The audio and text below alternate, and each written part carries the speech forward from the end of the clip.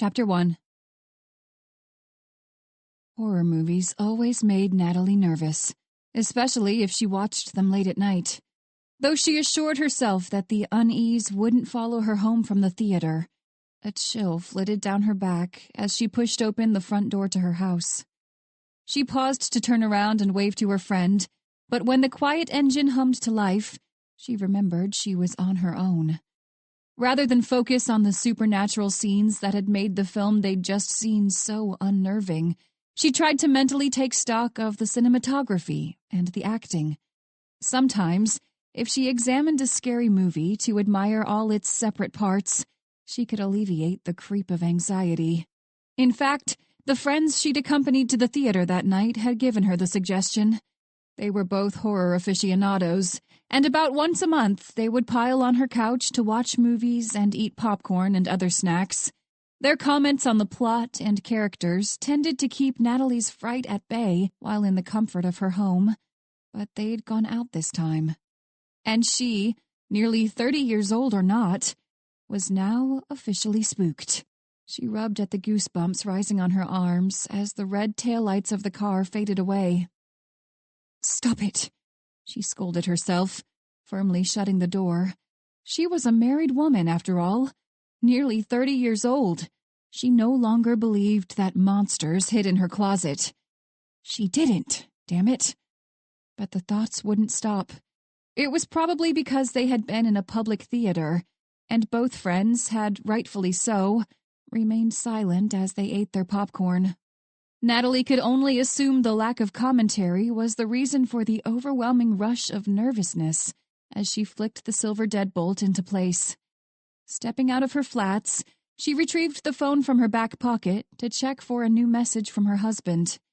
John's normal shift extended into the mid to late evening hours, but he was often roped into staying to help the late-night shift supervisor fill out paperwork, take inventory, or any number of responsibilities. Sure enough, the last message had been received a half hour before the movie. The message advised her he wouldn't be home until late that night, but he hadn't sent a follow-up to estimate a time. With a sigh, Natalie turned on each light as she made her way out of the foyer and into the kitchen. The fact that her husband, a retail manager, worked longer and more erratic hours than Natalie did as a flight attendant never ceased to amaze her. Chances were good that by the time John returned home from a 12-hour shift, she would be asleep on the couch, a half-eaten bowl of chips on the coffee table in front of her. As she reached to open the cabinet where they kept the snacks, she paused. Then she smiled. No, tonight she didn't have to eat chips for dinner. John had made enough chicken parmesan to feed an army, and they had leftovers that would last well into the apocalypse. The smile remained as she stepped over to the next cabinet, but as soon as she opened the door and retrieved a plate, the smallest of sounds caught her attention. It was the sound of someone breathing. Close, right behind her. Her heart all but leaped into her throat as the icy rush of adrenaline surged through her body, but before she could move or even shout, a sharp sting bloomed at the base of her neck. It's just a bee, she thought, but only for a second. Even as she raised a hand to slap at the source of the pain, darkness enveloped her vision. All the muscles in her body went slack, and she felt the plate slip from her grasp. Just as soon as the ceramic shattered against the floor, she felt herself falling, though she couldn't be sure she was actually falling. The sensation was dreamlike, almost as if she were suspended in an unfeeling void. The next thing she felt was her head hitting the floor. Then, merciful nothingness. With a sharp breath, Natalie jerked back to consciousness. Her sleep had been deep and dreamless, and at first she assumed she had just woken from a nightmare. She had fallen asleep. At least she thought that must be what happened. But if she'd only fallen asleep, then where was she now? The faint scent of must and mildew in the air mingled with another smell she couldn't place. Iron? Maybe copper? Why would the air in her house smell so musty? And why would it smell like metal? As she squeezed her eyes closed in an effort to clear her vision, to think, she reached to rub her temples, or tried to, at least. The binding around her wrist clinked as something sharp and cold dug into her skin. "What?" she breathed, pulling harder, then harder still. She didn't stop until the bite of the metal into her wrist was too much to bear. Panic clawed its way in to overtake her rational thoughts as she tried to make out the few details of the surrounding area. With her free hand, she touched the cool metal that still cut into her flesh. A pair of handcuffs, one closed around her arm, and the other around a pipe or a pole. She couldn't tell. She thought she could see the shape of her arm, but for all she knew, the sight might have been a figment of her imagination. Unless the house she shared with John held a secret room that the realtor hadn't mentioned, Natalie was certain she was no longer at home. The basement of their split-level residence was finished, and even the cement floor of the laundry room was more refined than the rough surface where she now lay. Biting her tongue to stifle a surprised cry at the realization, she pushed herself to sit. Each motion was more arduous than the last, her limbs feeling as if they were trapped in a vat of molasses. The fingers of her bound hand were cold and tingled from the lack of circulation. Strands of her shoulder-length hair were matted to the side of her face with sweat, and her head pounded with every beat of her heart. This must be a dream. Any second she would wake up to the drone of the television as another rerun of a cooking show came to an end. Teeth clamped together, she pulled her knees up to her chest and closed her eyes. Was she in hell? Had she died in her sleep? Had she ever really bought a house or married Jonathan Faulkner? Or was this where she had been the entire time? Had their uneventful, albeit peaceful life in Baltimore been an illusion? No, that was ridiculous. She needed to get her thoughts under control if she wanted any chance to figure out where she actually was. Eyes closed, she relaxed her shoulders, inhaled, and counted to 8. Clenching and unclenching her hands, she exhaled and repeated the process. 8 in, 4 out. 8 in, 4 out. The icy tinge of adrenaline and fear still chilled her, and her palms were still clammy, but the swirling vortex of far-fetched scenarios had calmed enough to allow room for rational thought. Before she started to walk back through her most recent memories, her breath caught in her throat. There was someone else in the room with her. She had been unable to hear their breathing over the rush of her pulse, and even now, she had to strain her ears to make out the sound. "Hello?" she managed through chattering teeth. The word was little more than a squeak. Is someone there?" No matter how diligently she tuned into the still world around her, the silence was deafening. There was only more of the quiet, ragged breathing, accompanied by an occasional gurgle that wasn't natural. Natalie had never been an expert in the health field, but even she could tell that the person at the other end of the room was in bad shape. "Can you hear me?" she asked. A low moan was her only response.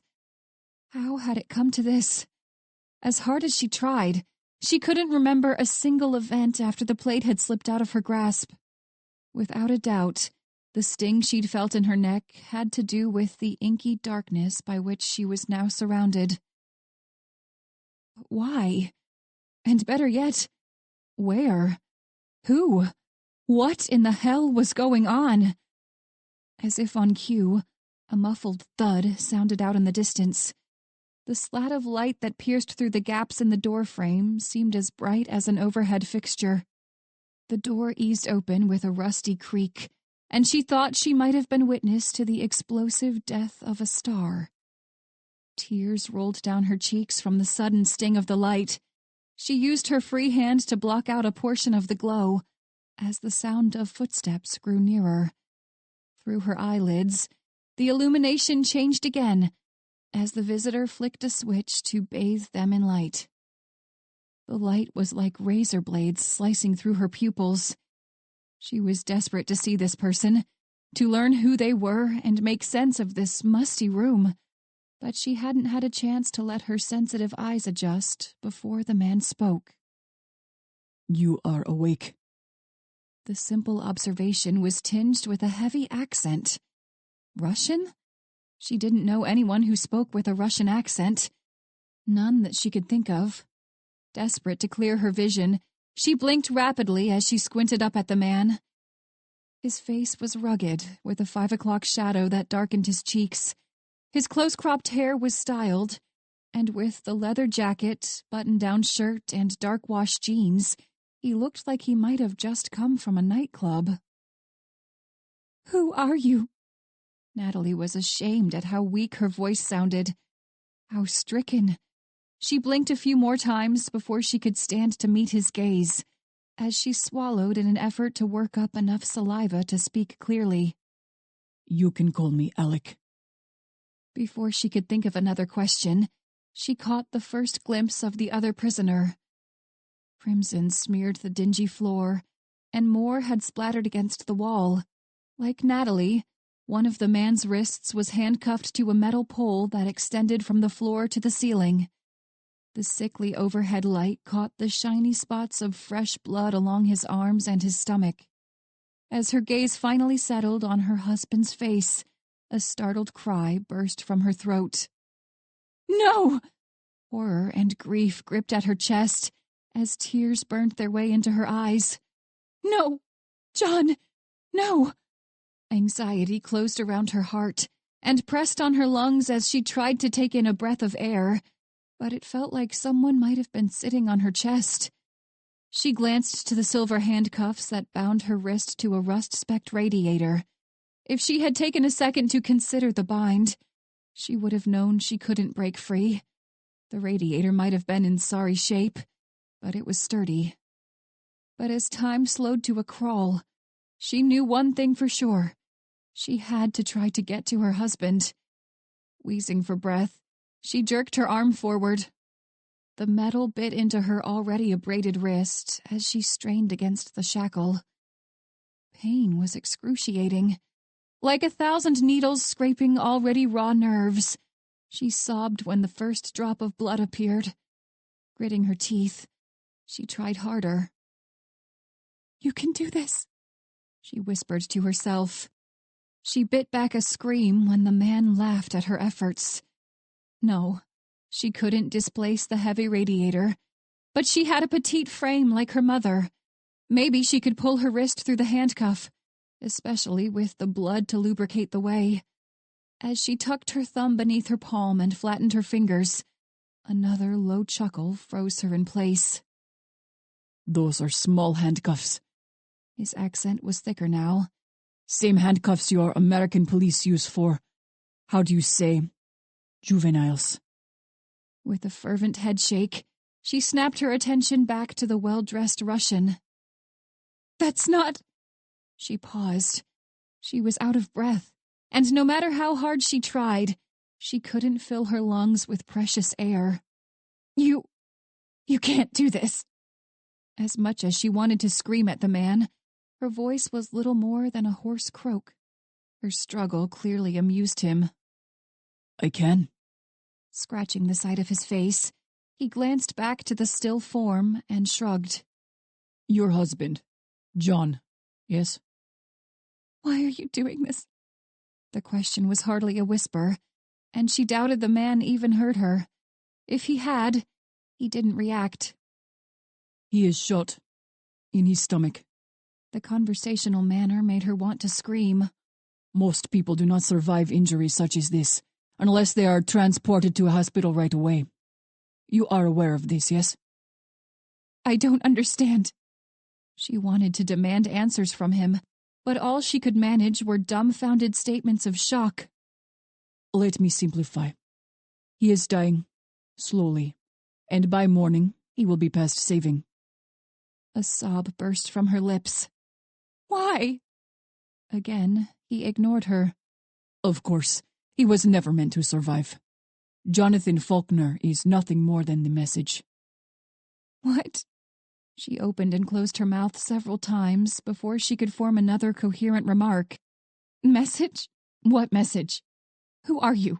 What do you want from us? She was babbling now, but she couldn't make herself stop, her volume rising as her panic grew. Please, just tell me. Whatever it is, I'll give it to you. Anything. Just get him, please. Get him to a hospital. The Russian had started to shake his head before she even finished, the evil smile still playing on his lips. No, we want nothing from you, Natalie. Your father is, how you say, a different story. He owes me and my people. My father? She echoed, the word reflecting just how incredulous she was. What could you possibly want from him? He's an airline pilot. Eric Dalton. Only the brief flare of his nostrils betrayed his annoyance. That is your father, yes? She could only gape at him. Eric Dalton was a commercial airline pilot, not a criminal. He was a family man, a good man. In fact, he'd done nothing but take excellent care of Natalie's mother as she recovered from a traumatic car accident. What could this Alec person want from him? Did he mean her brother? Ethan was still in college. To her knowledge, neither he nor any member of her family had any history with the... Damn, whoever this man's people were. A gang? The mafia? She shook her head. Surely not. She must have indeed watched too many movies. Taking a deep breath, she tried to calm herself. Think. What did she know so far? She knew that her captor was Russian, or from a country with a very similar accent. Thinking hard, Natalie wondered if his country of origin had anything to do with this. Earlier that year, Natalie had purchased a kit to trace the genetics of her ancestry. There was Dutch, Polish, Scandinavian, but no Russian, so she didn't think that could be a connection. Was this about money? Her family had always been financially comfortable. The combined incomes of her mother and father put them solidly in the upper middle class. And even when her father was furloughed on a couple occasions in the past, they held their finances together. What could any of them possibly owe to someone like this man? You have the wrong person, she finally managed. This isn't right. Please, you've got the wrong person. Just let me go, and I swear I won't say anything. Just let me take John to a hospital. I'll say we were mugged, that we didn't see who did it. I'm not the person you want, okay? But if you just let us go, we can pretend like none of this happened. With the same unsettling chuckle, he shook his head. No, we have the right person. You are Natalie Faulkner, and your husband is Jonathan Faulkner. There must be others with the same name, she wheezed. Her parents were as straight-laced as they came, and her brother had graduated high school at the top of his class. Ethan was a quiet, thoughtful young man, and there was no way in hell he'd be mixed up with any of this. But she had a half-brother, too. She had only met him on a handful of occasions, but she knew he was in law enforcement. No, not just law enforcement. Noah Dalton was a special agent with the Federal Bureau of Investigation. You don't want my father! Her voice was stronger now. Panicked. Too loud. She didn't care. You have to have him confused with someone else. With Noah Dalton. My father's a pilot. Please, you've got the wrong person. You want Noah, my half-brother. I can help you. Just, please, help him. With a pleading look, she tilted her chin toward John's still form. Another chuckle. The sound was devoid of mirth, and his smirk was as chilling an expression as she had ever seen. I do not make mistakes, and you are already helping me. See him? Brows raised, the Russian extended a hand to point at John. He is the message. And you, Natalie, you are... how do you say it? He paused to snap his fingers, but she could tell it was just an act. Collateral. You are collateral. Collateral? The word felt almost foreign on her tongue. What does that mean? Collateral for what? What are you talking about? You want Noah, not me, not my father, not John." Some of the grim amusement vanished from his eyes as he lowered his arm. "No. Eric Dalton has 7 days to keep his word, or you will die just as your husband will die. We shall discover during that time how much your father loves you, yes?" The rusted metal door at his back was latched closed to block both sight and sound from the world beyond, but she was out of options. "Help!" she yelled, screaming at the top of her lungs. "Please, someone help! My husband has been shot!" With a groan, the Russian rolled his eyes and reached into his jacket. The polished steel of the handgun glinted in the eerie light, but he held the weapon by the barrel as he approached. Fear became a living thing that crept over her like a hungry beast. "No! Please, no!" The pleas fell on deaf ears. He didn't bother to reply before he snapped his arm forward to smash the grip of the weapon into her temple. A burst of white light flooded her periphery, and then the world was still. Chapter 2. Though Winter Black only heard half the conversation, she could tell that Noah's late-night phone call was more than some random drunk dial. What time was it, anyway? As she watched her friend and fellow FBI partner, Noah Dalton, pace his apartment, his body language was as tense as she'd ever seen it. When he practically growled at whoever had called, she glanced down to her phone and pushed herself to sit. She could scarcely believe the text notification on her screen. The IT department at the Federal Bureau of Investigation had sent her a message. Email location confirmed. Origination, Harrisonburg, Virginia. Her heart hammered in her chest as she read the message a second time. Could it be true? The Federal Bureau of Investigation's computer gurus were letting her know that the email she'd received at the end of the Schmidt investigation a few weeks ago, the email from her baby brother, had been sent from her hometown. The same town where her parents had been brutally murdered, and the same town where her little brother had been taken from their family home in the middle of the night. Taken by Douglas Kilroy, the preacher. The same man who had butchered her parents in their bed had stolen away with 6-year-old Justin Black in the middle of that horrific night. Then, out of the blue, she'd received an email that read simply, "Hey sis, heard you've been looking for me." Now that she had learned the location of the email's origin, there was no doubt in her mind. The message had been sent by Justin. To Winter, there could be no alternative explanation. "What do you mean?" Noah's voice jerked her out of the grim reverie. He had paused in the middle of his pacing, and the flickering light of the television caught the silver band of his watch as he rubbed his eyes with his free hand.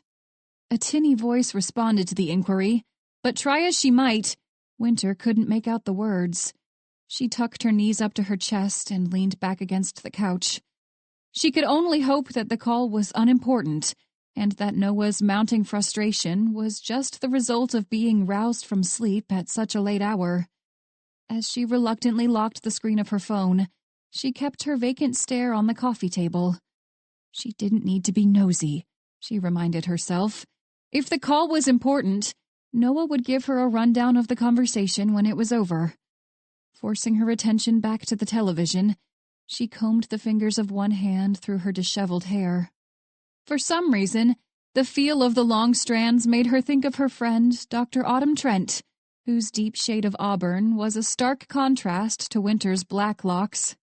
Autumn had recently gained her doctoral degree in forensic psychology and had helped them solve their last case. What advice would Autumn give her now? Winter wondered. Would she agree that the email must have come from Justin? Or would she think that Winter was reaching for the conclusion her heart wanted most? Except, Winter didn't actually know what her heart wanted when it came to her little brother. More than anything, she wanted to find him alive and happy, but in the secret recesses of her heart, she worried about what she would actually find. The boy would have been raised by a monster, after all. Some psychopaths were born, but some were made. Was that her brother? Winter closed her eyes, trying not to imagine how the past 13 years of his life had been. Had Justin witnessed other atrocious acts that the FBI knew nothing about? Other murders where the preacher didn't leave his signature so the boy could learn? Or participate? Had he sat on Douglas Kilroy's knee, listening with rapt attention about how the world was filled with sinners, and how it was Justin's duty to eliminate them all from this earth? The thought made Winter shiver, and she opened her eyes when Noah spat, "I'm shocked," the words dripping with a biting sarcasm she didn't often witness in him. As Winter's attention shifted from thoughts of her brother to Noah, she let out a long breath. Whatever happened or didn't happen in her search for Justin, she had friends. She was no longer alone. "Fine," Noah growled. "Text me the flight information and I will pick you up from the airport." As intent as she had been to not listen in on his call, the statements had her ears perking up. Who was Noah talking to? What was making him so unhappy? A few seconds later, Noah tossed his phone onto the couch, but continued to pace. Winter cleared her throat. "You okay?" She made sure to keep her tone gentle. She might not have paid attention to the full extent of his conversation, but she could tell when Noah was agitated. The shadows moved along his face as he clenched his jaw and shook his head. "I'm not really sure." So many thoughts whipped through her mind. She had a difficult time picking one on which she wanted to focus. She wanted to ask him about how or why she had fallen asleep at his side for the second time, and she wanted to know what the sleeping situation meant for the future of their friendship. At the same time, she felt as though she needed to tell him what the IT department had just confirmed about Justin's email. But when he dropped his hand back down to his side, she saw a glint in his eyes that she could only describe as a cross between irritation and melancholy. She swallowed the trepidation about their relationship and about Justin's email as she straightened in her seat. "Who was it?" Though her voice was quiet, the words cut through the still air like a gunshot. Heaving another sigh, Noah flopped back onto the couch. He slowly shook his head. "I don't really know what to call him." Winter turned to face him more fully. "What?" Well, that ruled out Max or anyone else at the bureau. With one hand, he rubbed his eyes. "Nothing," he muttered. "It's all right. It's not work, at least not technically. I can tell you about it tomorrow. You should head home and get some sleep." Winter bit her tongue to keep her exasperated sigh at bay. "I guess I'm getting a taste of my own medicine, aren't I?" His green eyes flicked to her as he flashed her a puzzled look. "Huh?" "It's pretty obvious it's not all right. And if you think I can just go home and fall asleep after this, you've lost your damn mind. You remember when I used to do that to you, right? Keep all that shit to myself and bottle it up until it made my head explode?" She didn't pause to consider the irony of those words. "Oh." He shifted his gaze back to the coffee table and ran a hand through his hair. As the unease lifted from his face, he opened his mouth to elaborate, but she cut him off. "No." She shook her head for emphasis. "No, I know that look. I know that look means you're about to go on a spiel about something to defend yourself. So help me, Noah. If you're about to try to tell me how this is different than when I was keeping stuff from you, I'm going to shove you off this damn couch." She ignored the flicker of amusement on his face at her less than menacing threat. She would tell him about the email, but this was not the time or the place. Though she could tell he had masked part of his frustration, she hadn't missed the pang of melancholy that had gone along with the irritability. There would be a better time to bring up the topic of Justin. She just had to wait for it. Crossing her arms, she flashed him a look. "You just got a phone call at 1 a.m. from someone that doesn't have anything to do with work, and now you look like you just saw a ghost. Nothing about that says it's all right to me. I get it, you know. You know I had a hard day, and you don't want to tell me because you think I'm dealing with enough already. But I can deal with whatever's going on in my head and be your friend at the same time." His defensiveness appeared to slip away in the quiet moments that followed. The first hint of a wistful smile was on his lips, as he turned his vacant stare away from the hall and to her. As he spread his hands, he shrugged. You're right. I already know I won't be getting back to sleep, so I don't know why I thought it'd be any different for you. Every second of silence that followed his words was just short of unbearable. But as much as she wanted to reiterate her concern, as much as she wanted to prod him for an answer, she bit back the slew of questions. That call. At the quiet sound of his voice, she snapped her attention away from the clock to meet his gaze. I still don't really know what to call that guy. He shrugged, clearly at a loss. Haven't heard a damn word from him in years, but I'd be lying if I said it wasn't on purpose. That was Eric Dalton. Winter scanned through her mental Rolodex. Dalton? The name sounded familiar, but she couldn't recall any in-depth conversations where he had mentioned members of his father's side of the family.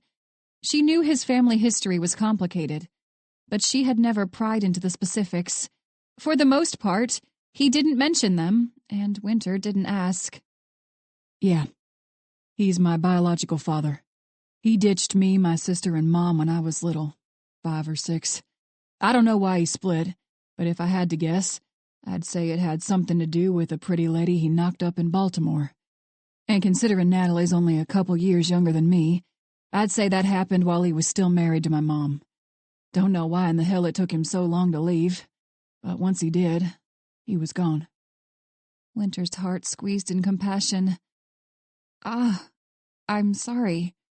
Noah lifted a nonchalant shoulder, although the expression on his face was a clear indication that he still held strong feelings regarding their abandonment. It made Winter's heart ache for him even more.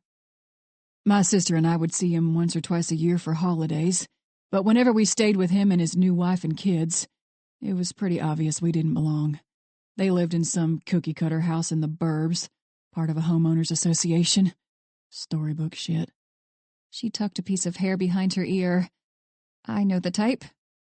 The scowl was back.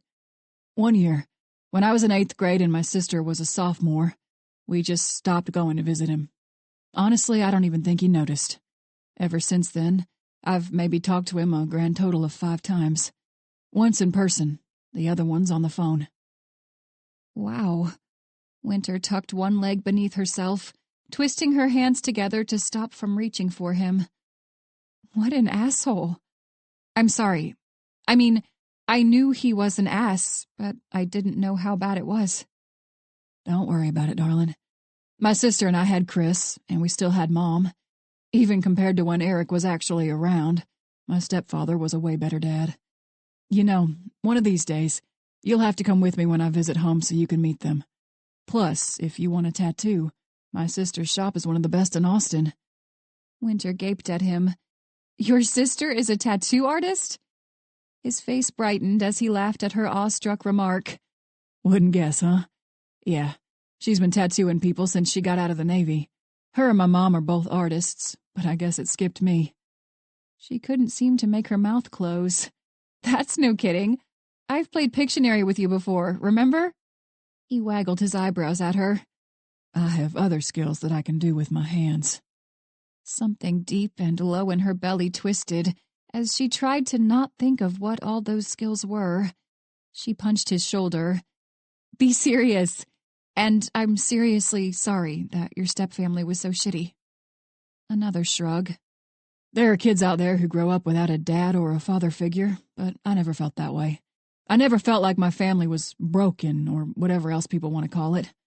Honestly, this random-ass phone call is more weird and annoying than anything else. Leaning back in her seat, Winter tugged at the ends of her long hair. Now that you explain it, yeah, it seems a little weird. What did he want? I doubt he called to apologize for being an asshole. No, he sure didn't. Noah muttered. He said he needed my help. Something about how he fucked up and now he thought someone was trying to kill him. And guess what? He looked at her expectantly. What? He's catching the first flight into Richmond this morning. Winter chewed on the edge of her thumbnail.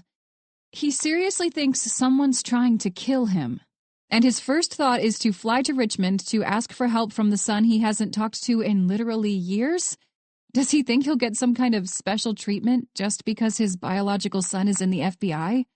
He growled low in his throat. Probably. That's all I can think of. I don't know why else he wouldn't just go to the cops in Baltimore. Either that or he'll ask me for money when he gets here. But isn't he a pilot? And aren't pilots pretty loaded? Has he asked you for money before? Noah scrubbed his face with his hands. No, but I wouldn't put anything past him at this point. I don't suppose he mentioned why he's in trouble? Or who he's in trouble with? Said he didn't want to go into detail on the phone. Winter fought against an eye roll. Why? Was he worried that the FBI was spying on him? Shaking his head, Noah reached to readjust the band of his vintage watch. Who knows?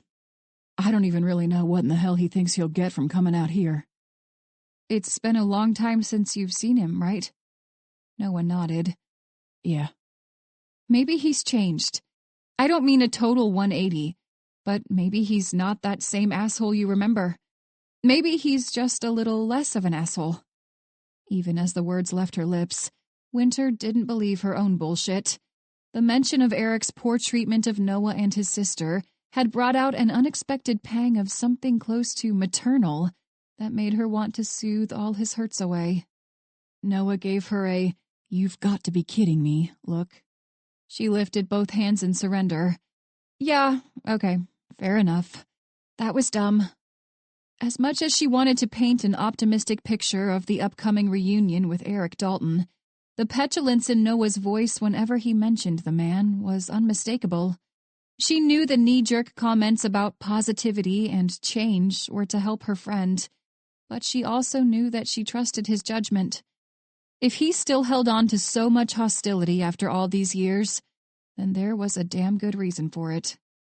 She didn't know Eric Dalton at all, so she couldn't assess if he was lying, but if the man wanted to rush into the arms of the FBI in hopes of special treatment, he was about to be sorely disappointed. He must think he's in danger, right? She asked. Noah nodded. He sounded like it, too. At least as far as I could tell from a phone conversation. He was talking really fast. If he's in danger, then we'd better bring him to the office. Make it official so we can open up a proper investigation. Winter had never met Eric Dalton, but she already knew she didn't like him. Noah was one of the best people she'd ever met. He was kind, honest, smart, and funny. There was a certain down-home charm that came with his charming smiles and his folksy comments, but behind those green eyes was an unmistakable keenness that most people tended to underestimate. Though Noah brushed off Eric's sudden reappearance as an annoyance, Winter knew that much of his aloof demeanor was feigned. To be sure, he held no sense of affection for his father, but the man's betrayal still stung even after all these years. He has enough on his plate. Plus, the email was probably a dead end anyway. During the first leg of their initial investigation about Justin's whereabouts, Winter had been hopeful that they would find a substantial clue to point them in the right direction.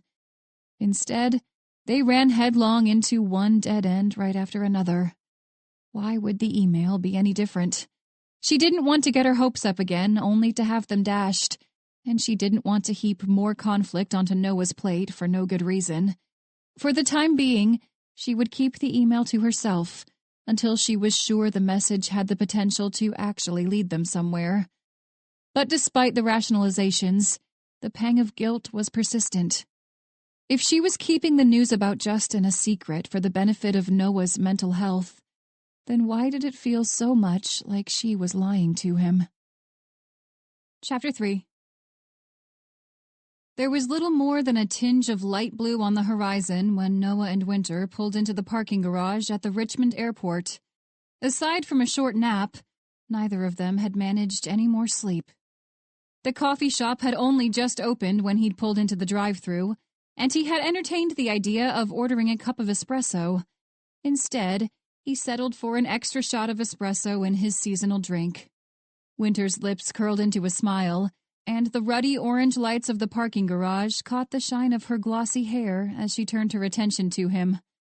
Pumpkin spice. I wouldn't have guessed. The smile and the comment came as a relief. Ever since he'd been woken up by Eric's phone call, Winter had seemed edgy. At first, he attributed the tension to the mention of Eric Dalton, but now he wasn't so sure. She had gradually relaxed since they left for the airport, but the anxious glint in her eyes remained. Rather than give voice to the concern, he flashed her a grin. He had to trust her, to trust that she would tell him if something was wrong. It's the next best thing to drinking a pumpkin pie. Have you ever even had one? They're great. Nodding, she sipped at her mocha. I like them, but nothing will ever surpass chocolate in my book. So, are we going into the airport, or are we going to wait for him out here? He leaned back in his seat and took a drink of the festive latte. I told him where we are. There was only so much effort he was willing to expend for Eric Dalton, and sifting through the early morning crowd at an airport far surpassed his limit. What does he look like? Winter grinned, lifting his spirits. Just so I don't pull out my weapon and point it at him when I see a stranger wander up to your truck. He bit back a derisive comment about Eric and nodded his understanding. Little over 6 foot. Full head of hair, at least last I knew. Lighter than mine, probably some gray by now. And I think he's usually got a beard. Or at least he's got one in every picture I've ever seen of him. You're taller than him then, right? Yeah. My sister and I got our height from Mom. She's almost 6 feet even, and my sister's 5'11". We both got Mom's eyes, too. Another smile tugged at the corner of her mouth. That's good. I like your eyes. At the compliment, he could suddenly recall the warmth of her body curled against his, the slow cadence of her breathing, the faint scent of strawberries and vanilla. In the low light, he hoped she didn't notice the movement in his pants as he returned her smile. Damn it. He adjusted himself in his seat, needing to cool that shit down. He wanted to continue their light-hearted banter, to swap flattering comments about one another's appearance, but Winter's blue eyes snapped over to the passenger side window. Beard. She squinted at the side view mirror. Looks sort of tall, but it's hard to tell. Well-dressed. Looks like he's wearing a suit jacket, dress shirt, and slacks. Dark hair, but not quite as dark as yours. Noah let out a quiet sigh. Damn it. Yeah, that sounds like him. As he set the barely touched latte in the cup holder, he flashed a quick glance to Winter. She replied with a nod as any semblance of mirth dissolved from her expression. Noah suppressed a groan as he pushed open the door to step out onto the drab concrete. The scent of car exhaust wafted past on the early morning breeze. For a meeting with Eric Dalton, the obnoxious odor seemed fitting.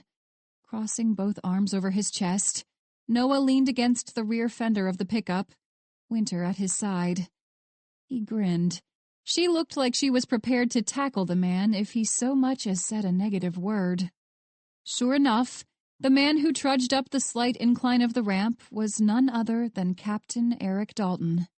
After a stint in the Air Force after high school, Eric had landed a position as a commercial airline pilot. The pay wasn't exceptional at first, but by the time he left Olivia Dalton and her 2 children, his income had risen sharply. Noah could only guess that the increased cash flow was part of what drove him to abandon his first family in search of a new wife and children. By that point, Eric wanted something other than the Texas farm girl he had married right after high school. Liv wasn't refined or polished enough for his new world, for country clubs and skiing expeditions.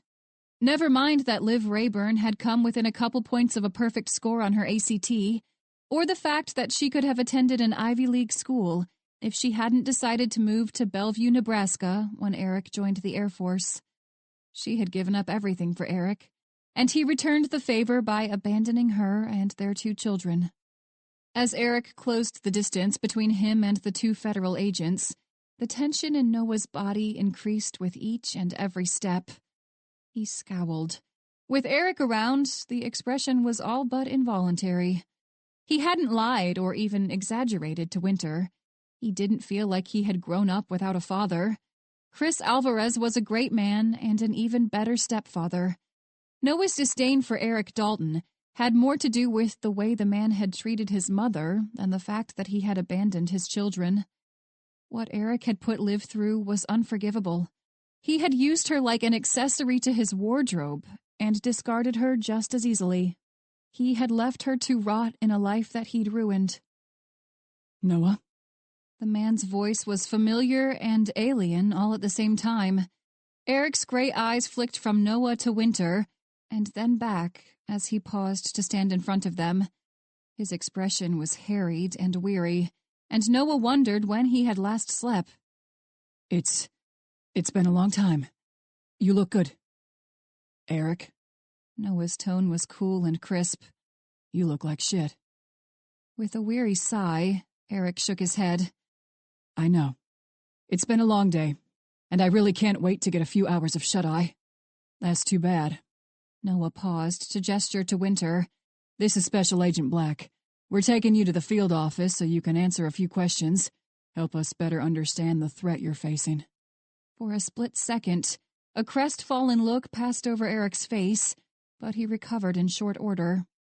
Of course, he replied. It's just, I was hoping. He left the sentiment unfinished as he looked to Winter. Your safety is our primary concern, Mr. Dalton. Winter's response was so polished and cool, it could have chilled an entire bottle of wine. Right. Eric nodded again. Yeah, I mean, of course. That makes sense. As the three of them took their seats in the spacious pickup, Noah kept Eric in the corner of his eye. The man's movements were just short of jittery, and he was more undone than Noah had ever seen, but none of it seemed right. Like Winter had asked, why would Eric reach out to his estranged son if he was in trouble? Eric was an asshole, but he wasn't stupid. He knew the differences between federal jurisdiction and local, so why would he be so sure that the threat to his life was a responsibility that fell to the Bureau? Or did he know, and that was why he had sought out a federal agent instead of a local cop? Still, the entire line of reasoning was ridiculous. Eric and his second wife and children had lived in Baltimore for more than 26 years. Without a doubt, the Daltons had their fair share of contacts affiliated with law enforcement. Plus, Eric was a commercial pilot. Wouldn't he have regular contact with federal agencies? Glancing up to the rearview mirror as he shifted the pickup into reverse, Noah decided Eric hadn't been entirely forthcoming about his predicament. If Eric intended to squeeze any special treatment out of Noah just because they shared roughly 50% of their DNA, the man was about to be disappointed. As far as Noah was concerned, Eric was just another civilian who had come to the Bureau for help. No more and no less. Chapter 4. Bree Stafford eased the heavy door closed with an elbow before she turned to offer a quick grin to the man seated at a square table. As his gray eyes shifted up to hers, he returned her pleasant expression with a strained smile. The shadows beneath his eyes were more pronounced, though Bree wasn't sure if the contrast was the result of the harsh overhead light or the 2 hours he had been in the interview room. She held out a paper cup. I brought you some coffee. No cream or anything. I wasn't sure how you preferred it. This is fine. His fingers trembled a little as he wrapped them around the steaming cup. Thank you. You're welcome, Mr. Dalton. Metal scratched against the concrete floor as she pulled out a rickety chair to sit across from the older man. His neatly kempt beard was roughly the same color as his hair, though the silver flecks on his face were more noticeable than those at his temples. If it hadn't been for the gray, he could have passed for a man in his early 40s, not his late 50s. Is Noah going to be here? Eric asked after a tentative sip of the coffee. Bree shook her head. No, this is a formal interview, Mr. Dalton. I'm here to get your statement and ask you some questions so we can better understand what type of threat you're facing. Agent Dalton's presence would be a conflict of interest. He mouthed the word, "oh," before he took another drink. Why? Bree arched an eyebrow. Noah and Winter had given her a rundown of their interactions with Eric so far, and both agents were sure that there was more to Eric Dalton's presence than met the eye. It's just... As he paused, she didn't miss the forlorn shadow that passed over his bearded face. Nothing. You're right, it would be a conflict of interest. I think I just hoped that he could get it expedited somehow. Something like that. Mr. Dalton. Bree's voice was as flat as her stare. We don't give priority to people based on their relationships with agents within the Bureau. We give priority to the most dangerous and life-threatening issues. Anything less would be unprofessional at best and outright immoral at worst. With a sharp nod, he shifted his gaze back to the paper cup. Of course, Agent. I'm sorry. I didn't realize how that sounded. It's all right. She extended a hand across the table and smiled. I'm Special Agent Stafford, by the way. Agent Stafford, he replied as he accepted the handshake. You already know, but I'm Eric Dalton. Bree knew little and less about the man seated across from her in the cramped, windowless room, but based on Noah's irritable demeanor, the younger Dalton didn't care for his biological father. Bree couldn't let the son's impressions blur her own, so she pushed Noah from her mind. Well, Mr. Dalton, like I said, I'm here to get your statement and learn a little bit more about your situation. Agent Dalton said you called him late in the night because your life was in danger. She settled her intent stare on him as she folded her hands atop the table. We need to know who's threatening your well-being, and we need your best guess as to why. Clenching his jaw, he nodded. I'm not proud of this, of any of it. I made a mistake. I've been furloughed for the past 6 months, and we've had to rely on my wife's income. She's a small business owner. She owns a yoga studio in Baltimore, and it's been getting more popular as the years go by. We were worried we'd have to dip into our savings, and that, he sighed, would have been fine. It didn't sound like the man was fine with it. Bree just looked at him, keeping a carefully neutral expression. With your many years of experience, may I ask why you were furloughed, Mr. Dalton? He lifted a shoulder. I made the mistake of changing airlines a couple years ago. Grass is greener, that kind of thing. So while I have seniority as a pilot, I don't have seniority with the airline. So when cuts needed to happen... He made a slicing motion across his throat. Bree pulled a pen from the pocket of her canvas jacket.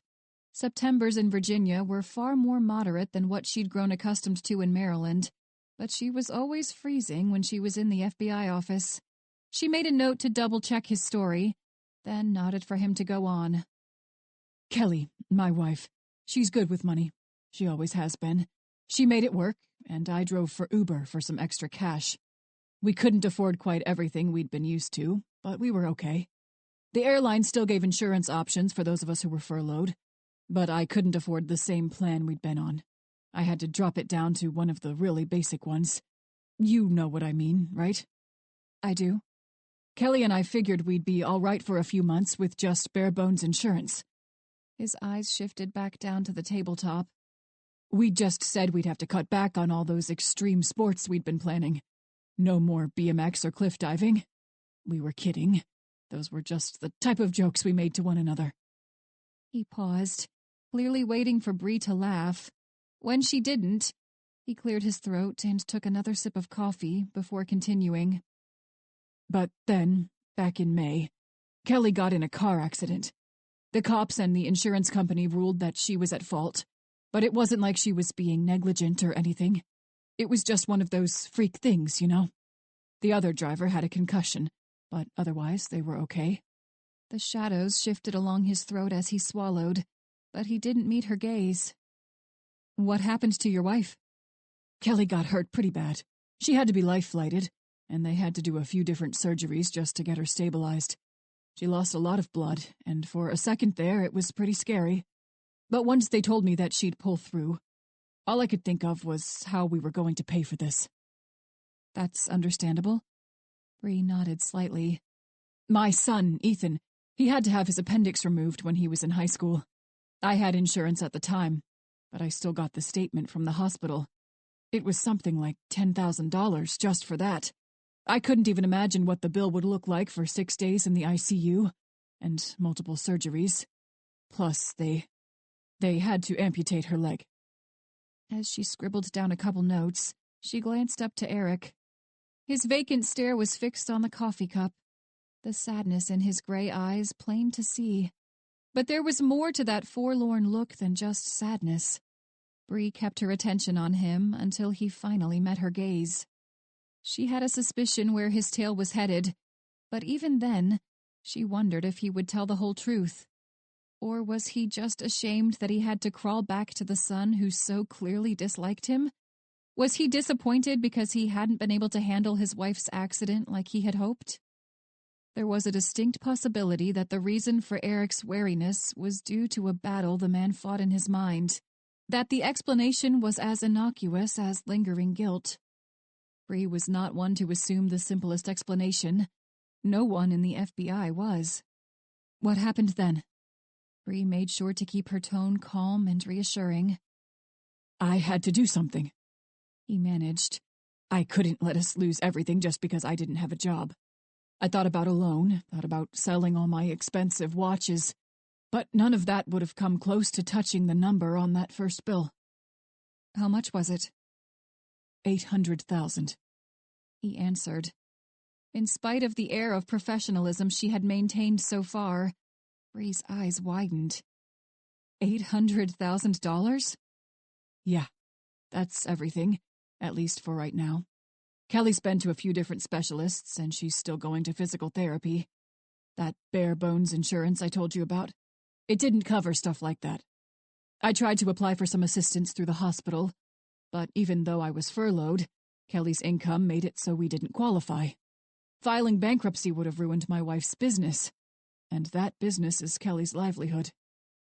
When he paused to swallow, Bree nodded for him to continue. He sighed. There's some of the hands-on work she can't do anymore, but she's still able to be around the studio. She can still be active in her business. She's got some great people who work for her, and they helped out a ton after the accident. But still, being able to participate in it meant everything to Kelly. Bree nodded her understanding. Then what? He rubbed his eyes with one hand. I started getting calls and letters in the mail last month to tell me they were going to send the debt to collections if I didn't start making the payments on time. I worked out a payment plan with the hospital, but that monthly payment is more than my mortgage. Kelly's been so busy and so stressed lately, and I couldn't bring myself to burden her with it. But if it went into collections, I would have had to tell her. Probably should have told her anyway. Bree kept the thought to herself. It seemed like I was the one who got us in this mess, so I had to do something to get us out. I tried everything, but nothing came close. Baltimore's a big city, you know. There's a lot that goes on there. And even though I'd always known that, I never really considered it until then. I asked around, and someone I knew, a guy who made a habit of gambling his paychecks away in Atlantic City, pointed me to some people who could help. Bree locked her stare on his. What people? Some people who bailed him out when he got in a little too deep at the casino. They were pretty new in town, but they had connections. At least, that's what he said. What people? Bree repeated, her tone flat. They were Russian. He finally pulled his eyes from hers. I didn't know what else to do. We would have lost everything. My wife's business, her entire life, our house, all of it. You were worried about being able to pay back a hospital, so instead, you decided it'd be a better idea to be in debt to the Russian mafia? She wasn't entirely successful at keeping the incredulity out of her tone. I thought I'd be able to pay it back. His response was hurried, and he opened and closed his mouth several times before he went on. I thought I'd start working, and we could just pinch our pennies and I'd pay them back. But then the airline told us that the furlough was going to last another 3 months. And that's when I panicked. I only asked them for $500,000. I thought if I could pay off that chunk, then the rest would be manageable. $500,000? Crossing her arms over her chest, Bree leaned back in her chair. You thought you'd be able to repay the Russian mob $500,000 with the kind of interest outfits like them charge? Yes. He clenched his jaw. That's what I told myself. I know how stupid it sounds, believe me. The Russians. She gave him a hard stare. Well, I'll give you one thing, Mr. Dalton. You definitely didn't half-ass this. Now, I'd like to know how in the hell you managed to convince them to give you $500,000. He swallowed again, but he didn't answer right away. As the silence dragged on, Bree thought she would have to ask the question a second time. I have a life insurance policy. He turned his gaze down to the tabletop. It's for $1 million. I told them if I couldn't pay them back, then they could collect it. Hold on. Bree held up a hand and narrowed her eyes. You're telling me that you told the Russians they could kill you, and then take the insurance money that was supposed to go to your wife? Jaw clenched. He nodded.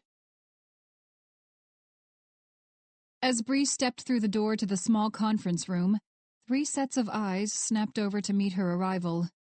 Noah was already tired of discussing Eric Dalton, but he was pointedly aware that the conversations had only just begun. If the expression of puzzlement on Bree's face was any indication, they had a long way to go. Agent Stafford. Max Osborne greeted Bree with a crisp nod. How'd the interview go?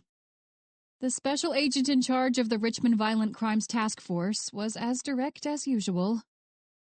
It was interesting, she answered, glancing to Winter and then to Noah. He borrowed money from the Russians to pay off medical bills for his wife. As she dropped down to sit beside Winter, Bree heaved a sigh. He thought he'd work out a payment plan with them or something. And I know how stupid that sounds, but this guy's never had to deal with that side of the tracks in his entire life. He doesn't know how people like that work. Why would anyone give him that much money? Max asked. The guy must have had one hell of a sales pitch if he got the Russian mob to cough up a shit ton of money. He said he only asked them for $500,000. Bree replied with a shrug.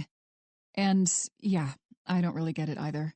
He said he was under the impression that he'd start paying them back when he went to work in a month, but the airline told him the furlough would be extended. Now they want their money back in the next week, or they're going to kill him so they can collect his life insurance payout.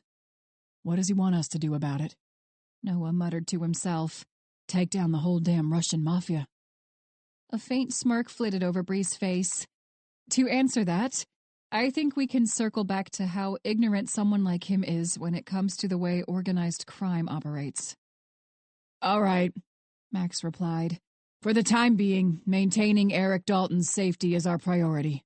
Until we can figure out how exactly we tackle this thing for good, we just have to make sure no one blows his head off. Did he give you any names, descriptions, anything? Tucking a piece of curly hair behind her ear, Bree shook her head. No, he didn't. All the names were fake, and all his descriptions were pretty generic. They describe about 50% of white men with Slavic ancestry. Stafford, you worked in Baltimore for a while. Max turned his full attention to Bree. What do you know about the Russians? They don't have much of a presence in Richmond. At least that's what I've gathered from the folks over in organized crime. Not much, she answered. When I was in Baltimore, they were just starting to get a foothold. I didn't deal with them much, since I was usually investigating the Italian crime families. The Russians are quite a bit different. The Italians can be pretty traditional, but the Russians don't care about tradition, unless it's profitable. Noah wanted to ask what sort of business model included lending $500,000 to someone who lacked the ability to repay the debt, but he kept the sentiment to himself. Bree had worked in the organized crime division of the Baltimore field office, and her knowledge of the mob world was far more extensive than his, though he couldn't shake the nagging feeling that there was more to Eric's story than had been revealed so far. He would trust Bree's judgment until he had evidence to back up his doubts. Bree Stafford was a smart woman and an experienced federal agent, so he was sure any oddities about Eric Dalton would not elude her. Plus, if Noah was honest with himself, he was biased. His perception of his biological father had been tainted by nearly 30 years of negligence, 30 years of being treated like a knockoff variant of Eric's real family. 30 years since he had betrayed Liv and left her to raise 2 children as a single mother. He could still remember the moment he and Lucy had fully realized for the first time how unwanted their presence had been in the Eric and Kelly Dalton household. They had flown from Dallas to Baltimore at the start of Christmas vacation. The plan was for them to fly back to Texas on the day after Christmas, so they could spend New Year's with their mom and Chris. But neither Noah nor Lucy had been enthusiastic about the trip. Liv had tried to reassure him and his sister that their father would be happy to see them for the holiday, but they knew better. Their mother's kind reassurances were the only reason they relented. Noah was 13, and Lucy was 15, and they had both drawn the conclusion that just because Eric was their father didn't mean that they had to like him. However, it wasn't until years later that Noah realized Liv's encouragement for them to visit the man was to ensure they formed their own opinion about him, and that year they did.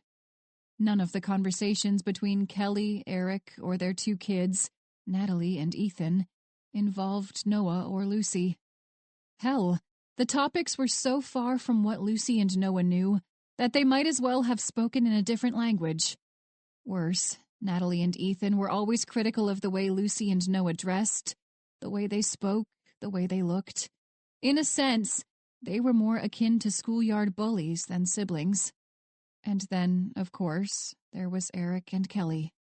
Eric seldom made an effort to engage his two oldest children in a conversation, much less an activity. During gatherings with the Rayburn or Alvarez side of their family, they all laughed and played games like Uno or Pictionary.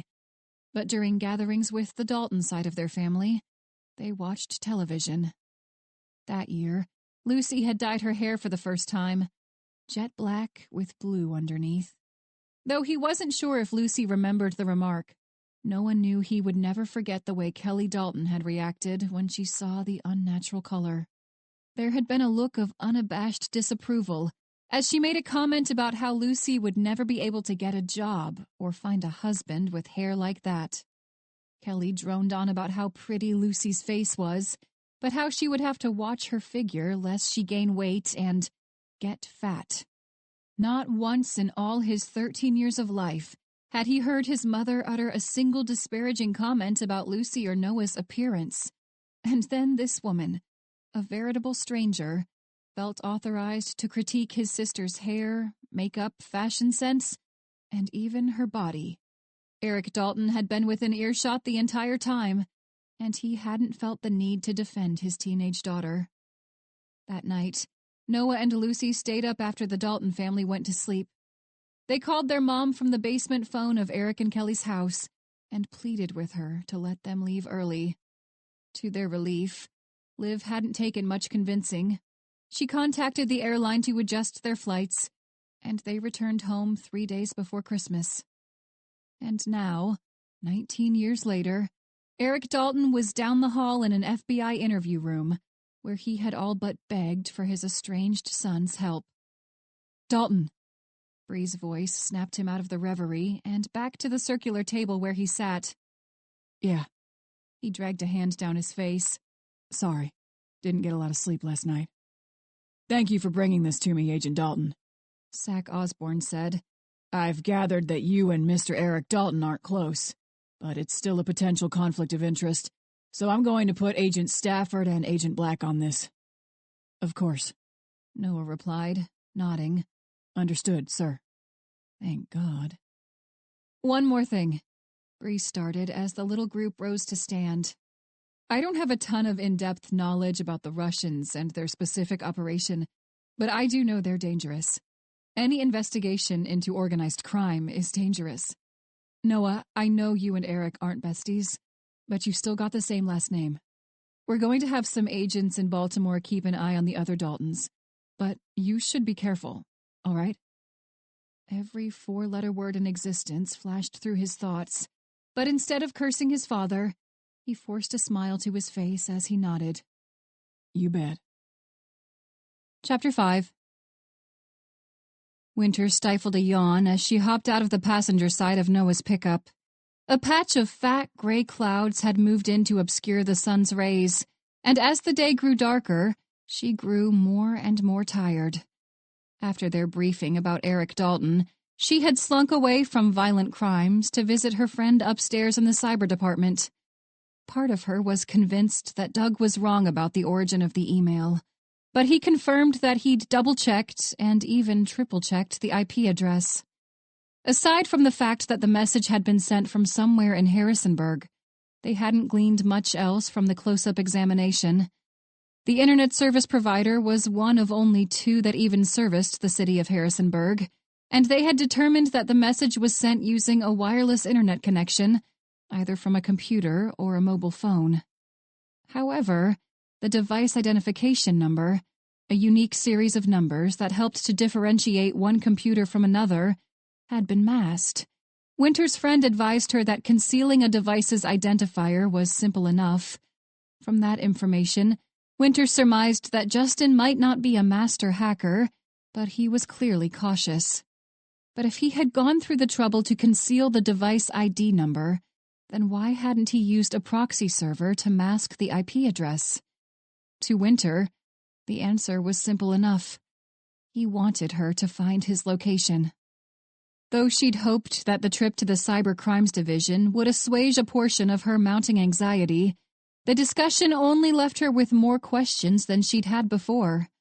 But otherwise, the majority of her day had been occupied by Eric Dalton. She and Bree had set the man up at a hotel with a federal agent just down the hall to keep an eye out for any suspicious activity. They had spent the majority of the day retracing Eric's steps leading up to the threatening message he received the day before.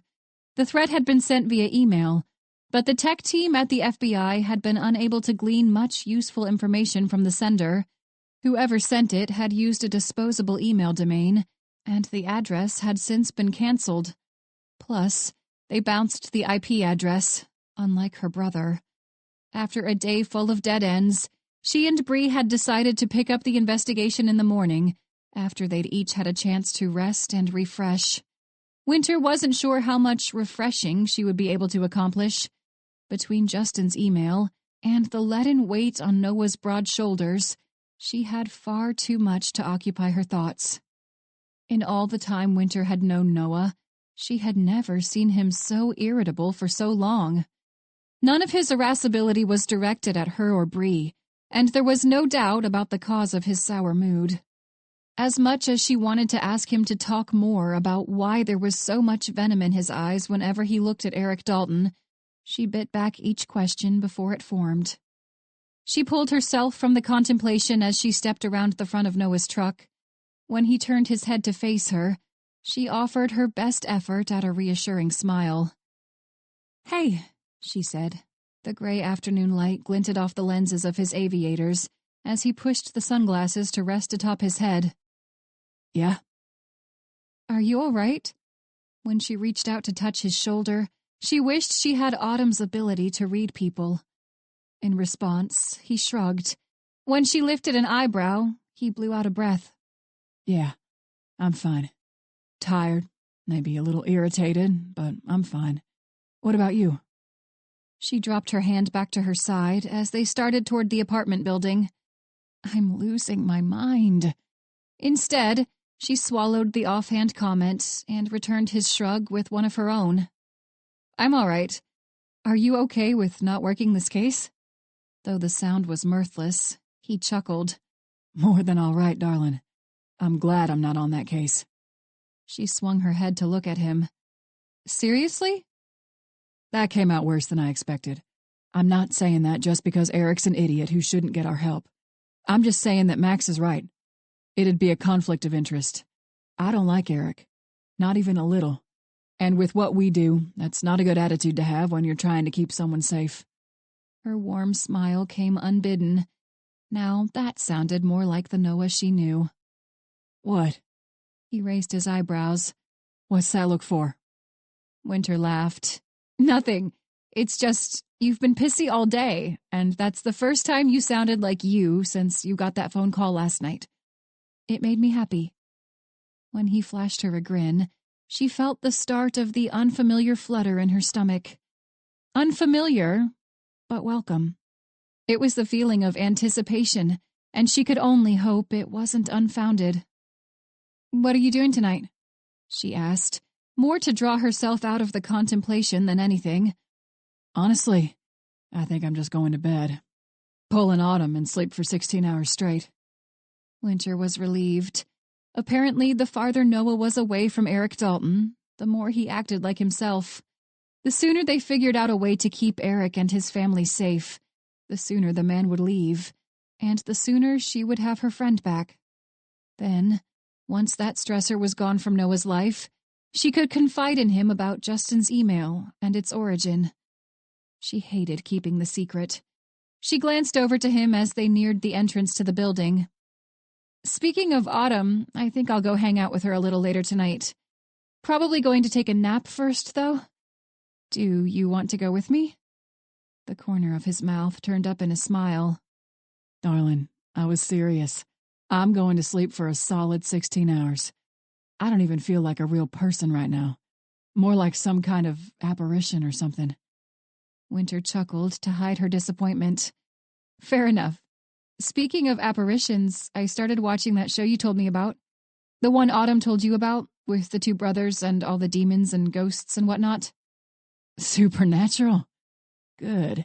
So now when I say that I think I want to rock a haircut like Sam Winchester, you know what I'm talking about. I could see it. You do kind of look like him. She offered him a mostly sarcastic wink. Anyway, I'll let you head home to your 16 hours of sleep. I just thought you should know that I'll finally be able to understand all the supernatural references you make at work now, especially the stuff about the Impala.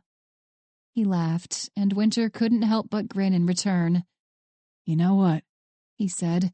That might be the best news I've heard all damn day. Thank you. The tension in her tired muscles slipped away at the comment, but the moment of relief was short-lived. As soon as Winter waved her final goodbye and stepped into the shadows of her apartment, the stress was back with a vengeance. Now that she was away from Eric Dalton's case, she could puzzle over the meaning of Justin's email. Well, the email itself hadn't been all that informative, but she couldn't shake the feeling that the location where the message had been sent was significant. It had to be significant. How could it possibly be so difficult to track down a 19-year-old kid? Even if he avoided social media and the internet, there had to be some trace of his existence. A clue to point them to where he might have gone. A snippet overheard by a high school friend that gave some insight into his goals and ambitions. She had to remind herself that his memories of her were limited. He had been only 6 when their parents were murdered. And the trauma of that night might have made the remembrances even fainter. But if he couldn't remember her, then how in the hell did he even know she was searching for him? The entire point of his email had been to tell her that he knew. But how? And why did he care? There were so many questions flitting through her head that an effort to count or write them down would be fruitless. Why had he used a fake identity to begin with? Was he hiding from someone? From Douglas Kilroy? Did he even know that Kilroy was dead? Though she hated the uncertainty and the countless question marks, she hated the idea that she had purposefully kept the information away from her best friend even more. She ignored the pang of guilt that nestled its way into her thoughts. Her decision to keep the information from Noah, for the time being, was the right one. It had to be the right one.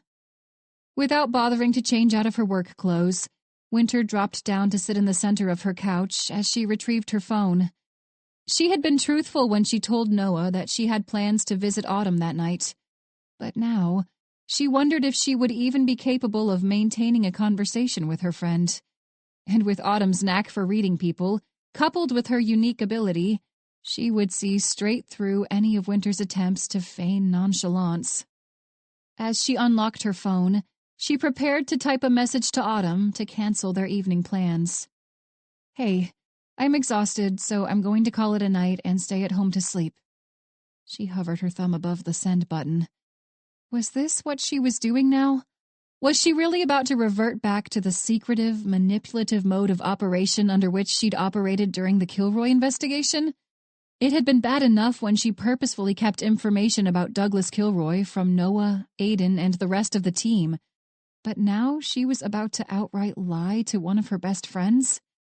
She yawned, her mouth opening so wide that her jaw joints cracked. Maybe she should follow Noah's lead and go to sleep. She ruled that possibility out almost as fast as she considered it. Though a nap sounded divine, she knew there were too many thoughts whirling around in her mind for her to fall asleep even for a couple hours. Instead, maybe she could drive to Harrisonburg and visit her old house. No one even had to know about it. She'd be there and back within 4 or 5 hours. Although she was certain she wouldn't find anything, especially her brother standing in the middle of their old living room with his arms wide open for a hug, the desire to go there was strong. She needed to see it for herself. But should she see it by herself? Trying to come to a decision, Winter glanced back down to the phone. Her thumb was still perilously close to the send button, but she moved her finger to the backspace key. As the words disappeared, she actually felt relieved. She wasn't the same person she'd been during the Kilroy investigation. Kilroy brought out the worst in her, and now he was dead. Just the other day, in the midst of a breakdown over the fear that she had lost her direction in life now that Kilroy, the preacher, was dead, she'd spat on his grave. If he was dead, she didn't need that Machiavellian part of herself anymore.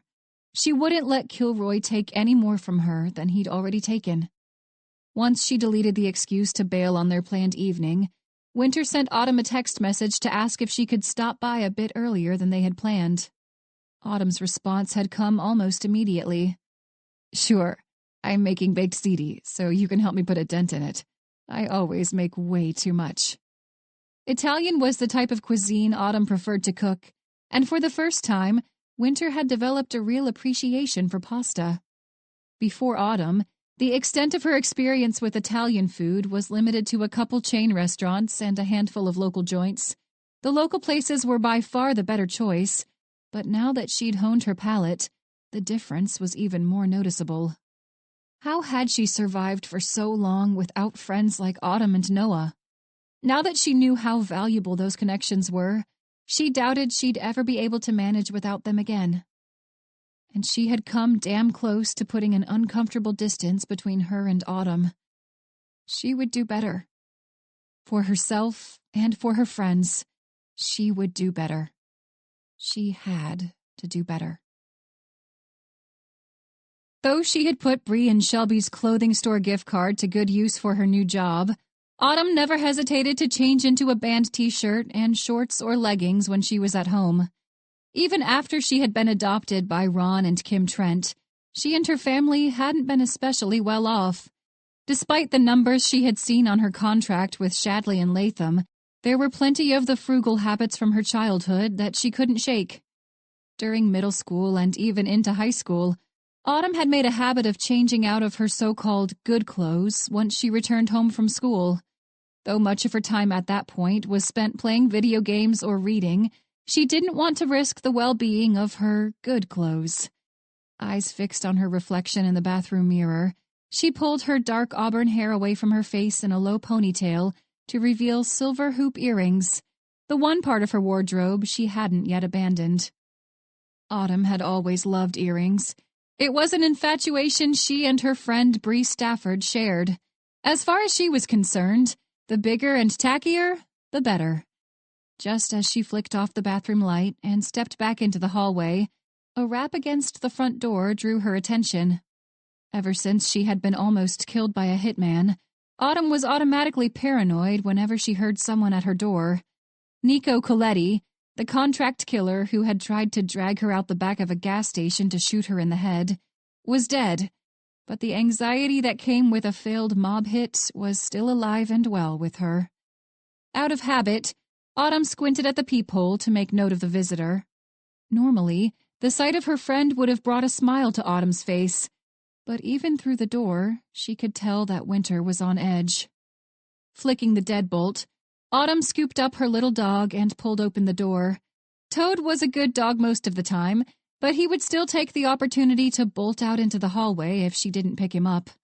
She made her best effort at a welcoming smile, but she didn't have to see herself in a mirror to know she had failed. Whatever weighed so heavily on Winter's mind wasn't the run-of-the-mill workplace drama, if there was such a thing at the Federal Bureau of Investigation.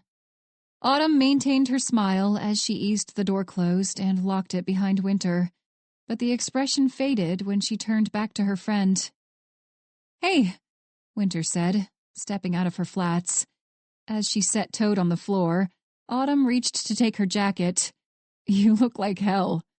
With a nervous chuckle, Winter followed Autumn out of the foyer.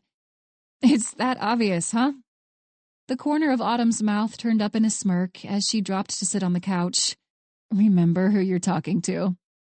Though her smile was still strained, some of the haunted shadows on Winter's face seemed to dissipate as she cuddled down into the comfy cushions. Good point. During the intense training she'd received while acquiring her PhD in forensic psychology, Autumn had learned the most important secret to getting someone to open up: silence. Autumn propped her feet atop the stone coffee table and leaned back in her seat. She nearly smiled when Winter broke the spell of quiet. Twirling a piece of ebony hair around an index finger, Winter sighed. "It's been a really, really weird 24 hours. Autumn offered her friend a knowing smile. "Then you've come to the right place. Weird is my bread and butter." Winter's laugh was strained, but it was progress. "I don't even know where to start. The thing that was bothering me the most yesterday seems like it hardly even matters now." "Well, just because other stuff has happened since then doesn't mean it's not still important." As she took in a shaky breath, Winter shrugged. "I guess. But that's just me being out of my mind. And the stuff that's happened since then, well, it might involve the welfare of actual people, you know? It feels like helping them should be my priority, and I should just deal with the rest of this some other time."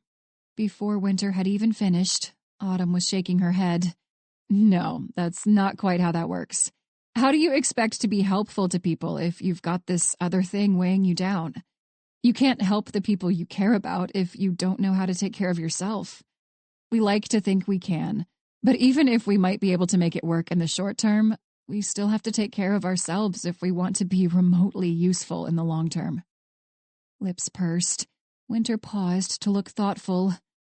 "I guess," she finally said. "No." Autumn shook her head again. "Not I guess. It's true. Stress has 1.5 million negative effects on the body, not to mention what it does to your brain. When you're stressed, your brain defaults to its fight or flight response. We used to be a bunch of cavemen hunting woolly mammoths, so a stress response is, physically speaking, still roughly the same. Immune system suppression, heightened blood pressure, slower metabolism, all kinds of physical attributes." Winter squeezed her eyes closed and pinched the bridge of her nose. "It's just, you know what happened to my family, right?" Autumn nodded. "Well, I guess that's at the start of this whole thing. Douglas Kilroy." When Winter glanced back to Autumn, she looked even more tired than she had before, as if saying the preacher's real name drained some of the life from her. "Him killing my parents and taking Justin is the whole reason I was so determined to join the FBI. He's why I put aside everything remotely normal for myself and just focused on passing the physical exam and making it through Quantico. I wanted to track him down, and I knew that the Bureau had the most resources out of all the different law enforcement agencies across the country." Tucking one leg beneath herself, Autumn turned more fully to face her friend. "That makes sense to me, honestly. Everyone deals with trauma in different ways. Your way of dealing with it was to do something about it." Winter tugged on a lock of her long hair. "I based my whole life on him, though. And now that he's dead, I just can't help but wonder if I'm even doing what I should be doing at this point. I just feel rudderless. Or at least I did until I got, another case to work." Autumn could tell there was more to Winter's other case, but she would circle back to that. "And that's a totally valid way to feel. What Kilroy did was a big part of your motivation to join the FBI. But if that revenge was all that was driving you, I don't think you'd have made it as far as you have. Plus, Kilroy wasn't the only part of it, you know? I don't think you give yourself enough credit. You like working for the Bureau, right?" Winter didn't seem quite so tired when she nodded. "Of course. It's stressful as hell, but it's rewarding. See? Autumn flashed her a grin. This might seem like pretty weird advice from someone with a PhD in psychology, but honestly, just roll with it. The path you took to get where you are might be a weird one, but as long as you're in a place where you can build a life for yourself, then you must have done something right. Leaning against the cushion at her back, Winter turned her gaze to the ceiling. I don't think I've ever thought of it that way. In my mind, it was always black and white. Either that's what I was there for, or it wasn't. Wanting that vengeance, that closure, and wanting to help people aren't mutually exclusive. You know those people's pain better than anyone. So it seems to me that you're a great person to help them. And it doesn't mean you can't change too. You're not a robot or a ghost. Just because you carried out your mission or resolved your turmoil doesn't mean you vanish. Maybe you've got to find out a little more about who you are, but that's not a bad thing. Don't beat yourself up for it. Winter chuckled, though the sound was quiet. I can definitely see why you're doing so well as a psychologist. I guess that's as good a way to bring up the rest of this as anything. The haunted shadow had moved back in behind Winter's blue eyes. Whatever was on her mind was much more palpable than questioning her life's path. A shiver worked its way down Autumn's back, and she reflexively rubbed her bare forearms. Her so-called sixth sense was useful, but sometimes she wished she had the brain of a normal person. She could deal without the foreboding chills and unexpected rushes of anxiety, especially other people's anxiety. "The rest of this?" Autumn prompted. Fidgeting with the drawstring of her gray hoodie, Winter shifted her gaze back to Autumn. A couple weeks ago, just before Tyler Haldane was shot and killed, I got an email. It said, "Hey sis, heard you've been looking for me." The hair on Autumn's arms stood on end. "Sis? You think the email is from your missing brother?" She tried to think through everything she knew. "Weren't you guys looking for him before the Catherine Schmidt case?" The expression on Winter's face turned grave as she nodded. "Yeah, we couldn't find him. And the kid we thought might be him was using a fake ID, and no one at the high school he graduated from knew where he went. I handed that email off to cybercrimes, and they traced the location it was sent from." As Autumn met Winter's eyes, she forced herself to not look as anxious as she felt. "Where?" "Harrisonburg." Autumn didn't have to ask for an elaboration. She knew where Winter had lived when her parents were murdered and her brother kidnapped. "This is going to sound crazy, but I need to go to that town. To the house. I don't know how I know it. I didn't get a vision or anything, but I know there's going to be something at that house. The tech people said that Justin masked the device ID he used to send the email, and he could have masked his location, but he didn't." The chill of apprehension coursed freely through Autumn's veins. That doesn't sound crazy. But just because Winter's theory had sound reasoning didn't mean that her mental state was solid. Whether due to her sixth sense or not, Autumn could tell that Winter was in a precarious emotional space. As disconcerting as the cryptic email felt, and as much as her knee-jerk reaction was to stay as far away from that house as possible, her friend needed help. Autumn swallowed against the rising bile in the back of her throat. "Is there some sort of protocol we should follow, since it's part of an investigation and all?" Winter shook her head. "No. If I try to take this to anyone at the Bureau, they'll think I'm insane. It's just a hunch, and I've got nothing substantial to back it up. If I see anything suspicious, then I'll call it in. But right now, honestly, I just need to know if anything is there." "Okay," Autumn replied before she could think more about what she was about to agree to do. "I'll go with you. In fact, I'll even drive. I got a new car, and it gets ridiculous gas mileage." Though slight, Winter's lips curved into a smile. "You know you don't have to do this, right? I can go myself and just let you know what I find, if I find anything at all." Autumn waved a dismissive hand as she rose to stand. "Please, it's what friends are for. If I remember right, you tracked down a serial killer mad scientist who was trying to cut open my head to steal my brain. The least I can do is go with you to some creepy old house to look for clues." At the remark, Winter's smile seemed less strained. Autumn could only hope that all they were about to do was look for clues.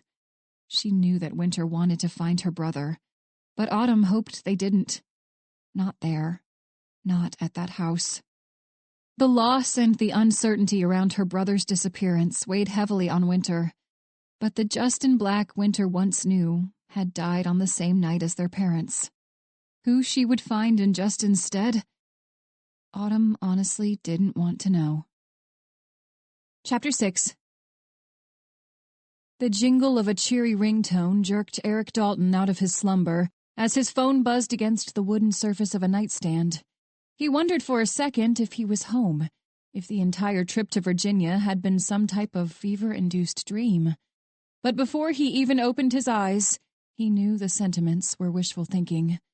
With a groan, he reached to the nightstand and groped for the archaic flip phone.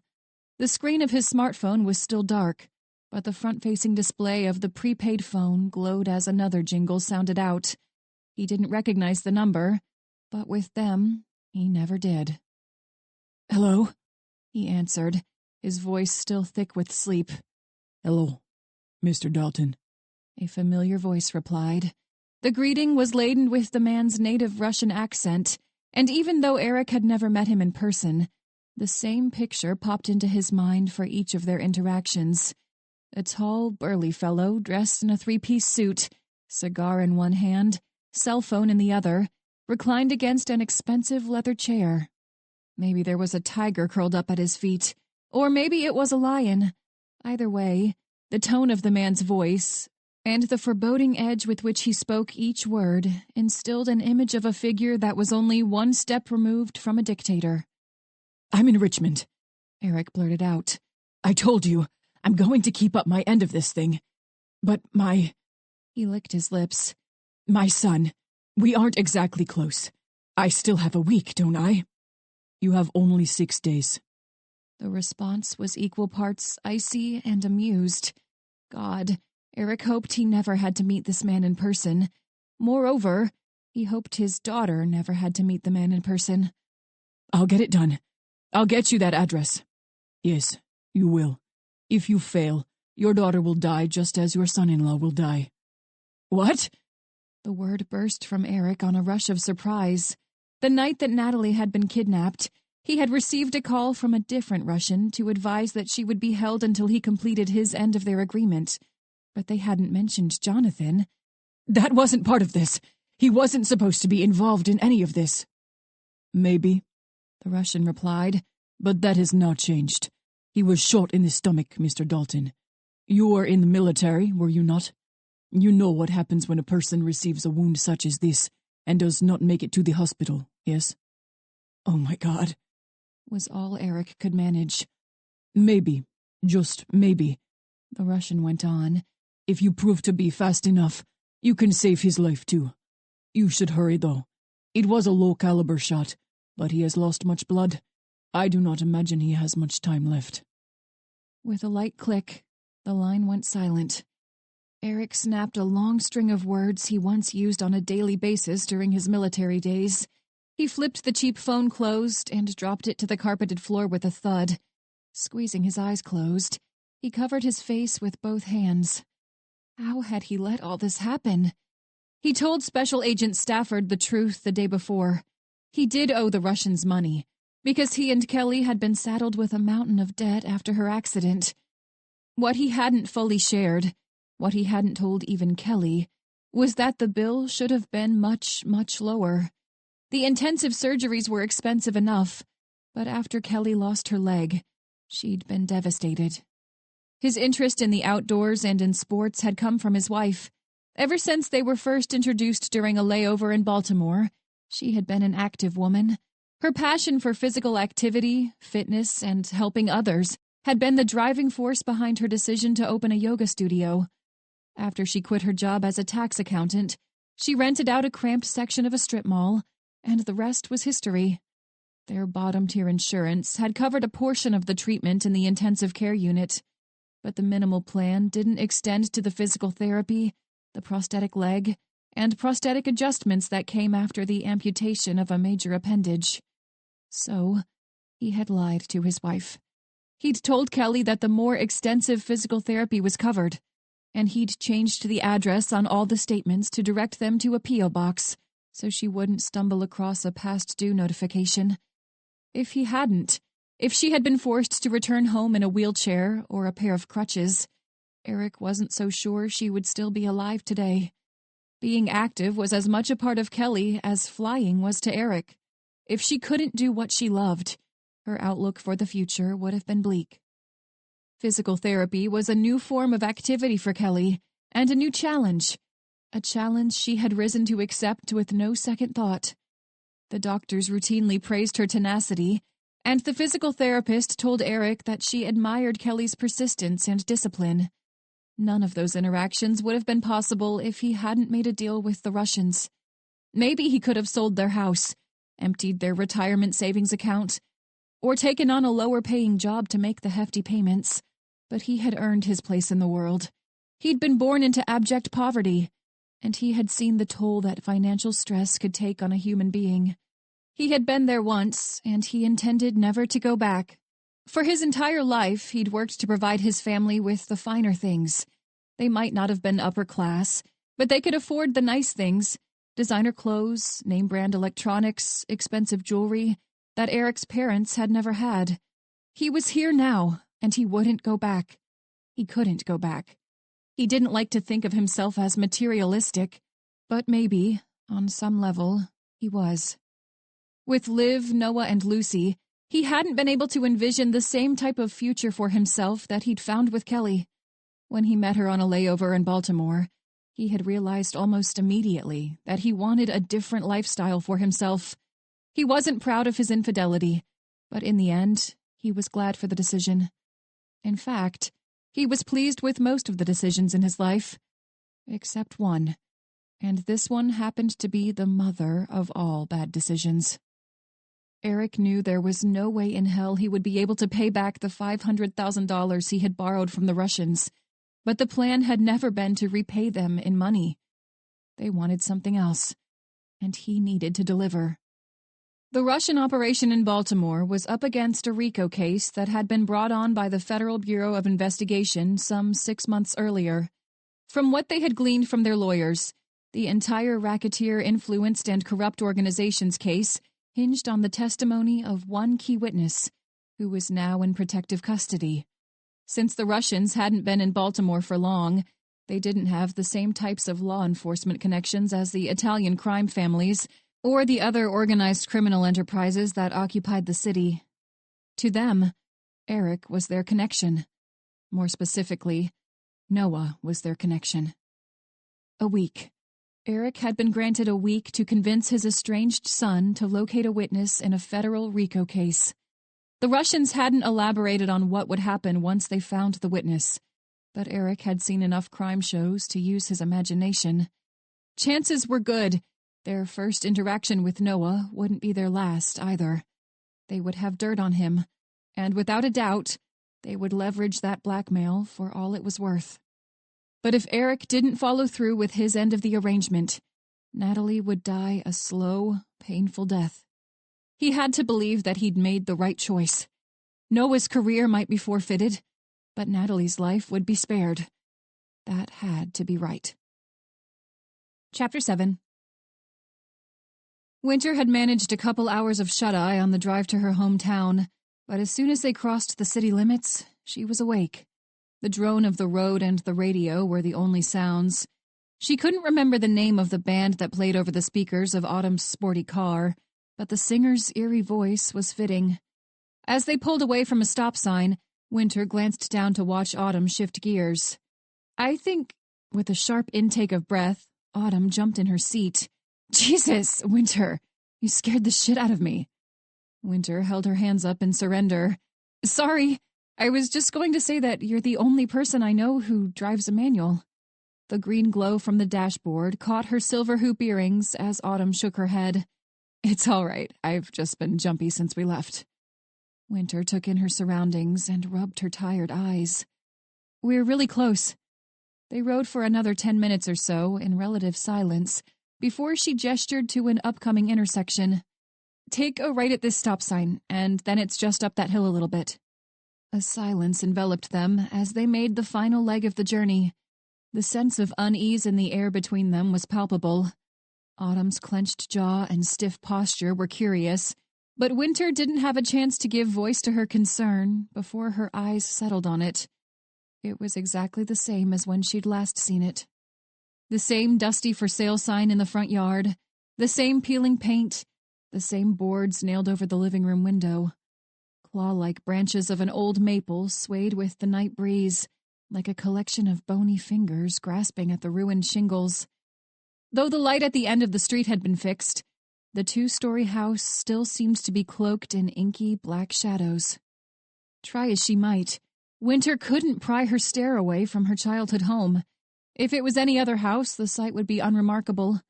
Hell, it could have passed for just another residence that had been foreclosed during the housing market crash of 2008. The time frame matched. But Winter knew all too well what had happened behind the nondescript beige walls of that house. She knew the bloodshed, the heartache, and the fear that permeated each and every inch of the 2,000 square feet.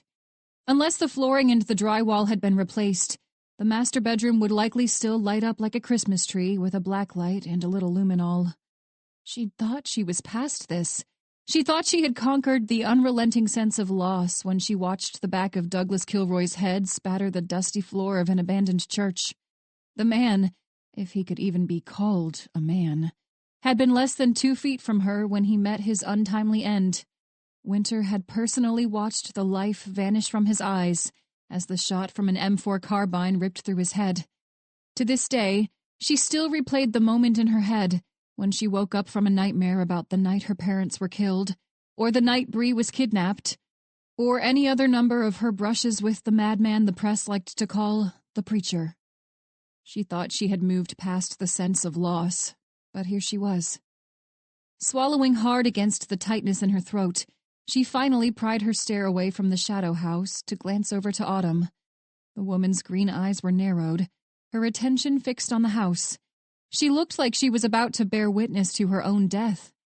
Even in the low light, Autumn's fair face was even paler, and her knuckles had turned white from her grip on the steering wheel.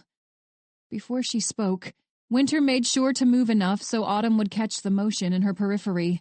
She didn't want to scare her friend again, and it was obvious that Autumn was on guard. Winter cleared her throat for good measure. You don't have to go in there with me if you don't want to. All at once, the haunted look vanished from Autumn's face. No, I'll go with you. I said I'd come with you, and that includes going in the house. You said the last time you were here you got hit with a pretty intense vision, right? Winter's stomach churned at the memory. Yeah, I passed out, and Noah and Bree found me in a pool of blood. As Autumn's eyes widened, Winter rushed to clarify. From a nasty nosebleed. No one attacked me or anything. And, well, I didn't see any ghosts or anything. No vengeful spirits.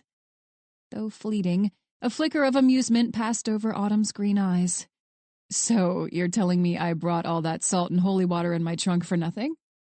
Her light-hearted words pushed away part of the heavy haze of grief that had settled in Winter's mind.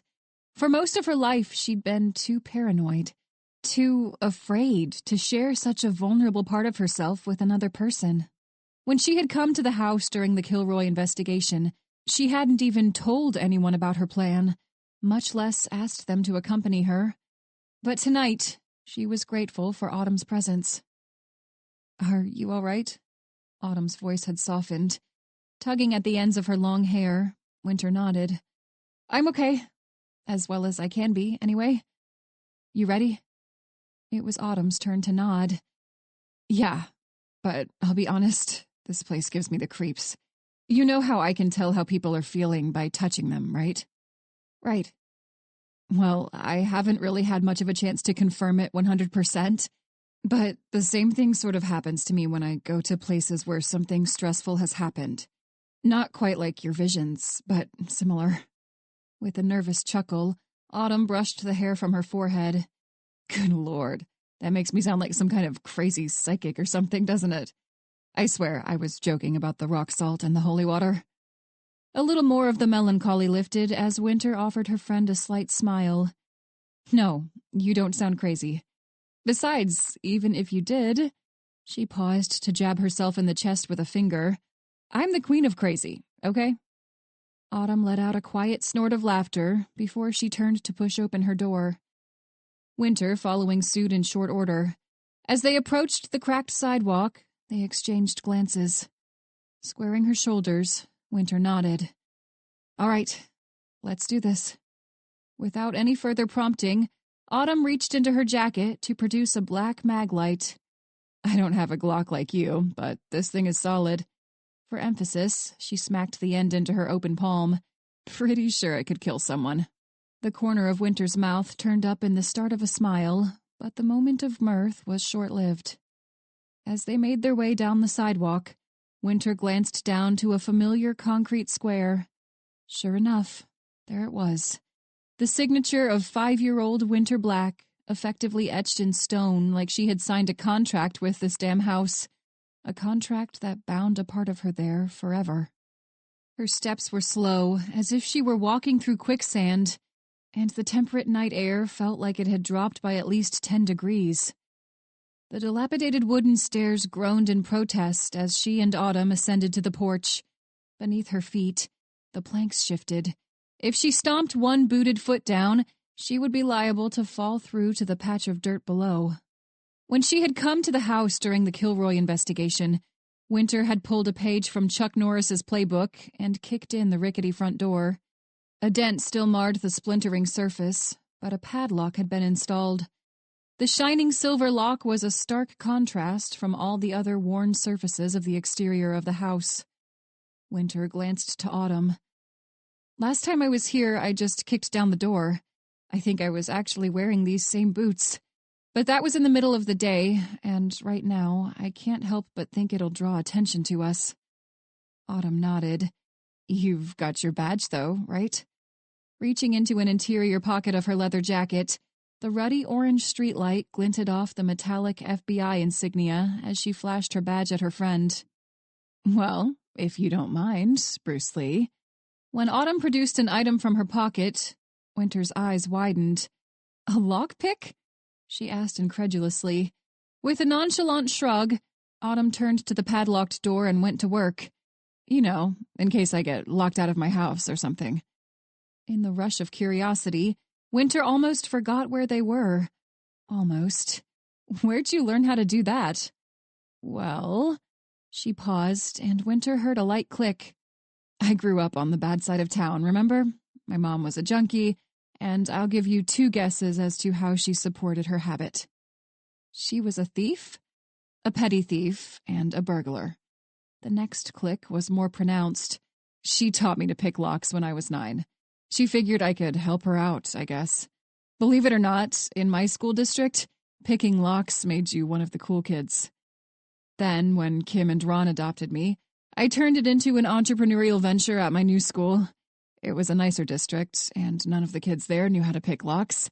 But I did, and I charged those rich little bastards an arm and a leg every time they wanted me to break into something for them. As if to punctuate the end of her story, Autumn gave the splintering door a shove. With a rusted creak, it swung inward. Though Winter wanted to hear more about her friend's teenage years, the sight of the shadowed foyer stole the words from her tongue. Autumn brought the mag light to life with a quiet click. The house was as quiet as a tomb. It was a tomb. No one would ever live here again. No one should ever live here again. Shine the light on the floor. Winter hardly recognized her own voice. She sounded so calm, composed, but within the confines of her mind, she was anything but. Autumn flicked the halo of light to the tarnished wooden floor, but the dust was undisturbed. There was the faint shape of footprints leading to the stairwell, but for all Winter knew, they might have been hers from the last time she was here.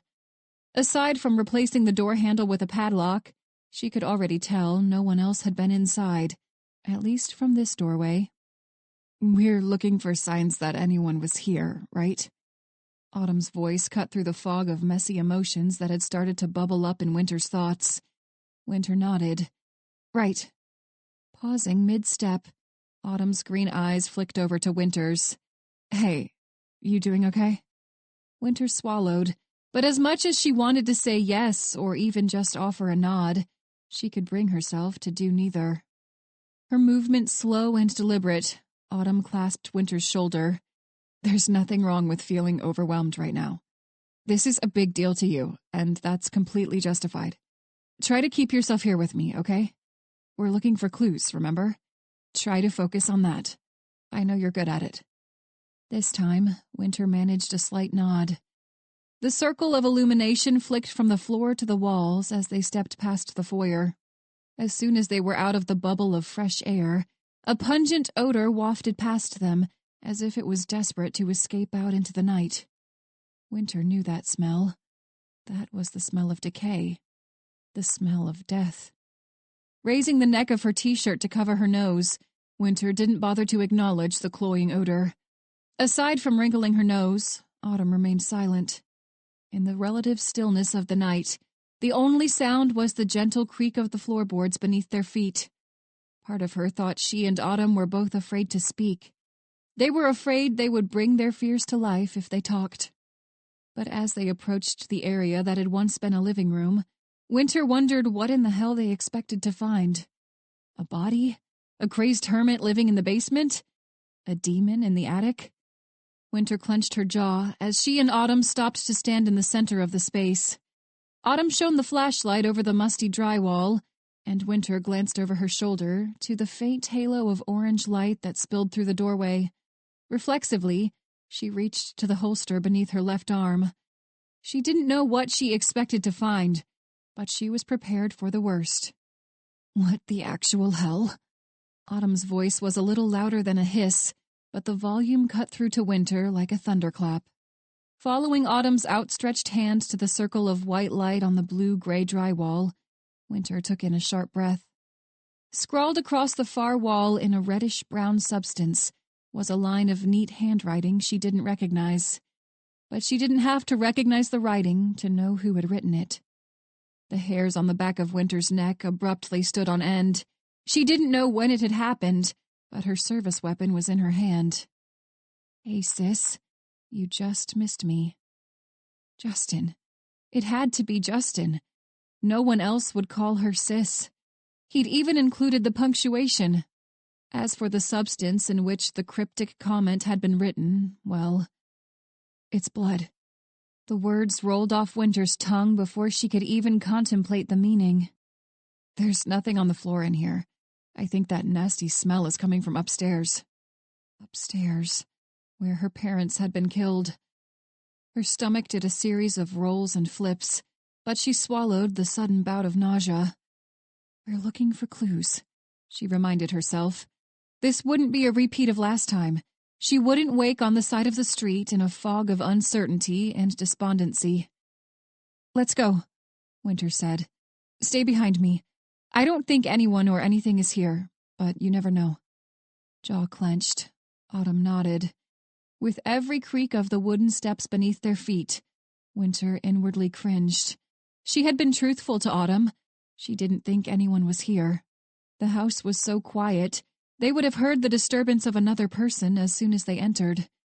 Still, she couldn't shake the feeling that they were being watched. On the agonizingly slow trip up the stairs, she glanced to every nook and cranny in search of a hidden camera. It wouldn't be the first time someone had installed a webcam to spy on her. During her and Noah's first investigation together, Douglas Kilroy himself had snuck into her hotel room to place a camera behind a painting in the wall. These walls were bare, though. Aside from cobwebs, the corners of the ceiling were empty. Nothing stirred in the shadows at the corner of her eyes. As she and Autumn stepped onto the second-floor hall, she saw it. The door to the master bedroom. Glancing over her shoulder to Autumn, Winter inclined her head in the direction of the closed door. When Autumn nodded, she returned her attention to the hall. Step by agonizing step, She neared the entrance to the veritable hell she'd discovered almost 14 years ago. She felt like she was moving in slow motion as she reached out for the door handle. When she turned the knob, she half expected it to be locked. But when the hinges creaked, she raised the Glock. Staring down the sights of the weapon, she took the first step, and then the second. Before she could make the third, a wall of the foul stench rose up to greet her. The air was viscous. All she could do was hold her breath. Clasping one hand over her nose, Autumn raised the flashlight and swung the beam around the dark room.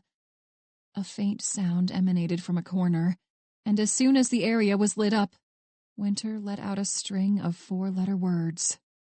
Flies buzzed around a feast that had been prepared for them days, maybe even a week, earlier. At least 4 rats of varying sizes were piled one on top of another, each disemboweled and decapitated. The heads were nowhere to be found. She didn't know what had happened here, and she didn't have time to sort through the possibilities before her attention snapped to the drywall beside the broken window. "See you soon." The same neat handwriting, the same reddish-brown hue. Justin, her baby brother. By this point in her career, Autumn was still impressed with her ability to remain calm in the face of an unsettling scene, and the heap of eviscerated headless rats in the corner of an old double murder site was more than unsettling. Even once she and Winter were back on the curb in front of the house, the surge of adrenaline in Autumn's veins hadn't abated. Since she'd called the local crime scene unit in to sweep the premises, Winter hadn't uttered a word. 1,000,001 thoughts were whipping through Autumn's head, not the least of which was what kind of psychopath had left the gruesome message inside. But as each sentiment surfaced, she shoved it back down. She was here for a reason, to support her friend, and she wouldn't let Winter down just because she'd gotten a little queasy at the scene of a 14-year-old double homicide and a quadruple rat murder. Jaw clenched, she took a firm hold of herself and pulled her attention back to the present. "How are you hanging in?"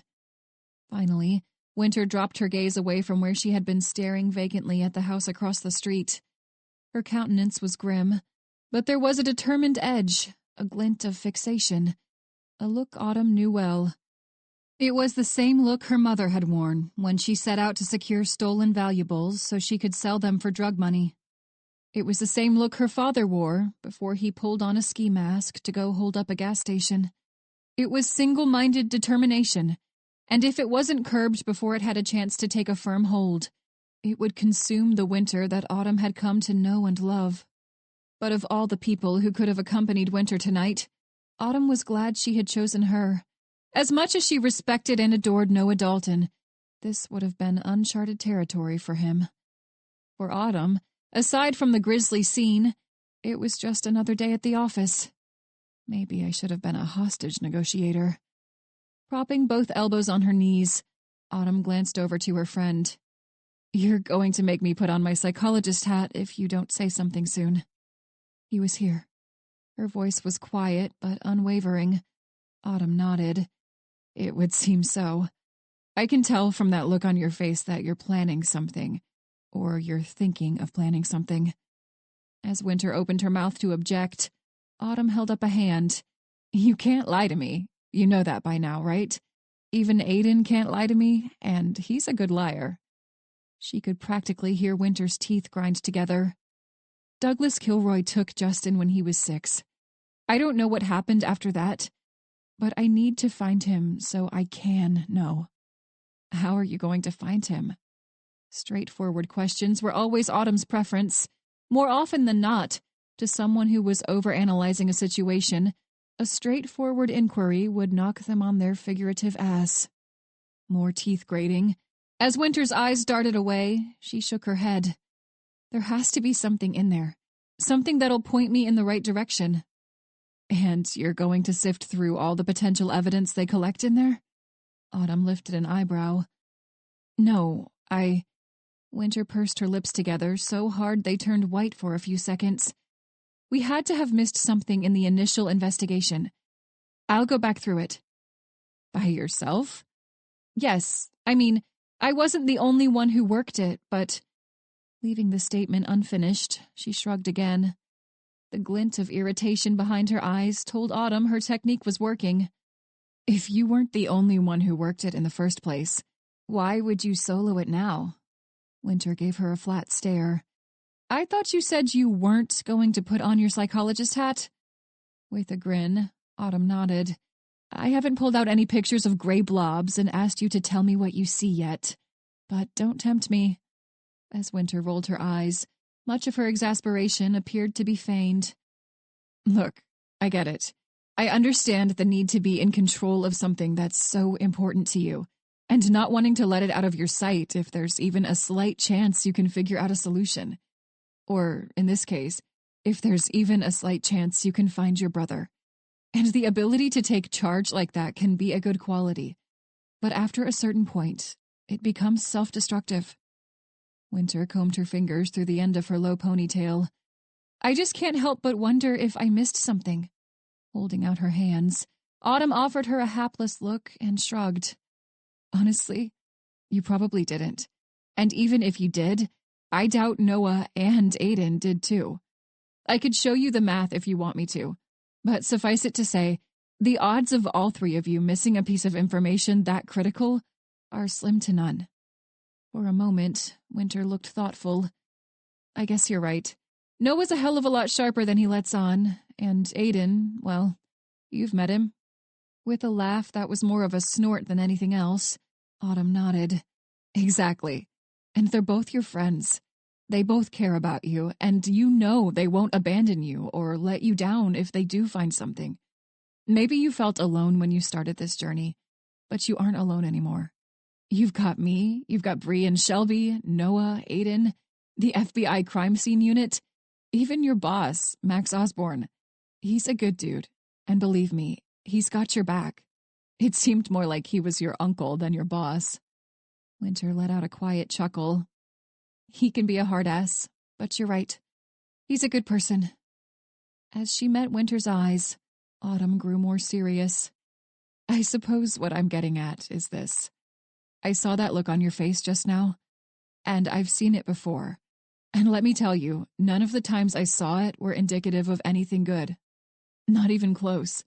Now, obviously you can throw yourself at this thing with abandon, and there's nothing I can do to stop you. Her lips bent into the smallest of grins. Short of committing you to a psych ward for a 72-hour hold, anyway. Maybe that's what I need. 3 days in a padded room. For real, though. Autumn stretched out her legs. That path, the one where you throw everyone who cares about you to the wayside so you can keep the control over something important to you, it doesn't lead anywhere good. You won't be more effective if you wear yourself down to the bone, but you will be more effective if you let the people who care about you help you. As Winter's expression turned wistful, Autumn reached out to clasp her shoulder. I know it's easier said than done. Trusting people is hard. I had to teach myself how to do it all over again. But the alternative? It might seem easier in the short term, but if you push everyone away, you eventually look around and no one's there. We're resources, you know. We're resources and we're all here to help you. For a long moment, a silence settled in on them. Winter's face was thoughtful, her gaze back on the house across the street. After what might have been 30 seconds or 5 minutes, Winter's eyes flicked back to Autumn. You're right. I know I've told you a little about the Kilroy investigation, and I'm sure Noah's told you some too. It was a pretty dark time for me. And I did some shit I'm not proud of. I did my damnedest to push away the people, or the person, who cared about me, all because I thought it'd get me closer to Kilroy. But, like you said, she shrugged, tucking a stray hair behind her ear. They helped you get there. Autumn finished for her. Winter's expression brightened a little. I couldn't have done it without them. As Autumn squeezed her friend's hand, she kept her thoughts about Justin Black to herself. Months earlier, Aiden Parrish had come to her to ask a theoretical question about what would happen if a young kid was taken and raised by a sociopath. Her outlook for the hypothetical kid was bleak. No matter how resilient, no matter his genetic makeup, Even if he came from a long line of literal saints, the kid's prospects for normal mental and emotional functioning were bleak. Gazing back at the house, Autumn now knew who that hypothetical child was. Chapter 8. When Bree met with Winter that morning to discuss their approach to the investigation for the day, she half expected to see Noah seated at her side. Instead, Winter was the only occupant of the conference room. Winter's bright eyes flicked up from the screen of her laptop as she lifted a distracted hand. "Morning." "Good morning." Bree returned the pleasant look and pulled out a chair to sit across the circular table from her friend and fellow agent. "So, anything new about this whole Eric Dalton thing?" With a sigh, Winter pushed back in her seat, stretching her arms above her head. "No, I heard back from the agents in Baltimore, and they said nothing seems out of the ordinary. They can't find Natalie or her husband, but they got a hold of John's boss. Sounds like Natalie had a couple days off work, and she and John were going on a trip up to New York. They haven't answered any phone calls, but that doesn't seem all that out of the ordinary for a couple on vacation." "No, not really. But, I don't know." Thinking everything through, Bree drummed her fingers against the polished surface. Winter leaned forward. "What is it?" "I worked in organized crime for a while. I didn't deal with the Russians, but I've got a pretty good idea of how organized crime works. There are many parts of Eric Dalton's story that just don't make sense when you look at them from an organized crime angle." Winter closed her laptop and turned her curious stare to Bree. "Which parts?" Bree laughed. "Honestly, just about all of it. Okay, maybe not quite all of it, but a lot of it." Winter pulled over a notepad to make some notes. "Do you think he's just making it all up?" "I don't know why. Maybe Munchausen syndrome or something? Something where he's just desperate for attention." "No, I don't think so." Bree slid one of the folders across the table for Winter to review. "We saw all the hospital statements and the doctor bills. That part of it is real. There's no doubt about that. What I don't understand is how he convinced them to give him that much money. Even to Russians, $500,000 isn't chump change." Winter whistled as she leafed through the hospital bills. "What about his life insurance policy? If he's got a $1 million policy, wouldn't they turn a profit if they had to kill him?" "They would, yeah." Bree nodded. "Even then, it's a stretch. Not only would they have to kill Eric, but they'd have to go through the effort to collect the payout. He said that was his collateral, but I don't know. I can't explain it, but it just doesn't seem right." "Yeah." Winter tapped a pensive finger against her cheek. "I don't know. I agree with you, though. There's something going on here that we're missing." "I've got a friend who works in the Baltimore field office." Bree tapped the other folder she'd brought into the room with her. "That's what I was going to bring to you today. I plan to talk to Max once we're out of here, and with his approval, I'm going to head up to Baltimore and pick my friend's brain." "That's fantastic." Bree nodded, hoping she was doing the right thing. "He's worked in organized crime since he got out of Quantico 15 years ago, so he knows his shit. None of us here know all that much about how the Russians work, but my friend has spent time undercover, so I believe he'll have some insight for us. No doubt about that." Whether the news would be good or not, Bree was less sure. When Aiden received an email update about recent evidence collected in the kidnapping case of Justin Black, he rubbed his thumbs into his tired eyes before squinting at the computer monitor. To the best of his knowledge, there were no agents actively assigned to Justin's case.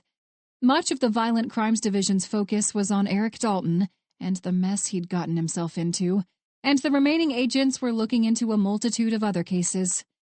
He opened the digital record of the Justin Black case, and sure enough, there was no one actively assigned to work the investigation. Why, then, had the Harrisonburg PD sent a handful of trace evidence to the Richmond FBI office for analysis? His suspicions fell solidly on Winter. He hadn't talked to her much over the last couple weeks, but he was fairly certain he would have gotten word if she had gone rogue to look after her brother's disappearance. She was assigned to the Eric Dalton case, and at the beginning stage of the investigation, Aiden doubted Max Osborne would sanction a side project into Justin's disappearance unless there was a damn good reason. And if there was a damn good reason, Aiden would have heard it. After all, Aiden had been a part of Justin's case since the young boy was kidnapped after his parents' murder. As he glanced over the recent edition of the potential evidence from Harrisonburg, his eyes widened. What the hell? He muttered to himself.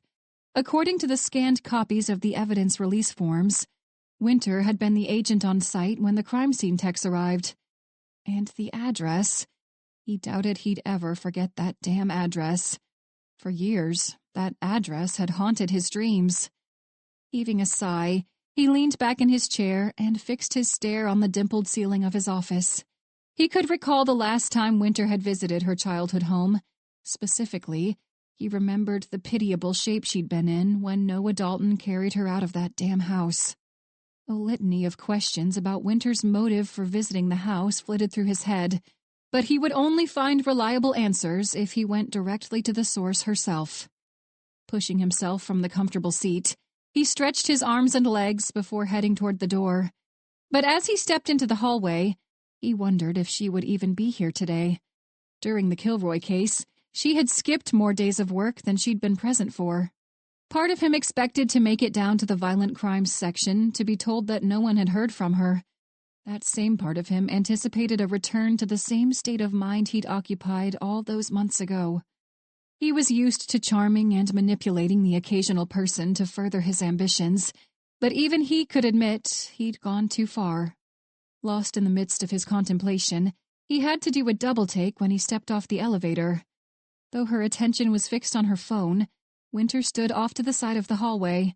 Before she had a chance to notice the scrutiny, he took stock of her appearance. Her long, glossy hair was fashioned into a neat braid that hung over one shoulder of her white, button-down dress shirt. The shirt itself was spotless, and she'd completed the ensemble with a pair of dressy black slacks and shiny flats. She looked normal. As he took the first few steps off the elevator, her bright blue eyes snapped up to meet his. "Oh, morning, Aiden. What brings you down here?" Her greeting was normal. She seemed fine. What the hell was going on? He didn't see any reason to dance around the subject. "I got a message about an update to your brother's case. Figured I'd come down here to see how that came about." A flicker of recognition passed behind her eyes, but he spotted no hint of the anxiety or irritability he had expected. Seriously, what in the hell was going on? With a quick glance in either direction, Winter gestured to the open doorway of a nearby conference room. Wordlessly, he nodded. After he followed her into the small space, he flicked on the light and eased the door closed. He half expected to see the same cold, unfeeling look in her eyes that had been so commonplace during the Kilroy investigation. Instead, she still looked normal. Intense, but not on a level that was disconcerting. Crossing both arms over his chest, he pinned her with a matching stare. "Well, let's hear it." She tucked the smartphone into the pocket of her slacks and nodded. "You know that email I got a couple weeks after the end of the Lopez investigation? The one that called me sis?" At the mention of the message, her expression turned grim. Aiden didn't let his gaze waver. "I remember it. You sent it to Cybercrimes, right?" "Right. Well, they sent me a message the night before last to tell me that they'd been able to trace the geographic location from where it was sent. They didn't get anything else, but..." He clenched his jaw. "But what?" "It was sent from Harrisonburg, on a wireless connection. The email domain was disposable, so they didn't get anything else from it. The sender also hid their device, so there's no telling if it was sent from a phone, a laptop, tablet, or what have you." The cadence of her voice was hurried. "Harrisonburg," Aiden echoed. "Is that why you went back to that house? To see if he had been there too?" Slowly, she nodded. "Look, he disguised the email address and the device he sent the message from, so why wouldn't he use a proxy server to conceal the geographic location? He could have used a proxy to make it look like he'd logged in from Norway or China or anywhere else in the world, but he didn't. He let them find the location." Well, there was no point in arguing her logic now. She had been right, after all. "What did you find?" She wrinkled her nose. "I thought you said you got the message from forensics. Don't you know all of this already?" He shook his head. I didn't look that closely at it. I figured I'd come to find the source and get the information firsthand. Lips pursed, she studied him in the moments of silence that ensued. You think I can't handle it or something? There it was. There was the self-righteous indignation he'd seen so often during the search for Douglas Kilroy. With a slight sigh, he rubbed his eyes. I can tell you expect me to refute that, but honestly, it's accurate. You're not the only one who lost their shit a little during the Kilroy investigation, remember? Dedication is one thing, but obsession is something completely different. For what had to be the 5th time, he was surprised at the lack of ire. Her blue eyes were wary and even a bit run down, but the fire of hostility had fizzled out. Slowly, almost reluctantly, she nodded her understanding. Autumn was with me. That's basically what she told me to. His eyes flicked back to hers as his pulse spiked. Autumn? Why?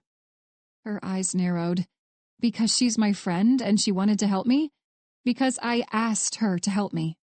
For several seconds, he merely stood there, transfixed in a rare moment of surprise. Winter had asked Autumn to help her with the single most sensitive aspect of her entire life. A pang of guilt edged its way in beside the surprise. Winter wasn't a volatile newbie who needed his constant attention. She wasn't the single-minded, self-destructive vengeance machine she'd been during the Kilroy case. He should have known better. He should have trusted her. After a long moment of awkward silence, he cleared his throat and nodded. You're still on the Eric Dalton case right now, aren't you? Her visage was still steely as she nodded. I am, but right now it's still not really clear where it's going. Could be something that just takes until the end of the week for all we know right now. I'm going to focus on his issue while CSU works through what they found at the house. A weight seemed to lift from Aiden's shoulders. As he met her determined gaze, he was struck by another twinge of pride. Winter had come a hell of a long way since the beginning of the year, and he was glad to see that her progress still held up in the face of what was, to her, the ultimate stressor. He nodded his approval. That's a good plan. In the meantime, I'll keep an eye on what's happening in your brother's case. If anything comes up or anything changes, I'll let you know as soon as it does. I've got some free time this week, so I'll look back over what we gathered the first time around. All at once, her tense demeanor slipped away. Her eyes still held the same glint of determination, but the grim expression was gone. Okay, that sounds like a plan. With a slight smile, she extended a hand. As he accepted the handshake, he returned the expression. He was right. She was going to be a damn fine agent. Chapter 9.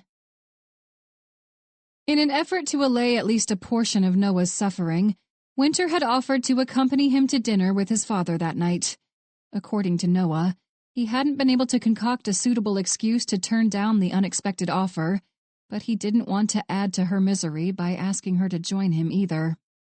Winter had dropped Bree off at the airport earlier that afternoon, and by now she had landed in Baltimore. Autumn was inundated with follow-up paperwork from an evaluation she had conducted that day, though she'd assured Winter she would be available if anything came up. But otherwise, Winter was on her own for the night.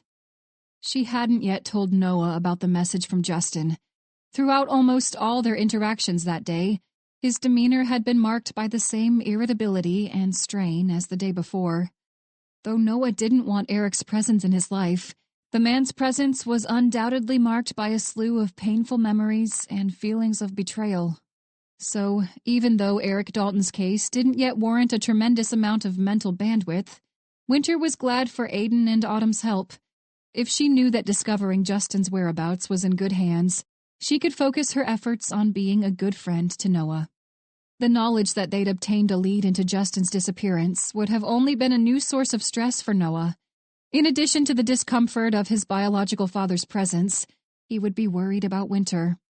And right now, Winter was confident she had the situation under control.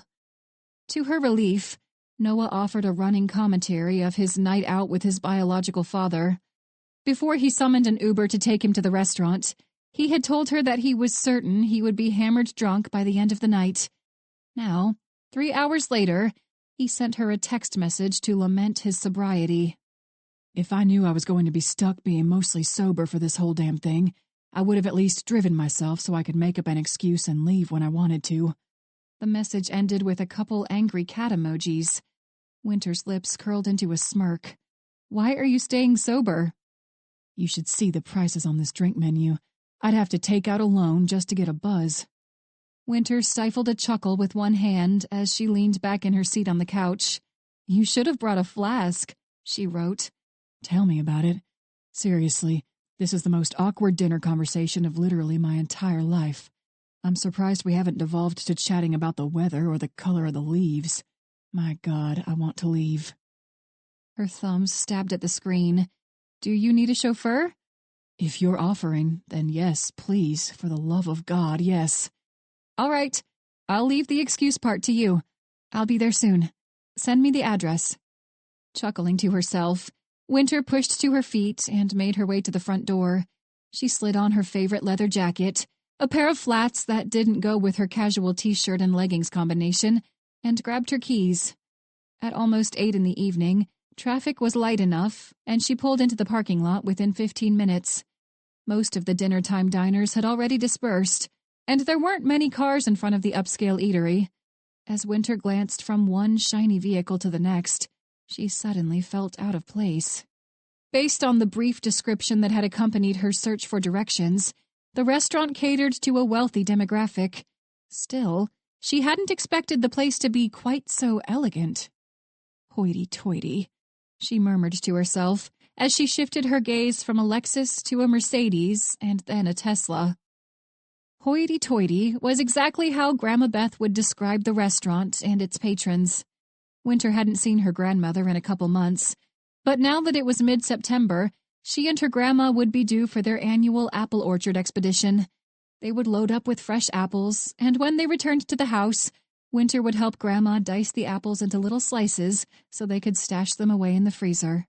As the fall season took hold, Beth would cook all manner of apple desserts: apple pie, apple crisp, apple cake, apple Danish.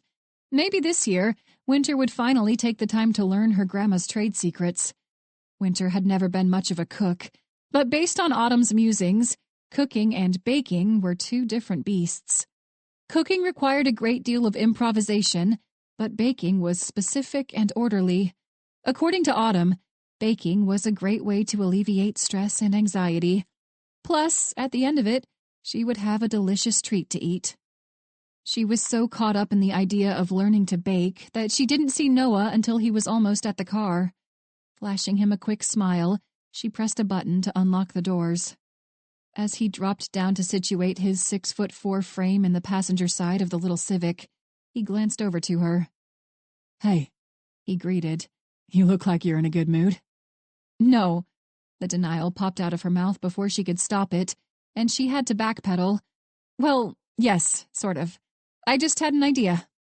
He paused in the process of fastening his seatbelt. "An idea? Does it involve us going to a bar and doing a line of tequila shots? Because that sounds like a downright amazing idea after dealing with that man for 3 hours. She wagged a playful finger at him, enjoying how much lighter she felt. "No, it doesn't. You know how Grandma Beth and I always go to different apple orchards in the fall, right?" He gave his lips an exaggerated lick. "Right." "Well, it's more like I go with her and help carry the apples, but it's something we've done since I started living with them when I was a kid. I was just thinking that this year I might have her teach me how to bake. And maybe I can bring Autumn with me so she can take home a bunch of apples for herself. You can come with us if you want, or you and Grandpa can hold down the fort and play poker while we're gone." The last bit of tension seemed to drain from his face. "Poker and pie are two of my favorite things." He patted his flat belly for emphasis. In that moment, Winter realized how similar Noah and Autumn behaved when they were under stress. Both of them diffused tension with humor, often made at their expense. Winter returned his smile and shrugged. "Autumn says that when you're going through a tough time, it's good to make plans that you can look forward to. I'll call Grandma tomorrow and set it all up. That way we've all got something to look forward to in the next couple weeks." There was a wistful glint in his eyes as he nodded. "That's perfect, Winter. Thank you." She gave him one last smile before she turned her attention back to the car, though she wasn't entirely sure what the newest strange shadow behind his eyes meant. The sentiment was shared between them. Anytime she spotted a pang of unease or sadness in Noah's eyes brought on by the recent reconnection with his sperm donor of a father, she was torn between her desire to punch Eric in the face or give Noah a hug. Maybe I could do both, she thought bitterly. Tapping a finger on the steering wheel, she pulled her thoughts back to the present. So, did that go better than you expected, or worse? Oh my God. The words were muffled as he rubbed his eyes with both hands. I don't know if he asked me to come to that restaurant because he's just genuinely that damn out of touch, or if he was trying to prove something. He's one of those people who has to constantly remind everyone he knows of how damn well he's done for himself. He's in debt to the damn mafia right now, but he just had to find a fancy restaurant where he knew the owner. Couldn't settle for some place where the normal peasants go. You know what I mean? With a snort, Winter nodded. Oh, I do. He's more like one of those people who try to one-up everything you say, and not the types like Aiden Parrish. Parrish doesn't have to remind anyone of anything, and if I had to guess, I'd say that's because he probably doesn't really give a shit about his social status. You know, I'd almost like to get those two together. I bet Parrish would make Eric feel like a dumb little kid. She put the car into drive and pulled away from the curb.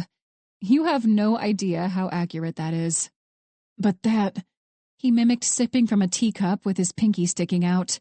That whole upper-class yacht country club bullshit, that's the whole reason that asshole ditched us in the first place. She glanced over to him when she was forced to stop at a red light almost immediately. Really? The ruddy yellow streetlights shifted along his face as he scowled into the distance. I've never asked him specifically, but it seems pretty obvious. Mom's a Texas farm girl, and she's always been content with her roots. Eric's from the same damn small town, but I guess he wasn't all right with that. Like he hides behind all this nice shit and all these expensive places and fancy cars, so he can try to forget that he grew up in a single-wide trailer in the middle of rural Texas. She fought the urge to reach over and squeeze his hand. It's one thing to be proud of what you've accomplished, but it's another to rub people's faces in it. Exactly. Thank you. And that's something that none of them can wrap their heads around. Not him, not his wife, not his kids, none of them. They're all just like him. They're up at the top of the food chain now, and they don't want anyone to forget it, even if it meant borrowing money from the damn devil himself. She glanced to him, and then back to the windshield as the light turned green. You think that's part of it, then? His obsession with being a rich person is part of the reason he decided to be an idiot and ask the Russians for money? You know, I wasn't really sure he could be that stupid until he had me come to this place for dinner tonight. The guy's up to his eyeballs in debt, and he's eating out at restaurants with menus that don't even list the prices. I mean, granted, he paid with gift certificates and got a discount because he knows the owner, but still. Flicking on her turn signal, Winter nodded. That makes a little more sense, then. He was desperate to maintain his social standing. Noah propped an elbow on the door frame and dropped his head to rest in his hand. That man is something else, he muttered. Honestly, I'm glad he bailed when he did. I'm glad my mom and Chris raised Lucy and me. If they hadn't, if Eric had stuck around, we'd be a couple uptight little shits like Natalie and Ethan. At the thought of Noah Dalton as an uptight little shit, a series of images flashed through her imagination. Noah in tennis whites, or wearing an ascot while pouring top-label bourbon from a crystal decanter. She couldn't suppress her snort of laughter. I'm sorry, she said quickly. I'm not laughing at you. It's just, you said that, and I pictured you playing tennis at a country club, and it was hilarious. With a groan, he scrubbed a hand over his face. Oh, God help me if that day ever comes. If it does, I want you to take that tennis racket and hit me in the head with it, all right? Winter laughed at the newest visual. Absolutely, and I'll get Autumn to set up an intervention, too. He clapped his hands together. Perfect. You guys are the best. They lapsed into silence for the rest of the car ride, though Noah reached down to change the radio station when a familiar 80s power ballad started. The swift action brought a smile to her face as she pulled the Civic into a parking spot. I'm sorry. She turned off the ignition and offered him a curious look. Why? Heaving a sigh, He sagged against the passenger side seat. All this bitching about Eric. Even calling him Eric instead of Dad makes me feel like I'm some snotty emo kid from the early 2000s. I've been so worked up about what an asshole he is that it slipped my mind that you're dealing with your own plate of bullshit right now, too. A smile tugged at the corner of her mouth.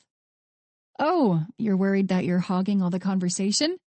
Something like that, yeah. Hogging it with all my high school emo nonsense. She settled back into her seat, smiling at a memory. What? He asked. You remember a few months ago when we were walking back to the office? The day we yelled at one another in the elevator? That's what I said to you. I said I felt guilty for hogging the conversation. It's all right, Noah. That's what I'm here for. I'm feeling a little better anyway. Autumn said some stuff yesterday that made a lot of sense to me, and it helped. Rather than wistful or strained, his smile in response was warm, almost content.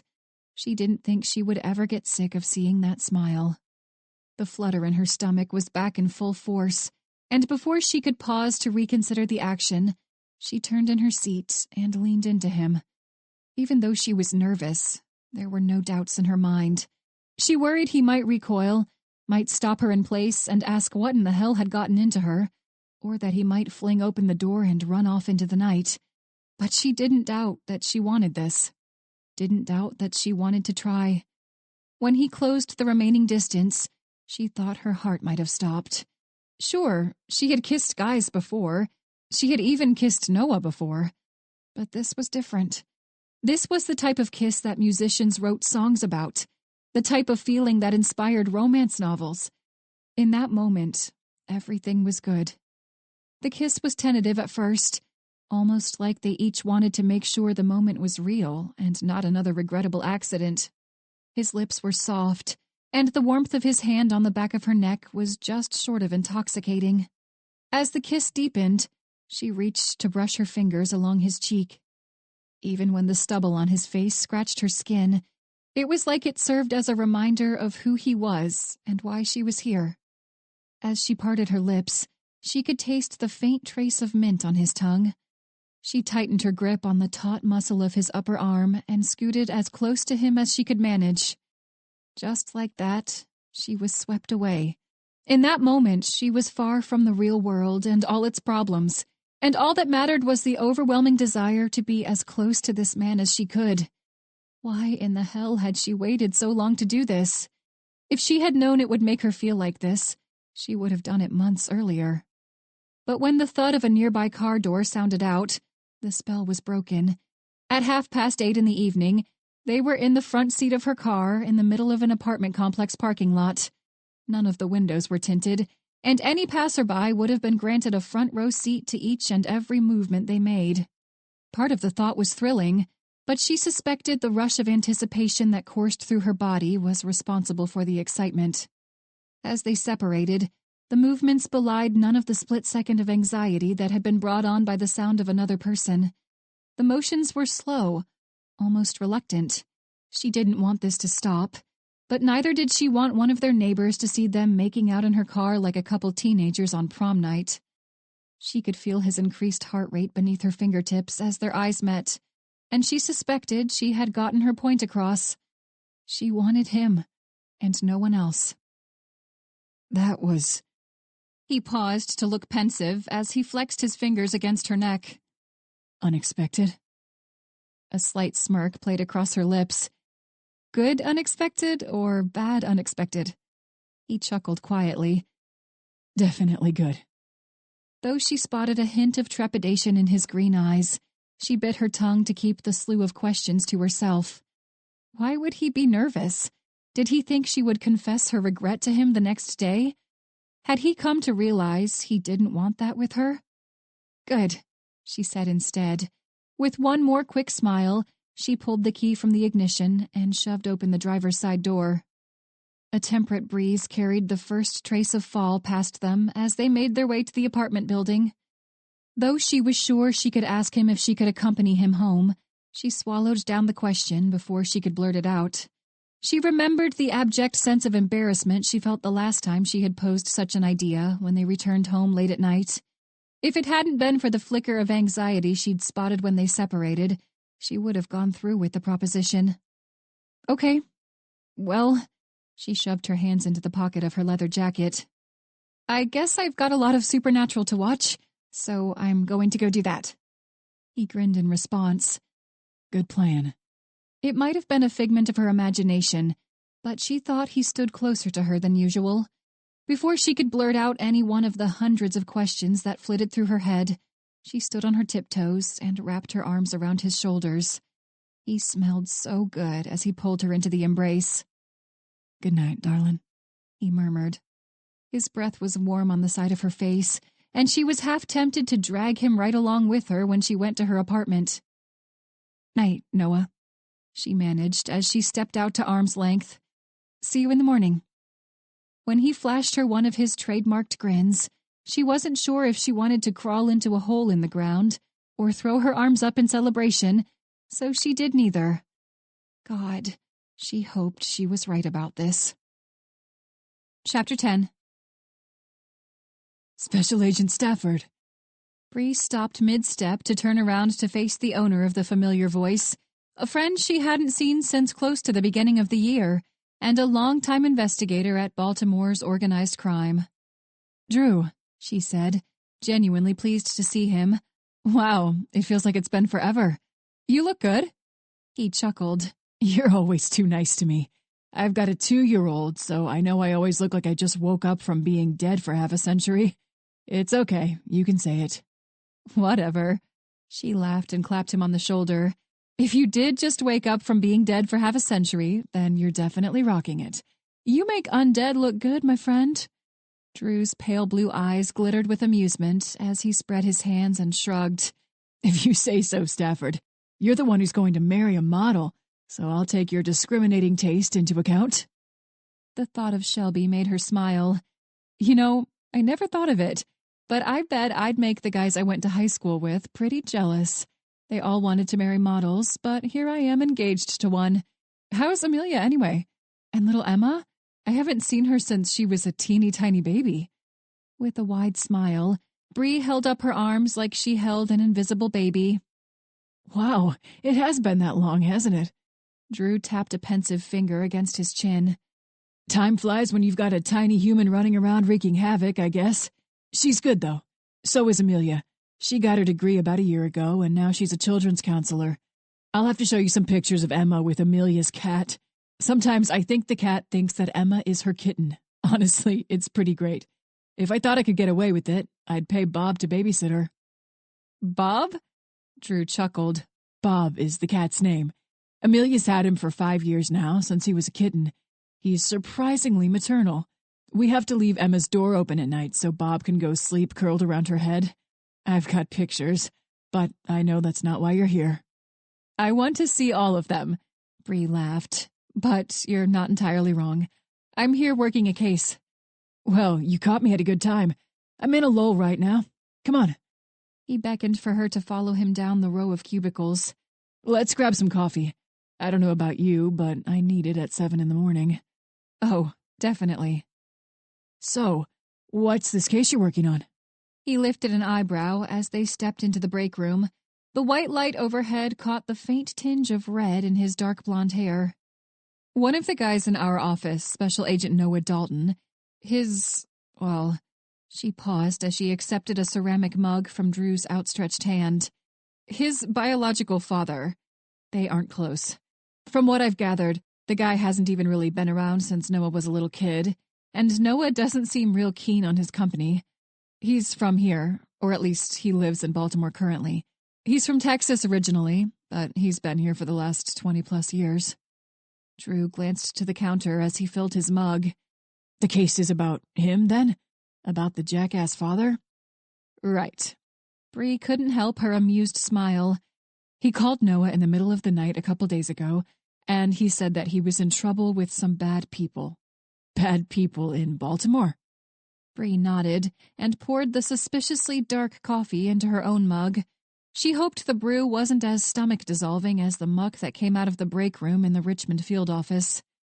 Yeah, she said. Do you still work on the Russians by chance? I know you were one of the first few here who investigated them when they started showing up in town. He flashed her a quick smile. Sure do. They've been pretty quiet lately. There's a big RICO case pending against a bunch of them, and if we can get it to stick, it'll make a pretty big dent in their operation. RICO? The Racketeer Influence and Corrupt Organizations Act had given the FBI the authority to link together a pattern of crime to form one comprehensive case against a criminal organization. Wow, that's impressive. RICO against the Russians? How'd you manage that? Drew shrugged. Got one of them to roll over. I don't even know if our snitch knew the full extent of what they gave us, honestly. Dates, locations, you name it. Well, I guess I'm late to the party, but congratulations. She held out her mug for a toast. Nice work, Agent Hansford. He tapped the ceramic edge against hers with a light clink. Thank you, Agent Stafford. That's good then. I think you're just the person I'm looking for right now. She took a tentative sip of the coffee. As she suspected, it was no better than the battery acid in Richmond. Our guy, Eric Dalton, he's in debt to the Russians. I'll spare you his life story, but he wound up with a metric ton of medical bills after his wife got in a nasty car accident. Something to the tune of $800,000. Whistling through his teeth, Drew shook his head. And let me guess, he went to the mob for money? He did. Bree took another drink. The break room coffee was like liquor. The first drink always stung, but each subsequent pull hurt a little less. But there's something about it that doesn't seem quite right to me. I don't know a lot about the Russians, so I want you to tell me how feasible this all sounds. All right. This guy went to them to ask for $500,000. I know they rake in money hand over fist, but even so, that's a little more than a drop in the bucket for them, right? Drew nodded. Right. And this guy's from rural Texas, so there's definitely no hidden connection to the Russians there. We ran background checks on his wife, and all her extended family is Polish or German, not even a smidge of Russian.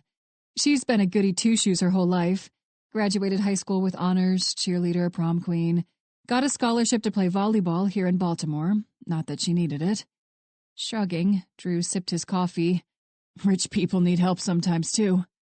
Bree rolled her eyes at the sarcasm.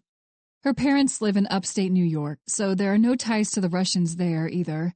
So that rules out the possibility that they might have been doing a favor for an extended family member or an associate. That makes this guy a perfect stranger to them, so he'd have to offer collateral, right? Oh yeah, serious collateral, no doubt about it. From the way he tells it, he offered them his life insurance payout as collateral. So I guess if he didn't pay them back, he made an agreement with them that they'd kill him and collect the payout for themselves. It's a $1 million policy, so they'd walk away with a profit. But it just seems... I don't know. It seems off. Like I said, I didn't deal with the Russians while I was here, but I know none of the Italians worked that way. Drew's face turned thoughtful as he tapped an index finger against his coffee mug. No, the Italians don't work that way, and neither do the Russians. They might be a bunch of criminals, but they aren't stupid. They don't take unnecessary risks when it comes to their bottom line. They wouldn't run the risk of handing this guy all that money. Bree didn't always like being right. That's what I thought. Yeah, the risk is high. He could have run, could have gone to the cops, could have changed the policy, could have done all kinds of shit to get them out of cashing in on their collateral. No way. They wouldn't make that deal. I can almost promise you that. So, what do you think then? He had to give them collateral. So what the hell would it be? The Russians, they're something else. They're almost like the Mexican drug cartels. They make money from all sorts of nasty stuff. Kidnapping for ransom, human trafficking, that kind of shit. If someone owes them and they want to collect, then they'll absolutely collect. If they can't get to him directly, then they'll get to him by proxy. They'll go for his family. Bree leaned back in her chair. Shit. Now, I know some of the other crime families around here resort to that too, but the Russians are notorious for it. Just like the Mexican cartels. If someone crosses them, they'll kill that person's entire family and leave them alive just to send a message. They operate on a whole different level. Bree nodded her understanding. The Russians might have been new to Baltimore, but they weren't new to organized crime. Drew scratched the side of his face. My question is this. How exactly did he say he was going to pay them back? Because there's no way in hell they'd lend him money if they didn't know they'd get it back with interest. What does he do for a living? If he's a hedge fund manager, then that makes perfect sense. But if he's just about anything else, then, well... He left the sentiment unfinished and shrugged as he took another sip from the white mug. He's a commercial airline pilot. I've seen his W-2 forms from the last decade. He makes about $200,000 a year, and his wife pulls in about $100,000. She owns a yoga studio here in Baltimore, but it's valued at about $250,000. Not even close. Drew shook his head. No, not even close. He's lying about something. He had to agree to repay them somehow, but I'm not really sure what types of favors a local business owner or an airline pilot could manage. Wait. Bree snapped her gaze back to Drew, her eyes wide. His wife's a business owner. What if he agreed to start working for them, to start laundering money for them? As he extended an appreciative finger in her direction, he nodded. That, Agent Stafford, is a distinct possibility. And it'd explain why he doesn't want to tell you guys about it. Tell you what, I've still got an in with the Russians. I've been undercover with them a few times over the past few years. Just for little shit, nothing big time or super risky. But my cover's never been blown, so maybe if you give me a day or two, I can do some poking around for you, and see if anyone's gotten word of a new business partner they've invested in. I'd owe you. She offered him a wide grin for emphasis. You know, just in case you ever need a serial killer tracked down or something, that seems to be a lot of what we deal with down in Virginia. He chuckled. We get some of them around here, too. All right, well, let's go see if we can find Sack Judd and get this thing moving. Bree pushed to her feet. We can ask her about getting Eric's wife and kids into a safe house, too. As best as she could tell, Eric Dalton's family was unaware of his dealings with the Russian mob. How they'd react when the Bureau showed up to cart them off to a safe house was anyone's guess, but Bree didn't especially care. Absolutely. It was his turn to smile sarcastically. If she's not there, then we can just go sit in front of her office like a couple creeps. Bree laughed, but even as she followed Drew out of the break room, she couldn't shake the nagging feeling in the back of her mind that something was very wrong. Chapter 11. As Winter glanced over to Bree, the other woman nodded and raised one arm to rap her knuckles against the beige door labeled Room 315. Though Bree was fresh off her flight from Baltimore, she looked as awake and alert as if she'd spent the entire morning lounging in the sun while completing Sudoku puzzles. Winter was convinced that it was impossible to stress out Bree Stafford. They had departed the field office at noon, but for the 4.5 hours Winter spent at her desk before then, she hadn't caught so much as a glimpse of Noah. Their carpool that morning felt normal enough. Noah actually seemed like he was in the best mood he had been in since Eric's arrival. Still, neither of them had brought up the impassioned kiss from the night before. Before Winter's mind wandered down a well-traveled road of what-ifs and doubts, the heavy door swung inward to reveal a tall man with a neatly kempt beard and a head full of dark hair. His gray eyes shifted from Winter to Bree, and then back, before he stepped aside to permit them entry. He was dressed like he was about to go to dinner at a 5-star restaurant, not like he was about to spend a day tucked away in the room of a mid-grade hotel. Did he sleep in a white dress shirt and black slacks? Wow, I guess Noah wasn't kidding. The guy maintains his appearance no matter what. Agents? He stuffed his hands into his pockets and rocked back on his heels. What can I do for you? Is everything all right? Winter glanced at Bree, and they both shrugged. Eric looked between the two of them, his expression a combination of anger and concern. Wait, what does that mean? You haven't told your wife and kids about any of this, have you? Bree's query was cool and professional, a far cry from her usual cheery demeanor. There was a reason she had done so well at the FBI. His expression gave them their answer, even before he opened his mouth. No. He lifted his chin. I haven't. I wanted to keep them out of it. Winter pushed down the reflexive urge to call him an idiot. You were hoping to keep your debt to the Russian mafia a secret from your wife and kids? She asked instead, the incredulity in her tone saying the words for her. The $500,000 you borrowed from the damn mob. You legitimately thought you'd be able to keep that a secret? While you... what? While you took out a second mortgage so you could pay them back? Tell me, Mr. Dalton, how does that work exactly? Eric collapsed into a nearby chair. The desk at which he sat was empty, aside from a local phone book. But even though Eric's legs had given out, the physical weakness seemed to have fueled his anger. I didn't tell them so I could protect them. The words were like bullets coming from his mouth. Mr. Dalton? Bree braced both hands on the mahogany surface of the unadorned desk and pinned him to the chair with her intense stare. We know you aren't telling us everything. What I want you to know is that one way or another, we're going to find out. And one way or another, they're going to find out too. His panicked gaze flicked back and forth between Winter and Bree. What do you mean? I told you everything. Bree scoffed and waved a dismissive hand. No, you haven't.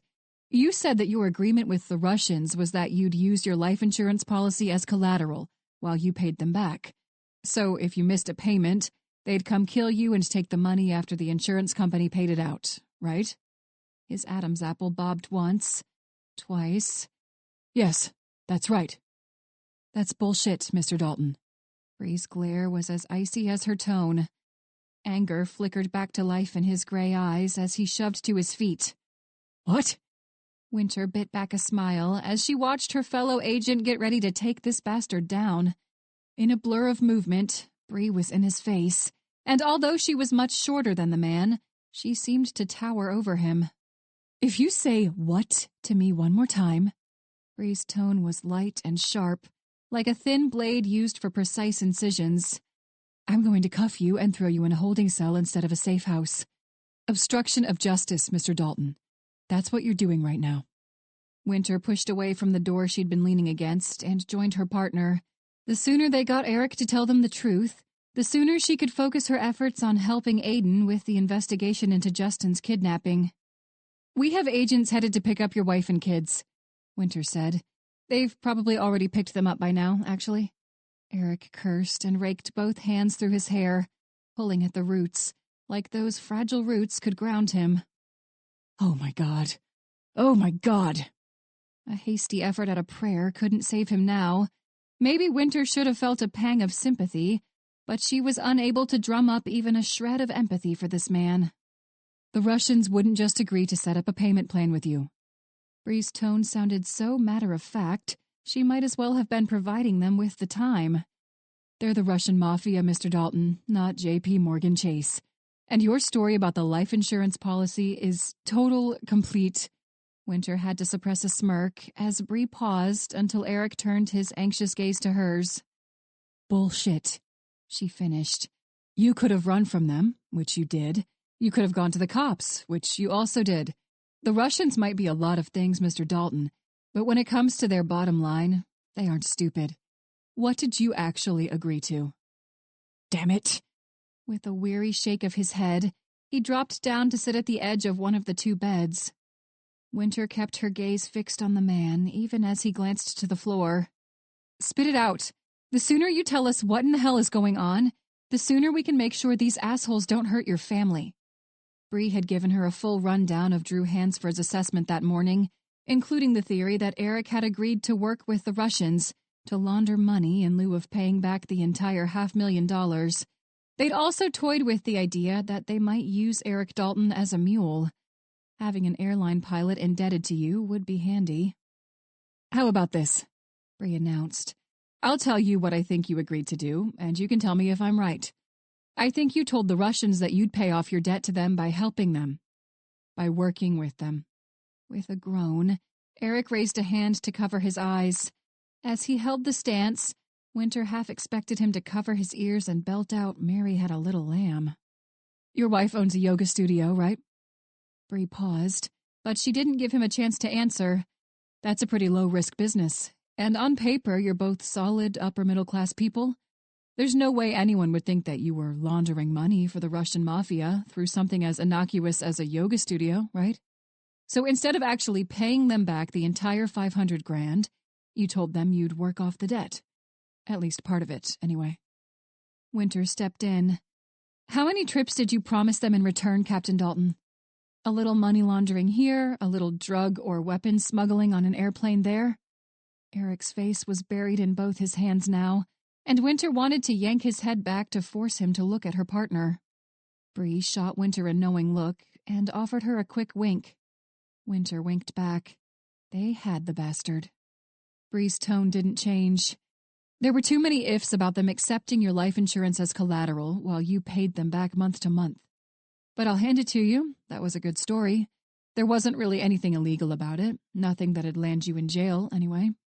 So, as long as we thought that's what they were after, you didn't have to worry about facing criminal charges, right?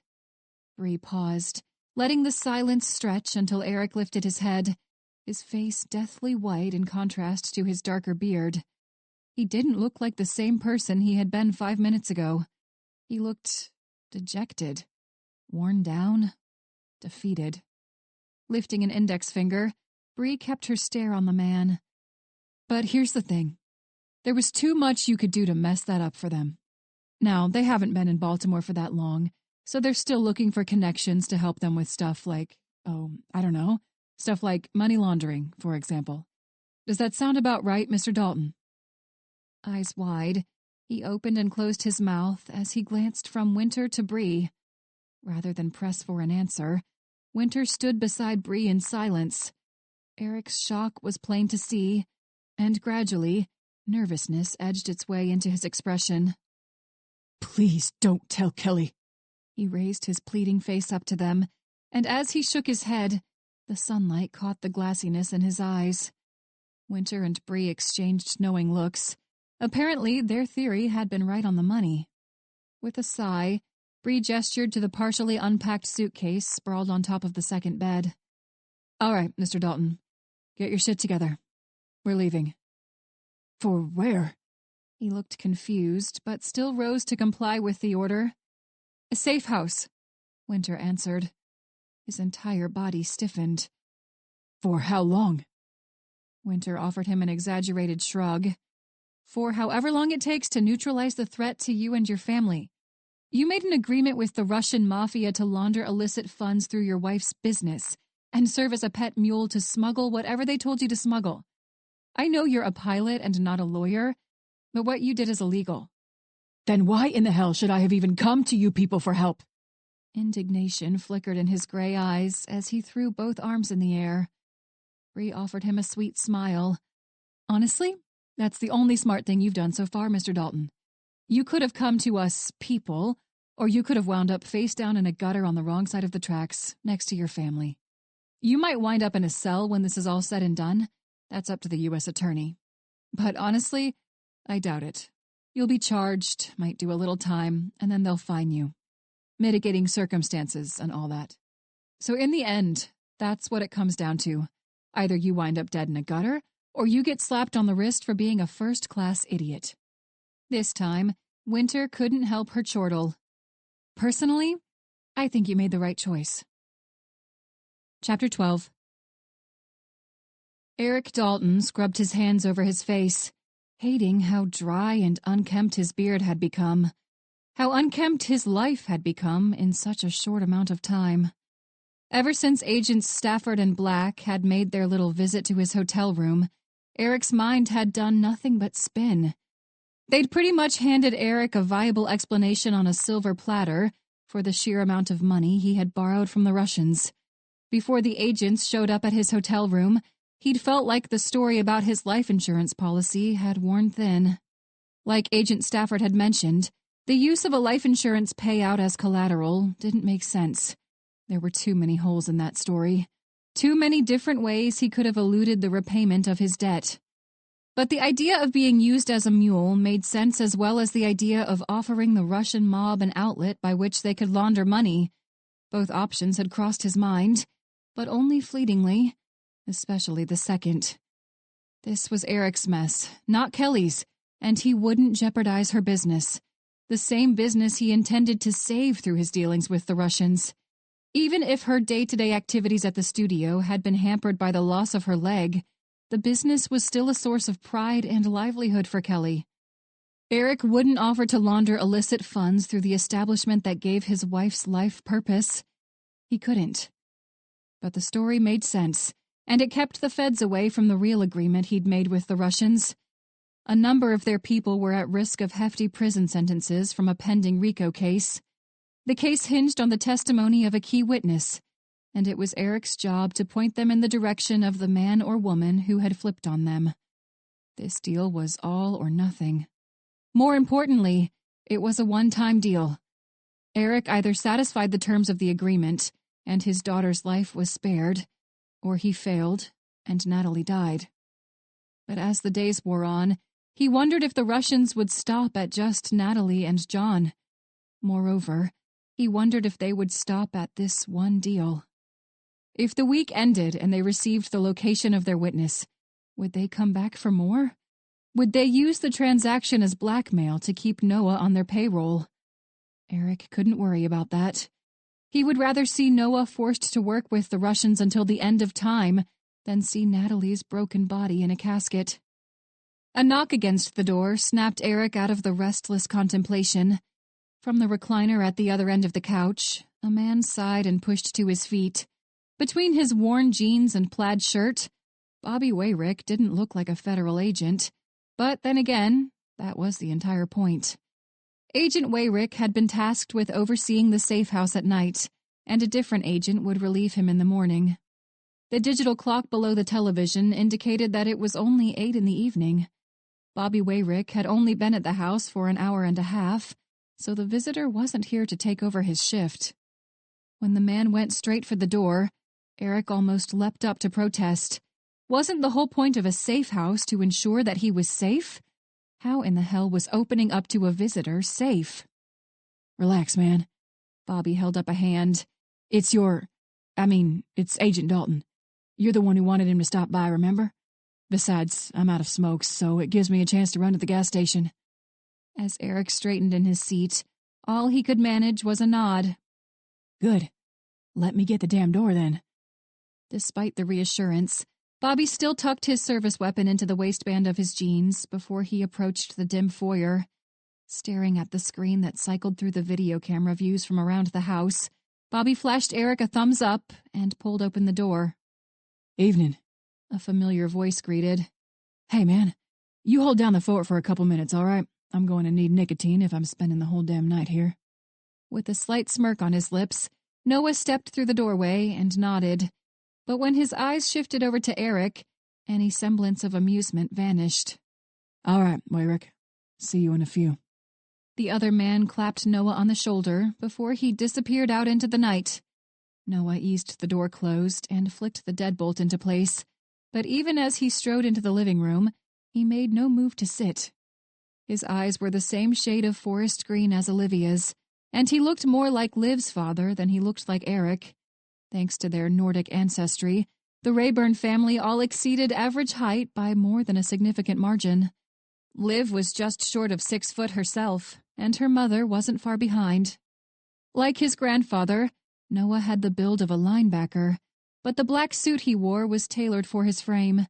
As he stuffed both hands into the pockets of his slacks, the light from the corner lamp caught the face of a vintage watch.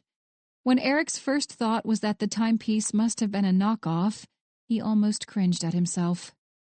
You want to sit? Eric finally forced himself to ask. Noah shook his head. Nah, really. I want to know why you wanted me to stop over here. You're lucky Bobby needed to run to the store, or else I'd have already turned around and left. Where'd you get that watch? It looks... He almost said expensive. Nice. The question fell from his lips before he could stuff it away. Damn it. The corner of Noah's mouth twitched in the start of a scowl. It is nice. Why? You surprised? Damn thing's probably worth as much as whatever car you're driving around these days. Let's see, it's... How old is it? Made in the 1950s, I think. That's what Granddad said when he gave it to me, anyway. Noah, Noah ignored him and barreled on. Part of a limited collection, I believe. Grandma Eileen got it for him with her Christmas bonus from work one year. I think she said it cost around $1,000 back then, and there were only a couple hundred of them made. Not sure how many are around now. They gave it to me when I got back from my second tour in the Middle East. Eric's eyes widened. That has to be worth close to 50,000 now, or more. Who made it? As Noah rubbed his forehead, the gold light caught the silver and black band. Oh my God, he muttered. If you even think of trying to steal the watches my granddad gave me so you can pay those Russian fucks, I will shoot you in the ass. I don't give a shit how much it's worth, Eric. Shaking his head, Eric opened his mouth to refute the candid observation, but the words hadn't so much as formed on his lips before Noah continued. It was a symbol of Graham's love for Granddad, and now it's a symbol of their love for me. I know. That's hard for you to grasp. Just drop it, all right? Pointedly, he looked at the watch in question. No thanks to you, I have a very successful career, which means I'm a busy guy and I've got places to be. So unless my watch was the reason you wanted me to come over here, then you'd better get to talking. No. Eric's voice was hurried as he shook his head. He couldn't help it, could he? It seemed that any chance he had for an interaction with his eldest son, he couldn't help but make himself look like a complete and total asshole. How in the hell was he supposed to get to a point where he could confide in him, if Noah couldn't even stand to be in the same room as him? Then what do you want, Eric? Noah's tone was deathly calm, his expression unreadable. In that moment, he wasn't Eric's son. He was a hardened combat veteran, an agent of one of the most influential government agencies in the country. This wasn't going to be easy. But maybe, just maybe, even if Noah didn't have any sympathy for his father, maybe he would feel differently about his sister. What was clear was that he wouldn't be able to win Noah over by establishing that his own life was in danger, but if he explained that Natalie's life hung in the balance, maybe he could earn enough sympathy to sway his estranged son. He had to try. Wringing his hands in his lap, Eric glanced back to the floor. Natalie's been kidnapped. Noah narrowed his eyes. Come again. I got a message from them. From the Russians. They kidnapped Natalie, and they're going to kill her unless I can pay them back. They've got her husband too, and he's hurt. He's going to die unless we can get to them soon. They told me that if I get the cops involved, they'd kill her. Please, you have to help me with this. Noah locked those hauntingly familiar green eyes on Eric. Then he did something completely unexpected. He laughed. The sound wasn't amused or warm. It was on the verge of petulant. You're serious? Eric leapt to his feet. Noah, they're going to kill her. And I know you can help me. But the Bureau, they can't. They'll know. He paused, gritting his teeth against the stutter. The Russians will know that the cops are involved and they'll kill her. Please, you can't tell the FBI about this. With another scowl, Noah shook his head. No, Eric. That's not how this is going to go down. I refuse to jeopardize my career by keeping this secret between you and me. You know what this is, right? That's obstruction of justice. I won't do anything that could land me in prison just so I can help you get out of the mess you waded into. What the fuck do you think we're going to do anyway? Eric started to reply, but Noah forged ahead as if he'd been silent. You think we're just going to roll in there like Rambo and start murdering our way through Russian mobsters until we find the princess in the castle? Until we can rescue your daughter? By which I mean the daughter you actually gave a shit about. Is that what you're trying to tell me, Eric? No, that's not... No. The stammering, the blubbering, none of it had been part of Eric's plan. Crossing both arms over his chest, Noah pinned him with a venomous stare. Because here's what I've got to say about that. No. Fuck no. I'm not doing any of that, and as soon as Wayrick gets back here, I'm going to go tell my boss that your daughter was kidnapped. Because even if I was Rambo, there's no way in hell I'd be willing to risk my life for some half-cocked pipe dream just so you can come out as the hero. That's not... We're going to do this the right way. The way that actually works. We're going to investigate and find out where she is so we can get her out safely. That's how this works, Eric. That's how the real world works, you got it? Keep your sob stories to yourself. I know Bobby Wayrick, and if you try to plead with him, there's a good chance he'll duct tape your mouth shut. All Eric could do in response was nod. With a weary sigh, he dropped back down to sit. When he made the initial agreement with the Russians, he had been sure he would be able to coax his estranged son into helping him, into helping Natalie. Now, he realized what a grave mistake he had made. The years had taken their toll, and he doubted any amount of pleading would change the unabashed malice in Noah's eyes when he looked at Eric. 3 days had elapsed since Natalie was taken by the Russian enforcer who called himself Alec. Eric didn't know if Alec was the man's real name, but he doubted it. The man had given Eric a week to uphold his end of their bargain. That week was almost half gone. Rather than advance his cause, the attempt to plead with Noah had shoved him backward 2 steps. He was at square one, and he had no idea how to move ahead. If he didn't figure it out soon, Natalie would die. John would die. If the Russians caught wind of the FBI investigating Natalie and John's kidnapping, Natalie and John would die. Then they would come after him. He had no choice. He had to warn Alec that an official federal investigation into Natalie and John's abduction was incoming. When Noah finally walked through the door to his shadowy apartment, it was almost 11. As soon as he left the safe house and Eric, he had met up with Max at the office, where he'd given up every detail of Eric's plea. Bobby had been given the order to keep an especially close eye on Eric Dalton throughout the night. During Max's call to Bobby, Max had gone so far as to give Bobby permission to sit in the corner of the room while Eric slept. Though Bobby's voice was tinny and small, Noah still heard the man make a remark about how that would make him similar to a creep in a horror film. The hit of levity was a much-needed reprieve from the tense conversation with his damned father. If it hadn't been so damn late, he would have called or texted Winter, but she had sent him a good-night message an hour ago. Besides, he could tell there was something weighing on her mind. Throughout the day, she had seemed preoccupied, even a little edgy. Then again, they'd shared a passionate kiss in the parking lot of their apartment building, and neither of them had mentioned word one about the incident. He needed someone to talk to, or he would lose his damn mind. As he flicked on the lights, he remembered that the time in Austin was an hour earlier than the East Coast. Even if it hadn't been, Lucy Dalton had always been a night owl. Draping the black suit jacket over the back of a dining room chair, he retrieved his phone and unlocked the screen. He hadn't talked to Lucy on the phone in months, though the lapse in communication wasn't out of the ordinary. They had the occasional text message exchange, but for the most part, they were both busy people. With a weary sigh, he dropped down to sit in the center of the spacious couch. Not long after she turned 18, Lucy had tried to mend the gap between her, Eric, and the rest of the Dalton family. Her efforts had been short-lived, and she'd walked away from the experience even warier than she had been before. Maybe she would have better insight on why Eric had sought out Noah. As he tapped the phone-shaped icon beside Lucy's name, he propped his stocking feet atop the coffee table and leaned into the cushion at his back. Lucy picked up halfway through the second ring, and her cheery tone was confirmation of his hunch that she was still awake. "Hey, little bro." The warm greeting eased some of the tension from his tired muscles. "Hey, how's it going?" She chuckled.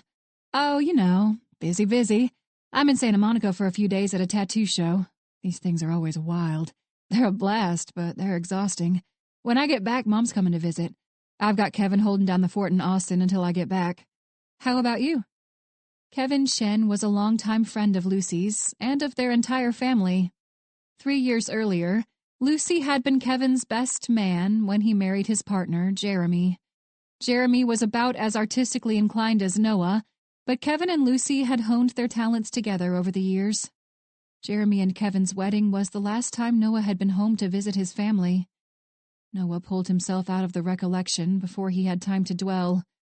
"I'm all right, I guess." He pushed down another sigh. "You guess?" Lucy echoed. "What does that mean?" "It means it's been a weird-ass week so far."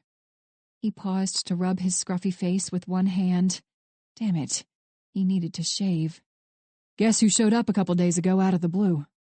He could almost hear Lucy's eyes roll back in her head. I don't know.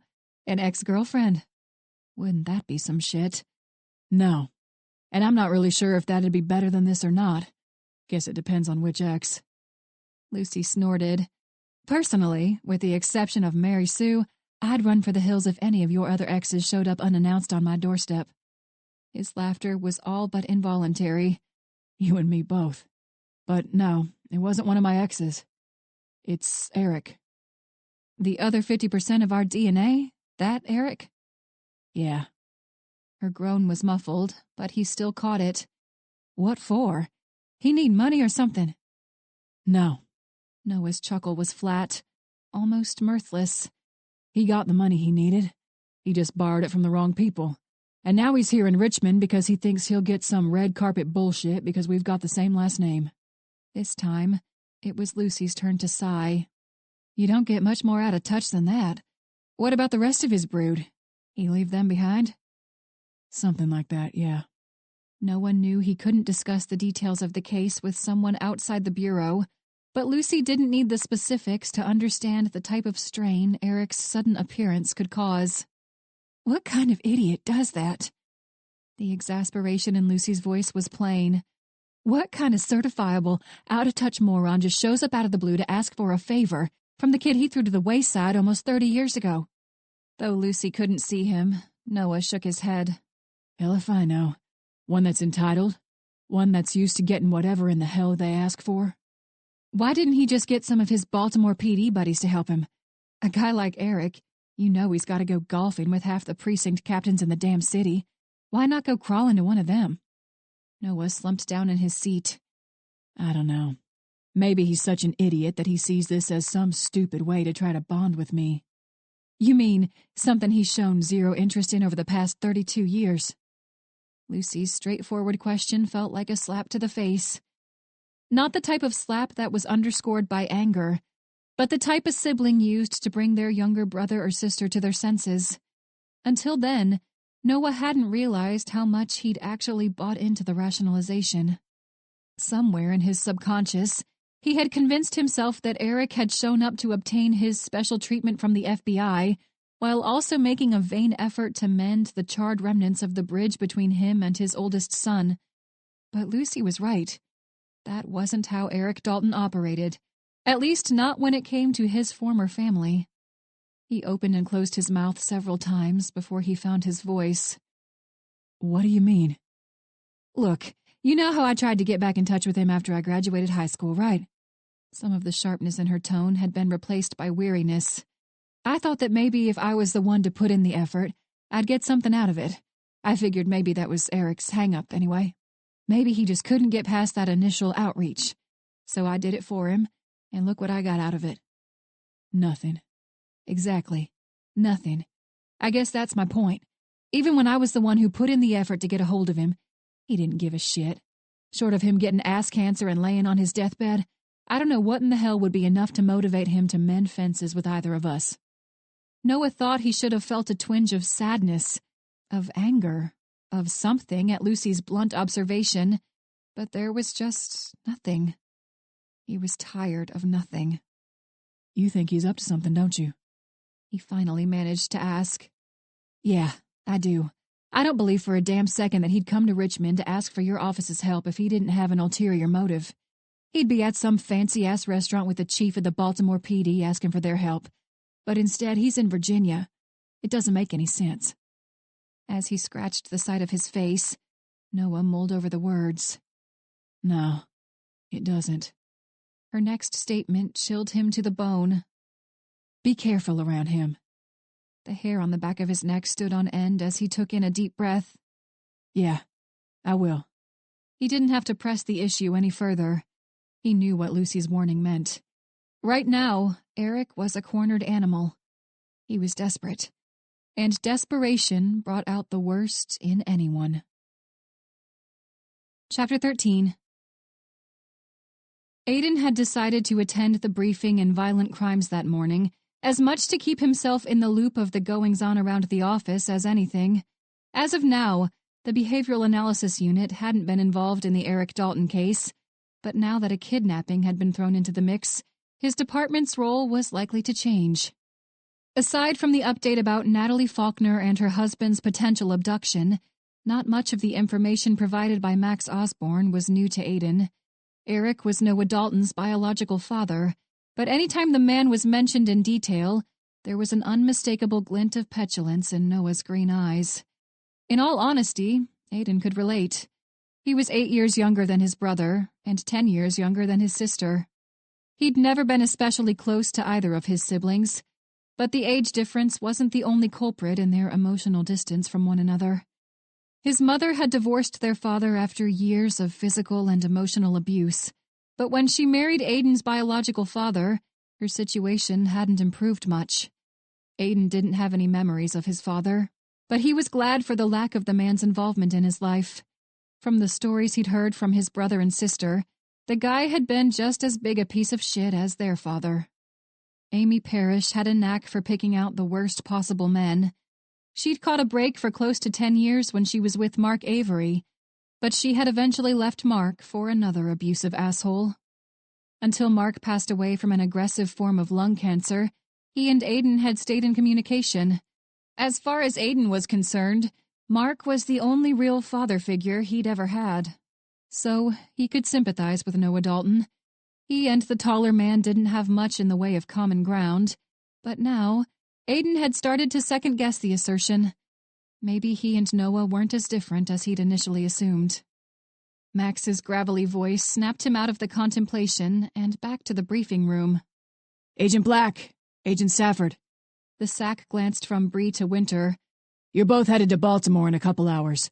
You're going to help them with the investigation into Natalie's alleged abduction. Their office is stretched thin as it is, and it only seems fair that we pull our own weight. Otherwise, that's it. Dismissed. As Aiden looked over to Winter, there was an unmistakable glint of indignation behind her blue eyes. He didn't have to stretch his imagination far to know that the irritability had to do with her brother's case. Before she could make her way out into the hall behind Bree Stafford as the room cleared, he cleared his throat.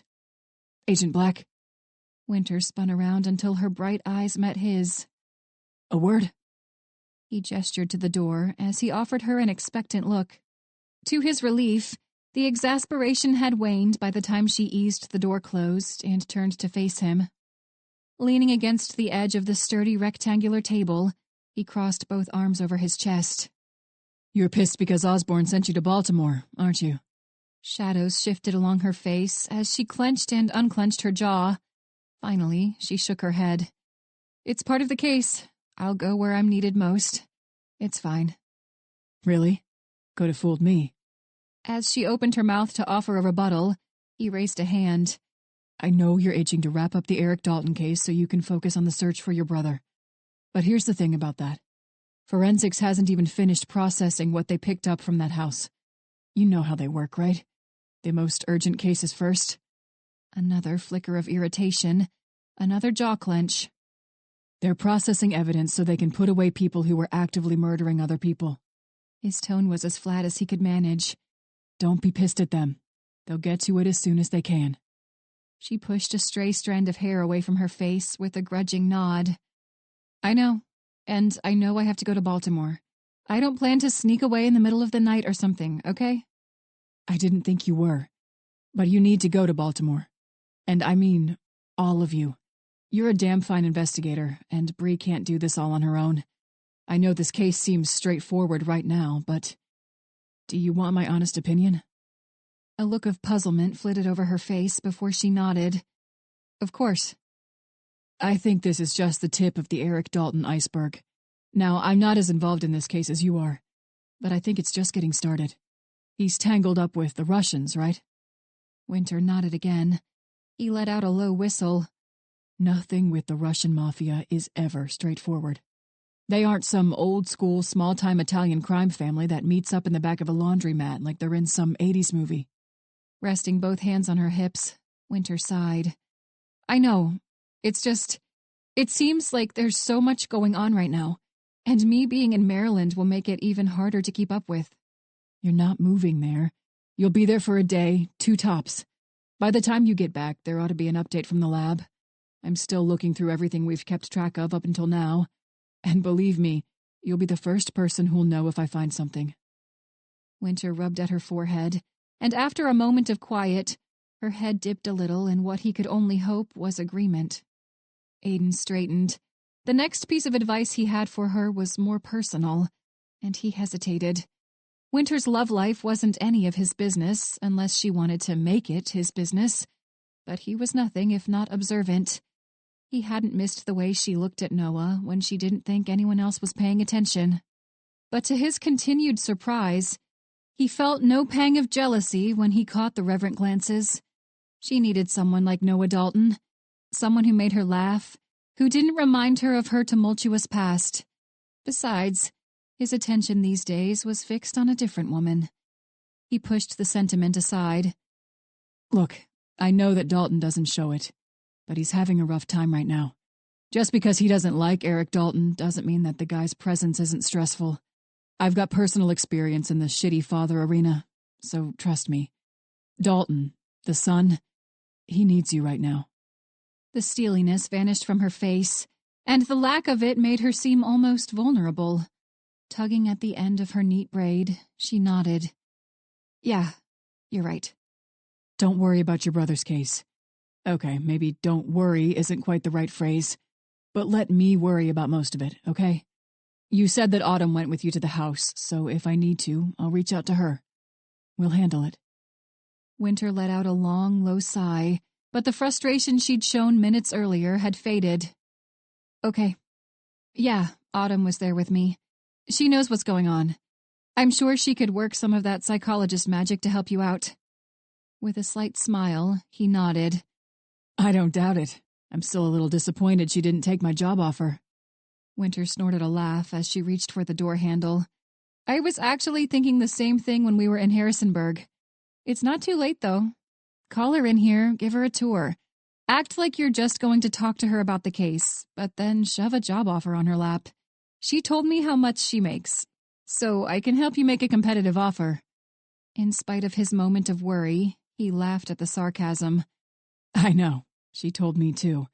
I don't think anyone here would ever let me offer her that much to work for a government agency.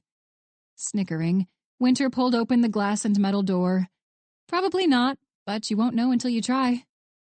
Though he'd never admit as much to Winter, her light-hearted comments put him more at ease than the entirety of their dialogue. Her tone and her demeanor were calm, and he had no doubt of her sincerity. But on some level, the conclusion he'd drawn about Eric Dalton's case was almost as disconcerting as the potential for Winter to go rogue in the search for Justin. If another agent had asked him why or how he thought Eric's debt to the Russians was a tangled web, the likes of which they'd only begun to unravel, he wouldn't have been able to provide a suitable explanation. He didn't know how. He just knew. He'd been doing this job long enough to realize when there was more to his story than met the eye. Whatever in the hell it was, he would just have to wait and see.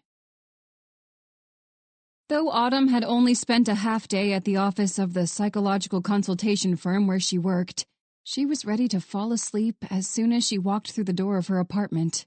In the time she'd been employed at Shadley and Latham, she'd learned that she had a tendency to go after her work in one grueling session rather than space it throughout the week. And now that she'd finished the follow-up paperwork from the evaluations she'd conducted, she was out of work. For the moment, at least. As she changed into a band t-shirt and a pair of running shorts, she wondered whether or not she should make an effort to break the habit. Though she liked to have free time at the end of the week, she came close to working herself to death on Mondays and Tuesdays. After letting Toad outside to do his business, she heated up a hunk of the leftover baked ziti and went to lounge on the spacious couch. Once she'd finished her lunch, her eyelids soon grew heavy, and her thoughts ventured away from the realistic and into the realm of dreams. When a sudden knock jerked her out of the light slumber, she took in a sharp breath. The rush of adrenaline dissolved any remaining haze of sleep, and in the midst of a moment of quiet panic, she glanced around the living room for a makeshift weapon. I should really buy a gun, or a sword, or a bayonet, something. Her tussle with the hitman, Nico Coletti, hadn't left her with much in the way of emotional distress, but she had become hyper-vigilant at virtually all hours of the day. Though Catherine Schmidt, The neurosurgeon turned serial killer, who had kept tabs on Autumn for decades via a subdermal GPS monitoring device, was dead. Autumn didn't think it was out of the realm of possibility to consider herself on the Russo family's bad side. After all, she'd shot and killed one of their most reliable contract killers. She still couldn't believe that she'd killed a man, or that she'd been able to even get the upper hand. She'd learned some very important lessons from that experience. Never underestimate someone smaller and less powerful than you. And the will to live was very strong. With a groan, Autumn combed a hand through her disheveled hair as well as she could manage. Maybe if she ignored the knock, the person would go away. Even though she expected it, she still jumped at the second knock. So much for that. Pushing herself to stand, she made an attempt to smooth her hair in the reflection of the television screen. "Just a second," she called. Hopefully the acknowledgement would be enough to keep them from knocking again. Though Toad's fluffy tail wagged back and forth at approximately 50 miles per hour, the little Pomeranian mix didn't bark. Unless he was outside, Toad almost never barked. She knelt down to scoop him up. Scratching behind one pointed ear, she looked at him and shook her head. "You're the worst guard dog, Toad. If someone broke in here, you'd probably just help them carry all my shit out, wouldn't you?" His tongue lolled in an unspoken confirmation of her assessment. Once she picked her way out of the living room and to the front door, she squinted at the peephole. With a manila envelope under one arm, her visitor had tucked one hand into the pocket of his tailored suit jacket. As he glanced back to the hall, his pale blue eyes flitted back and forth. Not a single caramel brown hair out of place. Aiden Parrish looked as presentable as ever. Before Autumn reached to the deadbolt, she glanced down at her shirt and shorts, then over to the hall that led to her room. If he hadn't already been standing in front of her apartment for so long, there was a distinct possibility that she would have hurried to change back into the black pencil skirt and emerald blouse she'd worn to work. Alas, the opportunity had passed. Pushing back a sigh, she disengaged the lock and pulled open the door. It might have been her imagination, but she thought his pale eyes lingered on her before he made his greeting. The unsolicited glance from any other man would have put her on guard, but she felt a flush rise to her cheeks as her pulse picked up. She could only hope he wouldn't spot the pink tinge on her cheeks in the low light. She jerked herself out of the thoughts and waved him inside. He stepped out of his shoes as she closed and locked the door. "I sent you a text message to let you know I was stopping by." Autumn knelt to deposit her dog on the floor. "Oh, I was asleep, and I never have the volume on my phone turned on unless I'm expecting something from work." The corner of his mouth twitched in a slight smile. "It kind of defeats the purpose of having a phone, doesn't it?" With a quick eye roll, she waved away the remark. "I just respond to people on my own time. There's less pressure that way." He raised his eyebrows. "Pressure? To respond to a text message?" Autumn huffed in a show of feigned exasperation. "You know what? I didn't ask for you to critique my phone setting preferences, all right?" Now it was his turn to roll his eyes. Yeah. That's not why I'm here anyway." He paused at the entrance of the living room to lift the envelope. "This is." "Is this my rap sheet?" The sarcastic comment rolled off her tongue before she could reconsider. To her relief, the self-deprecating quip only made his smile more pronounced. Autumn knew the man well enough to understand that an amused smile wasn't an expression he often donned when he was in the presence of others. But when it was just the two of them, she had grown accustomed to the charming countenance. "No, it's not your rap sheet." He flashed her a curious glance as he followed her to the kitchen. "Do you have a rap sheet?" She tapped her temple. "No, I was clever enough not to get caught." He chuckled as he set the envelope down on the polished breakfast bar. "That's a story I definitely want to hear. But sadly, this isn't the time. I need your help with something." Autumn lifted an eyebrow at him. "Does this something have anything to do with the FBI, or—" She left the query unfinished. "Something with the FBI, yeah. A case you already know about. Winter's brother, Justin Black." The good humor vanished from his features like it hadn't been there. As memories of the shadowy two-story house flitted back to her, Autumn's mouth felt like it had been stuffed with cotton balls. Nodding, she gestured to the fridge. "Do you want anything to drink?" He shook his head. "I'm fine. I polished off an entire chai latte on my way here." Autumn wanted to make a joke, but her good humor had also vanished at the mention of Winter's missing brother. With another nod, she pulled open the fridge to retrieve a can of caffeinated soda. "Winter's working a case that has to do with Noah's father, Eric Dalton. I told her while she's doing that, I'd follow up with whatever the CSU found at that house, and I'd dig through the old Justin Black files." "And?" Autumn took the first sip from her drink as she met his eyes. He broke away from the look as he shook his head. "There's something about it I don't like. I already had the paperwork sent to Shadley and Latham. They signed their part, so all I need is for you to sign yours." Her eyes widened as he slid a folded sheet of paper across the bar to her. "Shit, this is official, then?" His nod was slow, his expression grim. "Yeah, it's an official threat assessment. We haven't found any solid leads to Justin Black yet, but I need to know what I'm getting myself and the rest of the Bureau into when I do." Autumn was in a daze as she reached for a pen. As she scrawled her signature along the dotted line at the bottom of the paper, she felt like she had just signed away any unprofessional thoughts she might have had about Aiden Parrish. Biting back a sigh, she held out the paper for him to tuck away. "Okay, so now it's officially official." His eyes scanned her face before he took it from her hand. "I saw the CSU's report, but I'm curious to hear your take on what you saw in that house. First impression, I suppose." She couldn't hold back the sigh this time. Raking the fingers of one hand through her hair, she forced herself not to shiver. "It was weird. Just weird. Creepy, more like it was a haunted house than an old crime scene. Not that those things are mutually exclusive, but you get my point, right?" He nodded as he sat at the nearest bar stool and propped both elbows atop the granite counter. "Any thoughts on what kind of person might have left a message like that?" She rubbed her eye, which had started to twitch a little. "That's a loaded question, don't you think?" With a slight shake of his head, he spread his hands. "I'm not going to take any of this back to Winter. I need an honest assessment of what this kid is like now." She brought an index finger to her lips to bite her nail, but she dropped the hand just as fast. The day before, she had painted her nails for that express purpose, to stop the nervous habit that she'd only just developed in the past few weeks. "An honest assessment," she echoed. "Yes, based on what you saw when you were at that house with Winter the other night." She didn't have to stop to mull over the scene of her friend's childhood house. Over the past 24 hours or more, she had run through the scene more times than she could count.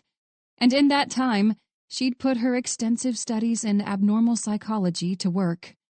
She didn't have to take the time to come up with an answer to Aiden's question, because she'd already come up with an honest assessment. Tapping a finger against the can of soda, she looked back to Aiden. He wrote 2 different messages to Winter in rat's blood, and he left a pile of mutilated rat carcasses in a corner of the room where their parents were brutally murdered. The content of the messages might be a little cryptic, but the motive seems pretty clear to me. Aiden was quiet as he watched her, waiting. There was a tinge of seldom-seen trepidation in his pale eyes, and the uncharacteristic look made her consider relocating to a bunker in the middle of a desert. She swallowed the nervousness, and when she spoke, her voice was steady and calm. "He's taunting her." Chapter 14. After her discussion with Aiden that morning, Winter had renewed her dedication to the Eric Dalton, and now Natalie and John Faulkner, case. Like he so often was, Aiden had been right, and his reassurance had been more effective than even Winter had anticipated. Winter glanced over to Bree as the other woman shifted the sedan into park at the top of a sloped driveway.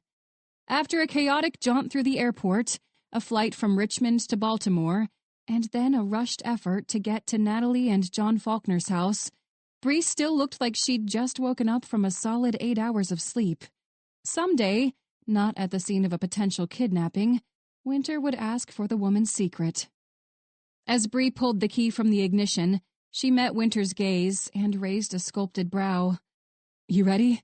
The Baltimore cops have been waiting for us before they go inside." Reaching for the door handle, Winter nodded. "Yeah, definitely. Let's do this." Normally, the FBI office in Baltimore would handle a kidnapping in their own city, but since the alleged abduction was associated with an active case from Richmond, they had been more than willing to bring in Bree and Winter. Max wanted the 2 agents from his office to physically visit the potential crime scene, and the Baltimore SAC, Marie Judd, had personally welcomed them to the city. Even from the short interaction, Winter could safely say the Baltimore SAC was a fascinating person. She'd been a naval intelligence analyst for a decade before she joined the FBI, but she was still one of the youngest women to ever attain the lofty status of Special Agent in Charge. Winter and Bree produced their badges as they neared the front porch. The 2 detectives, one clad in a charcoal suit, the other in a teal dress shirt and a black blazer, both nodded a greeting. "Detectives?" Bree flashed her badge one more time before she tucked it back into the pocket of her jacket. "I'm Agent Stafford. This is Agent Black." As she held up her own badge, Winter shifted her gaze from the man to the woman. Though they appeared alert, shadows darkened the skin beneath their eyes. Baltimore was a large city, and even though its crime rate was in a steady decline, the occurrence of violent acts still surpassed much of the country. Winter could only imagine how thin the 2 detectives were stretched. The man met Winter's eyes first, then Bree's. "I'm Detective Schaefer, and this is my partner, Detective Vinson." With a faint smile, the woman nodded. "We're with the Major Crimes Division. We work with the Bureau quite a bit." Brushing a piece of curly hair from her eyes, Bree offered the duo a quick smile. "That's good to hear. I can spare you the usual spiel." Bree's smile was infectious, and Winter soon wore a matching expression. "Have you guys found anything yet? Anything that looks off from the outside?" Detective Vinson shook her head. "No, nothing out of the ordinary. We called Mr. and Mrs. Faulkner's bosses, but they didn't have much to say. Mrs. Faulkner apparently sent an email to tell her boss that she'd be out for a few days of personal time. She's a flight attendant, and the manager we talked to said she hardly ever used her time off. He thought it was weird, but he didn't question it. I guess he figured she needed the vacation." The man next to her made a sound that crossed somewhere between a laugh and a snort. "He's probably not wrong, but Mr. Faulkner's absence was a little more abrupt. He didn't give quite as much notice. He's a manager at a retail store, and one of the other managers said he just sent a text message to tell them he was sick." Winter glanced over to Bree. "Seems like a little more than a coincidence, don't you think?" Bree nodded. "Definitely. So I don't suppose the door's unlocked?" The man reached into his suit jacket. "No, it's locked, but I've got the key." The muddy daylight glinted off the silver as he held out the key for them to observe. The detective was being so smirky that Winter chuckled. "Do I want to know how you got that?" Detective Schaefer grinned. "See that gnome by the flowers at the base of the stairs?" As she followed his outstretched hand, she nodded. The gnome held a shovel in its hands, and its pleasant smile and rosy cheeks insisted nothing was amiss. To the side of the nonchalant garden sentry, a patch of yellow chrysanthemums had started to bloom. "I have one just like it at my house." This time, the comment came from Detective Vinson. The corners of her green eyes creased as she smiled. "It was for my kid. She'd forget her head if it wasn't attached to her body. It looks like a regular garden gnome, but one of its shoes comes apart, so you can store a key inside." Winter returned her gaze to the pair and nodded. "A fake garden gnome. I'd be afraid some bad guy would have one just like it and target every house with a gnome." Though she worried for a second that the comment might come across as derisive, both detectives snickered. Vinson nodded. "That's why I also have a security system and changed all the outside doors to keyless locks." "Good thinking," Winter said as Schaefer pulled open the screen door. Once the lock disengaged with a metallic click, he gave the interior door a tentative shove. The air around them seemed to freeze as they all peered into the shadowy foyer. A handful of coats hung from hooks mounted to one wall, and on a mat beneath the jackets were several pairs of shoes. 2 pairs clearly belonged to John Faulkner, and the remaining 3, boots and 2 pairs of tennis shoes, must have been Natalie's. "Hello?" Detective Schaefer called. "Hello? Is anyone home? This is the Baltimore Police Department. We're here to check to see if you're okay." Detective Vinson's green eyes flicked over to Winter and Bree. "We already knocked for a solid 10 minutes, and there was no answer. Unless the person in there just took a handful of Ambien, I doubt anyone's inside." Bree's expression turned grim. No one alive, anyway. Detective Vinson merely nodded. Glancing back to his partner, Detective Schaefer dropped one hand to his service weapon and unsnapped the holster. Vinson followed suit as the two took the first few steps into the foyer. Bree and Winter each brandished their respective handguns and followed the detectives into the gloom. None of them actually thought there were Russian gangsters hiding in the shadows, but Winter wasn't willing to take the chance with such a formidable adversary. As the screen door slammed closed, Winter's breath caught in her throat. Her pulse began to hammer in her ears, and she could hardly hear as Detective Schaefer announced that the immediate area was clear. The icy rush of danger surged through her veins, specks of darkness dancing along the edges of her periphery. Something was wrong. She opened her mouth to provide a warning to Bree and the detectives, but her tongue felt thick and fuzzy. Swallowing in a desperate effort to return some of the moisture to her mouth, Winter squeezed her eyes closed against the encroaching darkness at the edge of her vision. That had to be what was wrong. She was about to have a vision. But there had been no headache, no warning, no semblance of the usual tip-off her body provided before she lapsed into unconsciousness. Instead, she was overwhelmed with paranoia and anxiety. Her palms were clammy, her breathing labored. Someone stood behind her. She could hear them as they breathed. Whirling around on one foot to face the attacker she was sure was there, her heart pounded a merciless rhythm against her chest. The muddy daylight streamed in through the screen door as a handful of dust motes floated through the air.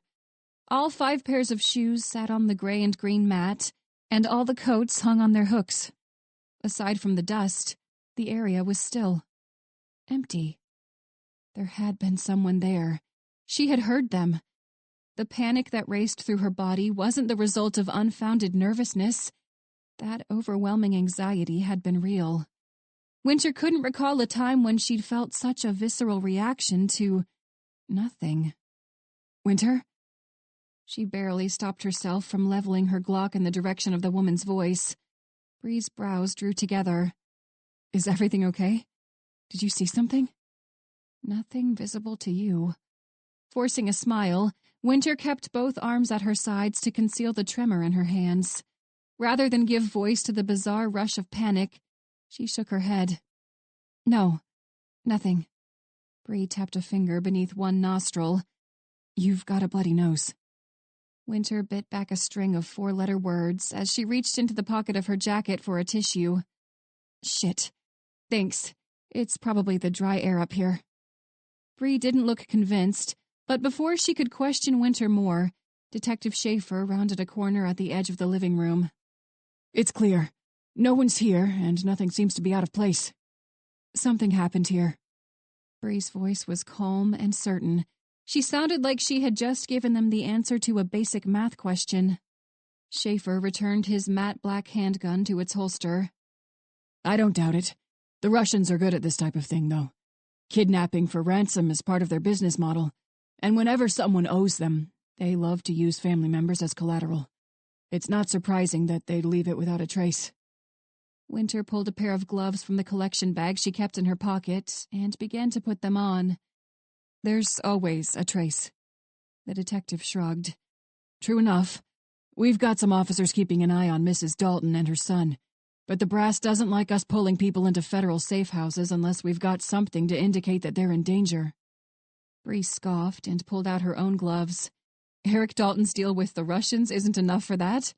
You said yourself that they've got a habit of abducting family members. For the second time, Schaefer shrugged. You're right, but this city's budget is stretched thin enough as it is. If we threw everyone in a safe house when we thought they might be in trouble, we'd be bankrupt before the first fiscal quarter ended. Despite the reassuring presence of Bree and the two city detectives, Winter couldn't shake the lingering haze of paranoia. When unbidden images of a newly released horror film began to surface in her thoughts, she squeezed her eyes closed and pinched the bridge of her nose. She'd watched the trailer for the film a few weeks earlier. It had been a welcome distraction from the veritable mountain of paperwork with which she had been saddled.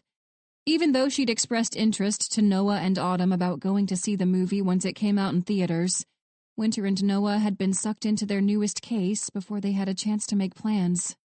She was certain the images in her head were scenes from the film, but she didn't know how in the hell they'd gotten there. Now, her sixth sense was responsible for spoiling movies. Great. She suppressed a groan as she dabbed a few tissues under her nose, making sure the bleeding had stopped. All she needed was to contaminate the scene with her own DNA. She'd have some explaining to do then. When she stepped closer to the kitchen, her vision became clearer. Winter hadn't experienced the terror, the breathing, but Natalie had. With feet that felt like lead, Winter made her way to the ceramic tile that marked the start of the modest kitchen.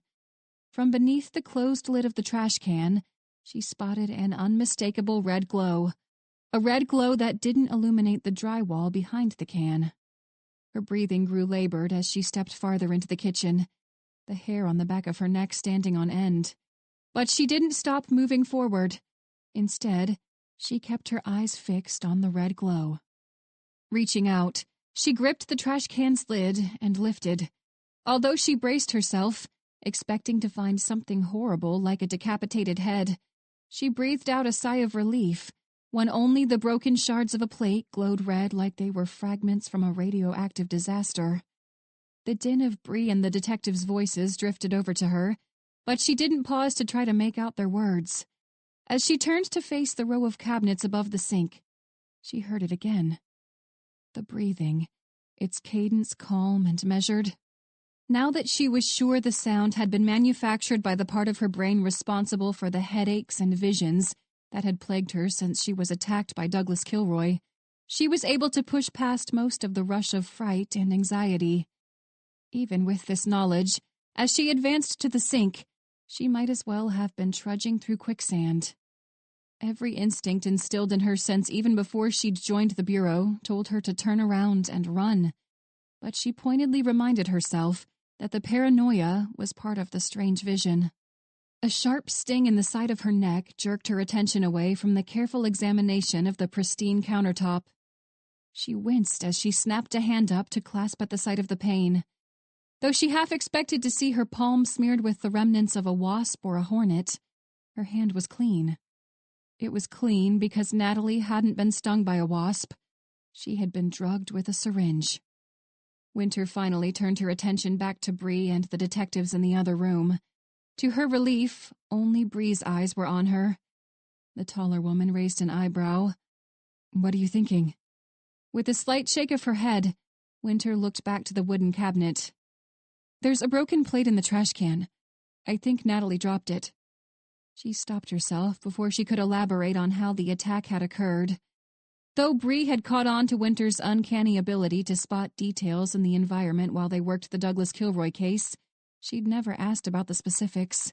And as long as she didn't ask, Winter had no intent to share. Like she told Autumn earlier in the month, she had to take stock of what her mind had revealed and work backward. Winter knew that Natalie had been stabbed in the neck with a hypodermic needle, but she couldn't well blurt that out without a reasonable shred of proof to back it up. Pulling herself from the contemplation, Winter glanced between Vincent and Schaefer. "Detectives, you asked around to see if any of the neighbors saw something unusual, right?" Detective Vincent emerged from behind the kitchen island to stand at Bree's side. "Yeah, none of the neighbors saw anything bizarre that night, but none of them said they really paid attention to the comings and goings of the Faulkners." Winter nodded. "What about the garage? Were either of their cars there?" There's one inside, but without looking it up, I can't be sure if it's Natalie's or John's," the detective replied. As she stepped away from the counter, Winter glanced to the carpeted hallway that led to a set of stairs and a bathroom. At the end, a beige door was closed, the door to the garage. "What about the plate?" Bree's voice snapped Winter's focus back to the edge of the kitchen. Swallowing against the pit of anxiety that wouldn't relent, Winter nodded and gestured to the trash can. "Well, I think it's possible that Natalie was holding that plate when she was attacked. Could have been something fast-acting like a sedative administered in a syringe, or a substance she inhaled. Something like that. Or this whole kitchen would be a mess." Detectives Vincent and Schaefer exchanged glances, but after a brief pause, they both nodded their approval. Bree tilted her chin in Winter's direction as a request for her to continue. "Right." Winter waved a hand at the trash can. Suppressing the consistent onslaught of fear and panic was just short of exhausting, and she was doing well to maintain a coherent dialogue. "The plate. I think that whoever attacked her, the Russians most likely, cleaned it up.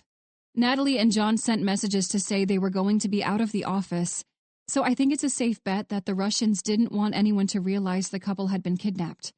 At least not right away." "That's not uncommon with them," Detective Vincent said. As Winter neared the carpet, every muscle in her body tensed in preparation for a fight. Though she knew the confrontation was a thing of the past, she still couldn't push past the damn anxiety.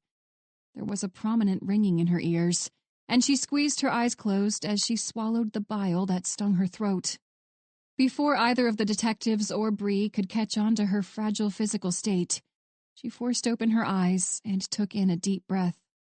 Gesturing to the carpet with an outstretched hand, she dabbed at a new dribble of blood running to her upper lip. "Here, look at this." Bree's footsteps were little more than a whisper of sound as she crossed the tiled floor. "Drag marks." "Yeah," Winter nodded. "Drag marks. I think that Natalie got home that night, and her husband was already gone. I doubt the Russians grabbed him from here, but they had someone waiting for her until she got home from seeing a movie with her friends. She went to get herself something to eat, right over there." Both detectives' eyes followed Winter's outstretched hand as she pointed to the sink. When neither of them offered a word of dissent, Winter forged ahead. "She was standing there when someone came up from behind and drugged her. It had to have been something fast-acting, or we'd see more broken items in here than just a plate. She either dropped the plate or knocked it off the counter when she fell, and it shattered. The kidnapper dragged her body down this hallway, loaded her into a car, cleaned up the scene, and took off." Bree's eyes studied Winter's face intently before shifting her gaze back to the carpet. "The car would have been in the garage, right? Otherwise, they'd have risked the neighbors seeing them drag an unconscious person across the driveway." Detective Vincent cleared her throat. "They've got a security system. Its software might keep tabs on who opens the garage and when. We'll call the security company and have them send you guys whatever they've got." Winter offered the woman an appreciative nod. Finally, the adrenaline had started to recede. "In the meantime, I think we ought to get some crime scene techs over here to check for trace evidence. There's a possibility that the kidnappers used Natalie's car to drive her to wherever they took her, so we should check on that too." As the other three nodded, Winter didn't have to hope she was right about her brief reenactment of Natalie's abduction. She knew she was right. Chapter 15. When she spotted the flicker of movement as the silver sedan approached, Bree blew out a sigh of relief. Hers and Winter's flight back to Richmond was scheduled to depart in an hour and a half, and if she wanted any chance to fight through the security checkpoint with enough time to sprint to her gate, Bree needed to leave soon. As Special Agent Drew Hansford pulled up to park beside her in the dilapidated lot of an abandoned warehouse, she raised one hand to offer him a quick wave. With a smile, he returned the gesture of greeting and stepped out onto the pockmarked asphalt. Bree pressed a button to disengage the locks as he reached for the passenger side door. The cool afternoon air rushed in with Drew, and Bree was glad for her jacket. She'd lived in Baltimore for years, but by now she had adjusted to the more temperate climate of Virginia. Drew raked a hand through his sandy hair, his face a scowl of disgust. I don't know if I've mentioned it lately, but I really hate hanging out with the Russians. Bree's burst of laughter was almost involuntary. I can't imagine they make for great company unless you're in the mob. Have you found anything yet? He leaned back heavily in his seat. Not sure. Honestly, I think what I haven't found is a little more peculiar. You said Eric Dalton claims he made a deal with the Russians to start laundering money for them as a way to pay for part of the $500,000 they gave him, right? Bree nodded. Right. See, that's the weird thing. As his pale eyes met hers, the glint of good humor dissipated. I've heard a lot of shit about what's going on with the Russians. Just high-level shit, real basic information. But none of it has involved a yoga studio. I haven't even heard any of them mention a new partner for getting their dirty money clean. Either they're really making an effort to keep this shit on the down low, or... He left the statement unfinished and shrugged. Tapping a pensive finger against the steering wheel, Bree pursed her lips. They might be. We figured the secrecy was part of the reason they'd be after a business relationship with Eric Dalton anyway, right? Maybe they're keeping a tight leash on the whole thing. Drew shook his head again. Still, it's just weird that I haven't heard anything. I've been undercover with these guys plenty of times before, and I've got rapport with them. Not for anything really hardcore, but the basic financial stuff. He poked himself in the chest. I'd hear about that. I'm not saying you're wrong. I'm just saying it's weird. Bree blew a piece of hair out of her eyes. That's the thing about the Russians, though, isn't it? They don't operate traditionally like the Italians or even the Irish. They're more like the cartels, you know? They're innovative, I guess. Maybe this is like a new prototype for their money laundering operation. Hell, maybe they plan to launder money for other syndicates. It's definitely possible. If they think they can turn a profit from it, they'll try it at least once. Plus, a thoughtful look flitted over his unshaven face. The stubble gave him a dangerous edge, and Bree could see why he fit in so well undercover. Plus, Bree raised an eyebrow. You know, it just occurred to me, but maybe you're right. You already said I might be right. She waved a dismissive hand. The corners of his eyes creased as he grinned. I did, but I mean it. Remember how I told you about that pending RICO case? Yeah. It might be that case is making them a little more cautious. I don't doubt they're on the hunt for our witness. They know that the whole thing hinges on that guy, so they're a little preoccupied looking for some way to get their hands on him right now. But that might be why they're keeping a tighter lid on this new venture with Eric Dalton and his wife's yoga studio. A bunch of their people's heads are on the chopping block. Bree tried to puzzle the pieces together, but something didn't fit. But if they were trying to be more cautious, why would they be reaching out to a brand new business partner?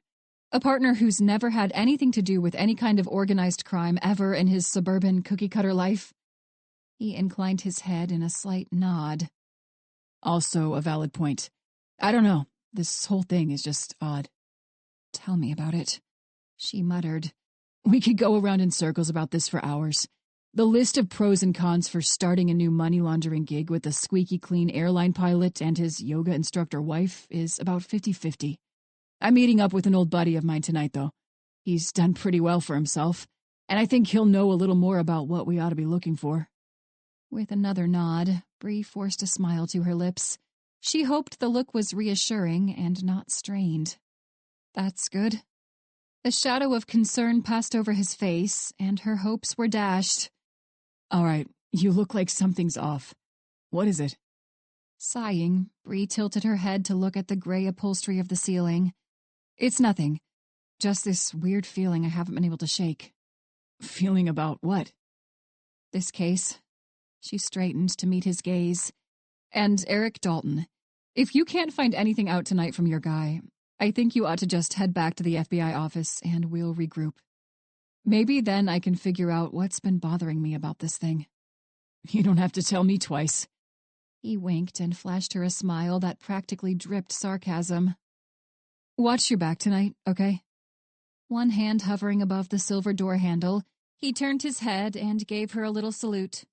Always, Agent Stafford. Between Winter's behavior at the Faulkner house earlier that day and the lack of information on Eric Dalton's relationship with the Russians, Bree was all but certain they had overlooked a key piece of the puzzle. "Be safe, Drew," she whispered to his retreating back. She just hoped that missing puzzle piece wouldn't spell disaster for her friend. Chapter 16. Special Agent Drew Hansford raised a hand and tilted his chin as a familiar man pushed his way through a set of glass double doors and out into the night. Drew glanced back to the bartender and then to his wallet as he shuffled through a few small bills. He dropped a 20 atop the bar and grinned at the shorter man. "Don't need the change. Thanks, Ivan." With a pleasant smile, Ivan collected the payment and nodded. "Thank you, friend." Rapping his knuckles against the tarnished wooden surface, Drew turned to make his way to the same door through which Sergei Kolosov had just walked. Tonight, Drew wasn't Drew Hansford. He was Misha Pelevin, a small-time trafficker and drug dealer for the Russian mob in Washington, D.C. and Baltimore. Over the years, he'd maintained his cover under the guise of a brief stint in prison. He kept his backstory simple. Once Misha was released, he had tried and failed to pursue a legitimate career outside the seedy world of the Russian mafia. Now, supposedly, he was back and ready to try his hand in the drug-dealing scene after a hiatus. Using the need for a connection for drug suppliers and money launderers as an excuse, he'd spent the last couple days prodding his old contacts for information about the most recent goings-on. But now, thanks to his conversation with Sergei, he was almost certain the answer to his and Bree's inquiry had been right in front of their faces all along. The pending RICO case was at the forefront of everyone's conversations. 2 Bratva commanders, or brigadiers as they were called, were facing life sentences for extortion and murder for hire. Along with the foot soldiers who had been taken down at their side, the number totaled 9. As far as convictions against those affiliated with the Russian mob went, 9 was a damn impressive number, especially in one fell swoop. They didn't have the connections in Baltimore to find the location of the key witness.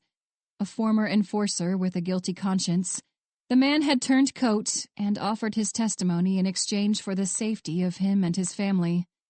If the Russians managed to find him, Drew shuddered to think the veritable atrocities they would enact in the interest of revenge. When he kept in mind the upcoming trial, the answer to his and Bree's question about the details of Eric Dalton's agreement with the Russians seemed obvious. Eric's estranged son was a federal agent, and since RICO convictions were within federal jurisdiction, Eric Dalton must have promised the men after him that his son could locate the prosecution's star witness. Fucking idiot. Drew's first thought was to abscond to the bathroom to call Bree Stafford and provide a rundown of what he'd learned, but he had refrained. The little dive bar where he'd met up with Sergei was owned and operated by the Russians, and he wasn't willing to risk the possibility that the conversation would be overheard. Once he was in his car and headed away from the damn bar, he would be free and clear to contact his friend. He flicked his wrist in a departing wave to the bartender as he pushed his way through the second set of double doors. As he remembered Bree's ominous warning from earlier in the day, the little hairs on the back of his neck rose to attention. The sensation of goosebumps on his arms wasn't the result of the brisk evening air. His well-worn olive-drab jacket was still insulated just as thoroughly as it had been when he'd bought it almost a decade ago. Bree's hunch was correct, but he still wasn't sure he saw the same danger that she had. Ever since they first started working together during Bree's stint in organized crime, she'd been privy to the same type of hunches. When he asked her about the instinctual reactions, she had told him that the women on the maternal side of her family were sensitive. At first, Drew thought she'd referred to some sort of hacky psychic capability, but she laughed off the suggestion. They weren't psychic, she had said. They were just in tune with their instincts. Psychologists called the phenomenon rapid cognition, and Drew could count Bree's inaccurate hunches on one hand. If she suspected trouble was amiss in their case, then there was a high likelihood she was right. Drew cast a hurried glance over his shoulder and jammed his hands in his pockets. To stay consistent with Misha's backstory, he didn't carry a weapon aside from the hunting knife sheathed at his back. However, in a close-quarters fight, the blade was an effective weapon in the hands of someone who knew how to properly wield it. A flicker of movement in the corner of his eye froze him in place. The shadowy figure of a man leaned against the driver's side door of a car, arms crossed over his chest. Drew's car was in the lot catty-corner to the bar parking area. All he had to do was keep moving. If the man wanted to kill him, he would have already brandished a firearm. He had just departed the discussion with Sergei, and he'd watched the man drive down the street only moments after he left. If Sergei had picked up on Drew's identity, he wouldn't have told him about Eric Dalton's potential connection to the RICO witness. Long story short, his cover hadn't been blown. All he had to do was make it to the damn parking lot. Pulse pounding in his ears, Drew started back in his trek with renewed vigor. He had to refrain from an outright sprint as he hustled past the entrance to the lot. Though his head was turned straight forward, he kept the strange figure in his periphery for as long as he could manage. As soon as the man disappeared from his vision, he thought he was in the clear. He thought wrong. "Excuse me," a voice called out from the darkness at his back. "Ignore it. He's probably a bum or a druggie trying to beg for cash." Drew didn't slow his pace. "Excuse me, Misha Pelevin?" The sound of the man's voice was no higher than conversational, but the bass reverberated off the concrete and carried over to Drew like the words had been uttered at his side. Drew paused mid-step. He wondered if he could sprint to the end of the block and across the street before the stranger caught him. But it didn't matter if the man could keep pace with him or not. A bullet could easily close the distance. Each motion was agony. Drew clenched and unclenched his fists as he turned his head to the approaching figure. Ruddy orange streetlight glinted off the silver badge in one of the man's gloved hands. "Mr. Pelevin, I'm Detective Smith with the Baltimore City Police Department. I'm going to need you to come with me, please." Bile stung the back of Drew's throat. He swallowed hard against the sudden bout of nausea, but before he could rebuke the alleged detective's request, he spotted it. The matte black service weapon in the man's other hand. But the detective had called him Misha. His cover still hadn't been blown. He needed to act the part of a Russian gangster, and Russian gangsters didn't willingly follow cops' orders. With a scowl, Drew spat on the dusty concrete. Misha Pelevin didn't have time for this shit. "What do you want, pig?" "I told you." The man's voice was as calm as the eye of a hurricane, and just as ominous. "I want you to come with me, Mr. Pelevin. We can do this the easy way, or—" He waved the Glock to finish the threat. "Or you'll shoot me." Drew's expression of distaste intensified, and the effort wasn't entirely feigned.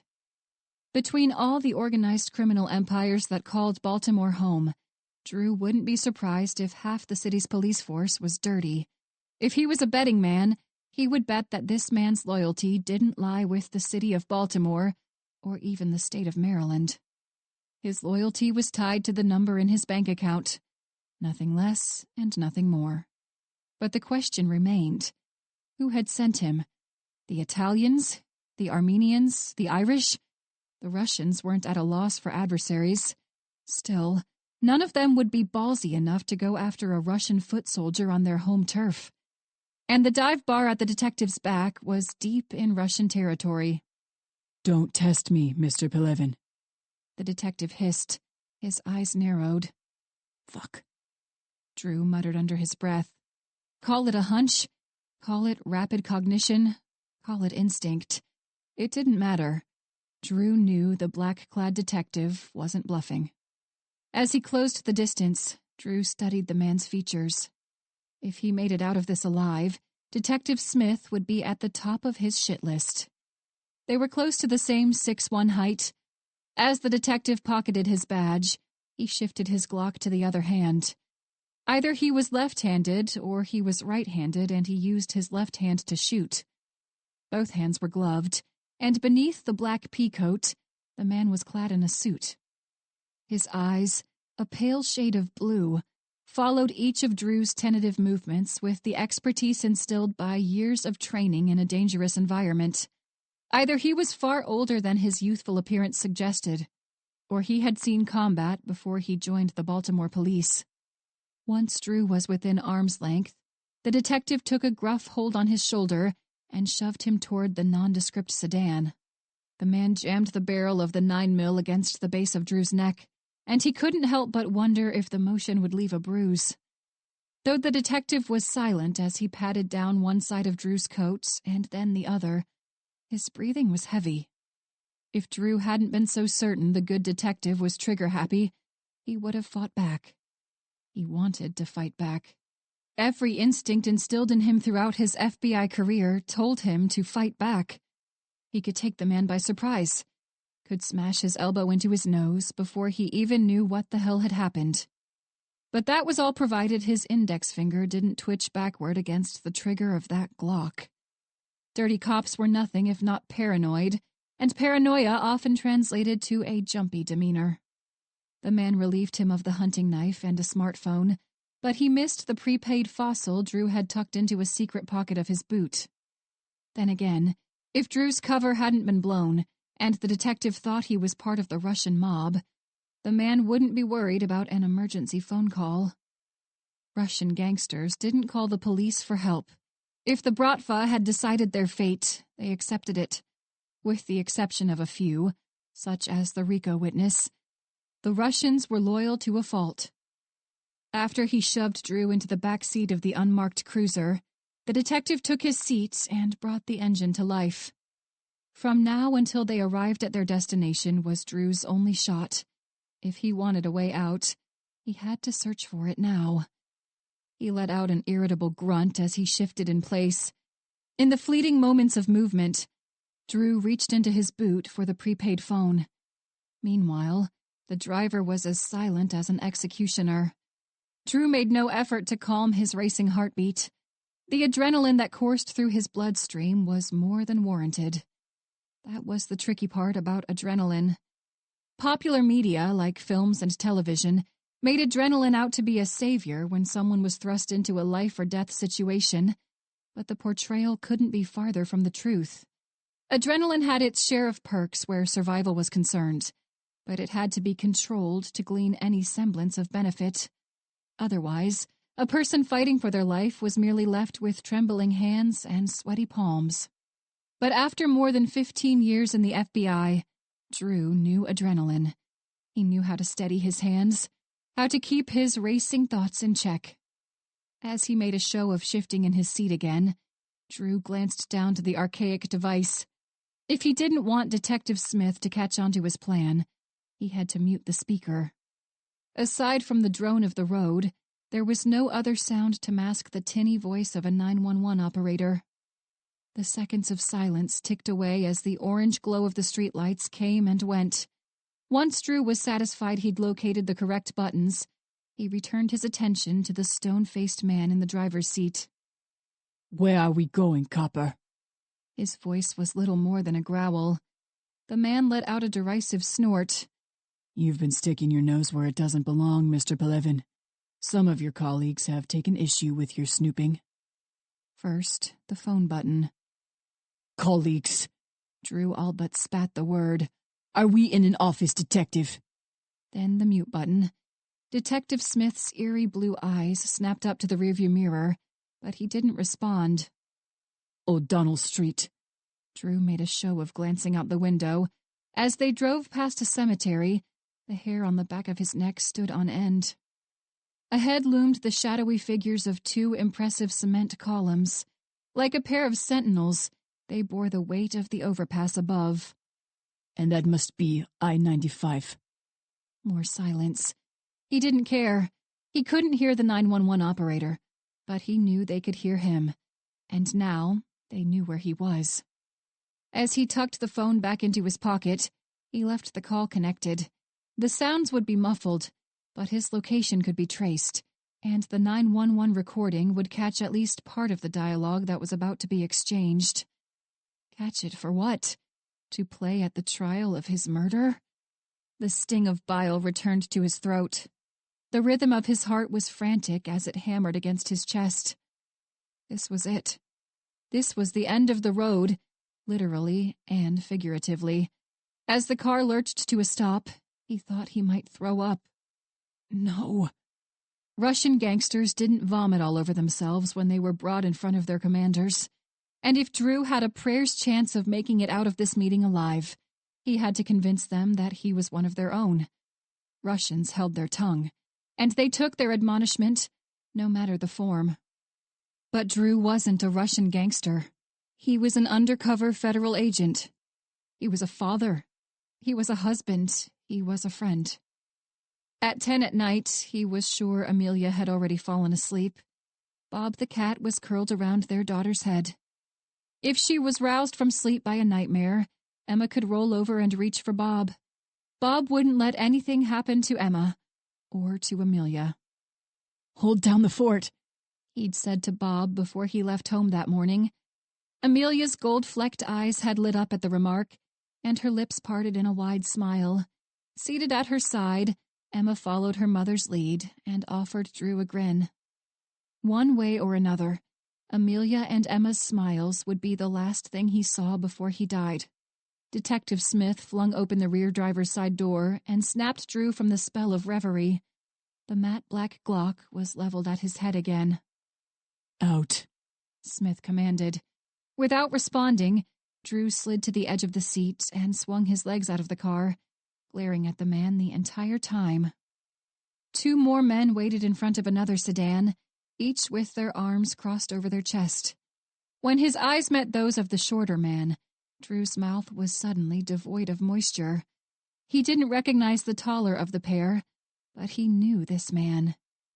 "Sergei Kolesov," he managed. "What the fuck, Sergei? They sent you here to kill me." Detective Smith jabbed Drew forward one more time before he stepped aside. As he set his mouth in a hard line, Sergei shook his head. "Not kill you." Sergei spoke the words in Russian, a language in which Drew had become fluent thanks to his mother. Holding both arms out to his sides, Drew chuckled. The sound was mirthless and dry. "Then what? Am I getting a promotion?" Drew kept his expression blank. But in truth, a twinge of hope had started to blossom in the back of his mind. If they hadn't planned to put a bullet in his skull, then all he had to do was hang on until the cavalry arrived.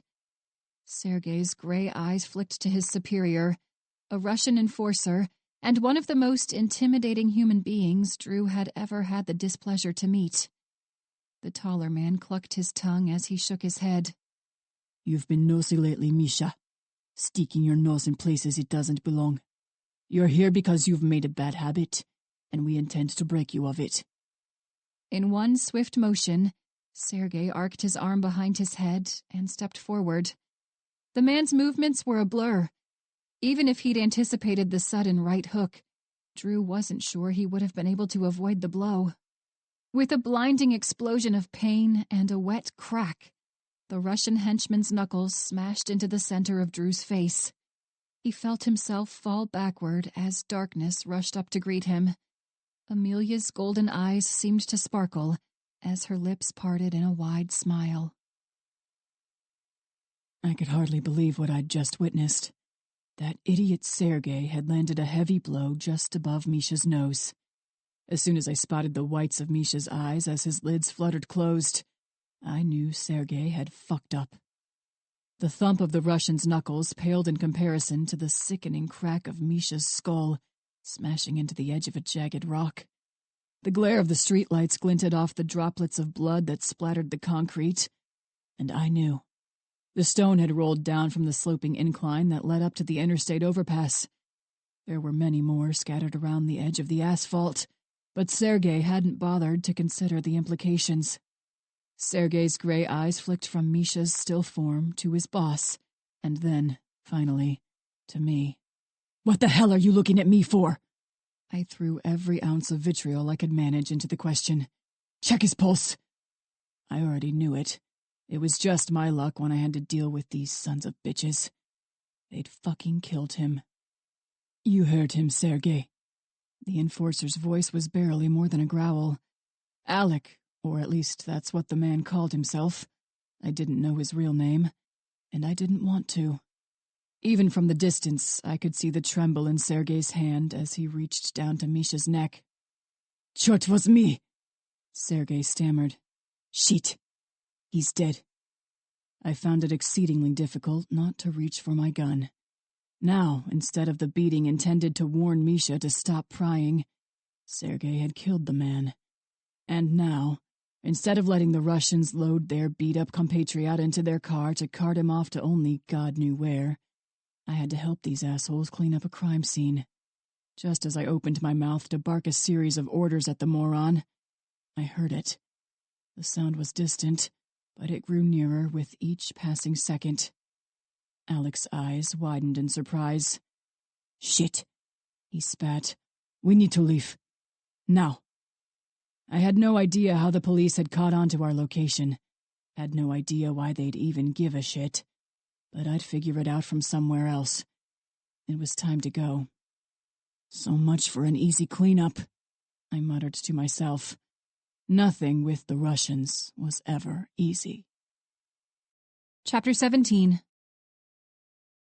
Even though she'd received the news the night before, Bree hardly heard Max's voice as he went through the most recent updates for their investigation. Officers had found Drew Hansford's body after a bizarre 911 call led them to the underside of an I-95 overpass. The cause of death was blunt force trauma to the back of the head, but what was less clear was why. Agents in the Baltimore office would soon have access to the audio of Drew's call to the city's emergency services, but for now, they were all in the dark. Though Bree's first inclination was to believe that Drew's cover had been blown, she wasn't entirely convinced. The fact that Drew had been killed as he looked into Eric Dalton's involvement with the Russians was no coincidence. "Agent Stafford." The familiar, gravelly voice cut through the fog that swirled in her thoughts. She snapped her vacant stare away from the whiteboard to meet Max's gaze. "Sir?" "I know that you and Agent Hansford were good friends." Bree swallowed, and emotion threatened to burn her face, but she managed a nod. "I'm sorry, Agent Stafford, but I can't assign you to this case. You're still on the Eric Dalton case, but I'm sending Agent Black and Agent Dalton to help the Baltimore office with Agent Hansford's murder." Though his visage was steely as it always was, there was a pang of sympathy behind his gray eyes. "Understood." The word wasn't much more than a whisper. If she was honest with herself, she didn't think she would have been fit to investigate Drew's murder, even if she had been given the green light. As soon as she found whichever Russian prick was responsible for her friend's death, she would wrap her hands around their throat, and she wouldn't let go until the life drained from their eyes. All of this was for what? To save Eric Dalton's hide? The taste in her mouth turned bitter as she thought of Noah's biological father. What in the hell had he done? His desperation to save his wife from being confined to a wheelchair had cost a good man his life. Eric's idiotic decision had killed a woman's husband and a child's father. Unbidden, she pictured the warm smile on Drew's face as he regaled her with stories of his daughter with his wife's cat. Bob. The cat's name was Bob. Bob was orange and white, and Emma Hansford looked like a tiny clone of her mother. Drew had sworn that the only attribute she'd inherited from him was the color of her eyes. And now, that poor girl and her mother had been robbed of the source of so much of their joy. Because of one man's stupidity and naivety, Emma and Amelia would never see Drew again. Bree was still shrouded by a haze of disbelief as she stood to excuse herself to the ladies' room. She double-checked to ensure she was the only occupant before she stepped into the farthest stall. The flurry of emotions oscillated between ire and sadness, between blind rage and a crushing melancholy. She didn't know which she should give priority. If she let the sadness take over, she would curl into a blubbering mess on the floor of the women's bathroom. But if she gave in to the rage, she would be liable to join Augusto Lopez in prison before the end of the month. After the murder of his daughter and the loss of his wife to suicide, Augusto had dedicated his life to tracking down the scum of the earth. Between his elite military training and his knowledge of crime scene forensics, the man had almost eluded capture entirely. Not long before his capture, news reporters had given him the moniker, the Norfolk Executioner. Because Augusto was judge, jury, and executioner. This was how he had gotten his start. The noxious combination of festering rage had overtaken his despondence and driven him on a bloody path to vengeance. She didn't know if he had found his solace, if he had purged the demon of anger from his heart. In that moment, she understood. He had arguably lost more than Bree could even comprehend.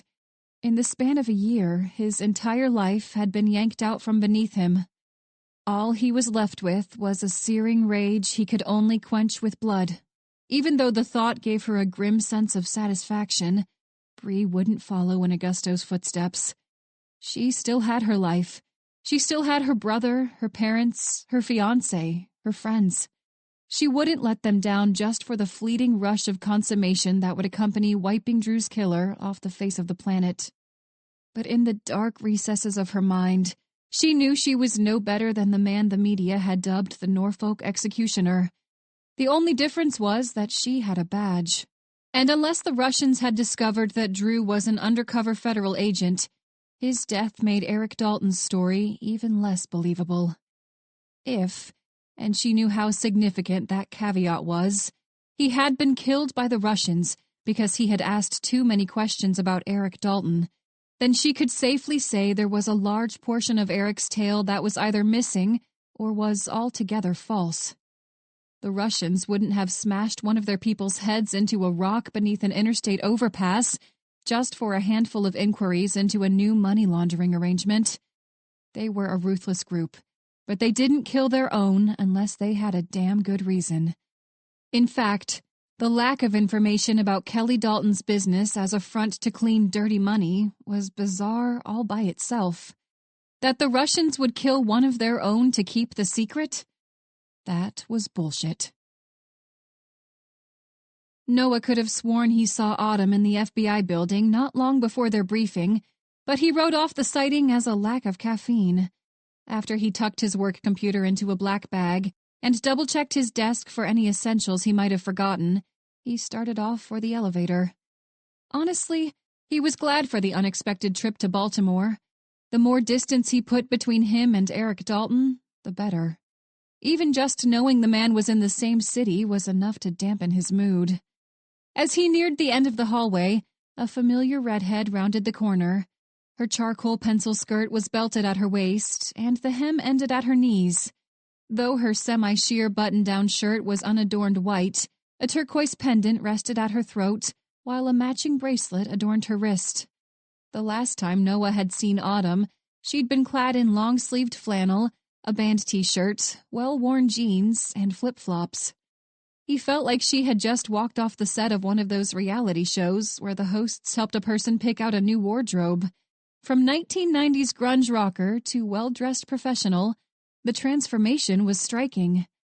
That was why he hadn't recognized her from a distance. When he thought about Autumn Trent, he pictured a 9-inch nails t-shirt and ripped jeans, not 5-inch designer heels and a pencil skirt. Shouldering the laptop bag, he pulled himself back to reality. Autumn, what are you doing here? She jerked around to face him with a start. Reflexively, he held up both hands as if to show he was unarmed. Whoa, sorry. I didn't mean to scare you. With a sigh, she rubbed the bridge of her nose and shook her head. It's all right. I've been jumpy lately.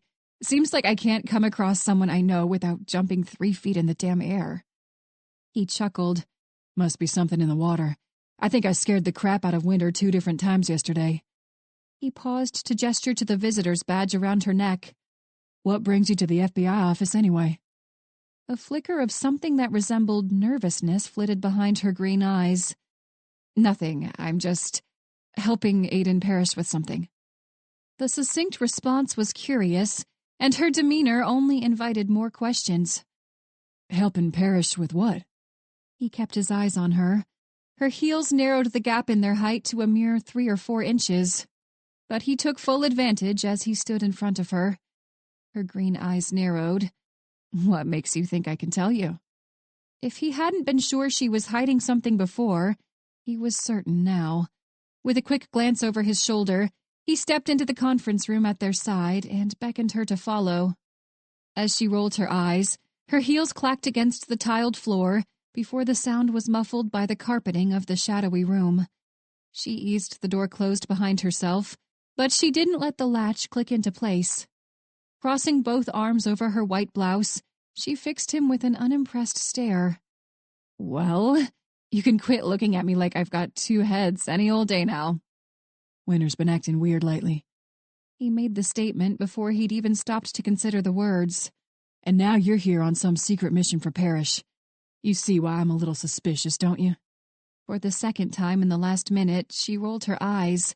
Beneath the casual dismissal, the same glimmer of uneasiness remained. "Why are you here, Autumn?" He made his inquiry as pointed as he could manage without sounding outright hostile. Her inner debate continued as she finally met his intense stare. "Does it have something to do with why Winter's been acting weird?" His voice had sharpened, but he didn't pause to consider the fact that he was effectively interrogating his friend. Not just his friend, but a forensic psychologist. If she wanted to flip the heated line of questioning around to her advantage, he didn't doubt she could. "What the hell is this?" The question was like the strike of a venomous snake.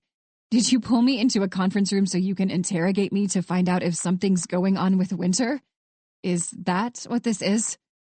He held his ground, though he wasn't sure standing in place was a wise move when he'd cornered a viper. Based on the petulance in her eyes, he had hit a nerve. Not to mention, she'd all but jumped out of her skin when he called her name in the hall. Autumn was on edge. Winter was on edge. What in the fresh hell was going on around here? He felt like there was some in-depth conspiracy afoot, and he was the only person in the damn building who didn't know the truth. Grating his teeth together, Noah forced himself to speak more calmly.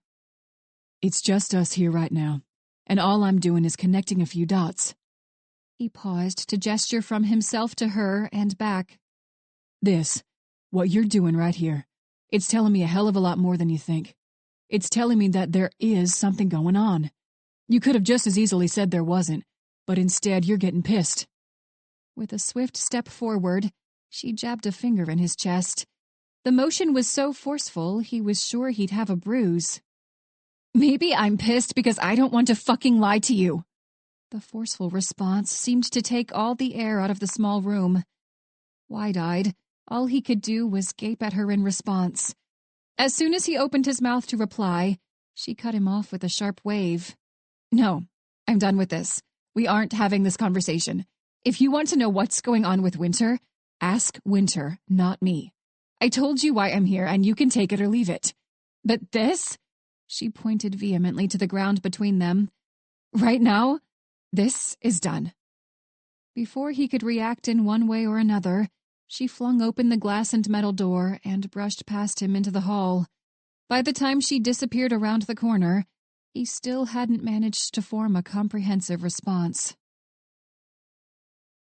Winter wanted to kick down the door and barrel into the safe house to berate Eric Dalton for his stupidity, but she swallowed the rage as Agent Miguel Vasquez opened the front door and waved her inside. She grunted out a thank you before she made her way across the living room and into the modest kitchen. In the midst of a sip from his morning coffee, Eric froze in place as soon as he spotted her.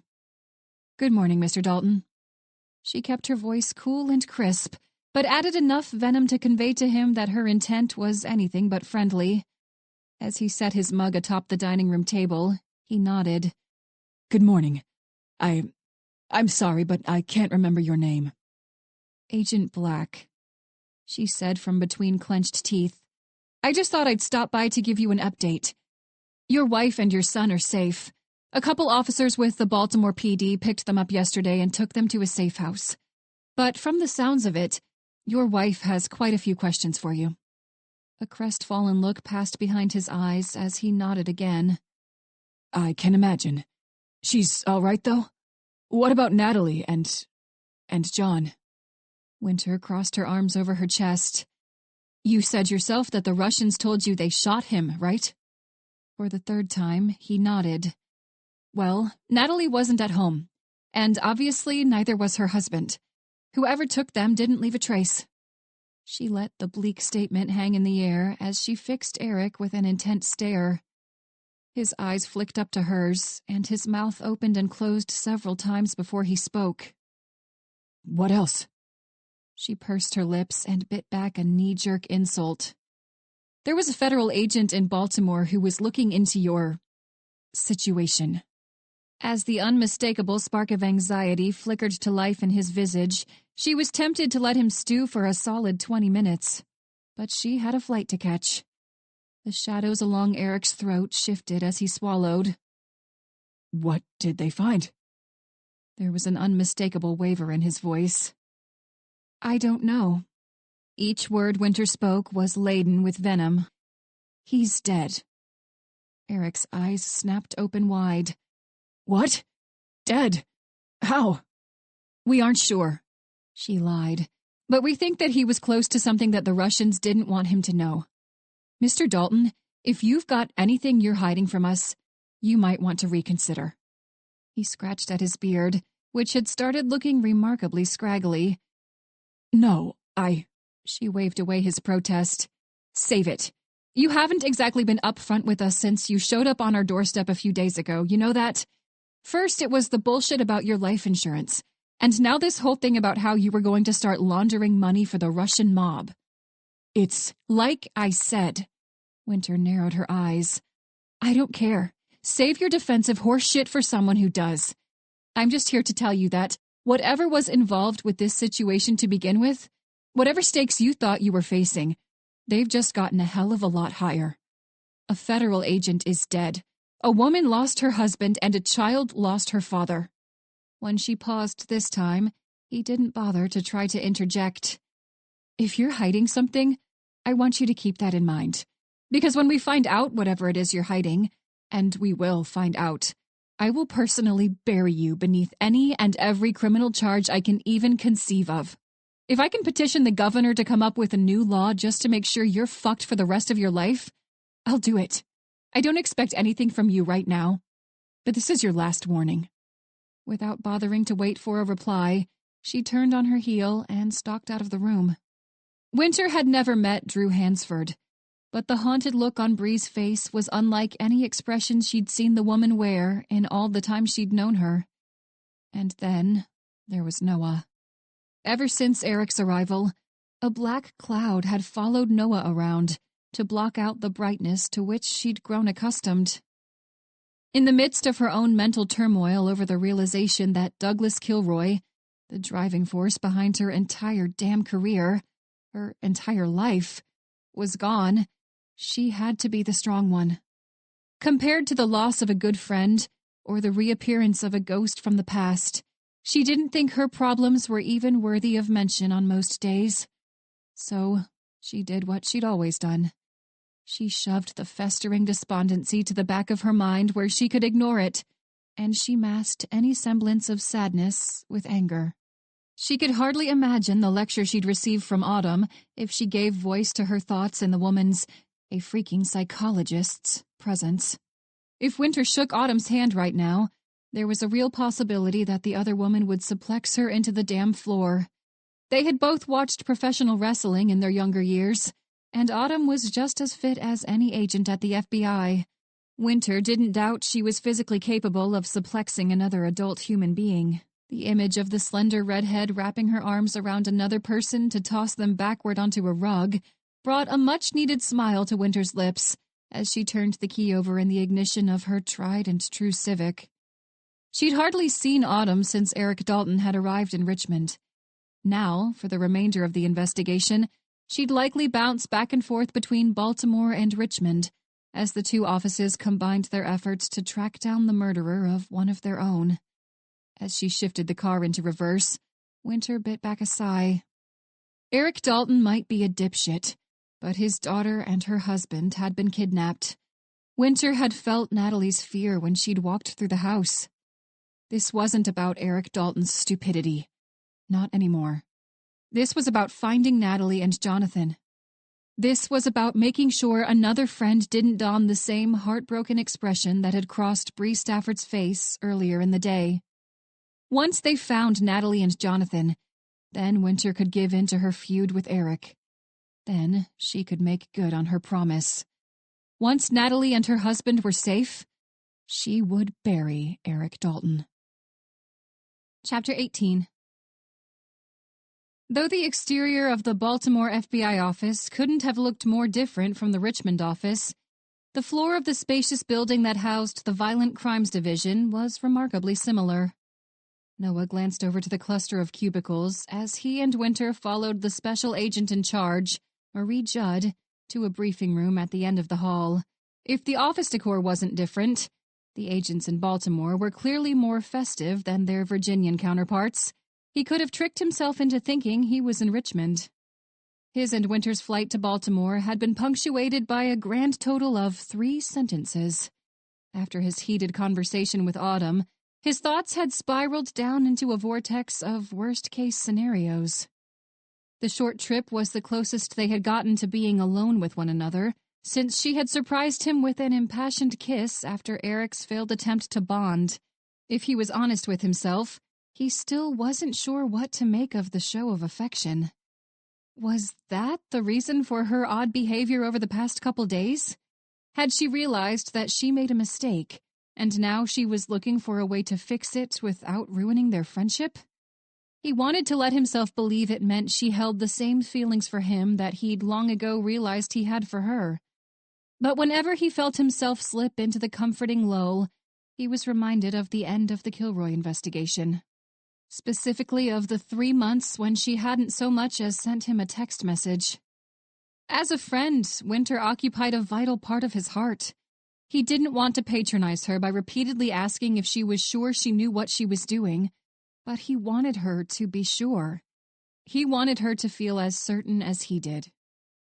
At first, he'd been certain that the kiss was the source of all the oddities he'd noticed, but if Winter's conflicting feelings were the cause of her edginess, then why in the hell had Autumn been so secretive about the reason she was at the Richmond field office?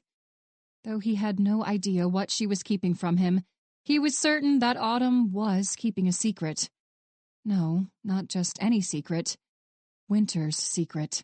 And knowing that made him feel like they were in the midst of the Kilroy investigation all over again. Swallowing against a sudden tightness in his throat, Noah forced his thoughts back to the present. Back to the highly renowned SAC in front of him, and the brilliant, stunning woman at his side. The woman who always seemed to have a secret. 3 people were seated at a rectangular table in the center of the room, 2 men and a woman.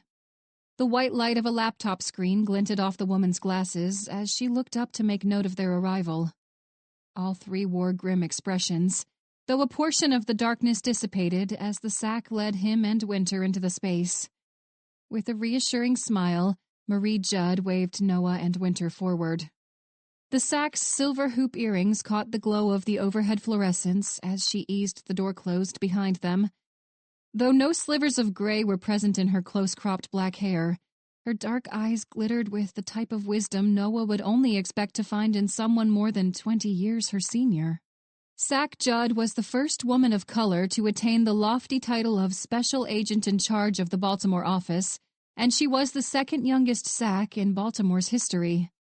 According to Max's accounts of the Maryland SAC, Marie Judd was on track to become a major authority within the Bureau. As she took a seat at Winter's side, Marie folded her hands atop the table. Thank you all for making it here. I know this meeting was a little last minute, but we're here for 2 reasons. First, she paused to gesture to the 2 men. Agent Gibbs, Agent McClary. This is Special Agent Black, and that's Special Agent Dalton. They're our help from the Richmond field office. The older of the 2 men, Agent McClary, lifted a bushy eyebrow. Dalton? Like Natalie Faulkner, formerly Dalton? Noah gritted his teeth and fought against punching the damn desk. Yeah, but I'm not here about her. We're here because y'all are already stretched thin, and now you've got a fellow agent's murder piled on top of it all. As the older man nodded, his countenance softened. Of course. We appreciate it. I didn't mean to sound like an asshole. It's been a long day. Noah returned the nod. No doubt. We're here to help. Clearing her throat, Winter leaned forward in her chair. One of our people, Agent Stafford, was really good friends with Agent Hansford. They go way back. Though slight, Sack Judd's expression brightened at the mention of Bree. I was still a field agent when Agent Stafford was in Baltimore. She's a damn fine investigator. But that brings me to the second reason we're all here. We have an update on the Natalie Faulkner case. Naomi Clanahan is our lead forensics expert on the Faulkner kidnappings and Agent Hansford's murder. The woman at the end of the table nodded and offered a small smile to him and Winter. Nice to meet you, agents. I wish it was under better circumstances, but you know what Keith Richards says about getting what you want. In spite of the somber air, Noah almost let out a laugh at the silly reference. Anyway, Naomi pushed a piece of auburn hair away from her forehead. Yes, we've got an update about the Faulkner kidnappings. Agent Black, you were at the scene, weren't you? I was, Winter replied. Then I'd like to be the first to tell you, well done. We brought in her car and combed through it, and it looks like you were right. Noah raised his eyebrows to flash Naomi an incredulous glance. Wait, they used Natalie's car? Why? Naomi shrugged, her expression nonchalant, like the perpetrator's use of a victim's car to abduct them was an everyday occurrence. Were kidnappings really that common in this city? The woman's voice cut through the contemplation. Personally, agents, I think the Russians used her car because they didn't want anyone to see a strange car pulling into their garage. They didn't want to risk someone jotting down a plate number or catching sight of a make and model. They're good at cleaning up forensic evidence most of the time, so they probably weren't too worried about that. Though he was still puzzled, Noah nodded. The risk outweighed the reward. Exactly. We didn't find any prints aside from hers, Jonathan's, or their friends, but there was some of her hair found caught in a seatbelt in the back seat, which is a bit odd all on its own, but in the driver's seat, we found something even more interesting. Winter's blue eyes glinted with the intensity she so often expressed during an investigation. What is it? Pushing the laptop around for the group to view, Naomi glanced up to Winter. We're still processing it right now, but I think I've seen it before. It looks like dust at first blush, but based on the shape of the particles, I think they're tiny flakes of metal. In metalworking jobs or automotive repair, that sort of thing, there are little bits of liquid metal that get propelled through the air. Depending on the velocity, they cool into oval or cylindrical shapes.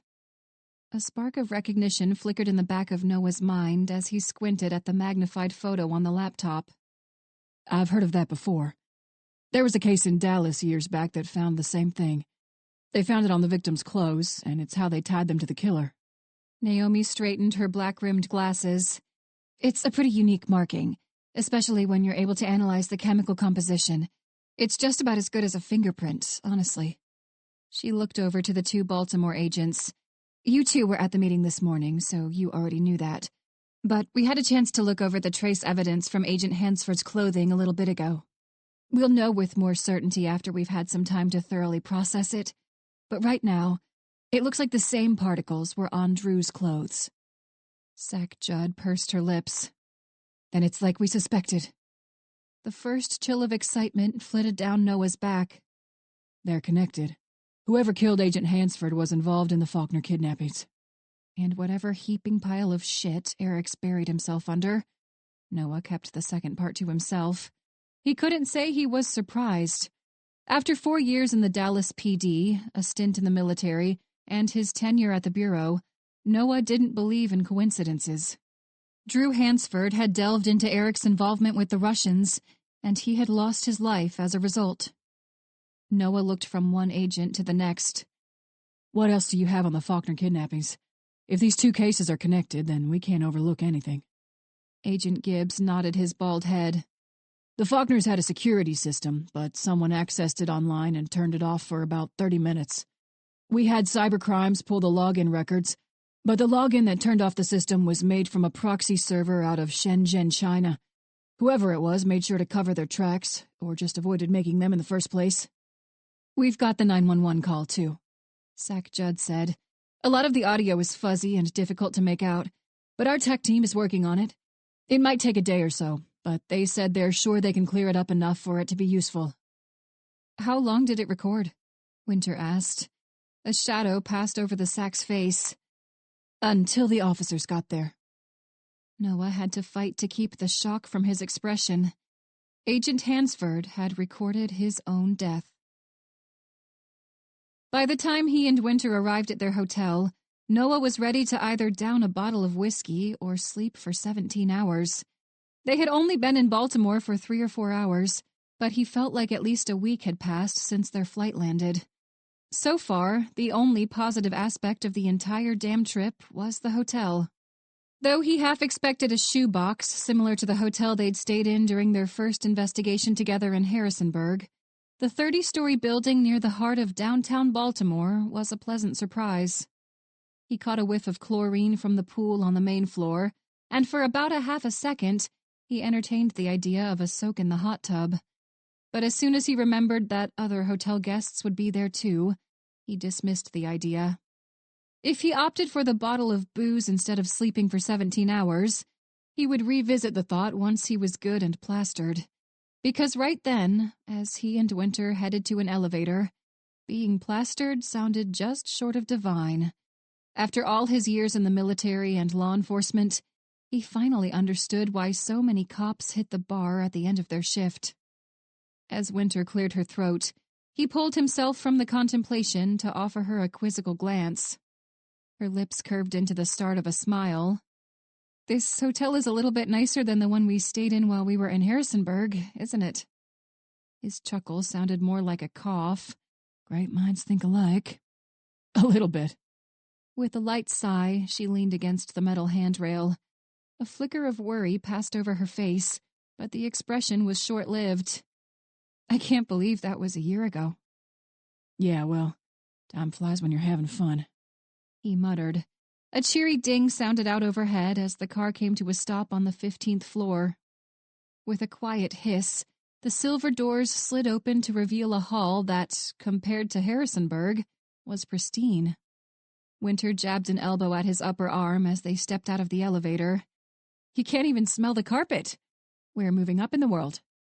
On a normal day, he would have laughed at the sarcastic observation, but today, all he could manage was a strained smile. "I'm not sleeping on the floor this time."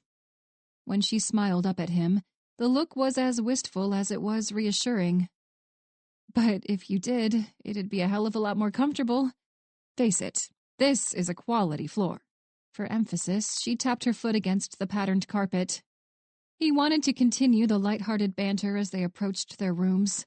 He wanted to add to her joking comments about the floor, about their stay in Harrisonburg a year ago. But try as he might, he couldn't summon up so much as a hint of humor. Before he could consider his approach to the topic, he turned to face her. "You're hiding something." It wasn't a question. It was a statement of fact. For a split second, her eyes widened, and he had his answer before she even spoke. Opening and closing her mouth, she shook her head. "What is it, Winter?" He intended the question to be cool and composed, but his voice came out raw, scarcely above a whisper. Here it came. Here came her regret at their impassioned kiss. Here came her announcement that she'd found someone else. He would have been inclined to think she had changed her tune about Aiden Parrish, but he'd heard her talk excitedly about how she was sure the SSA had taken an interest in Autumn. Plus, based on Autumn's mode of dress earlier that day, Noah thought there was a great deal of merit to Winter's theory. Who was it, then? Bobby Wayrick?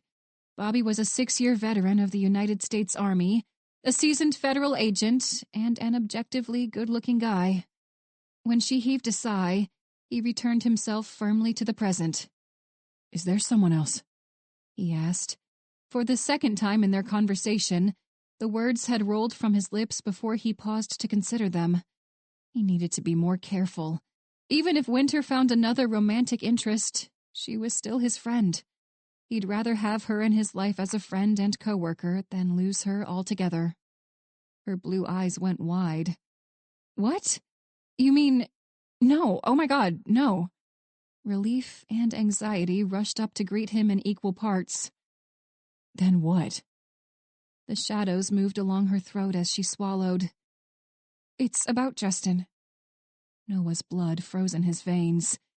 As his pulse rushed in his ears, all he could do was stare at her. When he didn't speak, she went on. About that email. My friend in cybercrimes sent me a message when he found out where it had been sent from. I got that message on the same night that Eric called you. I wanted to tell you, but you just seemed so sad and frustrated. I knew that telling you about how that email had come from Harrisonburg would only stress you out more. I know what it's like to be overwhelmed, and I didn't want that for you. He wished he could wipe the stupefied look from his face. Wait. Harrisonburg? You got an email from Justin, and it was sent from Harrisonburg. Jesus Christ, Winter. What is this? Is this the Kilroy investigation part 2? Are you going to be in BAU next week, or are you going to drop off the face of the planet for another 3 months? When her face fell, he immediately regretted the harsh tone. That's why I didn't tell you. I didn't want you to worry about that, to worry about me leaving or not being there for you. That's why I went to Autumn instead and asked for her help. She was there with me the whole time, and Aiden offered to keep an eye on the case while I stuck to your father's case. At the mention of Autumn, any remaining bluster was whipped away like a haze of smoke on a windy day. You went to Autumn? And Aiden? His voice sounded choked and hoarse. He hated himself for it. She nodded, but her eyes were fixed on the floor. I thought they could help me figure it out, and then I wouldn't have to stress you out with it. I'm sorry. After an uneasy silence, he let out a weary sigh. Her logic made sense, and she couldn't have asked for better help than Autumn. If anyone could talk sense into Winter before she went off the deep end, it would be Dr. Autumn Trent. But as reassuring as it was to think that she had the help of 2 people who cared about her, he couldn't help the nagging sensation in the back of his head. The nagging that insisted they'd returned to the days of the Kilroy case, back when Douglas Kilroy was still known only as the Preacher. Back when he was a faceless apparition, a harbinger of death. Before they'd learned that he was an old man whose grasp on reality had begun to slip from his fingers. He shook himself out of the reverie. No, he still couldn't get rid of the paranoia. Back in those dark few months, she had been willing to throw all those who cared about her to the wayside in the interest of chasing after a ghost from her past. Noah hadn't realized it until now, but ever since he'd shot and killed the Preacher, he had been waiting for her to leave again. That's why this stung so fucking bad. There was no doubt that what she had experienced that night had changed the course of her entire life, and in the back of his mind, he always suspected that she valued the idea of her past, of her vengeance, more than she valued any of the people she had in the present. He hadn't realized it, but he had fully expected her to disappear into the shadows as soon as the chance to find her brother appeared. He scrubbed one hand over his face and shook his head. I'm sorry. I didn't mean to sound like an asshole. But I just need to be by myself for the rest of the night. All right. It might have been his imagination, but he thought the light caught glassiness in her eyes as she nodded. I understand. The words were hardly a whisper, and the sharp pang of guilt stabbed at him again. As she made her way to the door beside his, he let himself into the chilly room. Once the door latched, he let out a long sigh. Even if he tried, he couldn't be truly upset with Winter for keeping another source of stress from him, especially if she'd enlisted the help of 2 of her close friends. But the entire situation felt too familiar. Now, it was a little after 7 in the evening, and he had the rest of the damn night to ruminate. He was torn between the desire to find a bar and the need to just shut out the whole world and sleep. After he'd changed into gym shorts and a band shirt, he sprawled out on the king-sized bed and reached for the remote. At least they hadn't been put up in bargain-rate rooms this time. Unlike Harrisonburg, this hotel had proper televisions and a whole host of cable channels. Before he could settle on any show in particular, The buzz of his smartphone snapped his attention to the nightstand. When he spotted the caller's identity, he straightened in his seat and muted the television. Scooping the phone off the wooden surface, he swiped the answer key and raised the device to his ear. "Hey, Mom." "Hi, honey. How are you?" He could hear the smile in Liv Alvarez's voice. It was the first happy voice he'd heard all damn day. Rubbing his eyes with one hand, he chuckled. "I'm all right, I guess. Little stressed about this case I'm working, but I'm all right. How about you?" "I'm good." He could tell by her suddenly strained tone that there was more to the simple statement. "But?" She sighed. "Lucy got back from Santa Monica yesterday, so I went to visit her. She said that Eric showed up out of the blue in Richmond. Damn it. He hadn't wanted his mom to be forced to deal with Eric's dramatic bullshit. He'd hoped to keep the situation away from her until it was resolved, and he could just tell her the story someday. "Yeah," he finally answered. "He did. It's messier than I thought it was at first. I thought it was just him being an entitled dipshit, but now I'm not so sure anymore." That's what Lucy said. To his relief, the strain was gone. She said she told you to keep your guard up around him, and she said she doesn't think he's telling the truth about why he's there. Noah barely suppressed a groan. "She's right. He's definitely been keeping shit to himself." "He does that." The unabashed sarcasm brought a slight smile to his lips. "Yeah, he does, doesn't he? Don't worry about it, though. I know he's a slippery bastard, and I know better than to believe he's got any real interest in mending fences." His mom laughed. "That sounds more like a child of mine." "Hey, you raised an FBI agent." He chuckled. "Between the Bureau and the Middle East, watching over my shoulder is probably ingrained in my DNA by now." Eric, though. Some of the gravity had returned to her voice. "I always tried not to say anything bad about him while you guys were kids.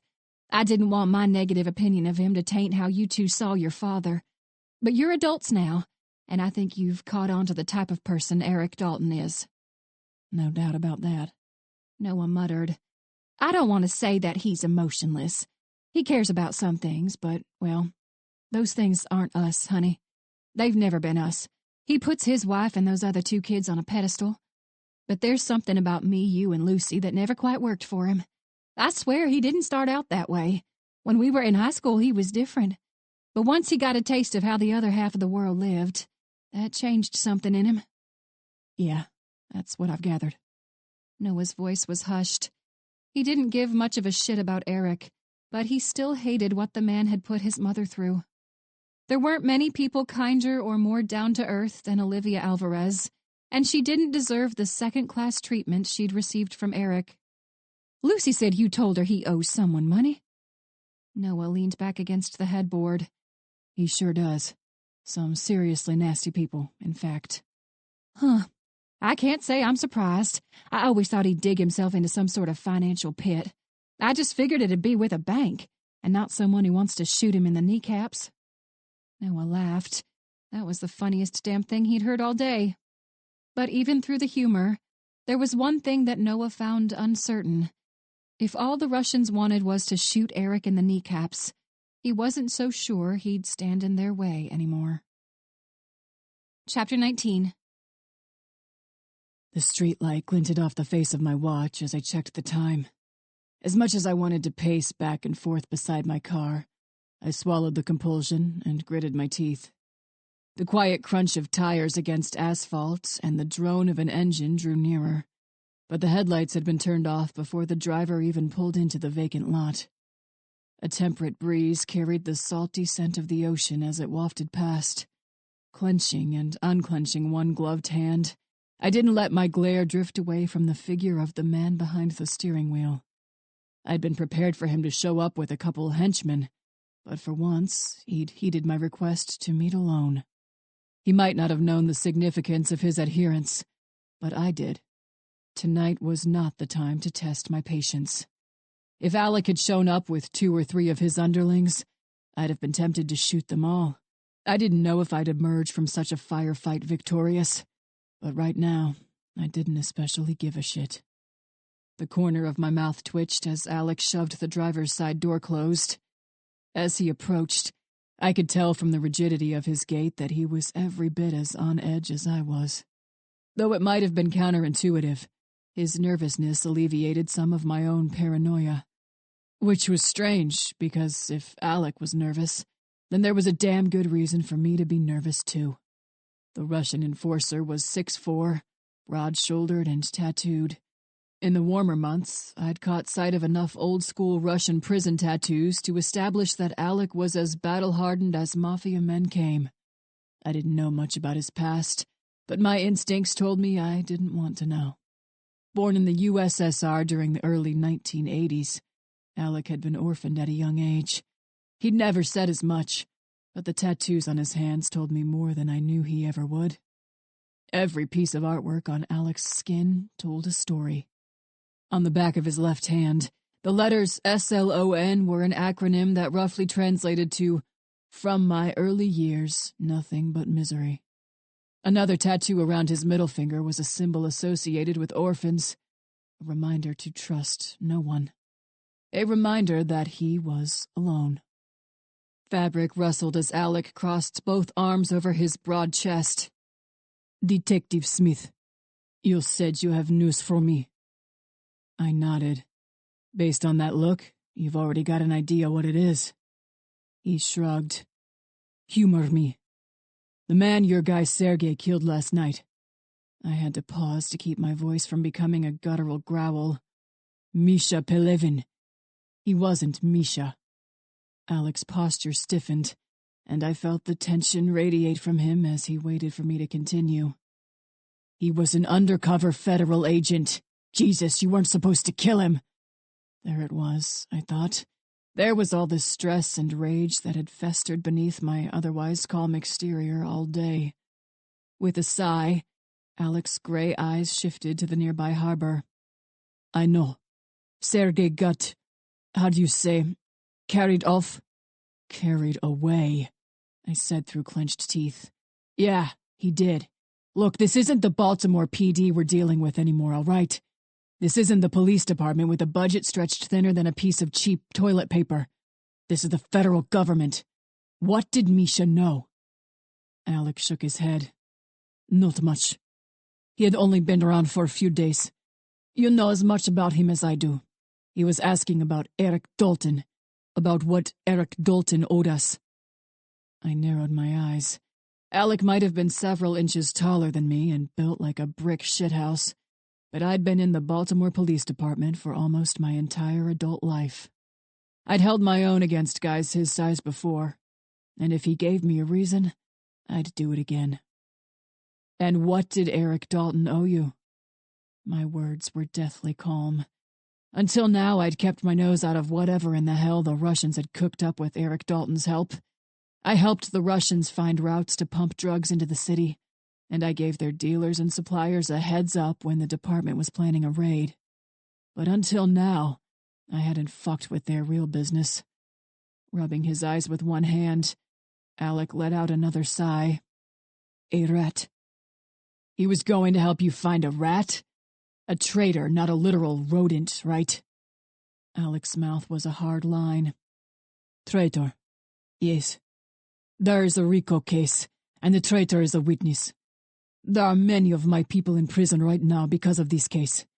If the witness lives, they will stay in prison." "What does that have to do with Eric Dalton?" In the split second of hesitation before Alec spoke, all I could hear was the rush of my pulse. My hands were clammy, and I was freezing and suffocating all at the same time. It didn't matter what Alec's answer was. Whatever in the hell the Russians wanted with Eric Dalton had the potential to spell disaster. Alec didn't need to tell me as much. I could feel it in the damn air, in the salty ocean breeze. Shadows moved along Alec's unshaven face as he clenched his jaw. "Eric Dalton's son is FBI. He can get us to their witness." Should have just asked Misha, I thought bitterly. "What's his son's name? And how much longer will it take for him to get you to this witness?" "His son is Noah Dalton. Eric has 2 days left." The malevolent glint in Alec's eyes told me I was getting dangerously close to a guarded secret. I didn't care. Eric Dalton might not have been my problem before Misha was killed, but he was damn sure my problem now. What happens in 2 days? When Alec didn't respond right away, I couldn't help the derisive chuckle that slipped from my lips. I locked my eyes on Alex before I forged ahead. Misha, or I guess I should say Agent Hansford, wanted to know about your deal with Eric Dalton. Now, if you want me to help you and Sergei stay out of this shitstorm, you'd better tell me what I'm up against. You follow me? Alec blew out a long breath as he ran a hand through his dark hair. We have his daughter and her husband. Husband has been dead for 2 days, but Eric doesn't know. If he doesn't get us the witness, his daughter dies. How is Eric planning to pull this off? Is he just going to ask his son for a favor? I kept my tone calm. Nothing good would come from a shouting match with a Russian mafia enforcer. After what I could only assume was an internal debate, the anger slipped away from Alec's visage. He and his son are not close. He said he would convince him. What do you do if he can't convince him? This had begun to feel like an interrogation. We go to his son ourselves. I almost laughed in his face. Your backup plan is to kidnap a federal agent and make him tell you where your rat is. Do you have a better plan? The rage hadn't returned to Alec's eyes, but there was a different type of indignation on his face. The type that bordered on desperate. I ground my teeth together and shook my head. No, but you need to think really, really hard before you go through with this. You're talking about going directly after a federal agent. A hint of self-satisfaction edged its way onto Alec's face. Let me worry about that, Detective Smith. I almost rolled my eyes. If I didn't have such a long-standing rapport with Alec, I suspected he would have punched me in the throat by now. Why the hell didn't you come to me with this first? He shrugged. Lawyer said this witness is federal, not state. Baltimore cops can't access federal witnesses. Well, he wasn't wrong. Fair enough. I'll find out what I can on my end. I've got a contact in the bureau. I'll see if he can give me an update on their investigation. Agent Tim Gibbs hadn't gotten his hands dirty like me, but he had a tendency to be helpful.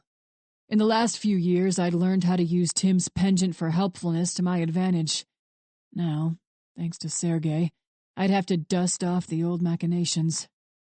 Though I knew the easiest option to avoid being implicated in Agent Hansford's death was to eliminate the loose end, Sergei, I also knew better than to bring up the idea to someone as loyal to the Russian syndicate as Alec. There was a good chance the enforcer would shoot me just for the suggestion. Stay away from Noah Dalton. I tried to keep the threatening edge out of my voice. Just because I was confident in my ability to hold my own in a brawl with Alec didn't mean I wanted to poke the beast. We're already dealing with the murder of one federal agent. We don't need to add another body to the count. Alec lifted his chin. We'll do what we need to do, Detective. I didn't bother to offer another rebuttal. There was no point. If Alec and his people got the bright idea to go after Noah Dalton, I'd be sure to have my go-bag ready for a last-minute flight to Panama. At this point, I was in far too deep to make an argument in favor of sparing a law enforcement official's life. The Russians paid me handsomely for the information I provided, but the risk was about to outweigh the reward. Eric Dalton had damn well better pull through. Agent Black's words had echoed relentlessly through Eric Dalton's head for the entire day. A federal agent was dead. A wife had been widowed, and a child had been left without a father. None of this was supposed to happen. Noah was supposed to give the Russians their witness. That was all. That was supposed to be the end of Eric's involvement with the Russian mob. But now, a man was dead. A federal agent was dead. There was no coming back from the murder of an officer of the law. Even if Noah personally hand-delivered the witness to the Russians, the stain of the other agent's death would never come clean. That man's ghost would follow Eric for the rest of his life. And then there was John. If what the Russians said was true, John had been shot in the stomach 5 days ago. And if Eric was honest with himself, he knew John was dead. He didn't want to believe it, but it was the only possible outcome. But in spite of the conclusion he'd drawn, his blood still froze in his veins when he saw the screen of his secret phone come to life. He'd been holding it in his hands, hoping, waiting, dreading. With a fervent glance around the master bedroom, he swung his legs over the edge of the bed. He kept the open doorway in his periphery as he slunk to the bathroom. Flicking a switch to turn on the overhead vent fan, he finally flipped open the prepaid phone. Hello? The word was no more than a hoarse whisper. Hello, Eric. The Russian accent and the bass of the man's voice was familiar. He called himself Alec, but that was all Eric knew about the Russian. On any of the previous occasions Eric had spoken to him, his tone had been deathly calm. Tonight, there was an unmistakable air of petulance that simmered beneath that composed veneer. Alec was on edge. Eric had only seen the man once in person, but intimidating wasn't an adequate enough term for the rough-looking Russian gangster. Alec lived and breathed the criminal underworld, and Eric didn't want to know what in the hell might have riled him. Before he could devote any more contemplation to the oddity, Alec continued. This is just a reminder. You have 2 days, Eric. 2 days before your daughter dies, just like your son-in-law. You remember how he died, don't you? All Eric could do was swallow the bile that had risen in his throat. Alec's bleak statement blasted all his rationalizations about John's well-being, and hope vanished into a cloud of nothingness. John was dead. Alec took his silence as a cue to continue. He did well. He lasted almost 24 hours. I haven't seen many people last that long. How long do you think Natalie will last? It's been a few days since she had a meal, and she's probably dehydrated. I don't think she'd last as long as her husband. He wanted to shout, to scream, to berate the son of a bitch until his throat was raw. If they were in the same room, he would have lunged for the prick's throat. He would have been rebuffed, likely killed, but he would have tried. Instead, all he could do was fight to keep himself from throwing up. 2 days. The Russian's voice was clipped and impatient. 2 days and she dies, just like her husband. With a light click, the line went dead. If Eric didn't know better, he would think that Alec was running out of time, too. Perhaps the thought should have been a source of comfort. Perhaps Eric should have taken solace in the fact that Alec might have been fighting for his life. Perhaps the knowledge should have served as a twisted sort of revenge. It should have, but Alec and Eric's fates were now intertwined. If Alec was cornered, he was that much more unpredictable. Eric didn't want to find out what happened when Alec's time ran out. Chapter 20. After all that had happened in the past day, Winter didn't understand how she was still awake at almost 10 at night. She'd been up since close to 5, and she'd only managed a few hours of sleep the night before. Though she might have drifted off at a couple points, each time she was snapped back to consciousness before sleep could fully take hold. She had tried to force her thoughts back to the case, but the effort was for naught. No matter the direction she tried to steer her contemplation, she wound up back in the same place. She wound up in the driver's side of her Civic with Noah in the passenger seat. He turned his head to meet her gaze, the faint glimmer of contentedness in his green eyes as his lips curved into a slight smile, a smile that made her knees weak and her face flush. For so long, she'd pushed aside the feelings that his smile had evoked, but now she wanted to revel in them. She wanted to, but now she was almost certain that Noah didn't want the same. Even if he still harbored those same feelings for her, she had kept something important from him, and she did it in a way that brought back unpleasant memories. Memories that were a reminder that she wasn't trustworthy, and that he shouldn't trust his heart in her hands. What's more, she had involved Autumn, their mutual friend. She'd put Autumn in the line of fire, and although her intent had been good, she could almost hear Autumn's take on good intentions. The road to hell is paved with them. Winter wondered if that had been the woman's senior quote in her high school yearbook. With a groan, she flopped onto her stomach and buried her face in a pillow. She had come clean with Noah, but she didn't feel the relief that was supposed to accompany such honesty. All she felt now was more anxiety. So far, he still hadn't even mentioned the kiss. He hadn't asked her about her motive, hadn't even cracked an offhand joke to steer their discussion to the topic. Then again, she hadn't either. Maybe he was respecting her boundaries, and now she'd be lucky if he ever confided in her again. Grasping the plush comforter with one hand, Winter groaned as she flung the blankets to the side. The crisp air left a trail of goosebumps on the exposed skin of her legs. When she flicked on the table lamp beside the bed, her eyes were drawn to a couple shooters she'd bought when they stopped at a gas station earlier. She thought a stiff drink would relax her racing mind and tense muscles so she could sleep, but she'd been so disheartened by the strained conversation with Noah that she hadn't bothered to test the theory before she crawled into bed. The feeling of relief hadn't washed over her yet, because she hadn't sat down to have a real conversation about her motive for keeping the information about the email to herself. If she did that, she was sure he would understand her point of view. It didn't mean she was in the right. She could accept that she'd screwed up. But Noah wasn't unreasonable. He'd understand. He had to understand. She took a deep breath to steady her nerves as she brushed both hands down the front of her loose-fitting t-shirt.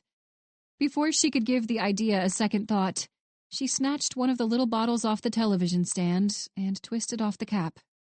Ever since her college years, Winter tended to rotate through her preferred liquor. She didn't drink to excess more than any average person, and compared to most law enforcement agents, she didn't drink much at all. Whether her drinking habits would change over the course of her career, she had yet to see. Working for the Bureau was a stressful job if it was done right, and a preferred method to alleviate stress among her colleagues was to crack open a bottle of booze. Hell, Aiden's kitchen was just as well stocked as an average bar, and Autumn had worked as a bartender for 4 years. Winter clenched her jaw, disgusted with herself. There she went again. She was stalling by thinking about liquor. Before her thoughts could wander down another winding path, she brought the bottle of Southern Comfort to her lips and tilted back her head. As the liquor burned its way down her throat, she realized she didn't have a chaser. "Son of a bitch," she grated out as all the air left her lungs. Squeezing her eyes closed, she swallowed in vain against the pervasive sting. She held the position as the seconds ticked away, and gradually the burn receded to a comforting warmth. Blinking away the blur in her vision, she glanced to the second shooter, to the empty bottle in her hand, and then back. Though she could have used the liquid courage, she didn't want to subject herself to another shot of Southern Comfort with no chaser. She wasn't a seasoned drinker. After another steadying breath, she nodded to the empty room and started for the door. Her head felt lighter, and some of the tension had slipped away from her body. She paused in front of a floor-length mirror to smooth her disheveled hair and wipe away the smudged liner beneath her eyes. Running shorts, an old t-shirt, and flip-flops. Could Noah really expect any more from her at 10 at night? Why do you even care? She frowned as the question entered her mind. Why did she care? She was headed to his room to apologize, not do a striptease. She caught herself before her brain latched onto the subject of her appearance in a subconscious effort to sidetrack her yet again. After one last glance to the disheveled bed, she pulled open the heavy door and stepped out into the hall. But as she stood in front of his room, she realized she hadn't even planned out what she wanted to say. "You don't need a plan, damn it." Blowing out a breath, she rapped her knuckles against the wooden door and waited. And waited. Great. He'd fallen asleep, and she'd suffered through a shot of straight Southern Comfort for absolutely nothing. She should have sent him a damn text message. Before she could heave a sigh and turn around, the door swung inward with a light creak. Noah squinted against the light from the hall and ran a hand through his messy hair. For what felt like the first time, she allowed herself to fully take stock of his appearance. She'd always thought he was handsome, but there was now another level to the attraction. The shadows played along his toned forearms, all the way up to the sleeve of his shirt. A day's worth of stubble darkened his cheeks, but rather than messy, he looked rugged and mysterious. Dangerous, like he'd spent the day hunting down a demon or a werewolf. She didn't know when he had gotten so damn sexy, but it was downright distracting. "You're here to apologize, not do a striptease, and not to ogle him." Maybe the Southern comfort hadn't been a good idea after all. As she offered him her best effort at a smile, Winter hoped the strain on her face wasn't as obvious as it felt. "Hey!" Anxiety was written plainly across his face. "Hey." "Can I?" She had to pause to swallow against the sudden dryness in her mouth. "Can I come in? To talk?" With a slight nod, he held open the door and stepped to the side. The flickering light of the television was the only illumination left once the door closed. "Shit, did I wake you up?" The sudden uptick in her pulse was born of equal parts embarrassment and anxiety. "I should have stayed in my room. What the hell am I doing?" She tried to push back the thoughts as she turned to face him. Noah shook his head. "No, I was trying to pretend I was asleep." She searched his face in the dim light. "I can't tell if you're being sarcastic." "No, I wasn't being sarcastic." He moved past her to sit at the edge of the bed. "I thought if I pretended I was asleep, maybe I could actually fall asleep." She managed another strained smile as she nodded. "Makes sense?" A silence settled in between them in the dark room, the only sound the quiet din of the television. A cooking show, she noticed. Tugging on the ends of her hair with one hand, she dropped her gaze to the carpeted floor. Even with the aid of the Southern comfort, she couldn't figure out where to start. "I'm sorry," she blurted. "I can see why you're worried, and I get it. You've got every right to be pissed at me, but—" She finally turned her gaze back to him. The effort was Herculean, and in the seconds that ensued, she wanted to look to the wall, the television, anywhere else. Raking the fingers of one hand through his disheveled hair, he shook his head. "I didn't mean to be a dick about it. I didn't even realize what a sensitive subject it was until now, honestly. I figured the whole fucked up dynamic we had during the Kilroy case was in the past, and that was that. That's how they make it seem in movies and books and shit, you know? Put it behind you, move on." "But it's not that easy," she finished for him. "None of it happens in a vacuum. That's a quote straight from our favorite psychologist, by the way." A shadow of guilt passed behind his eyes. "Pretty sure she ain't that keen on me anymore, either." "What? Why would you think that?" He groaned and rubbed his eyes. "I saw her at the office this morning, and I may or may not have bit her head off because I thought she was hiding something." Winter blinked a few times at the confession. "Well, honestly, I'm sure she threw it right back at you, so you guys are probably square by now."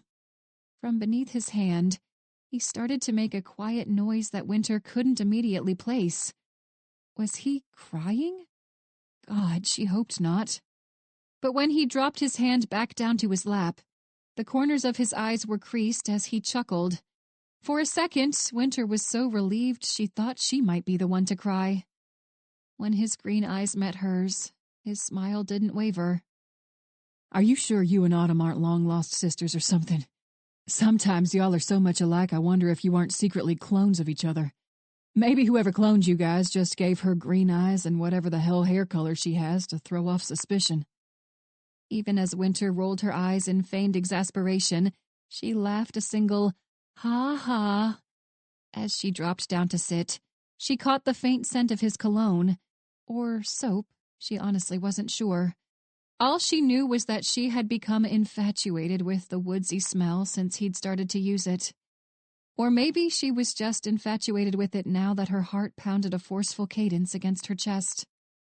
Just as soon as the humor had come to life, it drifted away on the wings of the silence that rushed up to greet them in the ensuing seconds.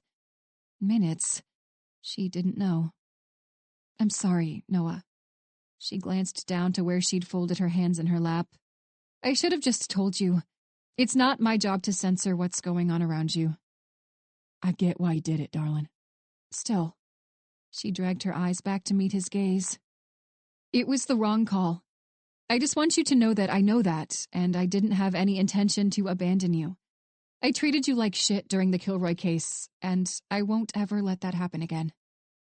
Shadows played along his face as he offered her a wistful smile. When the warmth of his hand settled between her shoulder blades, her breath caught in her throat. All of a sudden, she couldn't remember the last time she'd been this nervous. The touch was welcome. It was more than welcome, but her mind raced with the implications of their closeness. With a simple touch, he'd sent a jolt of anticipation through her. She was suddenly aware of the warmth of his body beside hers, the mattress beneath them both. Her thoughts had done a complete 180, from worried and sad to nervous and... what? Excited?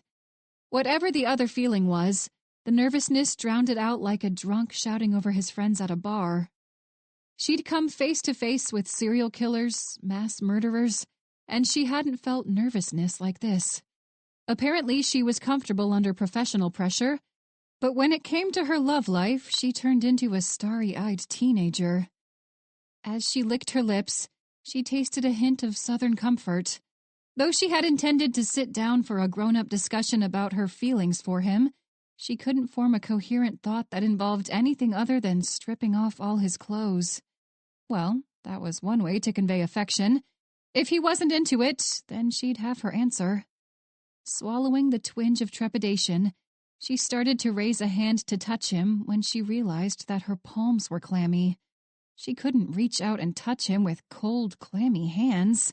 Son of a bitch. His gaze was fixed on hers, a flicker of curiosity behind his green eyes. If she didn't do something soon, the nerves would get the better of her. She wanted more than just a few fervent kisses, satisfying though they might have been, but she couldn't convey the way he made her feel by just making out with him.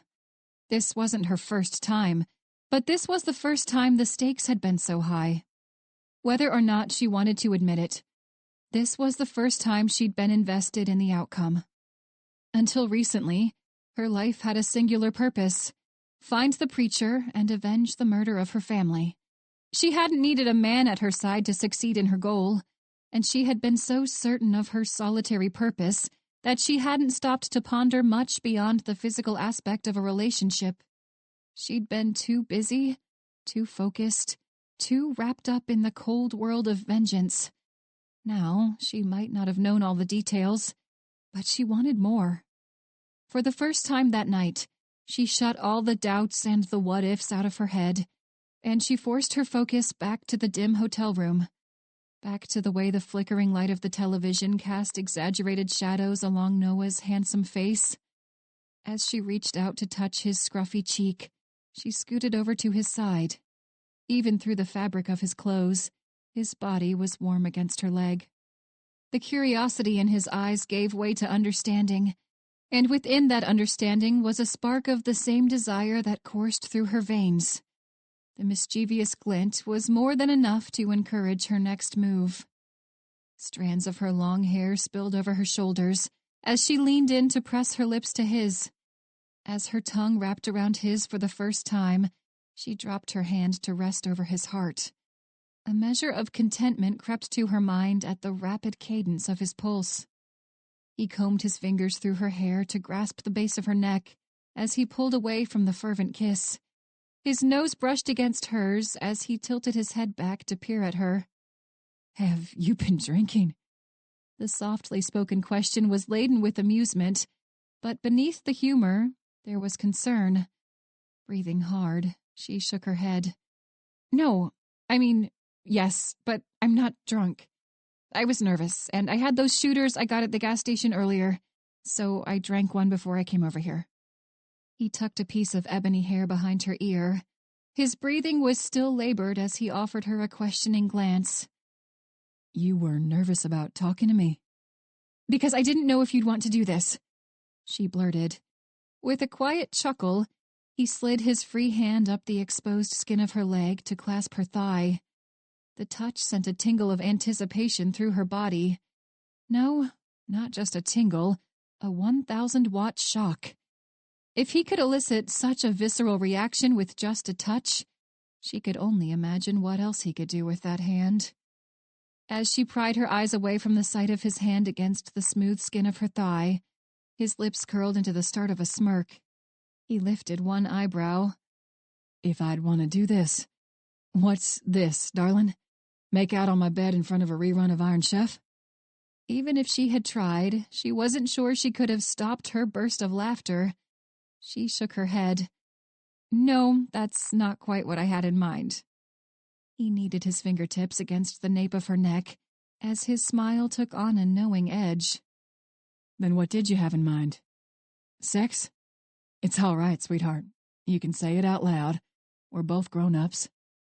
Though she tried her best to look exasperated, a smile tugged at the corner of her mouth. Do you ever stop being sarcastic? His eyes seemed to glitter in the flickering light. Nope. Tightening his grasp on her neck, he pulled her into another impassioned kiss. His movements were more purposeful, and she offered no resistance as he guided her down to the bed. When her back met the plush mattress, he broke away from the kiss to trail his lips along her cheek. The warmth of his breath tickled her ear, and she felt the start of goosebumps along her arms. She snaked both hands beneath the fabric of his t-shirt to run her fingertips along the curves of his back. She'd seen him without a shirt once before, but at the time, she hadn't permitted herself to let her gaze linger. This time, she would. As if he could sense her thoughts, he propped himself up to pull the shirt over his head. Without hesitation, she followed suit and tossed the garment to the floor. She took in a breath as her eyes settled on his shirtless form. His body might as well have been carved from marble. This sweet, charming, funny man from rural Texas was built like a Greek god. My God, she breathed. You're perfect. His mouth curved into a smile as he leaned back in for another drawn-out kiss. Winter couldn't remember the last time she'd been so enthralled by a man's touch, and if she was honest, she didn't think she'd ever been this enthralled by anything. The warmth of his bare skin against hers was blissful all on its own, but when the sensation was combined with his teasing caress, she was spellbound. When he pulled his lips away from hers and cupped her cheek with one hand, she snapped open her eyes to meet his gaze. Trepidation had edged its way in to compete with the lust on his face. She held her breath. What? The word was barely a whisper. Shaking his head ever so slightly, he propped himself up with an elbow as he ran his thumb along her cheekbone. Are you sure you want to do this? He finally asked. I think you can tell by now that I definitely want to. She reached up to run her fingers through his messy hair. God, she'd wanted to do that for so long. As she trailed her other hand down his bare chest, she pressed her lips against his in a light kiss. I'll put it this way. She pressed her body harder into his, indeed feeling how much he wanted her. If we don't take off the rest of our clothes soon, I think I might lose my mind. Chapter 21. Noah couldn't remember the last time he woke up with someone in bed beside him. Even during his stinted 2-week relationship with a waitress named Jessie, he couldn't recall spending the night with her. One of them always found a reason to go back home after they had sex, which, in retrospect, should have been his first indication that the relationship was headed nowhere. In the first few moments after he woke, he was convinced he hadn't actually woken up. Until the cobwebs cleared from his thoughts, he was certain that the warmth of Winter's body at his side was a figment of his imagination. Even if last night had been a dream, he couldn't be angry with himself. If it had been a dream, it was a damn good dream. As the fog rolled away from his brain, he knew last night was real. Winter had actually visited his room to apologize. From there, one thing had led to another, and here they were. To emphasize the point to himself, he tightened his grip around her bare shoulders. She let out a light moan and shifted her head where she had nestled her face in the crook of his neck. Yep, she was real. Sure, they'd fallen asleep together before after watching lengthy television marathons, but they had always awoken fully clothed.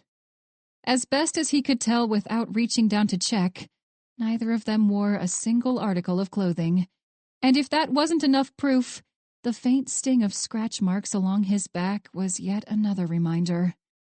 Though he wanted nothing more than to let himself drift off to sleep again, he had a sinking feeling that an alarm would soon snap them both out of the blissful, relaxed stance.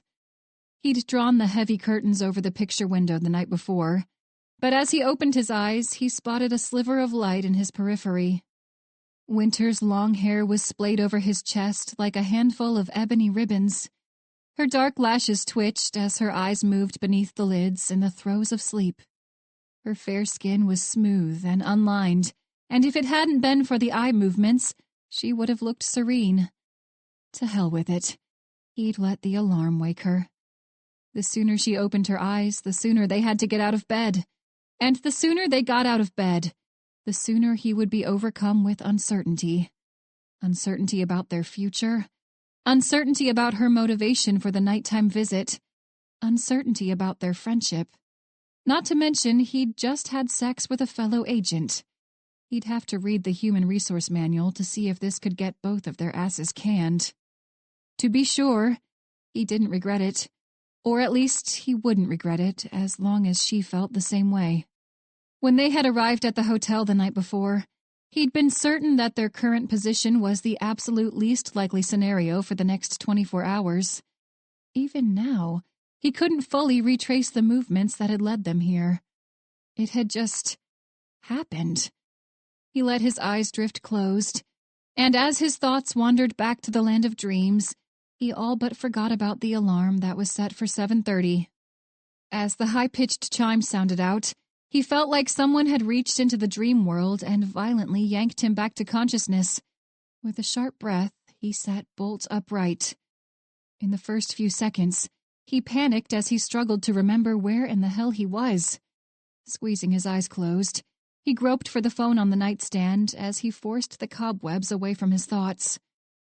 Winter's grasp on his upper arm tightened as she groaned. "What time is it?" Slumping back down to the plush mattress, he heaved a heavy sigh.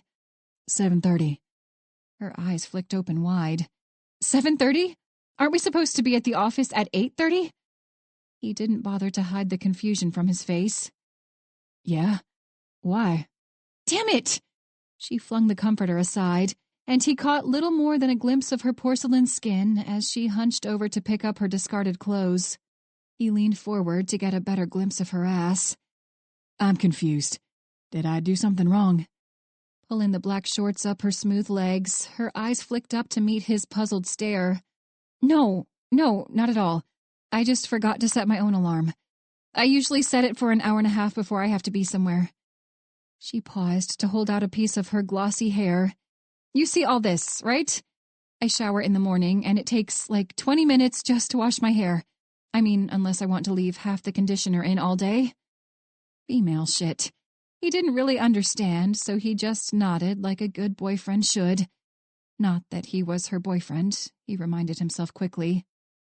But no, to answer your question, you definitely didn't do anything wrong. I'm not familiar with this whole thing.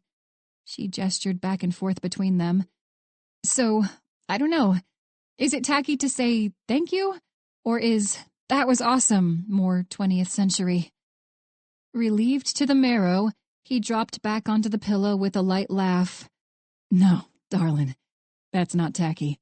It's unusual, but not tacky. She shrugged. Well, you know how I like to stick out from the crowd. He fixed her with a stare of feigned indignance. A crowd? What the hell do you think I do in my spare time? She snorted a laugh. Oh my God, that's not how I meant it. You're ridiculous. But seriously, I need to get in the shower, or we'll be late for sure. Though he expected her to offer him a quick wave before she turned to make her way out the door, she planted a knee at the edge of the bed to lower herself down to his level. Her hair tickled the sides of his face as she brushed her lips along his. With one hand, he clasped the base of her neck to bring her closer, but she tried to pull away. My teeth! Morning breath or not, he deepened the kiss, tightening his grip to keep her in this bubble for as long as he could. He'd never wanted to play hooky from work so badly before. When she separated from him with a groan of reluctance, her blue eyes seemed brighter. He hoped the glint of longing in those eyes wasn't just wishful thinking. Biting down on her bottom lip, she slowly pushed herself back to stand. No, that glint hadn't been his imagination. Chapter 22. Leaning back in the office chair, Bree tapped a couple keys on the laptop to bring up a video messaging app. She glanced from her phone to the screen a few times as she entered in Winter Black's phone number. After some much-needed alone time and a good night of sleep, Bree was confident that her hunch about Eric Dalton was right. The man hadn't shown up to ask for Noah's help. He had come to Richmond because he wanted something from his estranged son. Though she hadn't been able to figure out what that something was, she was sure enough in her theory that she'd brought it to Max Osborne as soon as she arrived at the office that morning. After only a few seconds of contemplation, Max had nodded his agreement. They'd gotten word from Baltimore that the same trace evidence found on Drew's clothes had been found in Natalie Faulkner's house and car. There was no doubt that Natalie had been taken by the same people who killed Drew. But she hadn't been taken as collateral for a cash debt. Eric owed the Russians something much darker. Nothing else made sense. Why else would the Russians have brutally murdered one of their own? And she absolutely believed that, even in the end, they'd believed Drew had been one of their own. All her contacts in the Baltimore FBI office and the Baltimore PD alike hadn't caught wind of Drew's cover being blown. And if things would have been different, she would have heard by now. So, what was it? The Russians' agreement with Eric to launder money through his wife's yoga studio wasn't sensitive enough information for them to kill a loyal soldier, even if he had been asking questions about the arrangement. They might have roughed him up to make sure he stopped sticking his nose where it didn't belong, but they wouldn't have killed him.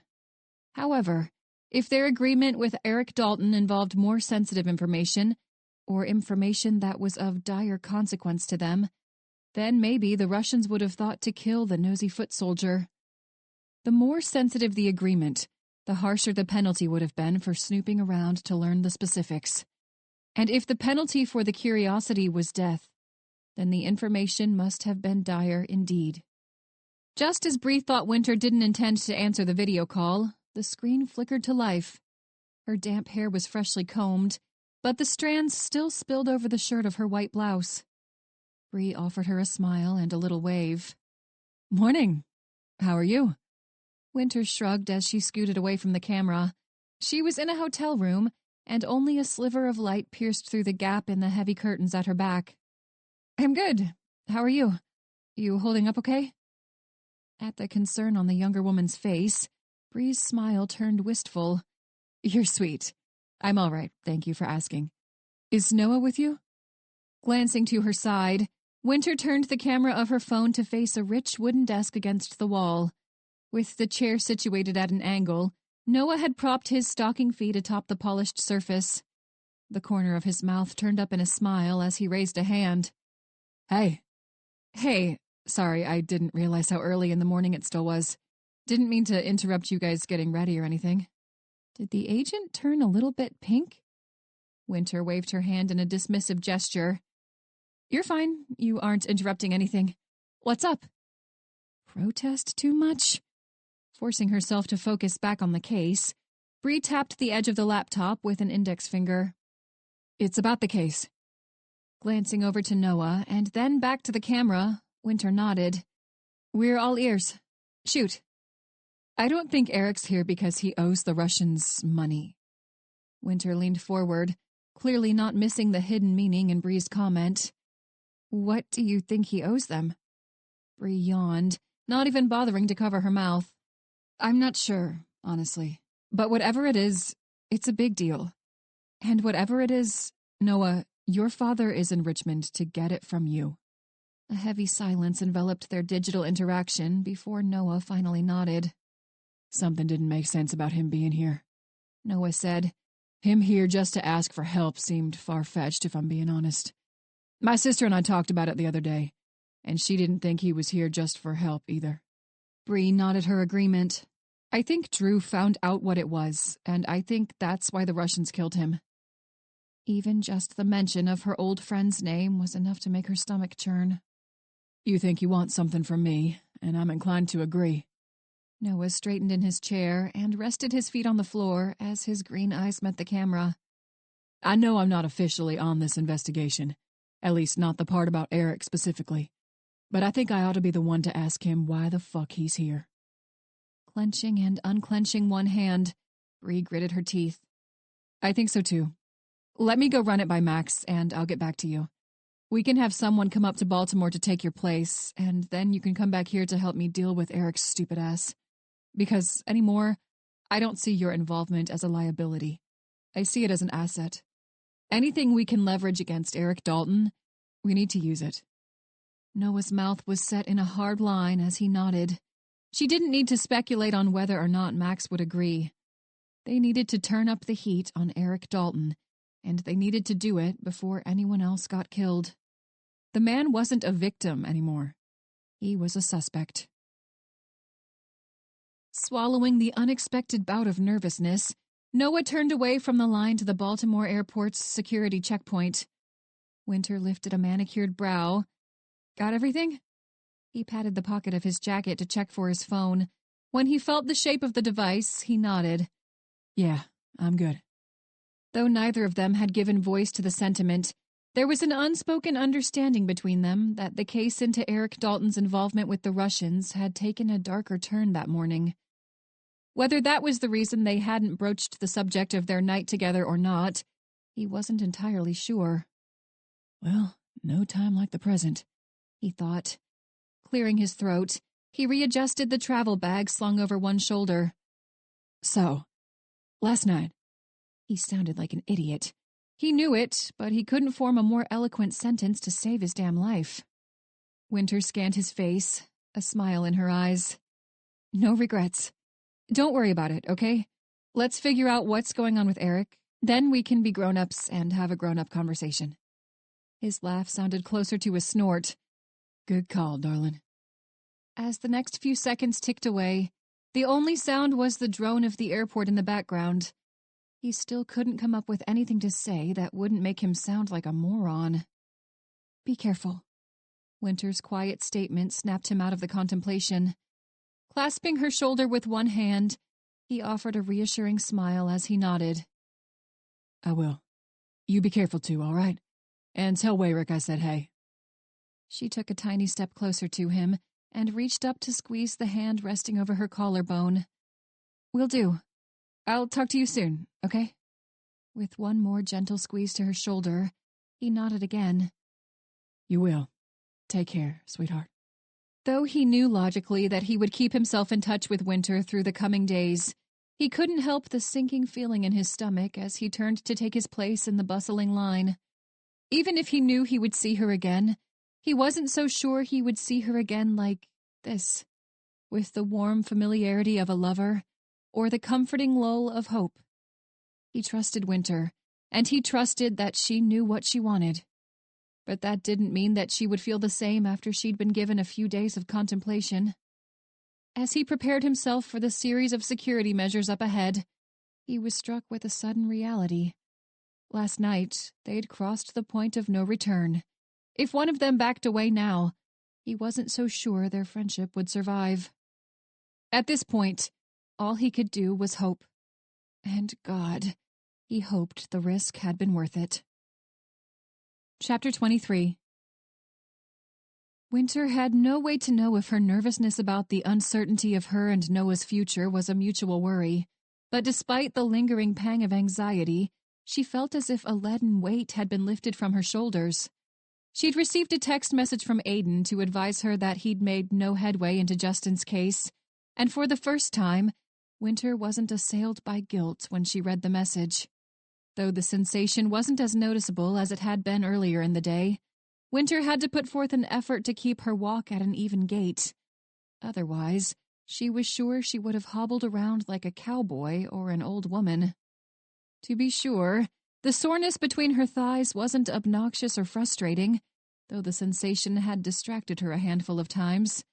Even then, the thoughts and images that came to mind, the recollection of the dirty things Noah had whispered in her ear, for instance, brought the faint traces of a smile to her lips. Whoever had coined the saying about everything being bigger in Texas hadn't lied. She only hoped that the first time they had sex wouldn't be the last. The whole experience had been far too blissful to mark down as a one-off. Males, some of them at least, had a reputation for focusing strictly on their own needs in bed, but Noah was as far from the stereotype as a man could get. Just the thought was enough to make her insides tighten up with need. Though the thought struck her as odd, she couldn't help but wonder if he'd been that way with all the women he'd slept with. Just because Winter didn't have much experience in the romantic relationship department didn't mean she was naive. A good-looking guy with a charming smile like Noah had probably been fighting off women for all his adult life. As Winter mulled over the possibility, she was surprised by a pang of jealousy. Not an angry sense of envy, but a twinge of jealousy that she'd been dumb enough to wait this long, when other women hadn't hesitated at the opportunity. Better late than never. For the first chunk of the afternoon, Winter's mind kept wandering. But when Bobby Wayrick strolled into the Baltimore field office, she finally managed to rein in her drifting thoughts. To her surprise, Bobby wasn't alone. At Bobby's side, his tailored suit and his caramel brown hair as immaculate as ever, was Aiden Parrish. Winter double-checked her text message history, but nowhere had Aiden mentioned his intent to travel to Maryland. So far, the BAU hadn't been all that involved in the Eric Dalton case, but after the death of one of their own, the Bureau had decided to pull out all the stops, and apparently that included the Richmond BAU Supervisory Special Agent himself. By the time Bobby and Aiden landed at the Baltimore airport, the audio forensics team had cleaned up the first hunk of Drew Hansford's 911 call. So far, they'd only uncovered the identity of one speaker, but the man, a Russian mafia foot soldier, had been on the Baltimore PD's shit list for years. They knew his address, and by the time a pair of uniformed officers dragged the man into the office for questioning, Bobby and Aiden had settled in and made their introductions. Now, Winter stood with Bobby, Aiden, and Marie Judd behind a pane of one-way glass. Since they had arrived, the man seated at the chipped table in the interview room hadn't moved. If Winter didn't know any better, she would have thought he hadn't even blinked. "Sergei Kolesov," Marie Judd announced. "Even just getting his information was like talking to a brick wall. Forensics took his clothes, though. It's too early to be 100% sure, but Naomi said it looks like he had the same metal particles on his jacket." Bobby's amber eyes flitted back to the glass as he crossed his arms. "Sounds like we'll have him dead to rights, then. Any lead on who the other two voices with him might have been?" Marie shook her head. "Not yet. They're still cleaning up the rest of the audio file. Even then, it's going to be tricky to make an identification with just a voice recording." Winter glanced from Marie to Bobby. "Sergei knows who the two people were, though." "He does." Marie shrugged. "But, like I said, it's been like talking to a literal block of concrete so far." Pale eyes fixed on the glass, Aiden stuck his hands in the pockets of his slacks. "That's not surprising. These guys, the Russians especially, they hold loyalty in great regard. To them, it's better to go to prison than it is to be seen as disloyal. More often than not, they even think it's better to die than become a rat. It's a lot of cognitive dissonance and conformity." Winter nodded her understanding. She knew someone who could pry answers from the man, but Autumn was back in Richmond. Not long after Autumn had confided in Winter about her sixth sense, her ability to size someone up with little more than a touch, Winter had asked her about the potential to conduct interrogations with suspects in custody. Not only did Autumn have the ability to sense a person's motives, but she also had a Juris Doctorate. It had been surprising, then, when Autumn shook her head and dismissed the idea. Not only did she lack the training necessary for suspect interviews, but her knack wouldn't hold up under the scrutiny of a court of law. At best, using the ability in a criminal investigation was ill-advised, and at worst, it was unconstitutional. Still, with the death of one federal agent and the potential risk to another, the man she'd just slept with, Winter would have been willing to roll the figurative dice. You know, Bobby's voice jerked Winter back to the dim room. The first hint of a smirk played along his face as his amber eyes shifted from Aiden to Marie Judd and then to Winter. I was in the Special Forces for 6 years, and I learned a couple things from all those Black Ops guys I was around in the Middle East. There's still a lot of hubbub about it for some reason, but the military's known for a long time that torture isn't effective. People are just as willing to lie about what they did or didn't do to make the pain stop as they are to tell the truth. Winter turned to face him, one eyebrow arched. I've heard that. There are scientific studies about it too, aren't there? Thanks to Autumn, she knew the answer to her own question, but she was still compelled to ask. Bobby offered her an appreciative nod. There are. But you know what is effective? Winter and Marie remained quiet as they waited for Bobby to elaborate. Leverage, Aiden finished for him. Glancing back to the glass, Bobby nodded. Leverage. Leverage? Winter echoed. Bobby gazed back at the man sitting on the other side of the glass. Let's take a look at Mr. Kolosov and see if we can't find us some leverage. Though Winter could hardly imagine what type of leverage would be necessary to get answers from a battle-hardened Russian mobster, she kept the thought to herself. Right now, Sergei was their best and only lead to figuring out what in the hell Eric Dalton was actually after. No one knew John Faulkner was dead. Ever since he'd received the news from Alec, Eric had kept the knowledge to himself. As far as everyone else was concerned, Eric hadn't heard from the Russians since they told him they'd kidnapped Natalie. Of course, that had been a lie. Less than an hour ago, Eric had received a text from one of the Russians. He couldn't be sure if the sender was Alec or one of the man's goons. The message was clear. Eric had little more than 30 hours to deliver his promise, or Natalie would die. They'd even attached a picture of John. Eric had deleted the image immediately, unable to look into his son-in-law's dead eyes. Until he received the text, he hadn't stopped to consider what else would happen if he failed to uphold his end of the arrangement. He knew without a doubt that the Russians would kill Natalie. But what of the witness they so desperately wanted to find? Based on Alec's hurried tone and clear agitation the last time they'd spoken on the phone, the witness was critical to their organization's well-being. They wouldn't give up their search for the man just because Eric had been unable to deliver. If Eric couldn't convince Noah to give the location of the witness to Alec and his people, then they would go after Noah themselves. At the thought, a pit formed in Eric's stomach. He and Noah weren't close, but he didn't want his estranged son to become a target for the Russian mob. Risking Noah's job was one thing, but risking his life? Swallowing past the lump in his throat, Eric stuffed the anxious thoughts into the back of his mind. For the first time, the Bureau had facilitated a secure phone connection to allow Eric to speak with his wife. He didn't want his voice to sound panicked or frightened. He wanted to reassure Kelly that they would be okay, even if he wasn't sure of the statement himself.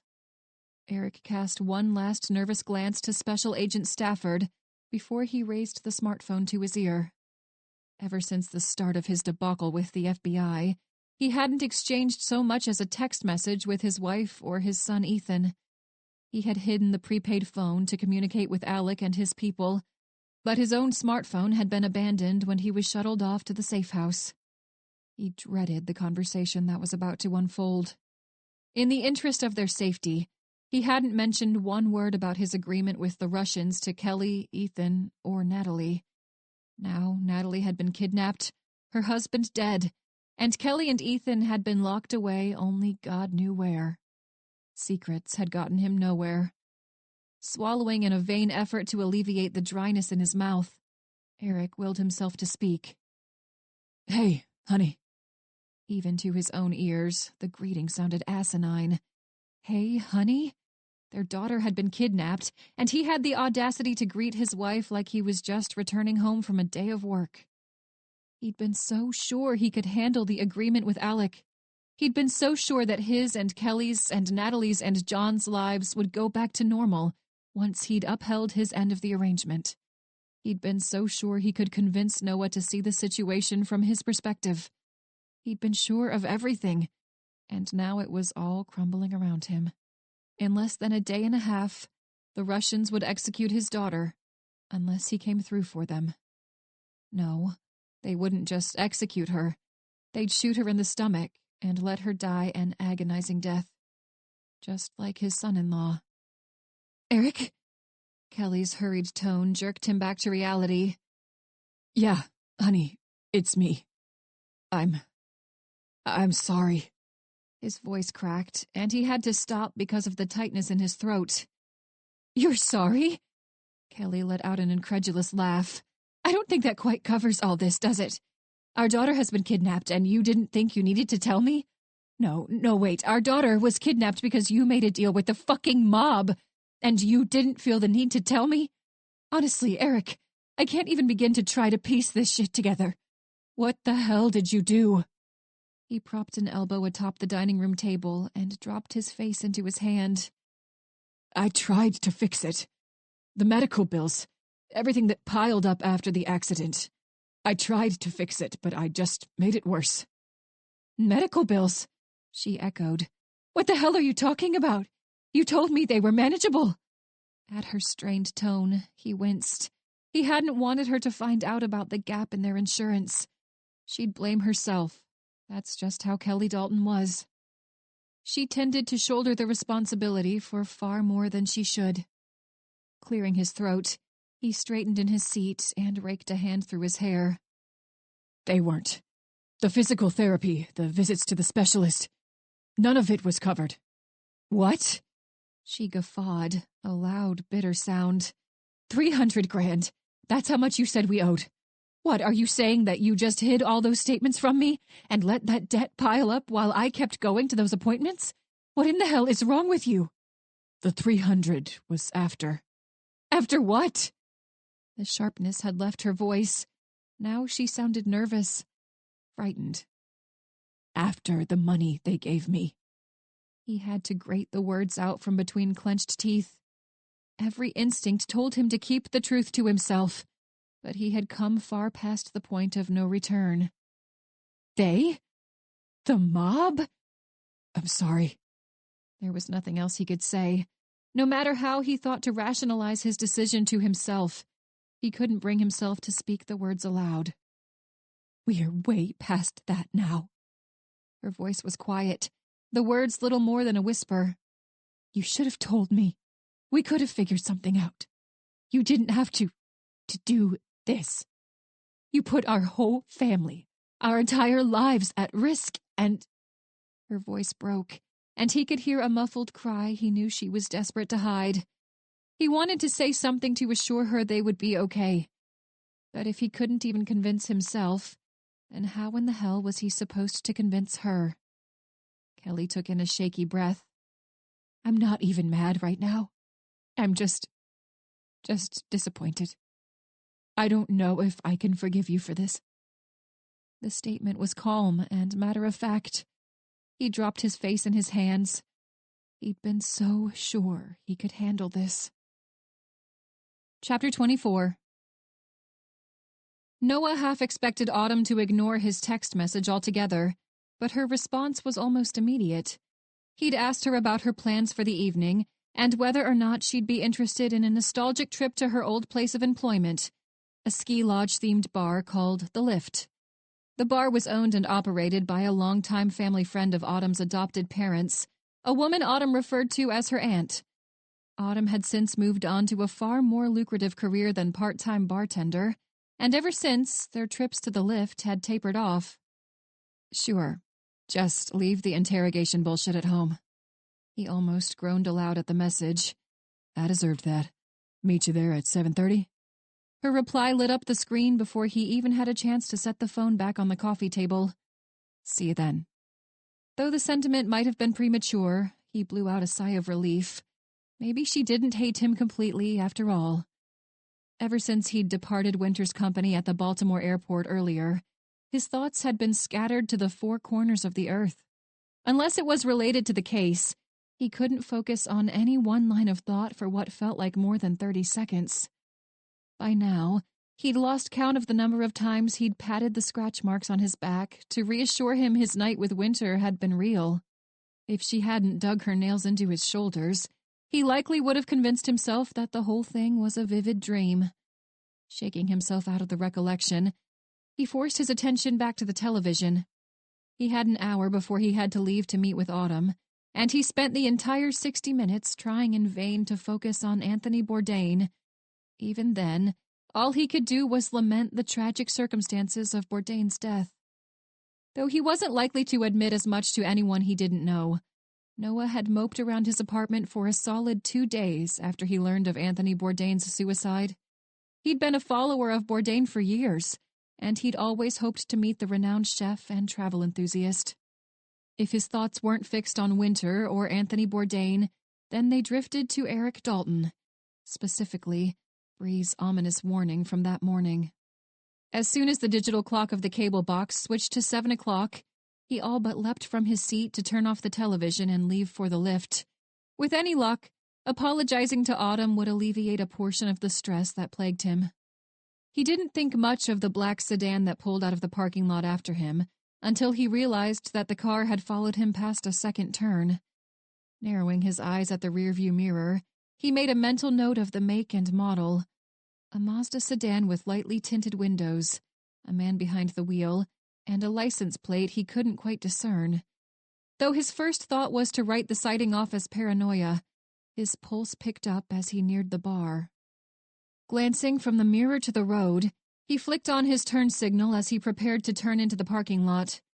The driver slowed behind him, but no blinker flashed to life. People neglected to use their blinkers all the time. As he rounded the sharp turn into the worn lot, the Mazda sped off down the street. Until the car was out of his vision, Noah hadn't realized he'd been holding his breath. Good Lord, he was starting to lose it. If it hadn't been for the early workday tomorrow, he would have ordered himself a couple shots as soon as he walked through the familiar double doors. Despite his early departure, Autumn had still beat him there. From where she was seated in the same booth they'd always used during their frequent visits in the past, she raised a hand and waved. With as much of a smile as he could muster, Noah returned the gesture as he approached the bar. Since it was a weeknight, he didn't have to wait long before he had a fresh pint glass of seasonal beer in hand. As he approached Autumn, she locked the screen of her smartphone and set the device on top of the wooden table. From just above the rim of her glass, she fixed her eyes on him as he took his seat. There was more to her gaze than mere scrutiny. Whenever she looked at him like that, Noah was sure she could see straight through any facade he might think to enact. And she thought he was the interrogation expert. Sliding into the cushioned booth, he bit back a sigh. All right, let's just address the elephant in the room and get that out of the way. She folded her arms on the table in front of herself, but she didn't speak. There was just more of that unsettling stare. I'm sorry I grilled you when I saw you at the office. You're right. If I wanted to know what was going on with Winter, I should have asked Winter. It wasn't cool of me to put you in that position, and I'm sorry. The corner of her mouth turned up in a smile. I appreciate you saying so. Thank you, and apology accepted. For the first time since he'd spotted the black Mazda, his pulse started to return to normal. Returning her smile, he held out his glass of beer. A light clink sounded out as she tapped the edge of her glass to his. After another swig of the pumpkin-based brew, he set the drink to the side and returned his attention to Autumn. For what it's worth now, I asked her about it, and she told me.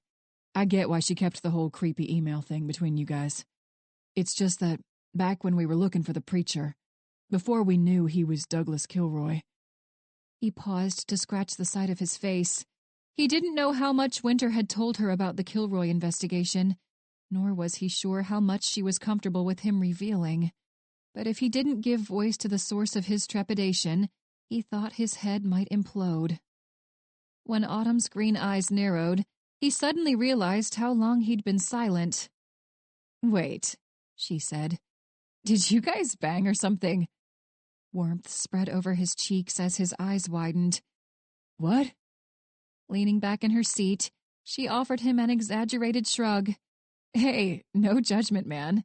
It's been a long time coming, if you ask me. What? He sounded like a trained parakeet. Jesus, woman. Who are you? The question wasn't quite what he had in mind, but it'd have to work. To his relief, Autumn started to snicker. Would you believe me if I said I was created in a lab in Area 51? He nodded like the answer should have been obvious. Yes. As her laughter intensified, he couldn't help but join in the amused outburst.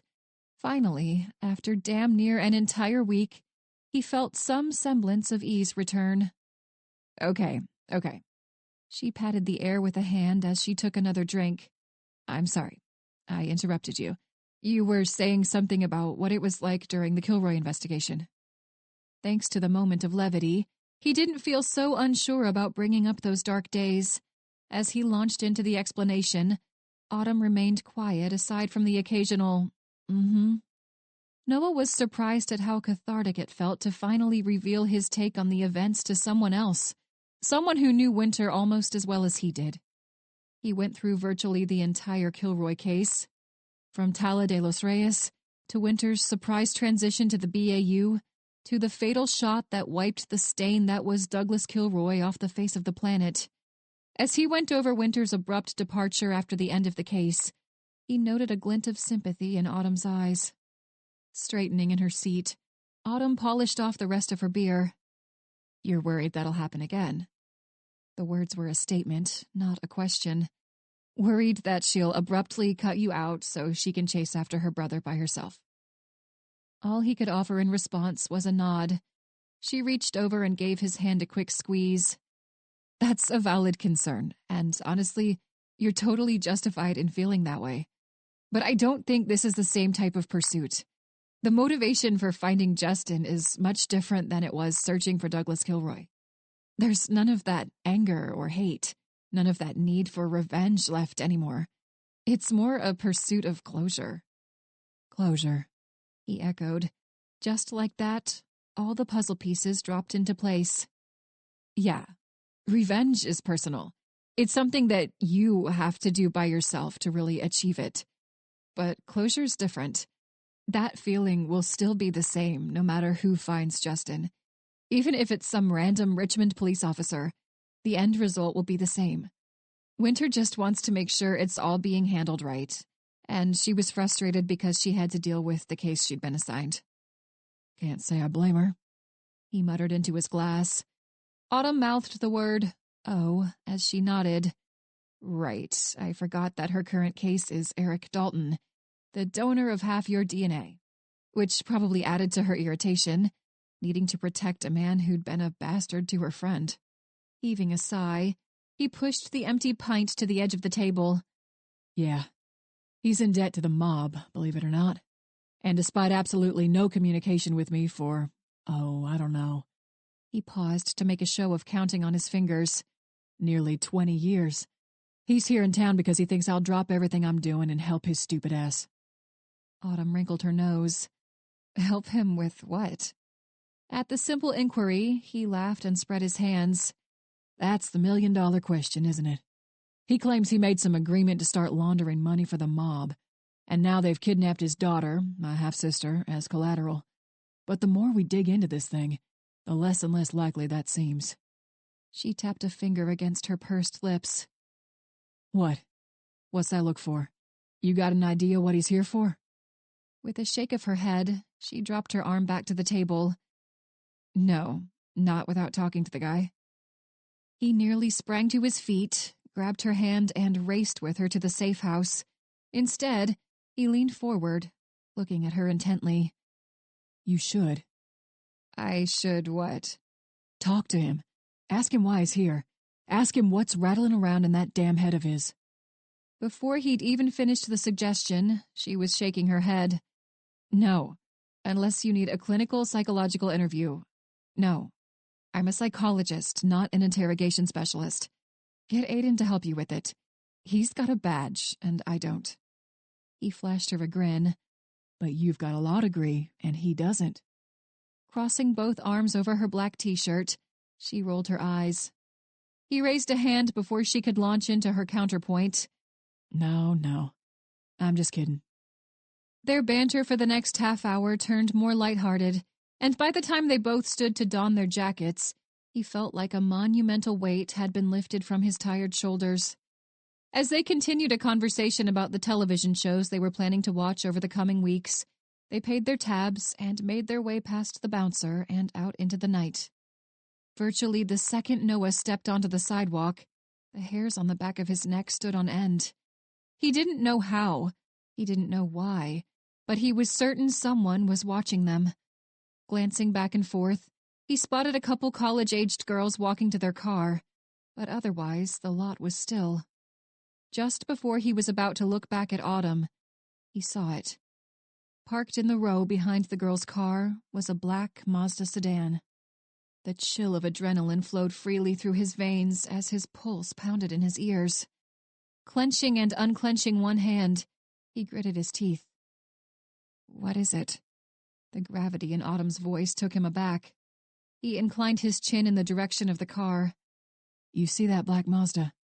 "Yeah, I see it. Looks like there's someone sitting in it." He finally glanced over to Autumn. "That car followed me out of my apartment complex when I left to come here. They didn't follow me in here, but that's definitely the same car." Her green eyes flicked back over to his. "Who do you think they're watching? Me or you?" Furrowing his brows, he pulled his keys from a pocket. "Why would someone be watching you?" She snort-laughed. "Because I shot and killed a mafia hitman not all that long ago? Seems like something they might take personally." His sarcastic chuckle came unbidden. "Fair enough.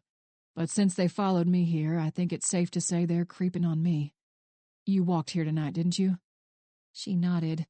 "Okay, come on. I'll give you a lift home." As diligently as he tried to hide the unease from his demeanor, he doubted the effort was much of a success. Just like that, all the worries about his and Winter's relationship were shoved to the back burner. He could only hope that, whoever in the hell they were, they kept their sights fixed on him, and not Autumn. But over the last several days, he'd learned how the Russians operated. He knew about their penchant for using friends and loved ones to get to their target. He knew his hope was wishful thinking. With a sigh, I leaned back against the couch and turned my vacant stare to the ceiling. I hadn't even bothered to turn on the lights since I got home. I'd learned earlier in the day that the investigation of the federal agent Sergei killed had been completely handed over to the FBI. It didn't matter what resources I tried to tap into at the police station. No one in the Baltimore PD was privy to the inner workings of a federal investigation, unless the feds wanted them to be. Apparently, the feds didn't want us involved. I couldn't say I blamed them. I'd been a detective in the narcotics department of the Baltimore City Police for 16 years. After all that time, I knew damn good and well how many other detectives moonlighted by making nice with the gangs and syndicates that called this city home. But I couldn't say I blamed them, either. Cops in this city were overworked, underpaid, and underappreciated. Living in this city on a beat cop's salary was barely one step above the poverty line. Alec wasn't happy that I'd been cut out of the investigation, and he hadn't heard from Sergei in close to a day. Though my first thought was to take a grim sense of satisfaction in the fact that Alec was anxious, I shoved that sentiment as far away as I could manage. If Alec was nervous, then the whole fucking city should be quaking in their shoes. The man was chomping at the bit to get to Eric Dalton's son, the federal agent. And to be honest, I didn't want Alec anywhere near Noah Dalton. Alec had a tendency to use violence without bothering to consider a diplomatic solution first. The RICO case against Alec's people was bad enough, but the death or grave injury of another federal agent would be just the excuse the feds needed to knock down the door of every Russian in Baltimore. In most cases, the credible threat of violence to a friend or loved one was enough to scare people into submission. The last thing I needed right now was for Alec or Sergei to kidnap one of Noah Dalton's friends or family members. But if Eric didn't persuade Noah to give up the location of the RICO witness, then that was exactly what would happen. Alec had been in this business a long time, even longer than me. He knew how to hit people where it hurt, and he enjoyed inflicting the pain. The flash of light in the corner of my eye jerked me from the contemplation and back to the shadowy living room. Though the brightness from the screen of my smartphone brought tears to my sensitive eyes, I welcomed the moment of discomfort when I spotted the name of the caller. Swiping the answer key, I raised the device to my ear. "Agent Gibbs," I greeted. "How are you?" Gibbs chuckled quietly. "I'm all right, Tony. Thanks for asking. Sorry it took me so long to get back to you. It's been a long day. How are you?" "I'm seriously fucked." "I'm doing all right, too." "Good to hear. I got your email from earlier. You said you've got something you think might help us with the Drew Hansford case." "Well, I don't know how much help it'll be, but I heard about it and figured I'd reach out to see if I could help. I've dealt with the Russians before, mostly from a narcotics perspective, but maybe I can fill in some of the gaps in what you guys know. I know I'd seen Agent Hansford before. I just didn't know he was part of the Bureau at the time." "Really?" Gibbs paused for so long that my nutsack drew up in my body. This had to work. It had to. "That might be helpful, actually. Yeah, it'd be pretty useful to get an idea what his routine was like when he was undercover." I was almost giddy with relief and had to force my voice to stay neutral. "I thought it might. Are you free tomorrow morning?" "I can make some time, yeah. I'll swing by the precinct around 9. "Perfect. I'll see you then." Disconnecting the call, I dropped my face in my hands and let out the breath that had been growing stale in my lungs. Agent Tim Gibbs was a good man. He'd been in the Bureau for longer than I'd been a detective, and he was always willing to go the extra mile to be helpful. And that was the thing about good men. They were predictable. Chapter 25. After 2 hours of poring through federal and state records, Winter found no new information to use as leverage in an interview with Sergei Kolesov. The search was tedious, and more than once her mind had wandered. Though she'd been content to read Aiden's update about the progress, or lack thereof, on his search for Justin's whereabouts, seeing the head of the BAU in Baltimore soon brought on a pang of impatience. If Aiden was in Baltimore, it meant he wasn't looking for a lead in Justin's case. When the frustration crept into her thoughts, she'd cringed at herself. Of all those involved in the Faulkner kidnappings, she knew best the type of fear Natalie had experienced. She knew because she had experienced that same fear when she and Bree looked through Natalie and John's house. A woman and her husband had been forcibly taken by the damn mafia, and she was pissed because her friend and mentor had taken time away from a decades-old cold case to help them. But even as she'd refocused herself on sifting through Sergei's background to uncover a potential lead they could use as leverage, her thoughts kept circling back to her brother. Aiden hadn't been in Harrisonburg, in that house, but she had. After an internal debate, she'd finally sought out Aiden. Though she'd approached him under the guise of requesting an update about Justin's case, she wondered if he understood her motives better than she did. His tone had been pointed but understanding when he advised that there was no new information for him to research. The forensics team was still working on a couple active homicide cases, and they hadn't yet gotten a chance to review the evidence collected from Winter's childhood home. When she left their short discussion, she'd felt like a temperamental child. Aiden had a knack for making people feel like that. Despite the mild embarrassment, the answer to her query had been enough to give her the focus she needed to dig back into Sergei Kolesov's history. The man had lived in the United States for the past 15 years, and despite his reputation among the Baltimore PD, his record was surprisingly clean. He was a naturalized American citizen, and all the petty crimes on his rap sheet had occurred after he gained citizenship. So, first and foremost, they couldn't use the threat of deportation. All Sergei's arrests were misdemeanors, so they couldn't use the 3 strikes law. Not that they needed to.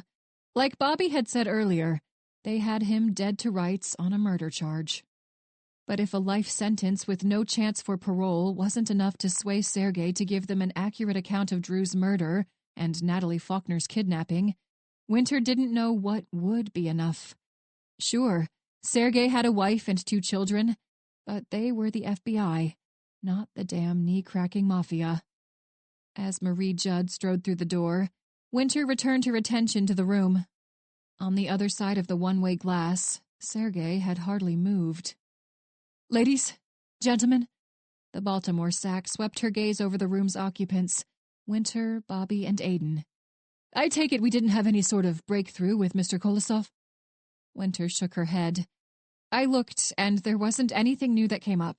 He's married, 2 kids, and he's a naturalized citizen.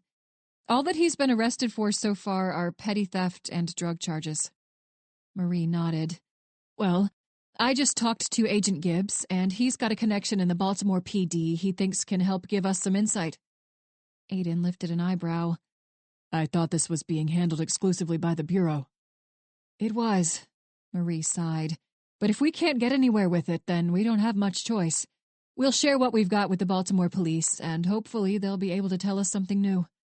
Though Aiden pursed his lips, he didn't respond. Crossing her arms over her chest, Marie glanced to the glass and then back to the little gathering. "He hasn't asked for a lawyer yet?" Bobby Wayrick shook his head. "He hasn't said anything yet. I think he's asleep right now." Winter scoffed. "How in the hell do you just fall asleep in an FBI interrogation room?" With a shrug, Bobby leaned back in his chair. "In the military, they teach you techniques to fall asleep in inhospitable terrain. Maybe they do the same thing with the mob." Marie's dark eyes shifted from Bobby to Winter before landing on Aiden, who was leaning against the wall at the other end of the room. "SSA Parrish, any insights?" Brushing off the front of his suit jacket, Aiden straightened. "He hasn't asked for a lawyer because he's sure he won't need one. He seems to be under the impression that there's nothing that will get him to talk, and that he's displaying his loyalty by sitting in there like a stone." Marie held out her hands. "So, what, then? No one found anything new about the guy, so we're right back to where we started." Before she finished, Aiden was already shaking his head. "No, not necessarily." Winter recognized the glint in Aiden's pale eyes. He had a plan. "What are you thinking?" Winter asked. Though his expression didn't change, the glint was more noticeable as he looked over to her. "Let me talk to him." Sack Judd waved a hand at the glass.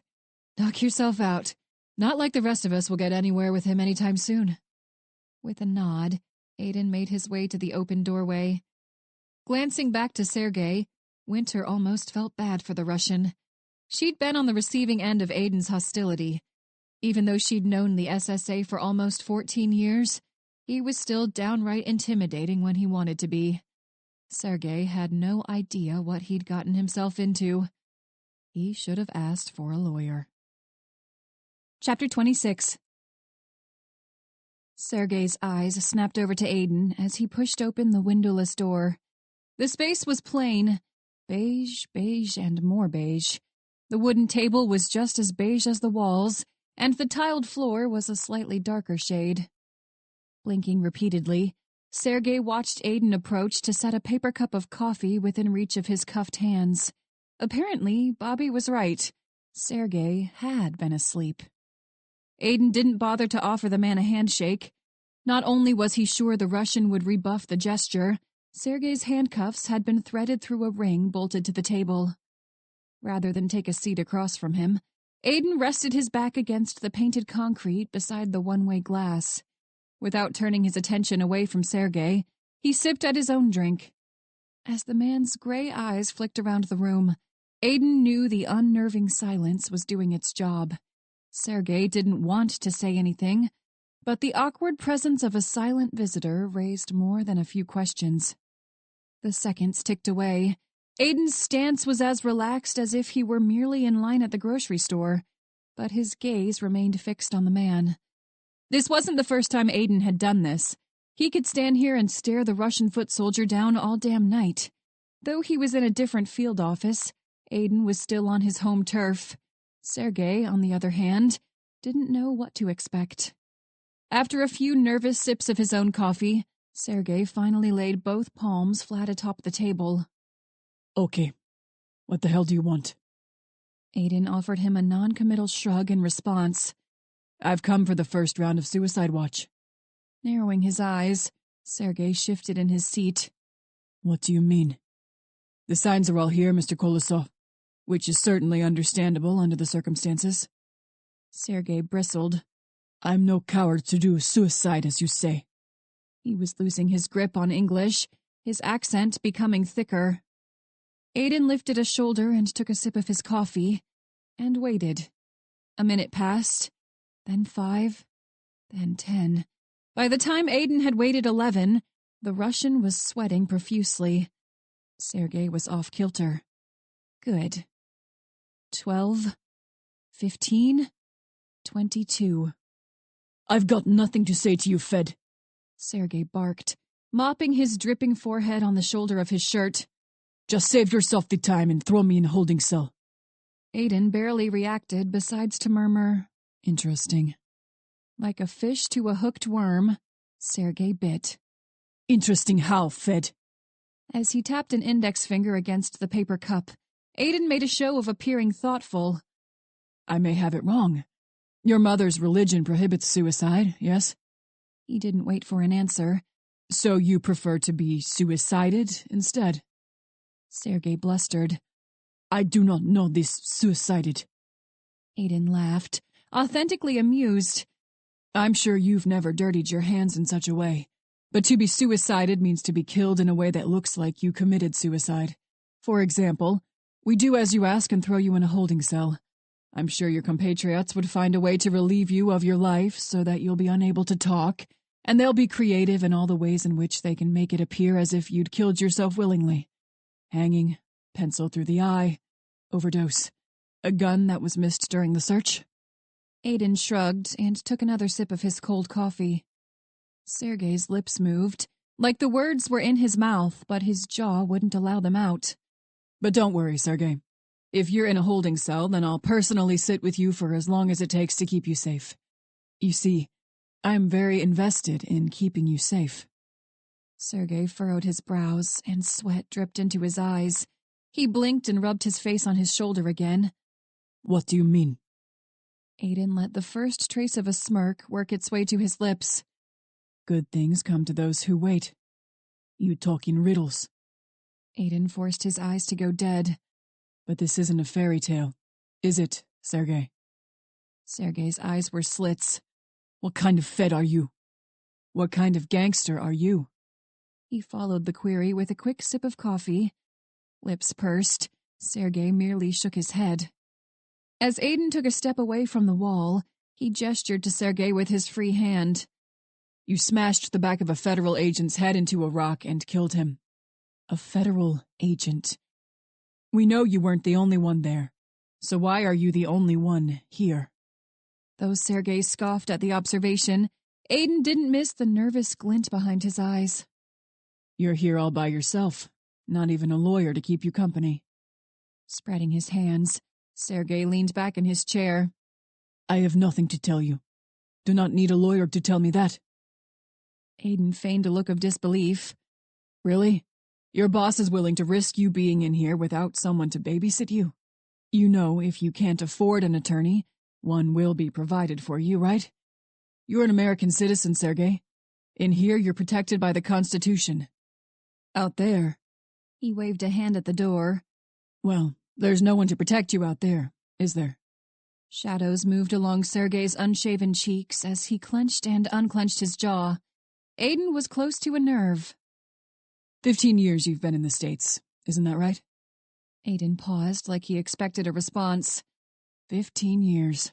All of it in this beautiful city. No wonder all the cops around here know who you are. You're on their shit list. And that's an official term, straight from one of them.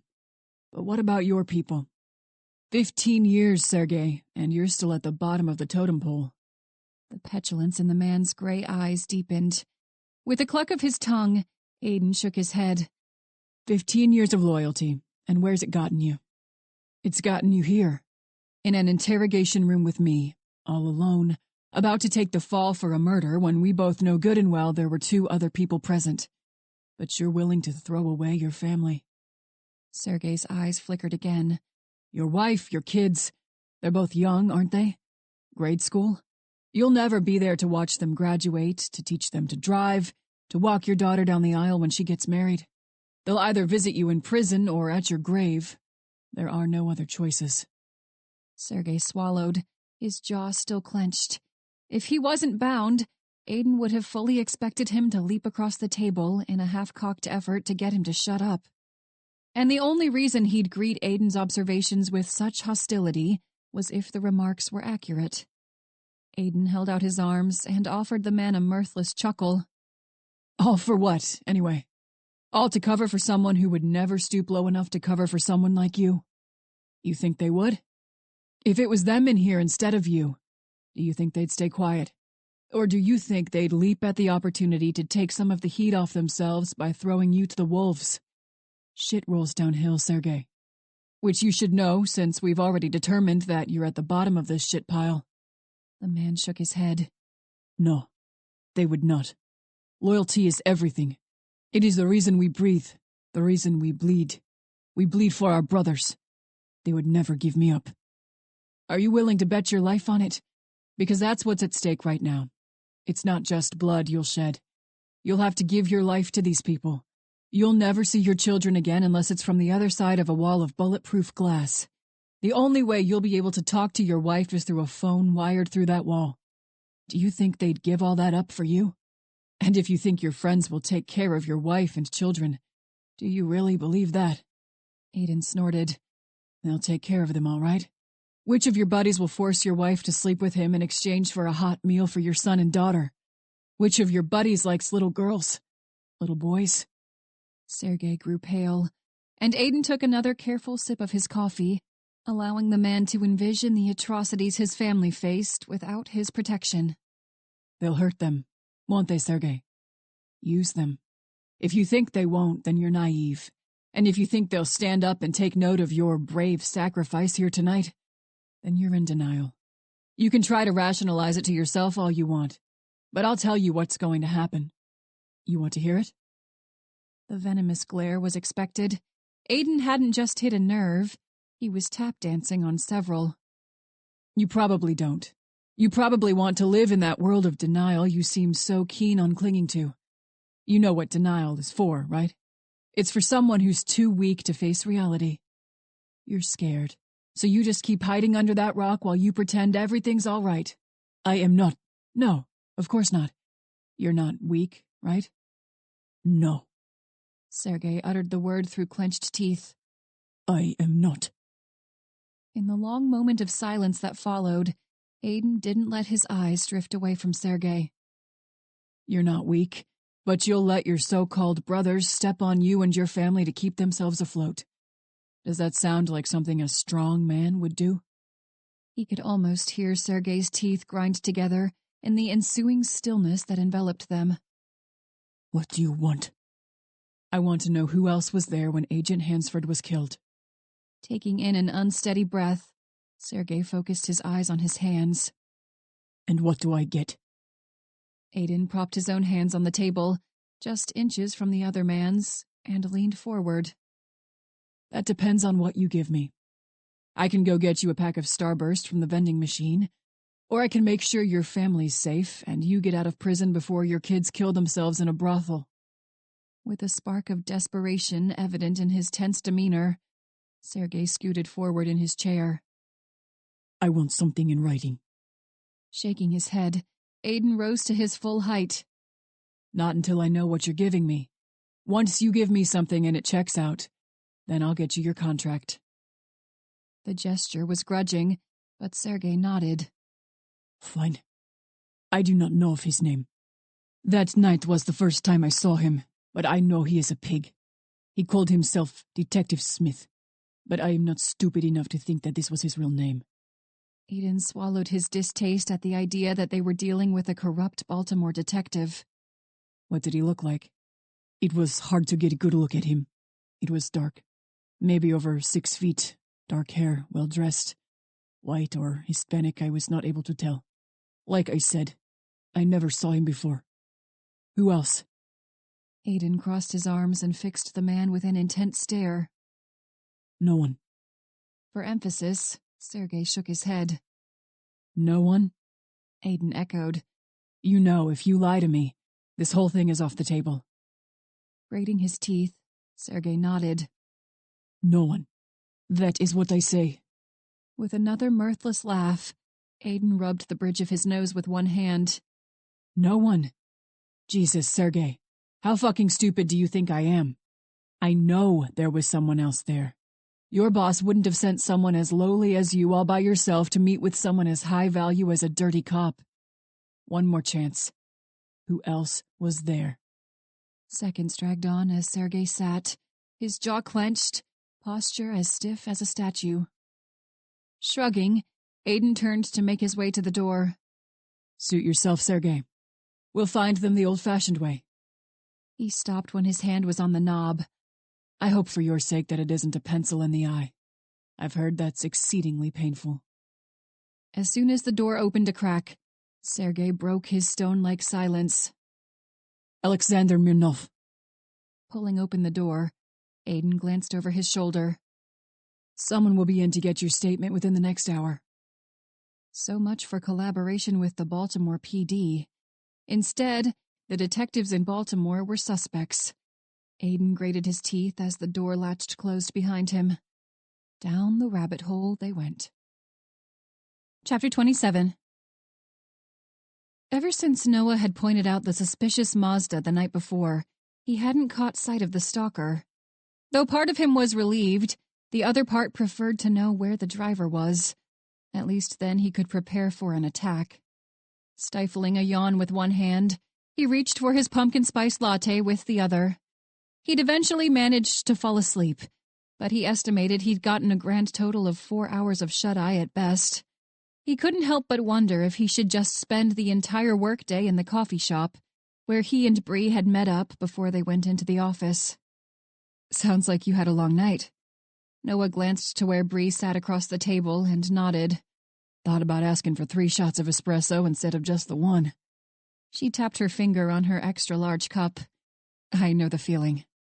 Before he could force his tired brain to form an intelligent question about their plans for the Eric Dalton investigation that day, his phone buzzed against the laminate tabletop. When he glanced down and spotted Winter's contact photo on the screen, his pulse rushed in his ears. He'd sent her a message not long after he and Bree arrived at the coffee shop, to bemoan his lack of sleep, but he hadn't expected her to call him. Glancing to the short line of customers at the counter, and then back to Bree, he picked up the phone. It's Winter. Might be about the case. As he pushed to his feet, Bree nodded her understanding. Okay, I'll be here. He offered her a quick smile before he started off for the front door. Swiping the answer key, he raised the phone to his ear. Hey, he greeted. Thanks to the sudden rush of adrenaline, he no longer sounded like he'd just woken up. Good morning. Her voice was light, maybe even upbeat. Apparently someone had gotten more sleep than he had. He swallowed down the twinge of nervousness. How's Baltimore? She blew out a short sigh. That's part of why I decided just to call you. Noah stepped out into the cool morning air and made his way to the edge of the building, away from any curious ears. Did you guys find something? Yeah, we did. A couple things, good and bad. Yesterday, the Baltimore PD brought in a Russian foot soldier named Sergei Kolosov. Kolosov had the same metal particles on his clothes that were found in Natalie's car and house, and as best as we can tell, they're the same particles that were found on Agent Hansford's body. Jamming a hand in his pocket, Noah suppressed a weary sigh. That's the good news, then, right? What's the bad? Aiden questioned Sergei last night, and we got some more information about who else was there when Agent Hansford was killed. The audio techs are getting close to finished with cleaning up the recording, but even when it was fuzzy, it was enough to tell that there were 3 people there.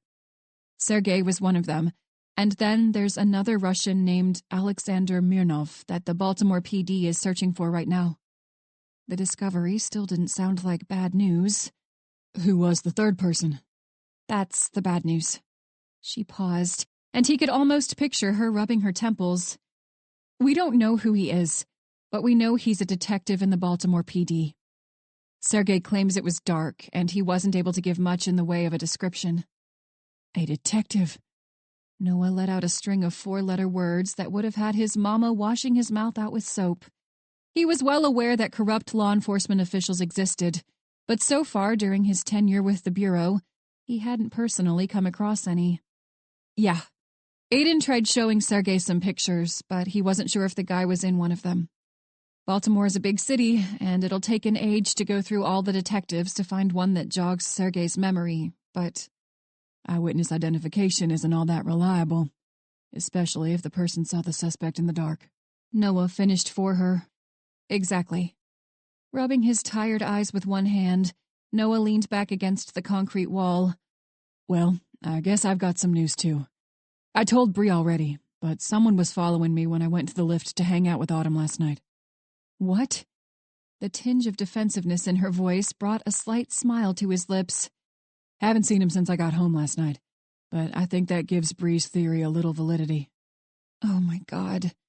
She heaved another sigh. Okay, I'll tell everyone here about that too. We're just grabbing some coffee before we go to the office to do that exact same thing.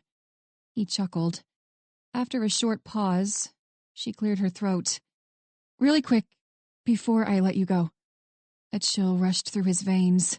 Here it came, he thought. The regret, the awkward apology. He swallowed hard against the tightness in his throat. What's up? I'm really glad I stayed with you the other night. We should do it again sometime. Relief and complete damn happiness had him smiling. Yeah, I'm glad you stayed too. And yeah, we should absolutely do it again. Anytime, any place. When she laughed, his smile grew face-breaking wide. That sound always seemed to put him at ease, and he suspected it always would. That's good to hear. Watch your back, okay? Always, darling. I'll talk to you soon. As much as he wanted to revel in the feeling of relief that had washed over him, he reminded himself that he couldn't let himself lose focus. Scanning the street for the Mazda, he knew there was a real possibility that he was being stalked by a Russian gangster. For the first time, he was glad his family was in Texas. The night before, I'd been almost elated when Agent Tim Gibbs had agreed to meet up with me to discuss the state of the FBI's investigation. I shouldn't have been. Late morning sunlight caught the polished face of my watch as I raked a hand through my hair. Gibbs hadn't given me a damn thing, and now I had to relay that failure to Alec Mirnov, one of the most battle-hardened Russian enforcers in the entire city of Baltimore. As the taller man approached, I caught sight of the familiar Russian lettering on the back of his left hand. From my early days, nothing but misery. Alec leaned against the car at my side as he shifted his piercing stare to me. I hope you have good news, Detective Smith. Eric Dalton has 12 hours left, and so far he's given us nothing. You know what that means, right? Gritting my teeth, I nodded. I know. It means that you'll go to Noah Dalton directly. Hold his father as collateral, get the location from him, and then kill Eric. Shrugging as if the answer didn't matter, Alec produced a cigarette from the inside of his jacket, hunched over and lit it. Close, but not quite. We will kill Eric, but he's not collateral. He and his son aren't close. There is someone else, though. His mother and sister are in Texas. Are you prepared to go that far? Alec shook his head. No need. Most of his friends are feds, but one isn't. Pretty redhead, in fact. His friend or girlfriend. Hard to tell. The corner of his mouth twitched in a devilish smirk. You know, I almost hope Eric fails. I could use a few days with a pretty girl like that. My blood had turned to ice. So much for letting me handle Noah Dalton. Right then, I considered giving the man a false lead, but didn't dare. Coughing into one hand to clear my throat, I met his gaze. You'd better be careful if you're going after a federal agent. It's one thing to go to him through his father, but if you're going to him directly, you'd better make damn sure there isn't a trace to tie you back to any of it, like there was with Natalie. Alec furrowed his brows. What do you mean? There was no trace. We cleaned the house. I shook my head. Not well enough. The feds have something. I'm trying to figure out what it is, but they have something solid. You'd better take a step back from this and find another way to break open the RICO case. He waved a hand as he took a long drag. Someone else is handling it. Don't worry. I'm leaving town for a few days. I'll come back when Eric gives us the rat, or when my people have to deal with his son. If I were in a room with Eric Dalton right now, I'd throttle the man. Clearly, the pilot was in over his head. He had no idea the type of shitstorm into which he'd just thrown his family and everyone he knew. Estranged or not, the Russians didn't care. They'd burn the entire city to the ground to find their rat. Chapter 28. Eric's hand shook as he flipped open the prepaid phone. He didn't want to answer the call. Right now, he wanted to crawl under a rock and pretend that the Russians and the FBI didn't exist. But right now, what he wanted didn't really matter. Slowly, reluctantly, he raised the device to his ear. Hello? Eric. The caller was none other than Alec himself. Anymore, Eric always had to deal with Alec. Do you know how much time you have left? Eric swallowed as he leaned against the cool drywall. He always took these calls in the bathroom so he could disguise the sound of his voice with the vent fan, and he was starting to loathe the room. Pinching the bridge of his nose with one hand, Eric took in a shuddery breath before he dared to respond. 10 hours. That is right. 10 hours. 10 hours, and then your daughter dies just like her husband. One shot to the stomach. Alec's voice was as jagged and unwelcoming as concrete. 10 hours. 1,000,000 hours by this point. Eric was convinced there was no way he could possibly meet Alec's demands. Noah hadn't even been to the damn safe house since his first brief visit. The only two federal agents he saw were Agents Stafford and Vasquez. I need more time. We gave you a week. Alec's response was like bullets piercing his skin. That is 168 hours. So far, you have wasted 158 of those, yes? Now what? You want me to give you more hours to waste? Not waste, no. Noah, my son, he's been gone. He's been in Baltimore.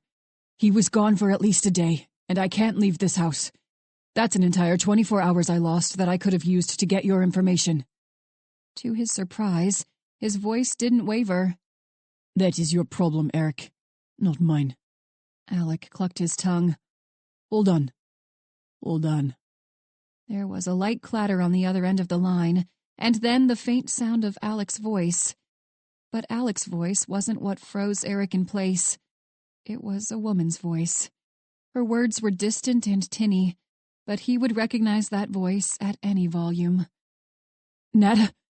His voice broke, and he had to try again. Natalie, sweetheart, is that you? When the blood-curdling scream pierced through the speaker of the archaic phone, Eric almost lost his grip on the device. The cool touch of adrenaline in his veins had turned into a frozen stranglehold, and he needed all his willpower just to keep himself breathing. As another scream rang out after the first, he felt himself slump down to the linoleum floor.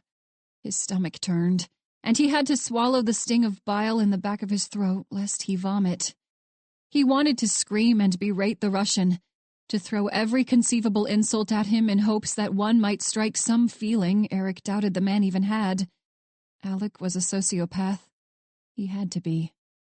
But as much as Eric wanted to scream obscenities into the phone, he was hunched in the bathroom for a reason. Any suspicious shouts would undoubtedly draw the attention of Agent Vasquez, and then any chance for Eric to sway Noah and save his daughter would be gone. So instead, Eric bit down on his tongue until he tasted iron.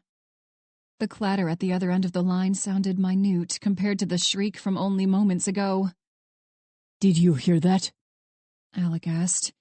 Eric dropped his face into his hand. Of course he'd fucking heard it.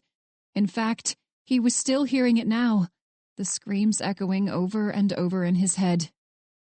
2 fingers, both from her left hand. For now, at least. I do not think she will need her wedding ring anymore. Do you?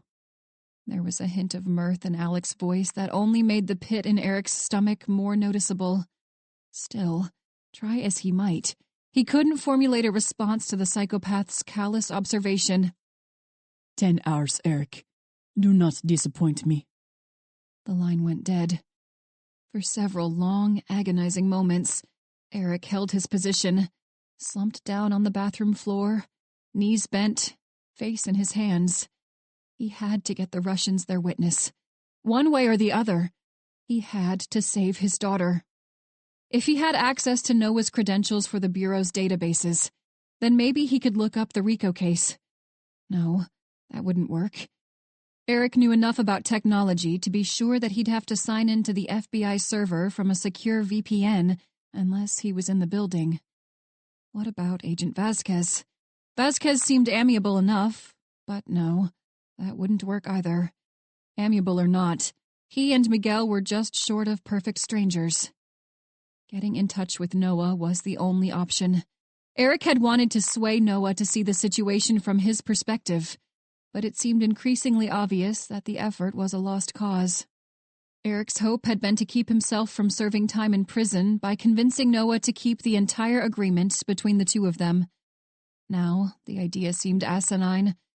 For all the good it had done him so far, Eric might as well buy a rifle and storm the Russian compound, or whatever in the hell it was, by himself. As the analog clock above the towel rack ticked away the seconds, Eric realized for the first time how truly hopeless the situation had become. Alec had been adamant that Eric not involve the FBI any more than was necessary to get to Noah. If he and the Russians caught wind of him enlisting the Bureau's help to find his daughter, they would execute her. Not only would they kill her, but they'd seek out and systematically murder Eric's entire family.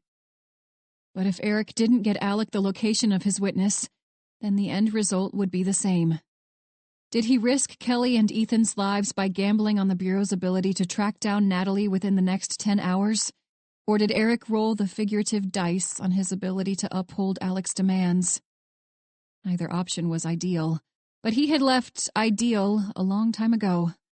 Now, he sought survival, and nothing else. Chapter 29. The flicker of movement at the entrance to the conference room drew Bree's focus away from the screen of her laptop as Noah strode through the doorway. After she offered her friend a quick smile, Bree closed the lid of the computer and scooted forward in her chair.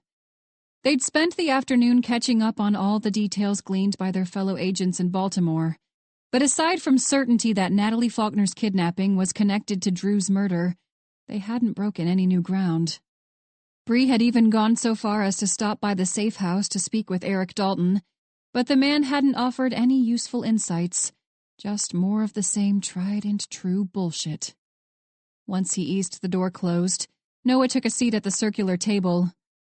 I just talked to Winter. She said that they're still looking for Alexander, and they still aren't any closer to figuring out who Detective Smith is. The audio techs are getting close to the end of the recording, but so far they've only heard the 3 voices, 2 with Russian accents. Tapping a finger against the matte silver laptop, Bree nodded. Eric didn't seem in much of a mood to talk earlier. Just more of the same shit about his money-laundering adventure with his Russian comrades. With a snort, Noah shook his head. Figures. Any sign of that black Mazda? Or anyone else, I suppose? Noah shook his head again. No, and believe me, I've been looking. Haven't seen anyone out of the ordinary. What about Autumn? He shot her a curious look. What about her? Bree folded her hands atop the table. They've seen the 2 of you together. We're talking about the Russians here. If they want something from you and they've gleaned that she's important to you, then...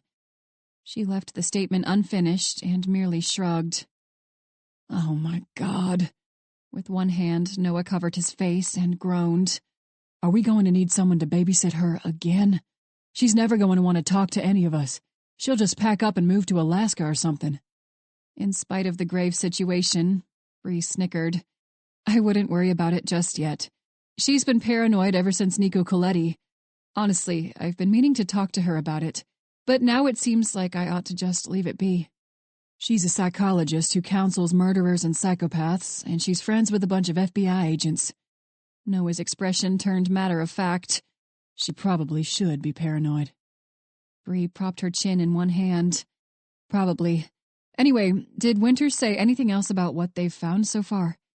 I know it happened beneath an overpass, but were there any security cameras nearby that might have caught someone driving to or from the scene? She mentioned checking for that, actually. But to answer your question, no. There weren't any witnesses nearby, nothing like that. We've got good physical evidence, and we've got the recording, but otherwise... He paused to shrug. No definitive answers about Detective Smith. Of course there weren't any witnesses. The Russians didn't leave witnesses. If there was the threat of a potential witness who could bring harm to their operation, they eliminated the threat.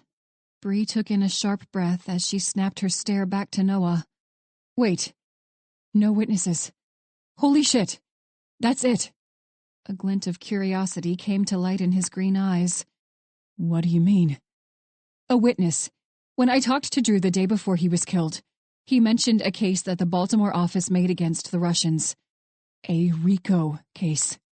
She paused to meet his curious stare. A RICO case that hinged on the testimony of one witness. A Russian enforcer who grew a conscience and decided to flip in exchange for him and his family's safety. Drew said that the Russians were preoccupied by the pending RICO case. That's what they want. They want the witness. Noah's expression darkened. That's the deal they made with Eric, isn't it? Bree nodded. It has to be. They made a deal with him to find their witness because they knew his son was an FBI agent. It's a federal case, and the witness is in federal custody. That's why their errand boy in the BPD couldn't help them. He was going to kill his father. But something didn't make sense. The U.S. Marshals handle witness protection, though. Even if I wanted, I'm not on that case, so there's no way I could find that damn witness. Why would they even begin to think I could access someone like that? Because your father is a liar who lies to save his ass. He probably promised them the stars and the moon, then thought he could sob-story you into doing something you aren't able to do. She leaned forward, lowering her voice. Plus, there are ways around it. You just have to know the right people, and apparently, the Russians thought you knew the right people. Noah rolled his eyes. I'm flattered that they think I'm so well-connected. Pushing herself to stand, Bree tucked the slim laptop under her arm. Come on, we need to get this to Winter and Bobby. With a nod, Noah followed her out the door. The knowledge that Eric had been enlisted to persuade his estranged son into coughing up the location of a federally protected witness wasn't necessarily useful in finding the dirty cop involved in Drew's death, but at least one piece of the puzzle had finally fallen into place. Though one piece was better than none, they were still a long way from the finish line. Chapter 30. The object of their veritable manhunt had only been in custody for a whopping 15 minutes, but the Baltimore field office was already abuzz. The man had been caught on his way out of town, and if the clothes and personal items stashed in his trunk were any indication, he didn't intend to come back for at least a week. Winter and Bobby had walked into the interview room, where they'd been met with the hard stare of a man who'd seen and done things Winter didn't even want to consider. After watching Aiden's impressive interrogation of Sergei Kolosov, Winter had been amped up to try to get inside Alexander Mirnov's head. But before she or Bobby made it through 2 questions, Alec demanded a lawyer, and the interview ended as quickly as it started. However, just because the man wouldn't talk didn't mean they were unable to tie him to Agent Hansford's murder and Natalie and John Faulkner's kidnapping. Much like they had with Sergei, the forensics team had confiscated Alec's clothes, and a couple Baltimore agents were in the process of executing a search warrant for the man's apartment. At 2 in the afternoon, Winter felt like the day had already lasted a full 24 hours. She was sure they'd spend the rest of their day sifting through the items obtained from Alec's residence, but to her surprise, she'd received a call from Bree only moments after she and Bobby gave up on their interrogation. Well, Winter wasn't surprised that she'd received a call from Bree, but she had been surprised by the reason for the call. When she relayed the information, The realization that Eric's debt to the Russians was slated to be repaid by providing them with the location of a federal witness, to Bobby, the man's eyes had widened as his mouth gaped open. Sure, there was some organized crime in Richmond, but nothing on the level of the assassination of a federal witness. They were in uncharted territory, and they'd wasted no time seeking out Marie Judd herself. Once the door closed behind them, Marie glanced from her to Bobby as she took a seat behind her desk. Marie lifted an eyebrow.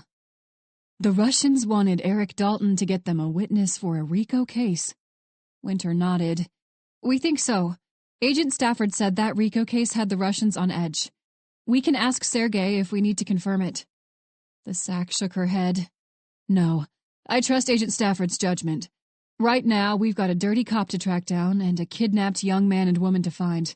I take it Alec didn't give you anything. Bobby scoffed. Asked for a lawyer before we'd been in there 2 minutes. Can't say I'm surprised. Marie took a sip of her coffee. He's a little higher up in the food chain than Sergei. They're willing to spend the big bucks for his lawyer.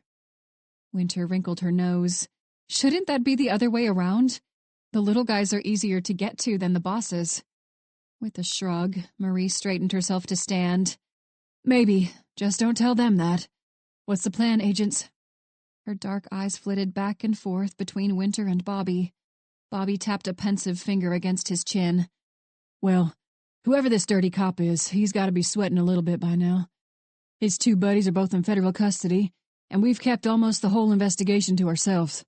Maybe we go to the station that was in charge of Agent Hansford's case before they handed it to us, and we dangle a little bit of information out there. See who bites.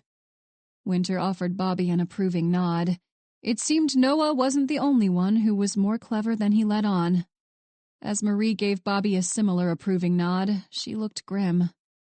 One dirty cop undermined all the hard work of 1,000 dedicated ones. I hope your plan catches him or her quickly. I'm sure this goes without saying by now, but just let us know if you need our help. Our audio techs are still working on the 911 call. By their best estimate, they ought to have it finished later tonight or sometime tomorrow. Winter hesitated before she asked the next question. She knew how sensitive the pending RICO case against the Russians was.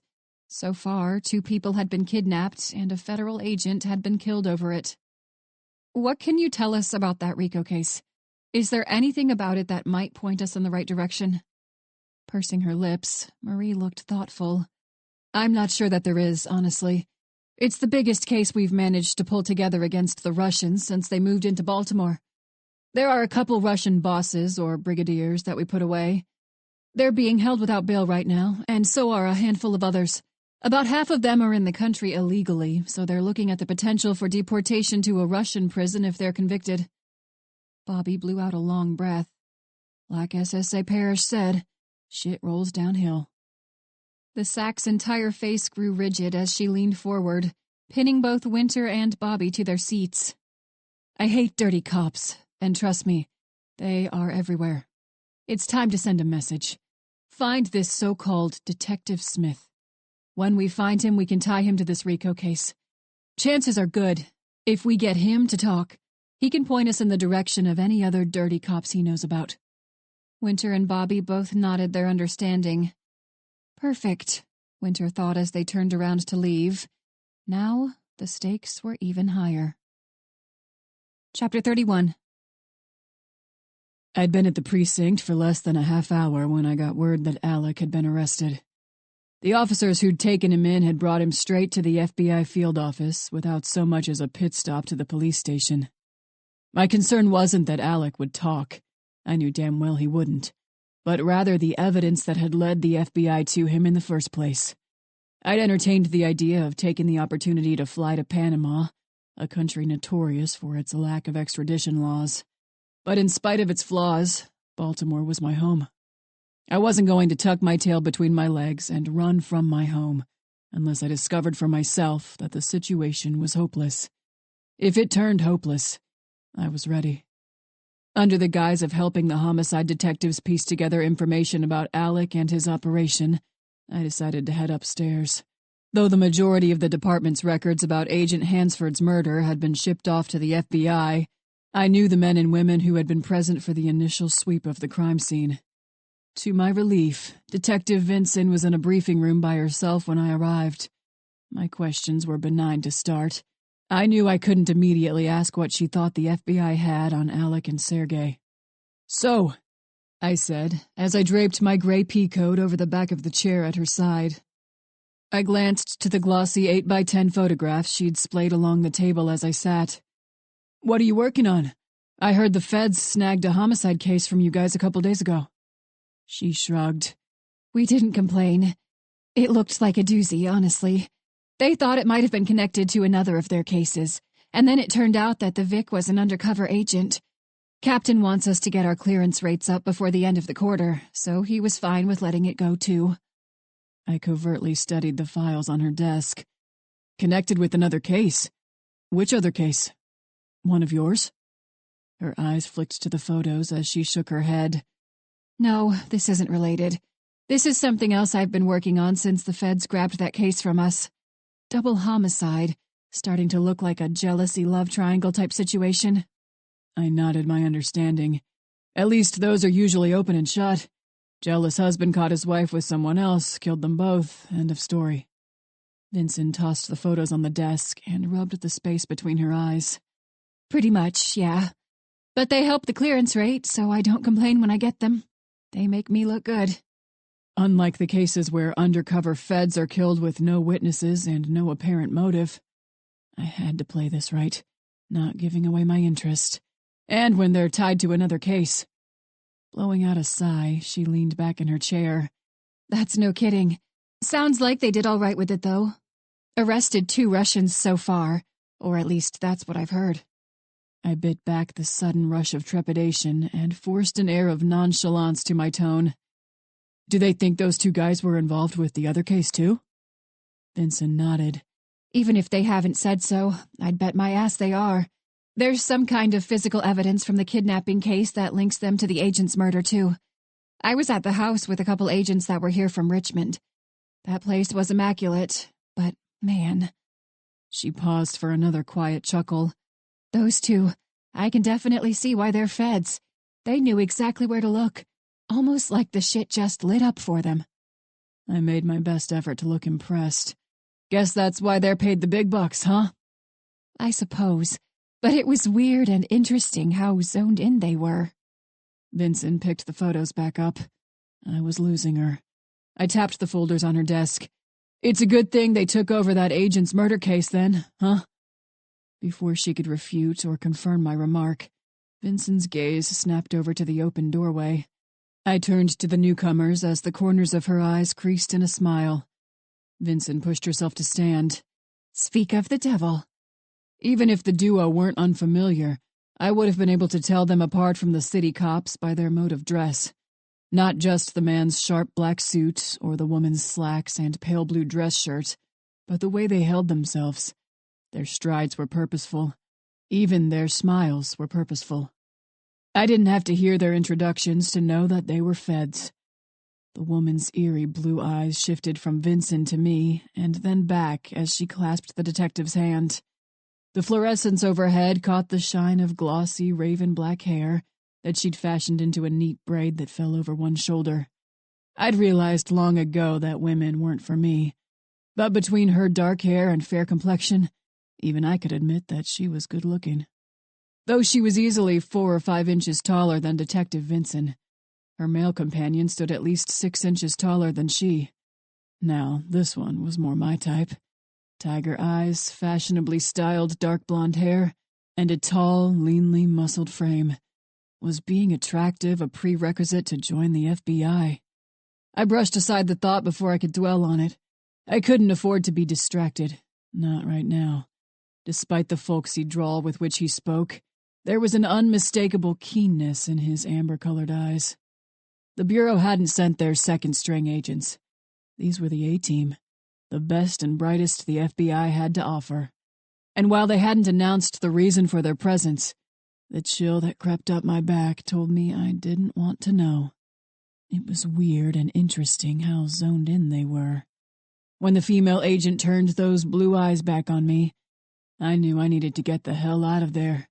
And I needed to do it now. Chapter 32. Though Winter was pleasantly surprised to see Detective Vinson at her and Bobby's first stop for the afternoon, her attention was drawn abruptly to the man at her side. He hadn't let his attention drift away from them as he shrugged into his coat. That wasn't unusual, though. There were a whole host of city detectives who were leery of the FBI. With a pleasant smile, Winter sidestepped Detective Vinson and extended a hand to the man. "Afternoon. I'm Agent Black, and this is my partner." She paused to wave a hand at Bobby. "Agent Wayrick. We're just here doing a little follow-up on a case." As he clasped her hand, the detective nodded. That was when Winter saw it. At first, she thought her eyes were playing tricks on her, or that the specks of red were part of the fabric of the gray peacoat. But the red color was only visible on his arms. She had to put forth a Herculean effort to maintain a neutral expression as the significance dawned on her. So far, Natalie and John's kidnapping had been connected to Drew Hansford's death by the tiny metal particles found at each scene. Until now, all the items illuminated by Winter's sixth sense had been just that, items. This was the first time her brain had pointed her to trace evidence. All at once, she snapped out of the contemplation. The detective offered her a nod as he returned her smile. "Nice to meet you, Agent Black, Agent Wayrick. I'm Detective Johansson. I was just stopping by to see how Detective Vinson was doing before I head out for the day." Winter turned her head to regard Bobby and dropped the feigned smile to flash him a look. He drew his eyebrows together as he shifted his gaze back to Detectives Johansson and Vinson. She offered the two detectives another smile as she returned her attention to them. "We won't be here for too long. We were honestly just hoping to get a little more perspective on the city. Can you both stay and help us out?" Detective Vinson seemed pleased. "Sure, not a problem." When Winter shifted her gaze back to Detective Johansson, his lips curved into a slight smile. She hadn't been sure before, but now she was certain that the expression was feigned. "Yeah, no problem." Stepping back to Bobby's side, Winter spread her hands. "Great, let us just grab a couple pens and some paper." Once she was sure the detectives couldn't see her, Winter threw Bobby another vehement glance. "What?" Bobby asked as soon as they were out of sight. "You keep looking at me like that. Am I missing something?" Damn it. Now came the hard part. The part where she had to explain to another federal agent why they should be suspicious of someone that her weird-ass ability had pointed out. Winter cast a paranoid glance in either direction before she leaned in to reply. "Detective Johansson, when we walked in, Vincent said, 'Speak of the devil.' That meant they were talking about the Bureau, or even us, before we got here. He matches Sergei's description. He's tall, white, and he's got dark hair. Sergei said something about a gray coat, too, didn't he?" She knew he hadn't, but she was desperate. They couldn't let Detective Johansson leave, and she needed Bobby's help. Bobby furrowed his brows as he cast a puzzled glance at her. "Maybe. I'm not sure. I can't remember it, but if you do, then I guess so."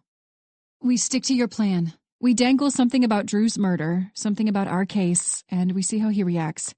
In the meantime, I'll grab some tape or something and get a sample of what's on his coat." Blowing out a quiet breath, Bobby nodded. "Okay. We told them we were getting paper and pens, so we'd better go grab those before we go back in there or he'll know something's up." Winter nodded. "Good catch."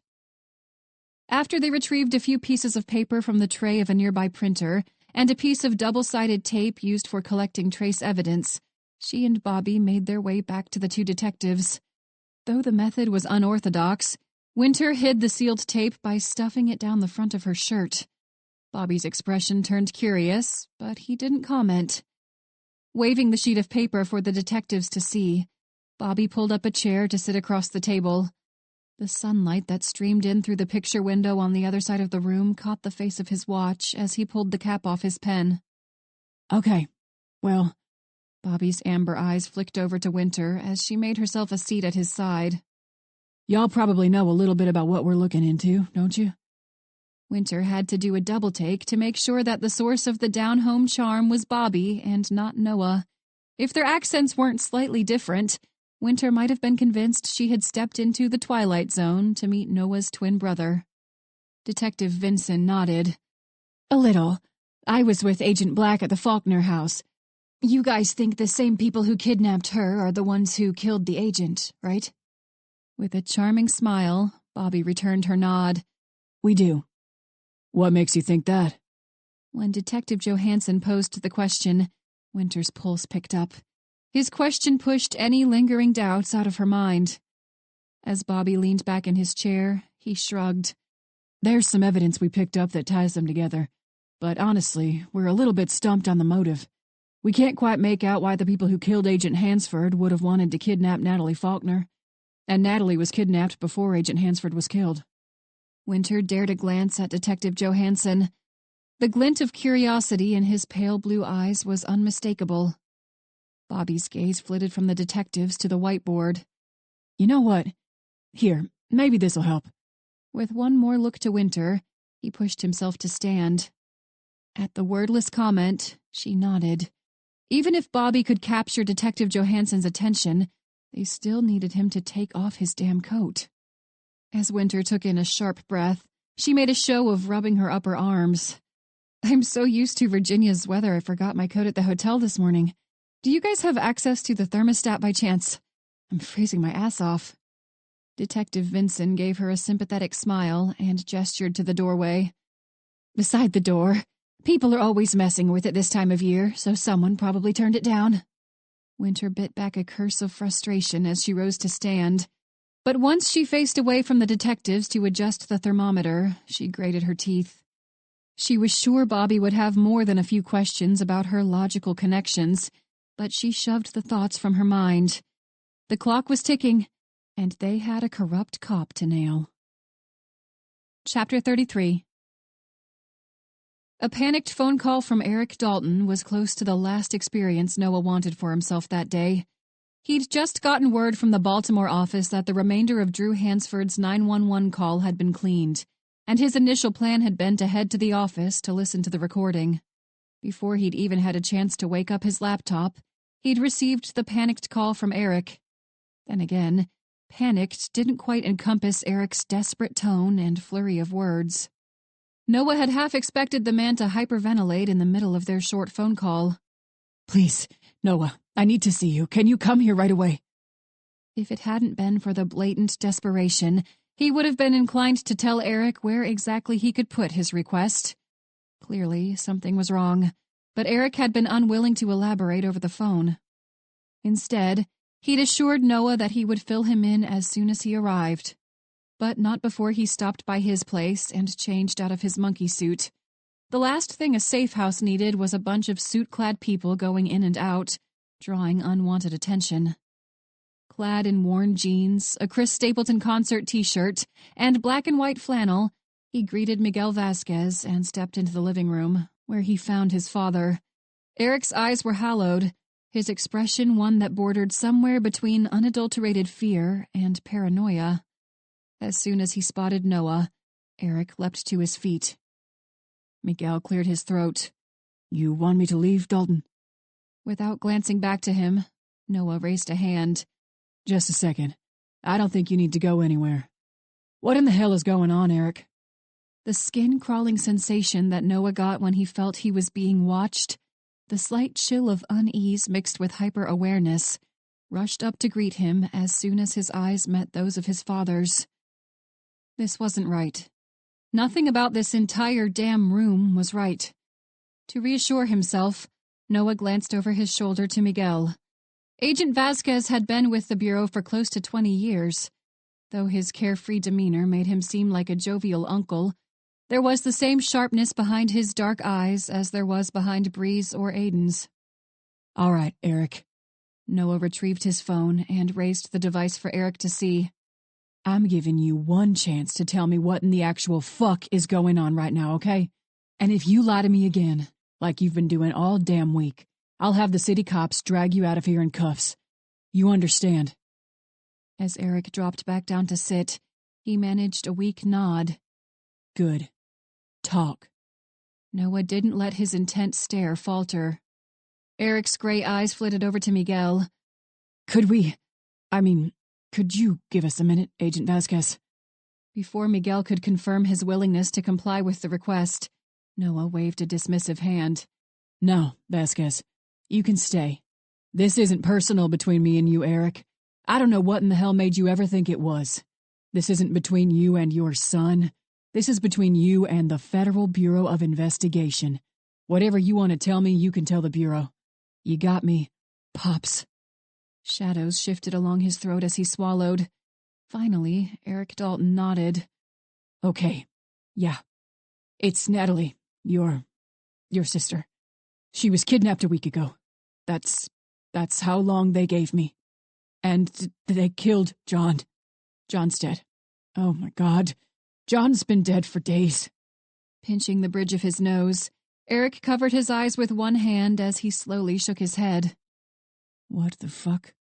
Miguel's voice was quiet, and Noah doubted Eric could hear the remark. Noah clenched and unclenched one hand. Why didn't you tell us? A portion of the bluster returned to Eric's eyes as he looked back up to Noah. Because they'd already killed John, and they said they'd kill Natalie if I told you. If I told the FBI, I was supposed to tell you, not the entire damn Bureau. Narrowing his eyes, Noah crossed both arms over his chest.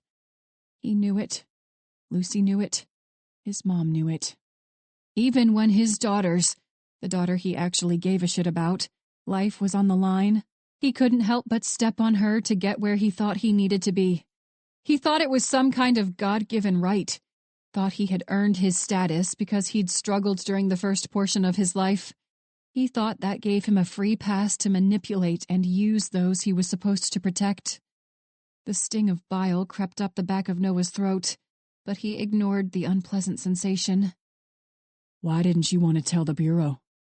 He let a tinge of condescension find its way into his tone. What exactly led you to believe that I would help you? Because she's your sister! Eric's voice was just below an outright shout. Noah feigned surprise. Really? You thought I'd do the Russian mob's dirty work just because I happen to share half my DNA with your daughter? Is that what you're telling me? You wanted me to facilitate the execution of a federal witness in a high-value RICO case because, well, what? Because you thought that I had some hidden soft spot for your kids? Eric shook his head, but Noah cut him off before he could speak. Now, don't bother with an excuse, okay? You wanted to turn me into a disposable asset for the Russian mob so they'd let your daughter go. What do you think would have happened after I gave them that witness anyway? You think they'd just shake my hand and be on their merry way? Because, wow, if that's how your mind works, you really are naive. That's not... He raised a hand. Save it. I know you're not stupid. I know you knew damn good and well what you were going to sign me up for. How long do you think it would have been before they started to go after the people I cared about? That's not... No! Noah barked, the words sounding like a whip. Eric, this is done. I'm sick of you. I'm sick of your bullshit facade of nobility. I'm sick of all of it. Agent Vasquez, could you do me a favor and escort Mr. Dalton to the field office? He could tell that Miguel's befuddlement hadn't lessened, but the man nodded. Yeah. We'll get an official statement out of him and send it up to Baltimore. Noah's face was a deadly mask of anger as he looked upon the man half responsible for giving him life. I suggest you cooperate with them. You tell them everything you know so they can make the best possible effort to save your daughter's life. As Miguel led Eric through the foyer and out into the night, Noah wasn't sure what had just snapped in the back of his mind. Eric was right. Natalie was his sister. Maybe he should have been more distraught at the thought that she might get hurt. If he was honest, he wanted to be more distraught. He felt like he should be more distraught. He should be anxious. Something. Instead, he felt no more anxiety than he did when he worked a case for a perfect stranger. His half-sister was a civilian who needed the Bureau's help. She'd never been anything less, and to Noah, she'd never be anything more. But damn it, he had vowed to serve and damn protect. Pulling his phone from his pocket, he waited for Max Osborne to pick up the line. He had a request to make, and if Sack Osborne didn't approve him heading straight back to Baltimore to work the case, he'd take a couple days off and pay for the trip himself. He was going to Baltimore if he had to steal a bicycle and pedal the entire way there. Chapter 34. Special Agent Bobby Wayrick had been rambling on about the Hansford and Faulkner cases for only 15 minutes, but Bobby felt like he'd been posted up at the whiteboard for closer to an hour. He'd been sure to avoid any pertinent information, but he doubted he could keep Detective Johansson's attention for much longer before the man decided he was a bumbling idiot. Winter better be right about this, Bobby thought to himself. Her logic made sense, but he wondered if the chance they'd decided to take was worth it. Because no matter how hard he tried, Bobby couldn't recall Sergei Kolosov mentioning a gray coat. If it hadn't been for the unabashed certainty in her eyes, Bobby would have given voice to his suspicions, to the blatant uncertainty. But as he'd rambled on for the past 15 minutes, he second-guessed his own skepticism. Despite the number of times Bobby had repeated the same line of reasoning or piece of evidence, Detective Johansson's intense stare remained fixed on him. There were only two reasons a city cop would be so interested in a shitty rundown of a federal case. Either they had a personal stake in the outcome, or they were only pretending to be interested so they could get on the FBI's good side. From what little he'd seen of Detective Johansson, Bobby doubted the man was here to brown-nose the feds. He'd worked for the Boston PD for 16 years, and he'd worked with plenty of federal agents in his tenure. So, by that logic, which was arguably a stronger line of reasoning than Agent Black's justification, Detective Johansson had a personal stake in the Drew Hansford or Faulkner cases. As he glanced back to the chicken scratches on the whiteboard, Bobby prepared to launch into another round of pointless musing. He'd been told by friends and family members that he was the most charismatic person they knew, but until now, he'd thought they were all full of shit. Apparently, they were right. Before Bobby could open his mouth to blather on about some nonsensical theory he had scraped off the top of his head, Detective Johansson rose to stand. For a split second, Bobby's mouth felt like it was stuffed with cotton. He racked his brain for something that would keep the detective interested as his heart rate climbed. No, Bobby couldn't let the detective leave. Not yet. Not when he'd become convinced that Agent Black's far-fetched theory wasn't wishful thinking. But what could they do? If the man grabbed all his belongings and slunk out the briefing room door, what could they do? They couldn't demand that he hand over his coat. They had no probable cause. Just because he believed Agent Black's theory didn't mean he could convince another agent, much less a judge. If he left now, they were screwed. The dirty cop would be back on the streets. He'd be on his way to the airport to fly to Timbuktu or Papua New Guinea. Sergei didn't even know who Natalie Faulkner was, and Alec had already made it clear he intended to remain silent. Mr. Bad Lieutenant was their only viable lead to find Eric Dalton's daughter and her husband. Grating his teeth, Bobby watched in slow motion as Detective Johansson shrugged out of his light coat. Holy shit. He wasn't about to leave. He'd finally taken off the godforsaken coat. The coat that Agent Black was convinced held the same trace evidence they'd found in the Faulkner house. The same evidence they'd found on a fellow agent's corpse. Bobby shot Winter a vehement glance. It was now or never. He needed to get Detective Johansson away from that damn coat. Where in the hell were they supposed to go? Should he ask for a tour of the precinct? The evidence room. Not a tour, but close. Painting an enlightened expression on his face, Bobby turned back to Detectives Johansson and Vinson. I just thought of something. He hoped he didn't sound too close to a game show announcer. Vinson arched an eyebrow. What's that? Bobby glanced to Winter, and she nodded. He didn't know what in the hell the gesture meant, but he assumed she'd given him the green light to work his magic. We've got the names of a couple suspects. Do y'all suppose I could take a trip down to the evidence storage with you? Maybe there's something from one of these guys down there. A glint of something akin to nervousness flickered in Detective Johansson's eyes, but he nodded. Yeah, that's a good idea. With a shrug, Bobby looked over to Winter. Shouldn't take too long. You good to hold down the fort, Agent Black? Her smile was sudden and bright. Of course. Good luck. Hope you guys find something.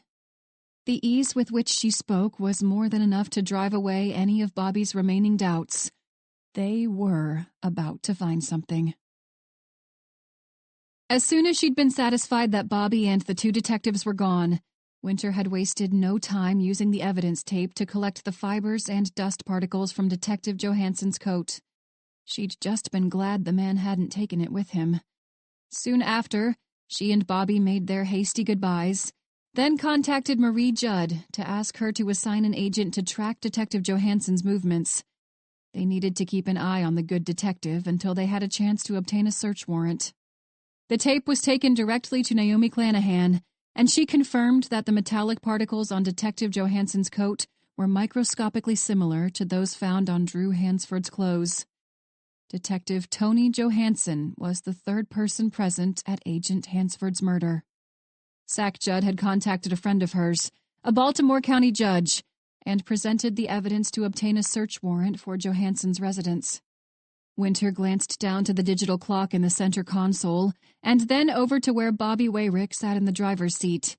At just past 6, they'd arrived with an entire crew of FBI employees. There were crime scene techs, special agents, tactical responders, and then there was Bobby and Winter. Baltimore may not have been their city, but this was their case as much as it was theirs. As Bobby snapped out of whatever haze had enveloped him, he shifted his attention to Winter. I don't know how you did that, but whatever in the hell it was, good work. Swallowing in an effort to return some of the moisture to her mouth, she nodded. Thanks.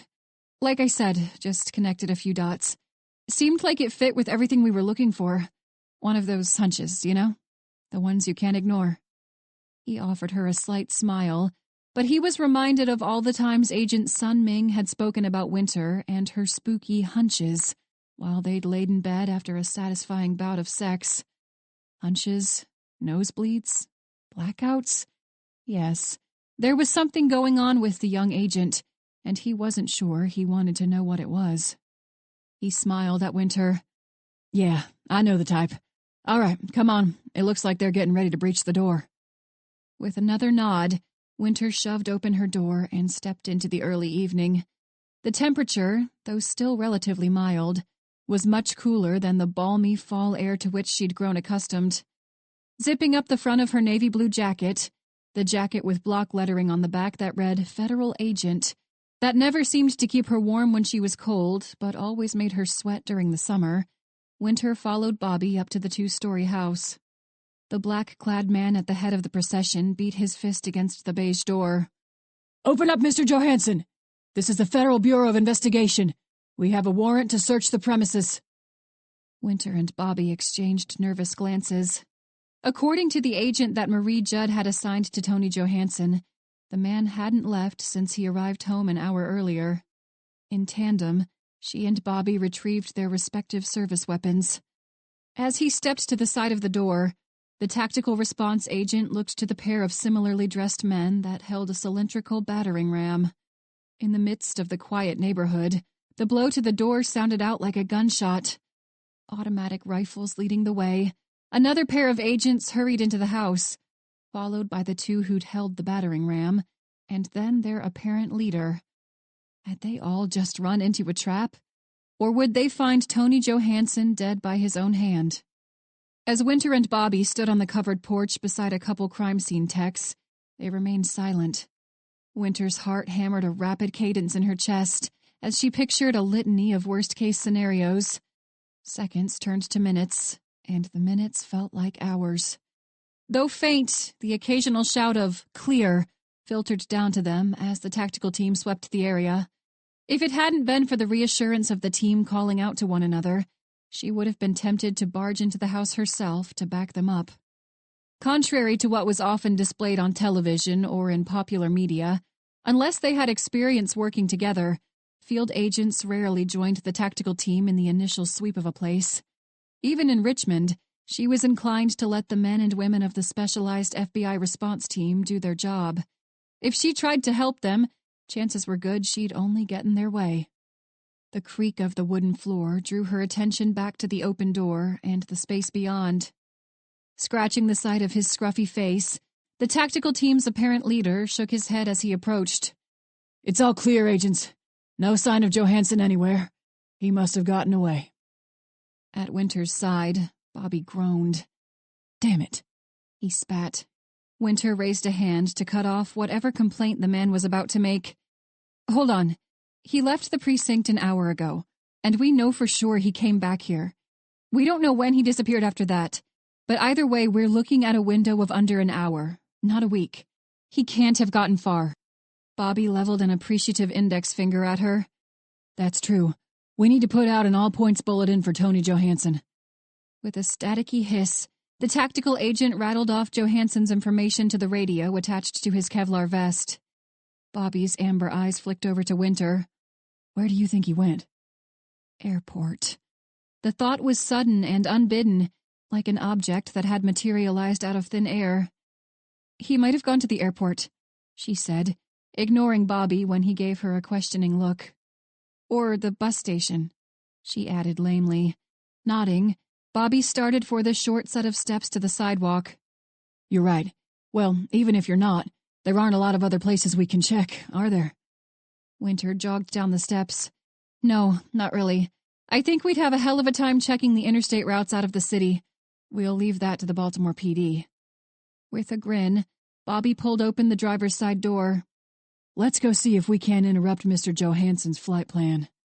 For Natalie and John Faulkner's sakes, they'd better do just that. Chapter 35. Even though I'd spotted the federal agent the Bureau sent to tail me more than an hour and a half ago, I was still sure I'd beaten them to the so-called punch. With a fake passport and a ticket to Panama, all I had to do was make it past the security checkpoint. They might have put an alert out for Tony Johansson, but they hadn't notified the authorities to look for Brendan Sellers. And right now, I was Brendan Jonathan Sellers.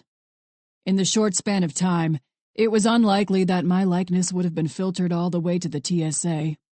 To be sure, the TSA was thorough, but being thorough still took time, and time was one luxury I made sure the FBI didn't have.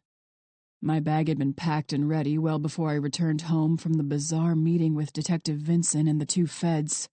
While some of the agents' behavior struck me as odd, they would have arrested me right then and there if they had anything solid.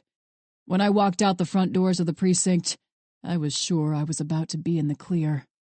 Glancing up from my passport, from Brendan's passport, to the line of travelers waiting to make their way past the X-ray scans, I swallowed an irritable sigh.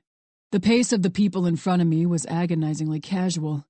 Each time someone was asked to remove the items from their pockets, to keep their boarding pass and their identification in hand, I had to bite back a string of four-letter words. Breaking my gaze away from the frustrating sight, I looked around the area behind me. When I spotted the same man seated at a bench against the wall, the hairs on the back of my neck stood on end. Though the man pretended to observe his phone, it was clear that his interest lay elsewhere.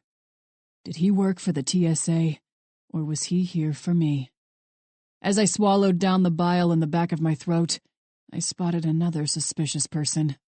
A blonde woman, and like the man by the wall, she was engrossed in the screen in her hands. The TSA might have had one plainclothes security official, but I doubted they'd have two. And if there were two cops, there was no doubt there were more nearby. Kneeling down to unzip my travel bag, I kept my movements as measured and even as I could manage.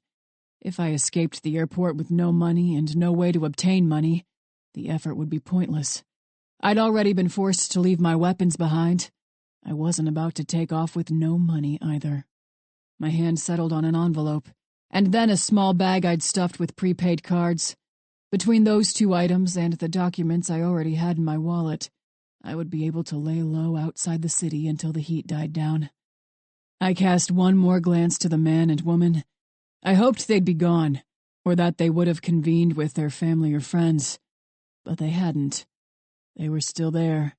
In fact, they had moved closer. The man no longer sat at his bench. He had started his nonchalant advance to where I stood.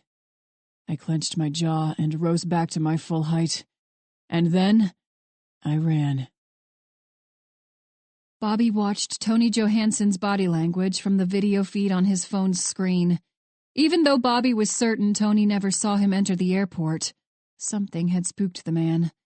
Bobby could see it in the way Tony's shoulders had tensed, his facial expression as he took everything in. It wouldn't have been Winter. He knew she was being just as careful as he was, but still. Pressing down on the button to the microphone clipped to his jacket, he kept his eyes on the screen as he crept closer to the security gate. He's spooked. We should just take him down now. As the crooked detective stood, Bobby hardly heard Winter's staticky response. With one last paranoid glance, he leapt over one of the bands that was used to create a single winding path to the security checkpoint. Bobby burst from around the corner he'd hidden behind, but to his chagrin, Detective Johansson was already sprinting toward the entrance to a skywalk.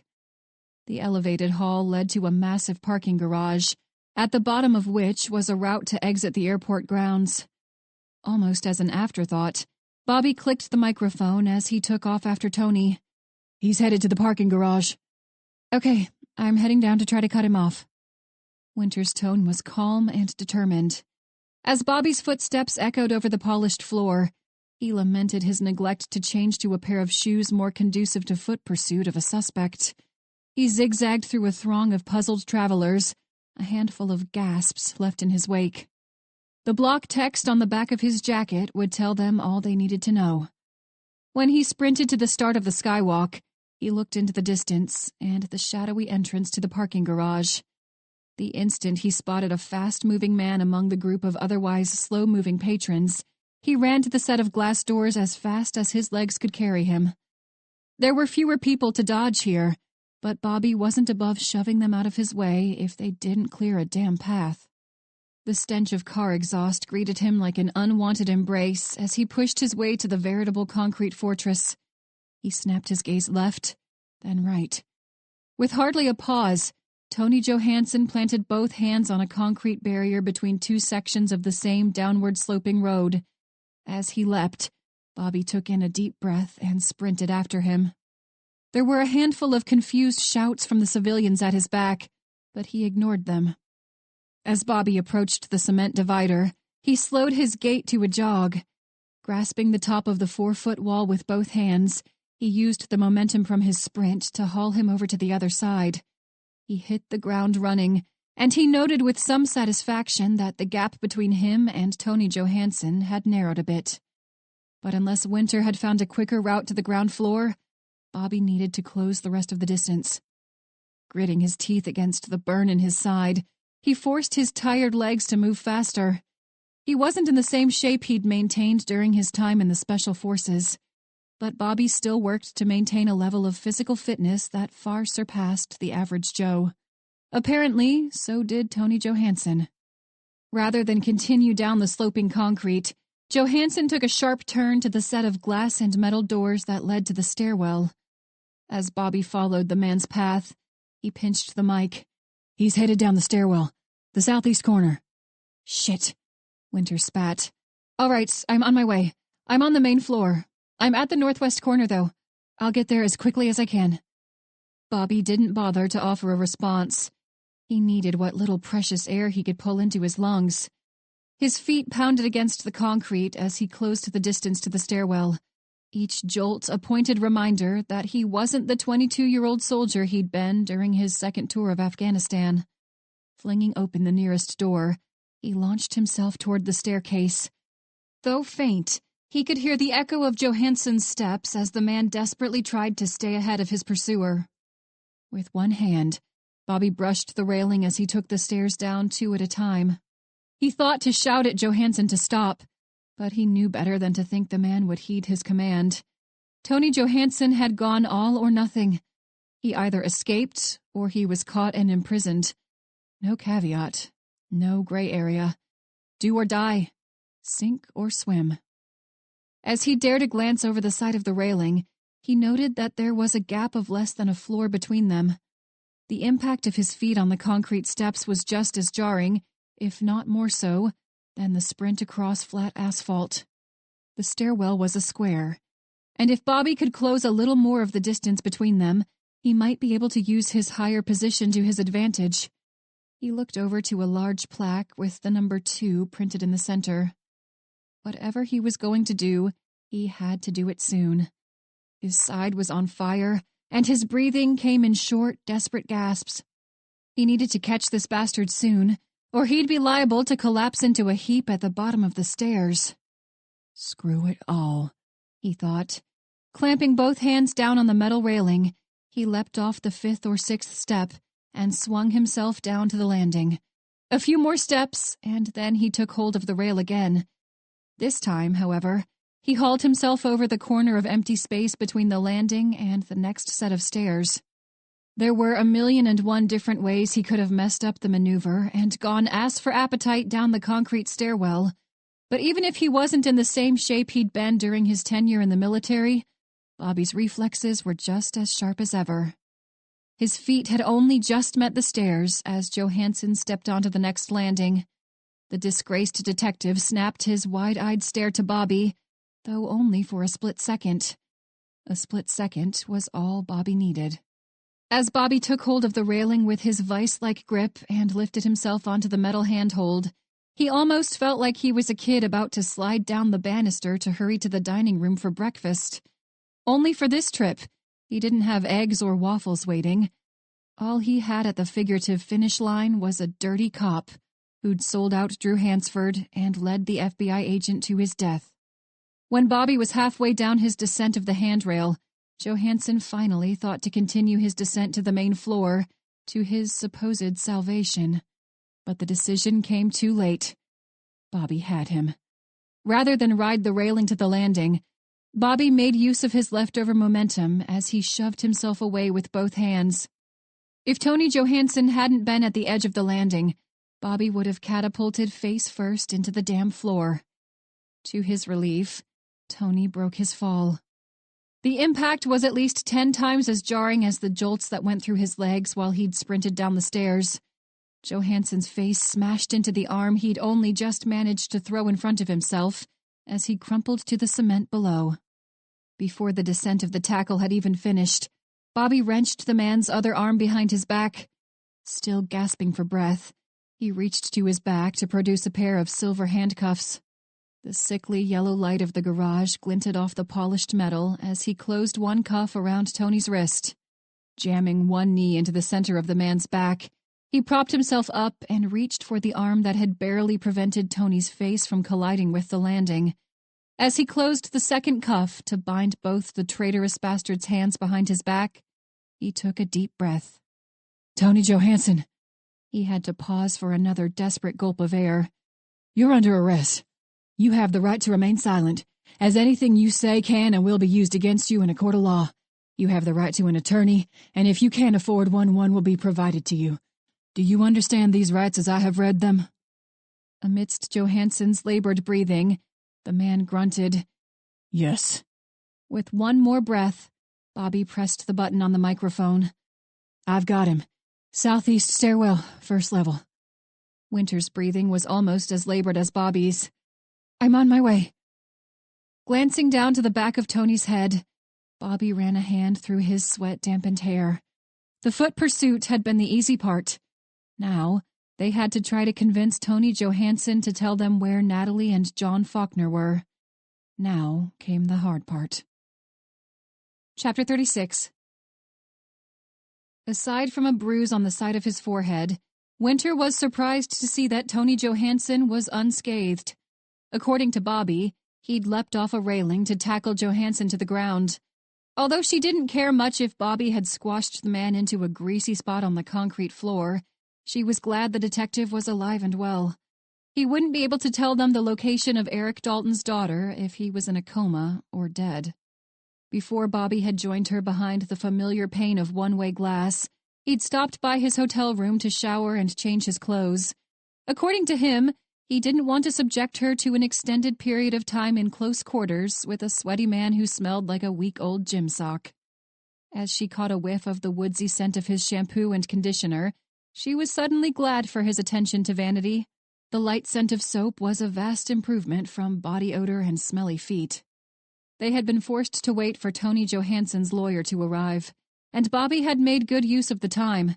While she had waited for the agent to return to the office, Winter had sent a message to Noah, checking in with him. He hadn't replied yet, and she was starting to worry. If he didn't reply soon, she thought she'd send out an all-point bulletin. She'd also exchanged a handful of text messages with Aiden to check on the status of Justin's case. Forensics in Richmond was in the process of wrapping up the examination of evidence from a homicide, and next on their docket were the items they'd taken from the house in Harrisonburg. Meanwhile, the forensics department in the Baltimore office had suddenly been inundated with evidence secured from Alec's residence, and now Tony Johansson's. Marie Judd was nowhere to be found, and Winter could only assume she was busy helping the crime scene techs and agents sort through their findings. Bobby's alert eyes flicked over to her as he lifted a brow. "You ready?" Winter nodded. "Too bad Parrish isn't here, huh?" A ghost of a smile passed over Bobby's face as he cast one last glance to the glass. She clapped Bobby's shoulder. "We'll be fine. Aiden was sort of my mentor, so I'll try to make him proud." Bobby chuckled as he stepped out into the hall. "Ready?" Winter dropped one hand down to the metal handle. "Ready." A light creak accompanied the motion as she moved the door inward. She shifted her gaze from the well-dressed lawyer to his disheveled client. "Mr. Johansson, we've already met. Mr. Thornton, I'm Agent Black, and this is my partner, Agent Wayrick." Bobby offered the pair a charming smile. "Gentlemen?" The lawyer nodded. "What can I do for you, agents?" As the door latched closed, Winter took up residence against the same wall where Aiden had stood the night before. "Well," Bobby paused to pull out a chair across from Tony and his lawyer, "we think your client might be able to help us with something. And in exchange—" He left the thought unfinished and shrugged. Before Winter could add her piece, a sharp pain lanced from her temple through her head. The sensation was so sudden, she hardly managed to hold back a wince. "Not now, damn it! Not now!" Thornton narrowed his eyes at Bobby. "What exactly is it you think my client did that he'd need your help anyway?" With a chortle, Bobby shook his head. "Really? We've got physical evidence that ties your client to a double kidnapping and the murder of a federal agent. Your client's staring down the barrel of the death penalty unless he gives us something we want to know." The lawyer turned his incredulous stare from Bobby to Winter and back. "The death penalty? How exactly do you figure you're going to get a seasoned, decorated detective in the narcotics department of the Baltimore PD sentenced to death, Agent?" Bobby's shrug was as noncommittal as his expression. "Even if he had a Purple Heart hanging from his balls. That's the normal penalty when you're responsible for the death of a law enforcement agent. That, plus the kidnappings, plus your client's ties to the Russian mob ought to do the trick. Doubt any judge in his right mind would think any of those were mitigating circumstances." "The Russian mob?" Thornton paused to laugh, though the mirth didn't reach his dark eyes. "You're kidding, right? Do you have any proof of that?" Winter was more prepared for the second lance of pain. As the warmth trickled from her nose, her heart hammered in her chest. With one hand, she reached into the pocket of her slacks for a tissue. Even though the headaches were few and far between these days, she was grateful she still carried a tissue with her at all times. Johansson's blue eyes followed the motion as she dabbed at her nose. "Sorry." She wasn't actually sorry. "It's the dry air. I'm used to the Virginia humidity." Johansson looked unconvinced, but he returned his focus to Bobby. "Agents," Thornton sighed, "if you keep throwing around ridiculous accusations like this, you'd better be prepared to show us some evidence. Yeah, I know you got the particles. And you should also know that the Russians deal in automotive work quite a bit, and it's entirely likely that the particles were transferred to Mr. Johansson's jacket when he was doing his job." Winter could hardly make sense of the thoughts that flooded her mind in those next few moments. Her pulse rushed in her ears, but there was no new twinge of pain. Just names. Russian names. Names she'd caught a glimpse of while in the police station. She'd wondered about them then, but she knew about them now. An offshore account located in the Cayman Islands, far away from the prying eyes of the IRS. And then there were the victims. Women's names, men's names, young, old, all at the start of a news article about a suspicious death or a mysterious disappearance. All their names scrawled along a whiteboard in the Baltimore police station, along with dates and case numbers. She watched as an officer rewrote some of the names and dates in a black marker to indicate the case had been closed, but more often than not, the text remained red. But one name stood out above the rest: Alina. Winter had read that Alina was an immigrant from the Ukraine, and she'd been brought to the States with the aid of her brother, Ilya Gulin. Her brother, a Russian mafia enforcer. The nameless, faceless Rico witness. Winter knew it as well as she knew her last name. What about Ilya Gulin? She felt like someone else had voiced the question, but she recognized the voice as her own. Or Ivan Tokarev? Ivan's wife and Ilya's sister, Alina. What about her? The shock on Tony Johansson's face would have been funny if she hadn't wanted to punch him in the throat. What? Johansson managed. When Winter squeezed her eyes closed to rub the bridge of her nose, she saw a woman she knew instinctively was Alina Tokarev, Ivan's wife. No, not his wife. Alina Shakova was Ivan's mistress, and Ivan was one of the 2 brigadiers who had been imprisoned without bail as they awaited a RICO trial that would likely send them to prison for the rest of their lives. Winter could hear Alina's voice as she pleaded with Ivan to just let her leave. The woman's pale blue eyes filled with tears as a tall, broad-shouldered man wrapped her golden hair around one hand and jerked her head backward.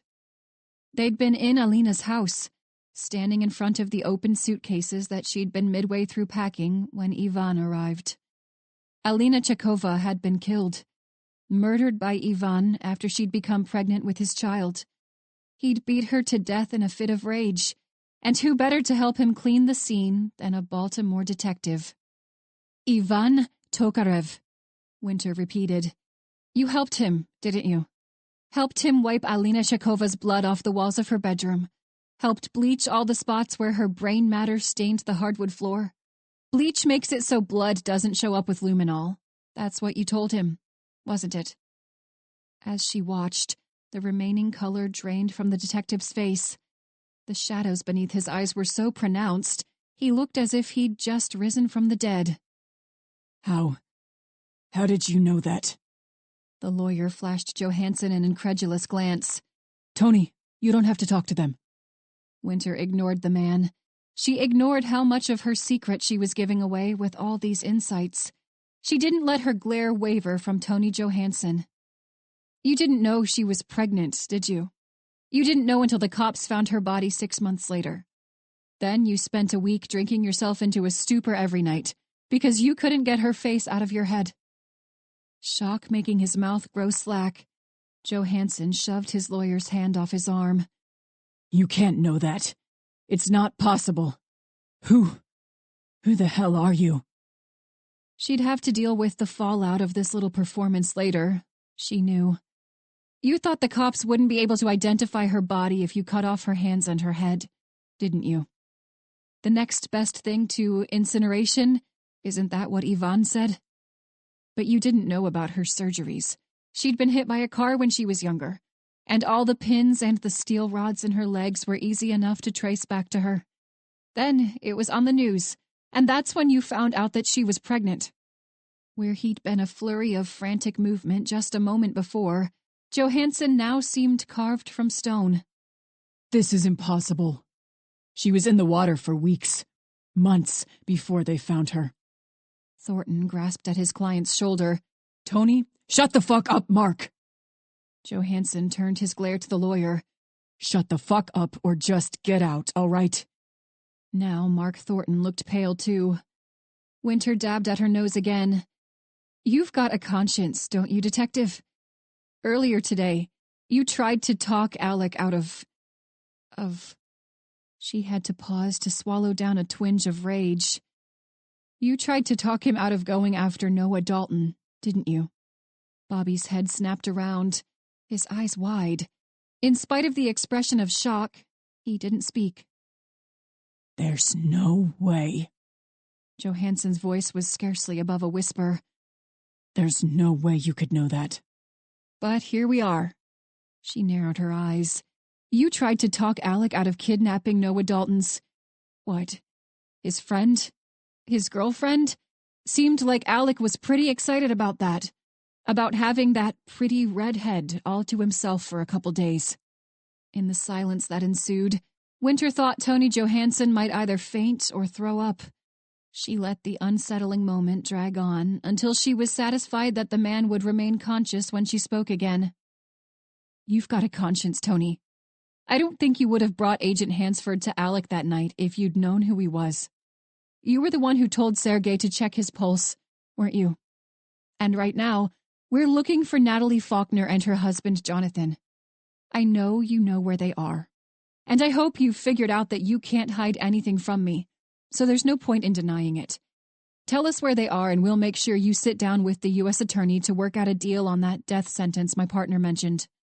The shadows moved along his throat as he swallowed repeatedly. If you don't tell us where they are, Natalie is going to die. Winter suspected the additional pressure was unnecessary, but she wanted to make sure Johansson knew what the hell he'd done. She also had a sinking feeling they were too late, but she let the seconds of disquieting silence drag on. Jaw clenched, Johansson's eyes flicked up to hers. Okay. I'll help you. Just get to her. Make sure she's safe from that fucking psychopath. I don't want more blood on my hands. Despite her inexplicable knowledge to the contrary, Winter nodded and glanced at the clock. 9:10. Shit. She was sure they were too late, but they had to try. The tactical team, the same group of men who had accompanied Winter and Bobby to execute the search warrant on Toni Johansson's house earlier that day, had been ready to leave within 15 minutes of the interview's conclusion. This time, the leader, Agent Bevins, advised Winter and Bobby that they would follow the team to make sure each room had been thoroughly swept and cleared. She and Bobby had both accepted M4 rifles almost identical to those used by the tactical unit. Coupled with their black Kevlar, they could almost pass for members of the elite squad. Winter nearly jumped out of her skin when a hand came down on her shoulder. She whirled around and stared into familiar green eyes. Sorry, darling. Didn't mean to scare you. Winter was so glad to see Noah that she nearly flung herself into his arms. She settled on poking a finger in his chest, then immediately regretted it when she only poked the tactical gear. How did you get here? Bicycle. He deadpanned, looking serious as a monk. When she narrowed her eyes at him, he smiled. Got lucky with the late flight. She was glad he was here, but... Are you sure you should be here? She asked, concern tightening her shoulders. We don't know what we'll find in there. She nodded at the warehouse. Natalie might be... She didn't finish. She didn't think might be was correct, and she didn't want to lie to him or get his hopes up. He reached out and squeezed her shoulder. I need to be here, no matter what. Before they could talk further, it was time to go in. The time to worry was over. It was time to face reality. As they made their way to each room after the agents called out that it was clear, Winter half expected to be met with a veritable army of Russian gangsters. The setting was conducive to a bloody conflict. The entire warehouse looked like it had been ripped straight from the set of a horror film. The doors were rusted, the concrete floor was worn and dirty, and more windows were shattered than remained intact. As they neared the far end of the building, a familiar stench drifted on the stale air. It was the sickening scent of decay. The same scent that had greeted her in Harrisonburg a week ago. But today, she doubted they'd be lucky enough to find a pile of headless rats. Swallowing against the cloying scent, Winter glanced to Bobby. Someone died in here, didn't they? His expression was as grim as she'd ever seen when he nodded. Noah didn't nod, but he looked equally grim. A flicker of movement at the end of the hall jerked her attention to where Agent Bevins waved vehemently. We found her. Lowering the rifle to carry it with one hand, They each increased their steady walk to a jog. With each passing step, the smell of death grew stronger. A ray of sickly light spilled out onto the dingy floor, and when Winters stepped into the illumination, she almost wished she hadn't. "She's alive," Bevins said. "but he's been dead for at least a couple days." Winter's stomach turned as her eyes fell on the man crumpled in a heap at the opposite end of the room as Natalie. His skin was pallid, and even the blood that stained his abdomen had darkened to a hue closer to brown than red. When she jerked her eyes away from the man's body, the sight of Natalie Faulkner wasn't much better. In all the photos Winter had seen of Natalie, her skin had glowed with a healthy tan.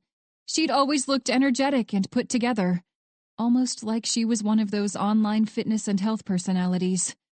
Now, however, she stood on death's doorstep. Winter had to do a double take. At first, she didn't even think the woman crumpled on the dusty concrete was Natalie Faulkner. Her dark hair was matted to the sides of her face with sweat and blood. Sweat even glistened on her closed eyelids. Any of her meticulously applied eyeliner had been smudged off days ago, and her skin was pale as death. One of the agents from the tactical team knelt at her side, pressing a white towel to the center of Natalie's abdomen. Well, the towel had been white, but now it was stained with crimson, as the agent tried in vain to stem the bleeding from the wound he couldn't close. It was quickly becoming the same color as the towel wrapped around the woman's hand. Winter had seen some gruesome crime scenes, but she'd never seen anything like this. She hardly heard Bevins as he raised the radio to request an ambulance and a team of paramedics. All she could do was watch Noah kneel next to his sister.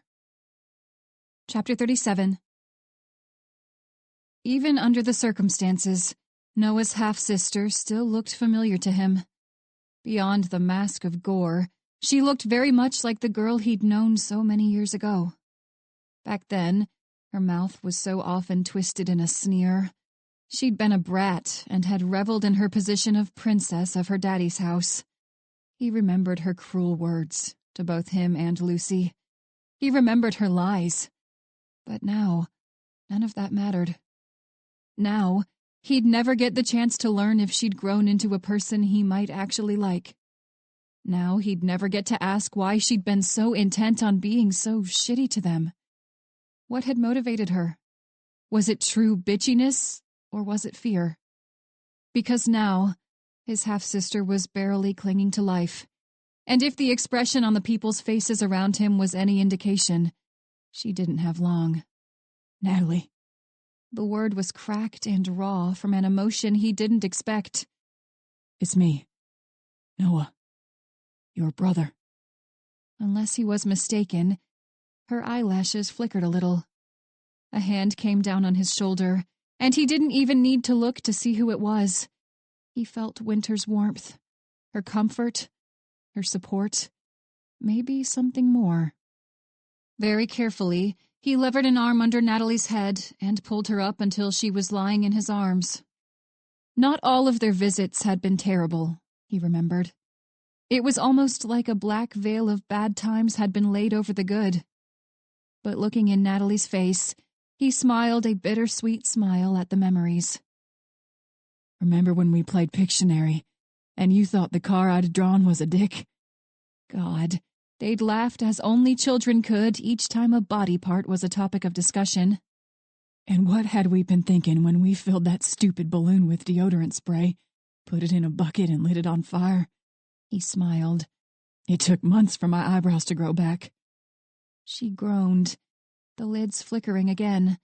He willed her to open them, then smiled when they did. "No, His name was just a whisper of breath. "Yeah, Nat, it's me. Hang in there, okay? We've got help on the way." John." He didn't allow himself to glance at the decaying man on the other side of the room.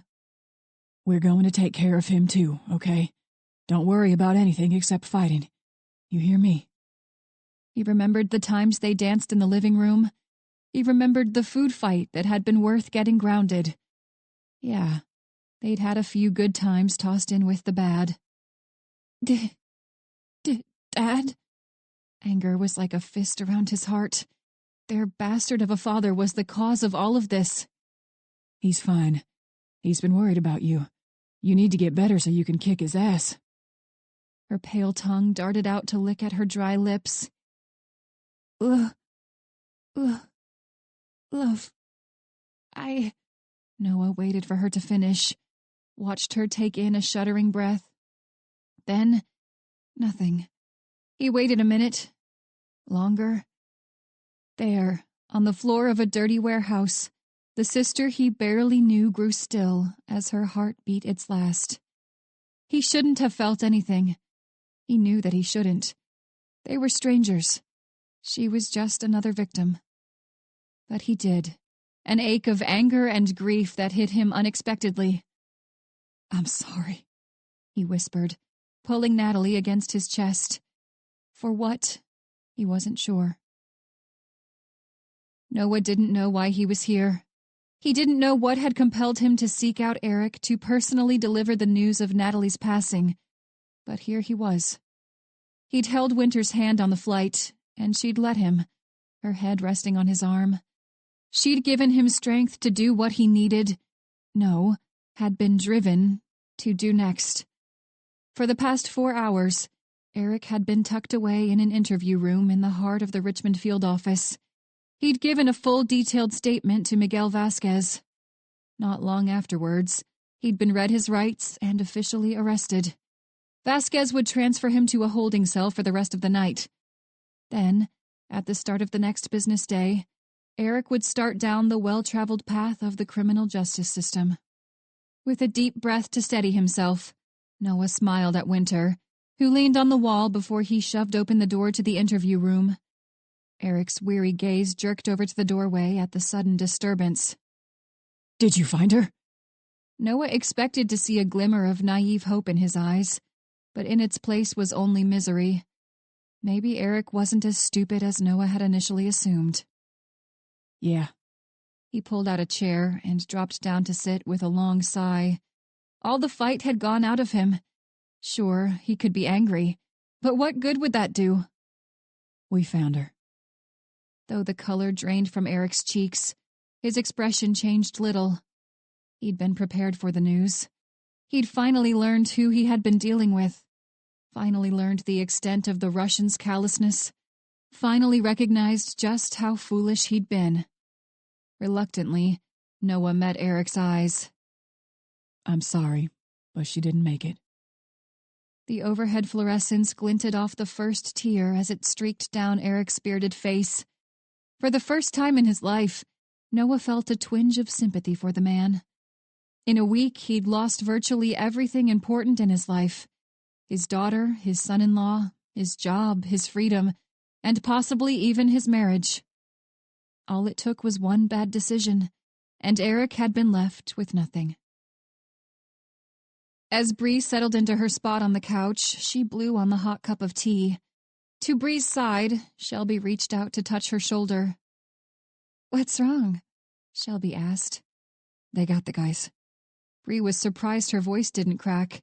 In the past 30 minutes, ever since she'd gotten the call from Max Osborne himself to advise that the suspects involved in Drew's murder were in federal custody, she'd been assailed by a host of feelings she could only assume she'd kept at bay for the last few days. Shelby nodded. "Good.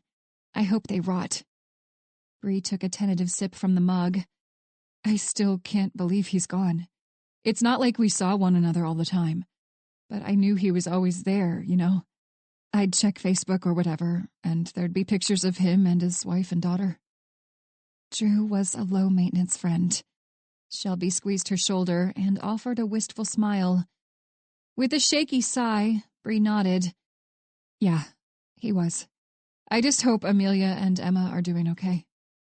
Shelby turned to face her more fully. "Why don't we go visit with them? We can each take a little time off work and make sure they're doing okay." Bree's sinuses burned at the thought, but she smiled as tears filled her eyes. "That's a good idea. Yeah, let's do that. I'll talk to Max about it when I'm back in the office next." She knew there was nothing she or Shelby could do to ease the pain of Drew's passing for Amelia and her daughter. but the least they could do was remind the pair that they weren't alone. And maybe, somewhere along the way, Bree wouldn't feel so alone either. Chapter 38. After Autumn dropped her off at her apartment, all Winter wanted to do was flop face first onto her bed and sleep for the next week. She estimated that she'd managed about 3.5 hours of sleep the night before, a far cry from the state of hibernation she had hoped to achieve. But now that she was home, her thoughts weren't any less scattered. The case was behind them now. Alec faced a life sentence with no possibility for parole. Sergei had been transferred to a different state with his family, and Tony Johansson was cooperating with the U.S. Attorney in their pursuit to add more to the pending RICO case. Though he'd been arrested, Winter doubted Eric Dalton would serve much, if any, jail time. The man had lost enough already, anyway. Winter still thought the man was a colossal asshole, but she couldn't help the twinge of sympathy she felt when her thoughts drifted to what had happened to his family. Even now, the Dalton family wasn't out of the figurative woods. Like Sergei, Eric would be moved to a different part of the country to keep him out of the Russians' crosshairs. His wife and son would be provided with new identities and shipped off to another state where they'd start their lives from scratch. Winter still didn't know if Eric would be in the same location as his wife and son or not. But when it was all said and done, 3 people had lost their lives because of one man's poor decision. On the drive back to her apartment, Winter had told Autumn to be especially cautious in the coming weeks. Autumn was already paranoid enough, but Winter couldn't keep the information from her friend. As much as she doubted the Russians would have a reason to seek Autumn out, she wasn't about to leave her friend's welfare to chance. With a groan, Winter flopped onto her back. She'd spent another full day at the Baltimore office, and now, at 10:30, she was finally home. And of course, she had to go to work tomorrow. Without turning, she groped at the surface of the nightstand until she felt her smartphone. Squinting at the bright screen, she typed out a text message to ask if Noah was still awake. His response was almost immediate. Unfortunately, yeah, I'm awake. Winter pushed herself to sit. Was she really about to schedule a booty call? I can be there in a couple minutes. In reply, he sent a couple smiling cat emojis. After a languid stretch, Winter flicked off the lights, stepped into a pair of flip-flops, and grabbed her keys. For the short walk to Noah's apartment, she glanced around the shadowy parking lot.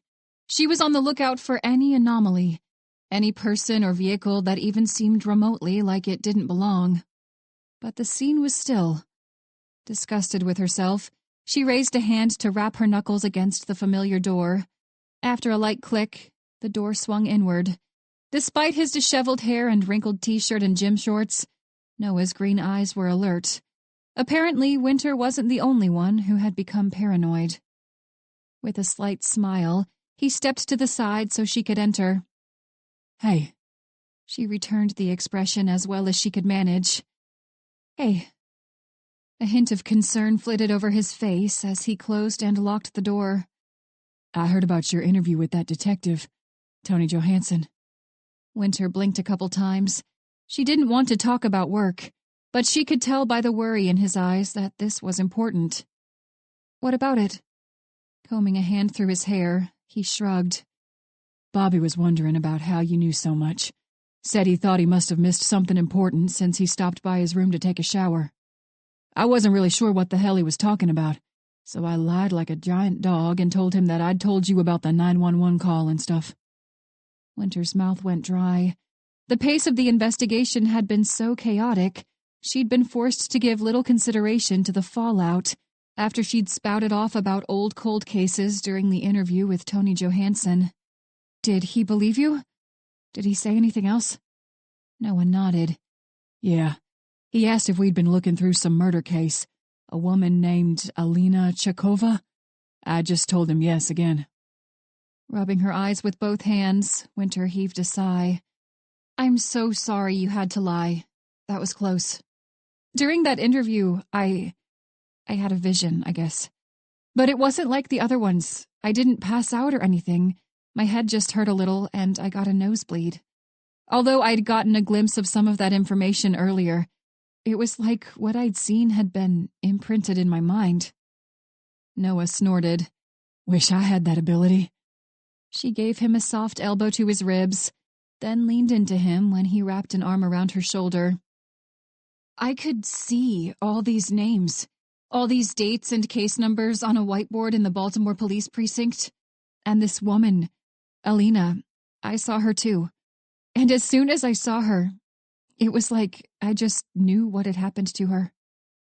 As he scratched his chin, Noah's expression turned contemplative.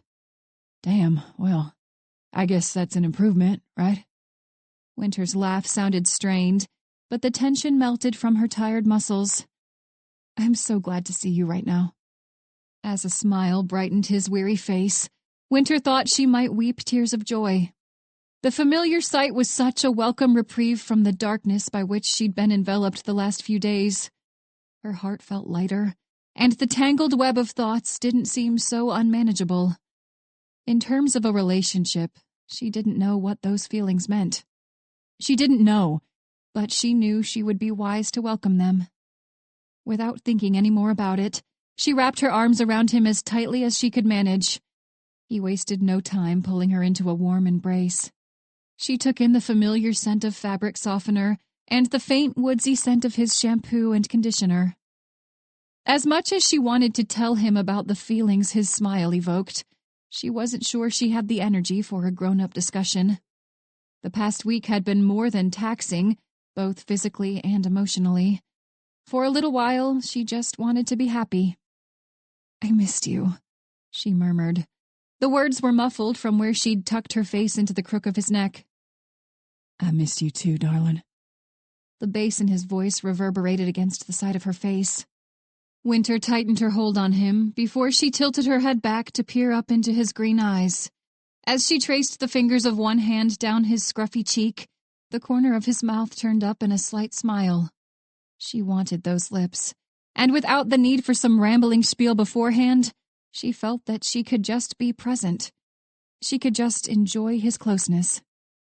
Pulling his head down, she pressed her lips to his and surrendered herself to the deliciousness of it. When they separated, her smile came more easily. Can I stay with you tonight? Lifting an eyebrow, he tilted his head in the direction of the television. You thinking what I'm thinking? Supernatural marathon. She laughed and shook her head, her hands moving under the hem of his shirt. No, that's definitely not what I want to do with you.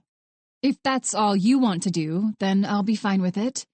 But, she swept her hands over his warm skin, I was hoping we could do that thing we did the other night. She moved until she was straddling him and leaned in to kiss his throat. You know the one, right? No idea. He pulled her tighter against him, feeling the heat of her through their clothes. Guess you'll have to enlighten me. Circling an arm around his shoulders, she tilted her head for another drawn-out kiss. I'd be more than happy to enlighten you. Chapter 39. When Winter woke beside Noah the next morning, she was certain there was no possible way the day could be bad. Though they had to go to work, there wasn't a pressing issue that required they show up at the butt crack of dawn. They had paperwork, and more paperwork waiting for them once they walked through the doors of the Richmond field office. For what might have been the first time in her FBI career, Winter wasn't bothered by the idea that she would spend the majority of her day behind the screen of her computer. She needed a damn break. Since there was no apocalypse-level event waiting for them that morning, Winter opted to take a shower with Noah.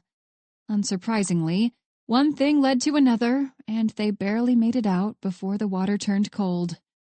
With the soreness in her thighs renewed, she pulled on her leggings and t-shirt to make her way back to her apartment. Once she was dressed for work, their morning routine played out much as it did every morning. On the way to the office, they swung through the drive-thru of a local coffee shop and ordered 2 seasonal lattes. Though they hadn't hurried, they still arrived at the office before 8. As they neared the violent crimes section of the building, Winter was surprised to see Bobby Wayrick leaned back in a chair. He'd flipped his tie up to cover his eyes, and until he reached to lift the blue fabric, she thought he was asleep. "Morning." Bobby ended the greeting by stifling a yawn. "Weren't you supposed to be out of here like 2 hours ago?" Winter lifted an eyebrow to fix him with a curious look. Bobby nodded. "Something like that, yeah. Come on, y'all. Walk with me, talk with me." Noah's brows drew together. "About what?" "I sent you each a text message about this, so if you're surprised, it's on you." He held up his hands and offered them an exaggerated shrug. "Surprised?" Winter echoed, a feeling of dread pressing down on her. "I've been waiting for you guys to get here, since, you didn't respond to my text. Someone had to keep an eye on the place and make sure the dude didn't sweet-talk his way straight on out of the damn building. I didn't work that case, but I've heard stories." He flashed her a matter-of-fact look and waved a finger. Noah gave him a wary glance, clearly as disconcerted as Winter felt. "You need to go to sleep, don't you? Dude, you have no idea." With a sigh, Bobby raked the fingers of one hand through his dark blonde hair. "I've been awake for 24 hours, but no, I'm serious. Y'all have a visitor. Well, Agent Black, you have a visitor. He asked for you specifically, but I'm sure he'd be happy to see Dalton here too." Winter's heart leapt into her throat. After all the hours they'd poured into making phone calls, interviewing potential leads, and sifting through one database after another, had he finally come to them? Had Justin shown up at the FBI office to seek out her help? She swallowed the sudden rush of excitement. No, Bobby would have called her hours ago if the visitor was her brother. Aiden and Max would be here, and so would Bree and even Autumn. "Who?" she finally asked. Throwing up his hands, Bobby paused in the hallway. "You neither one seriously looked at my text, did you?" As she sipped at her latte, Winter shrugged. Apparently not. Her anxiety was ratcheting up by degrees. If the agent mentioned Justin's name, she was quite sure she might pass out at his feet. "Your visitor is Ryan O'Connelly." Winter almost swayed on her feet anyway. No, the visitor wasn't her long-lost brother, but this one was certainly a blast from the not-so-distant past. "Son of a bitch," Noah muttered, his eyes as wide as hers felt. They both knew the name very well. Ryan had been one of a pair of masterminds, intent on replicating the highest-profile heists of the 20th century earlier that year. But Ryan had managed to slip away like a ghost, and Winter envisioned the man sipping fruity cocktails on some exotic beach for the rest of his life. So, why was he here now? It made no sense. The glint of amusement fell away, and Bobby's gaze was steely. "He's got something. From the way he tells it, he's been slinking around a group of aristocrats, and they've got more than a few skeletons in their closets. There've been a handful of girls around town that have gone missing lately, and he says he's pretty sure he can help figure out who's been abducting them." Even once he finished, Bobby's shoulders were still tense, his countenance grim. "What else?" Winter asked. She knew he hadn't yet told her everything. "He's got news about, well, something he stumbled across.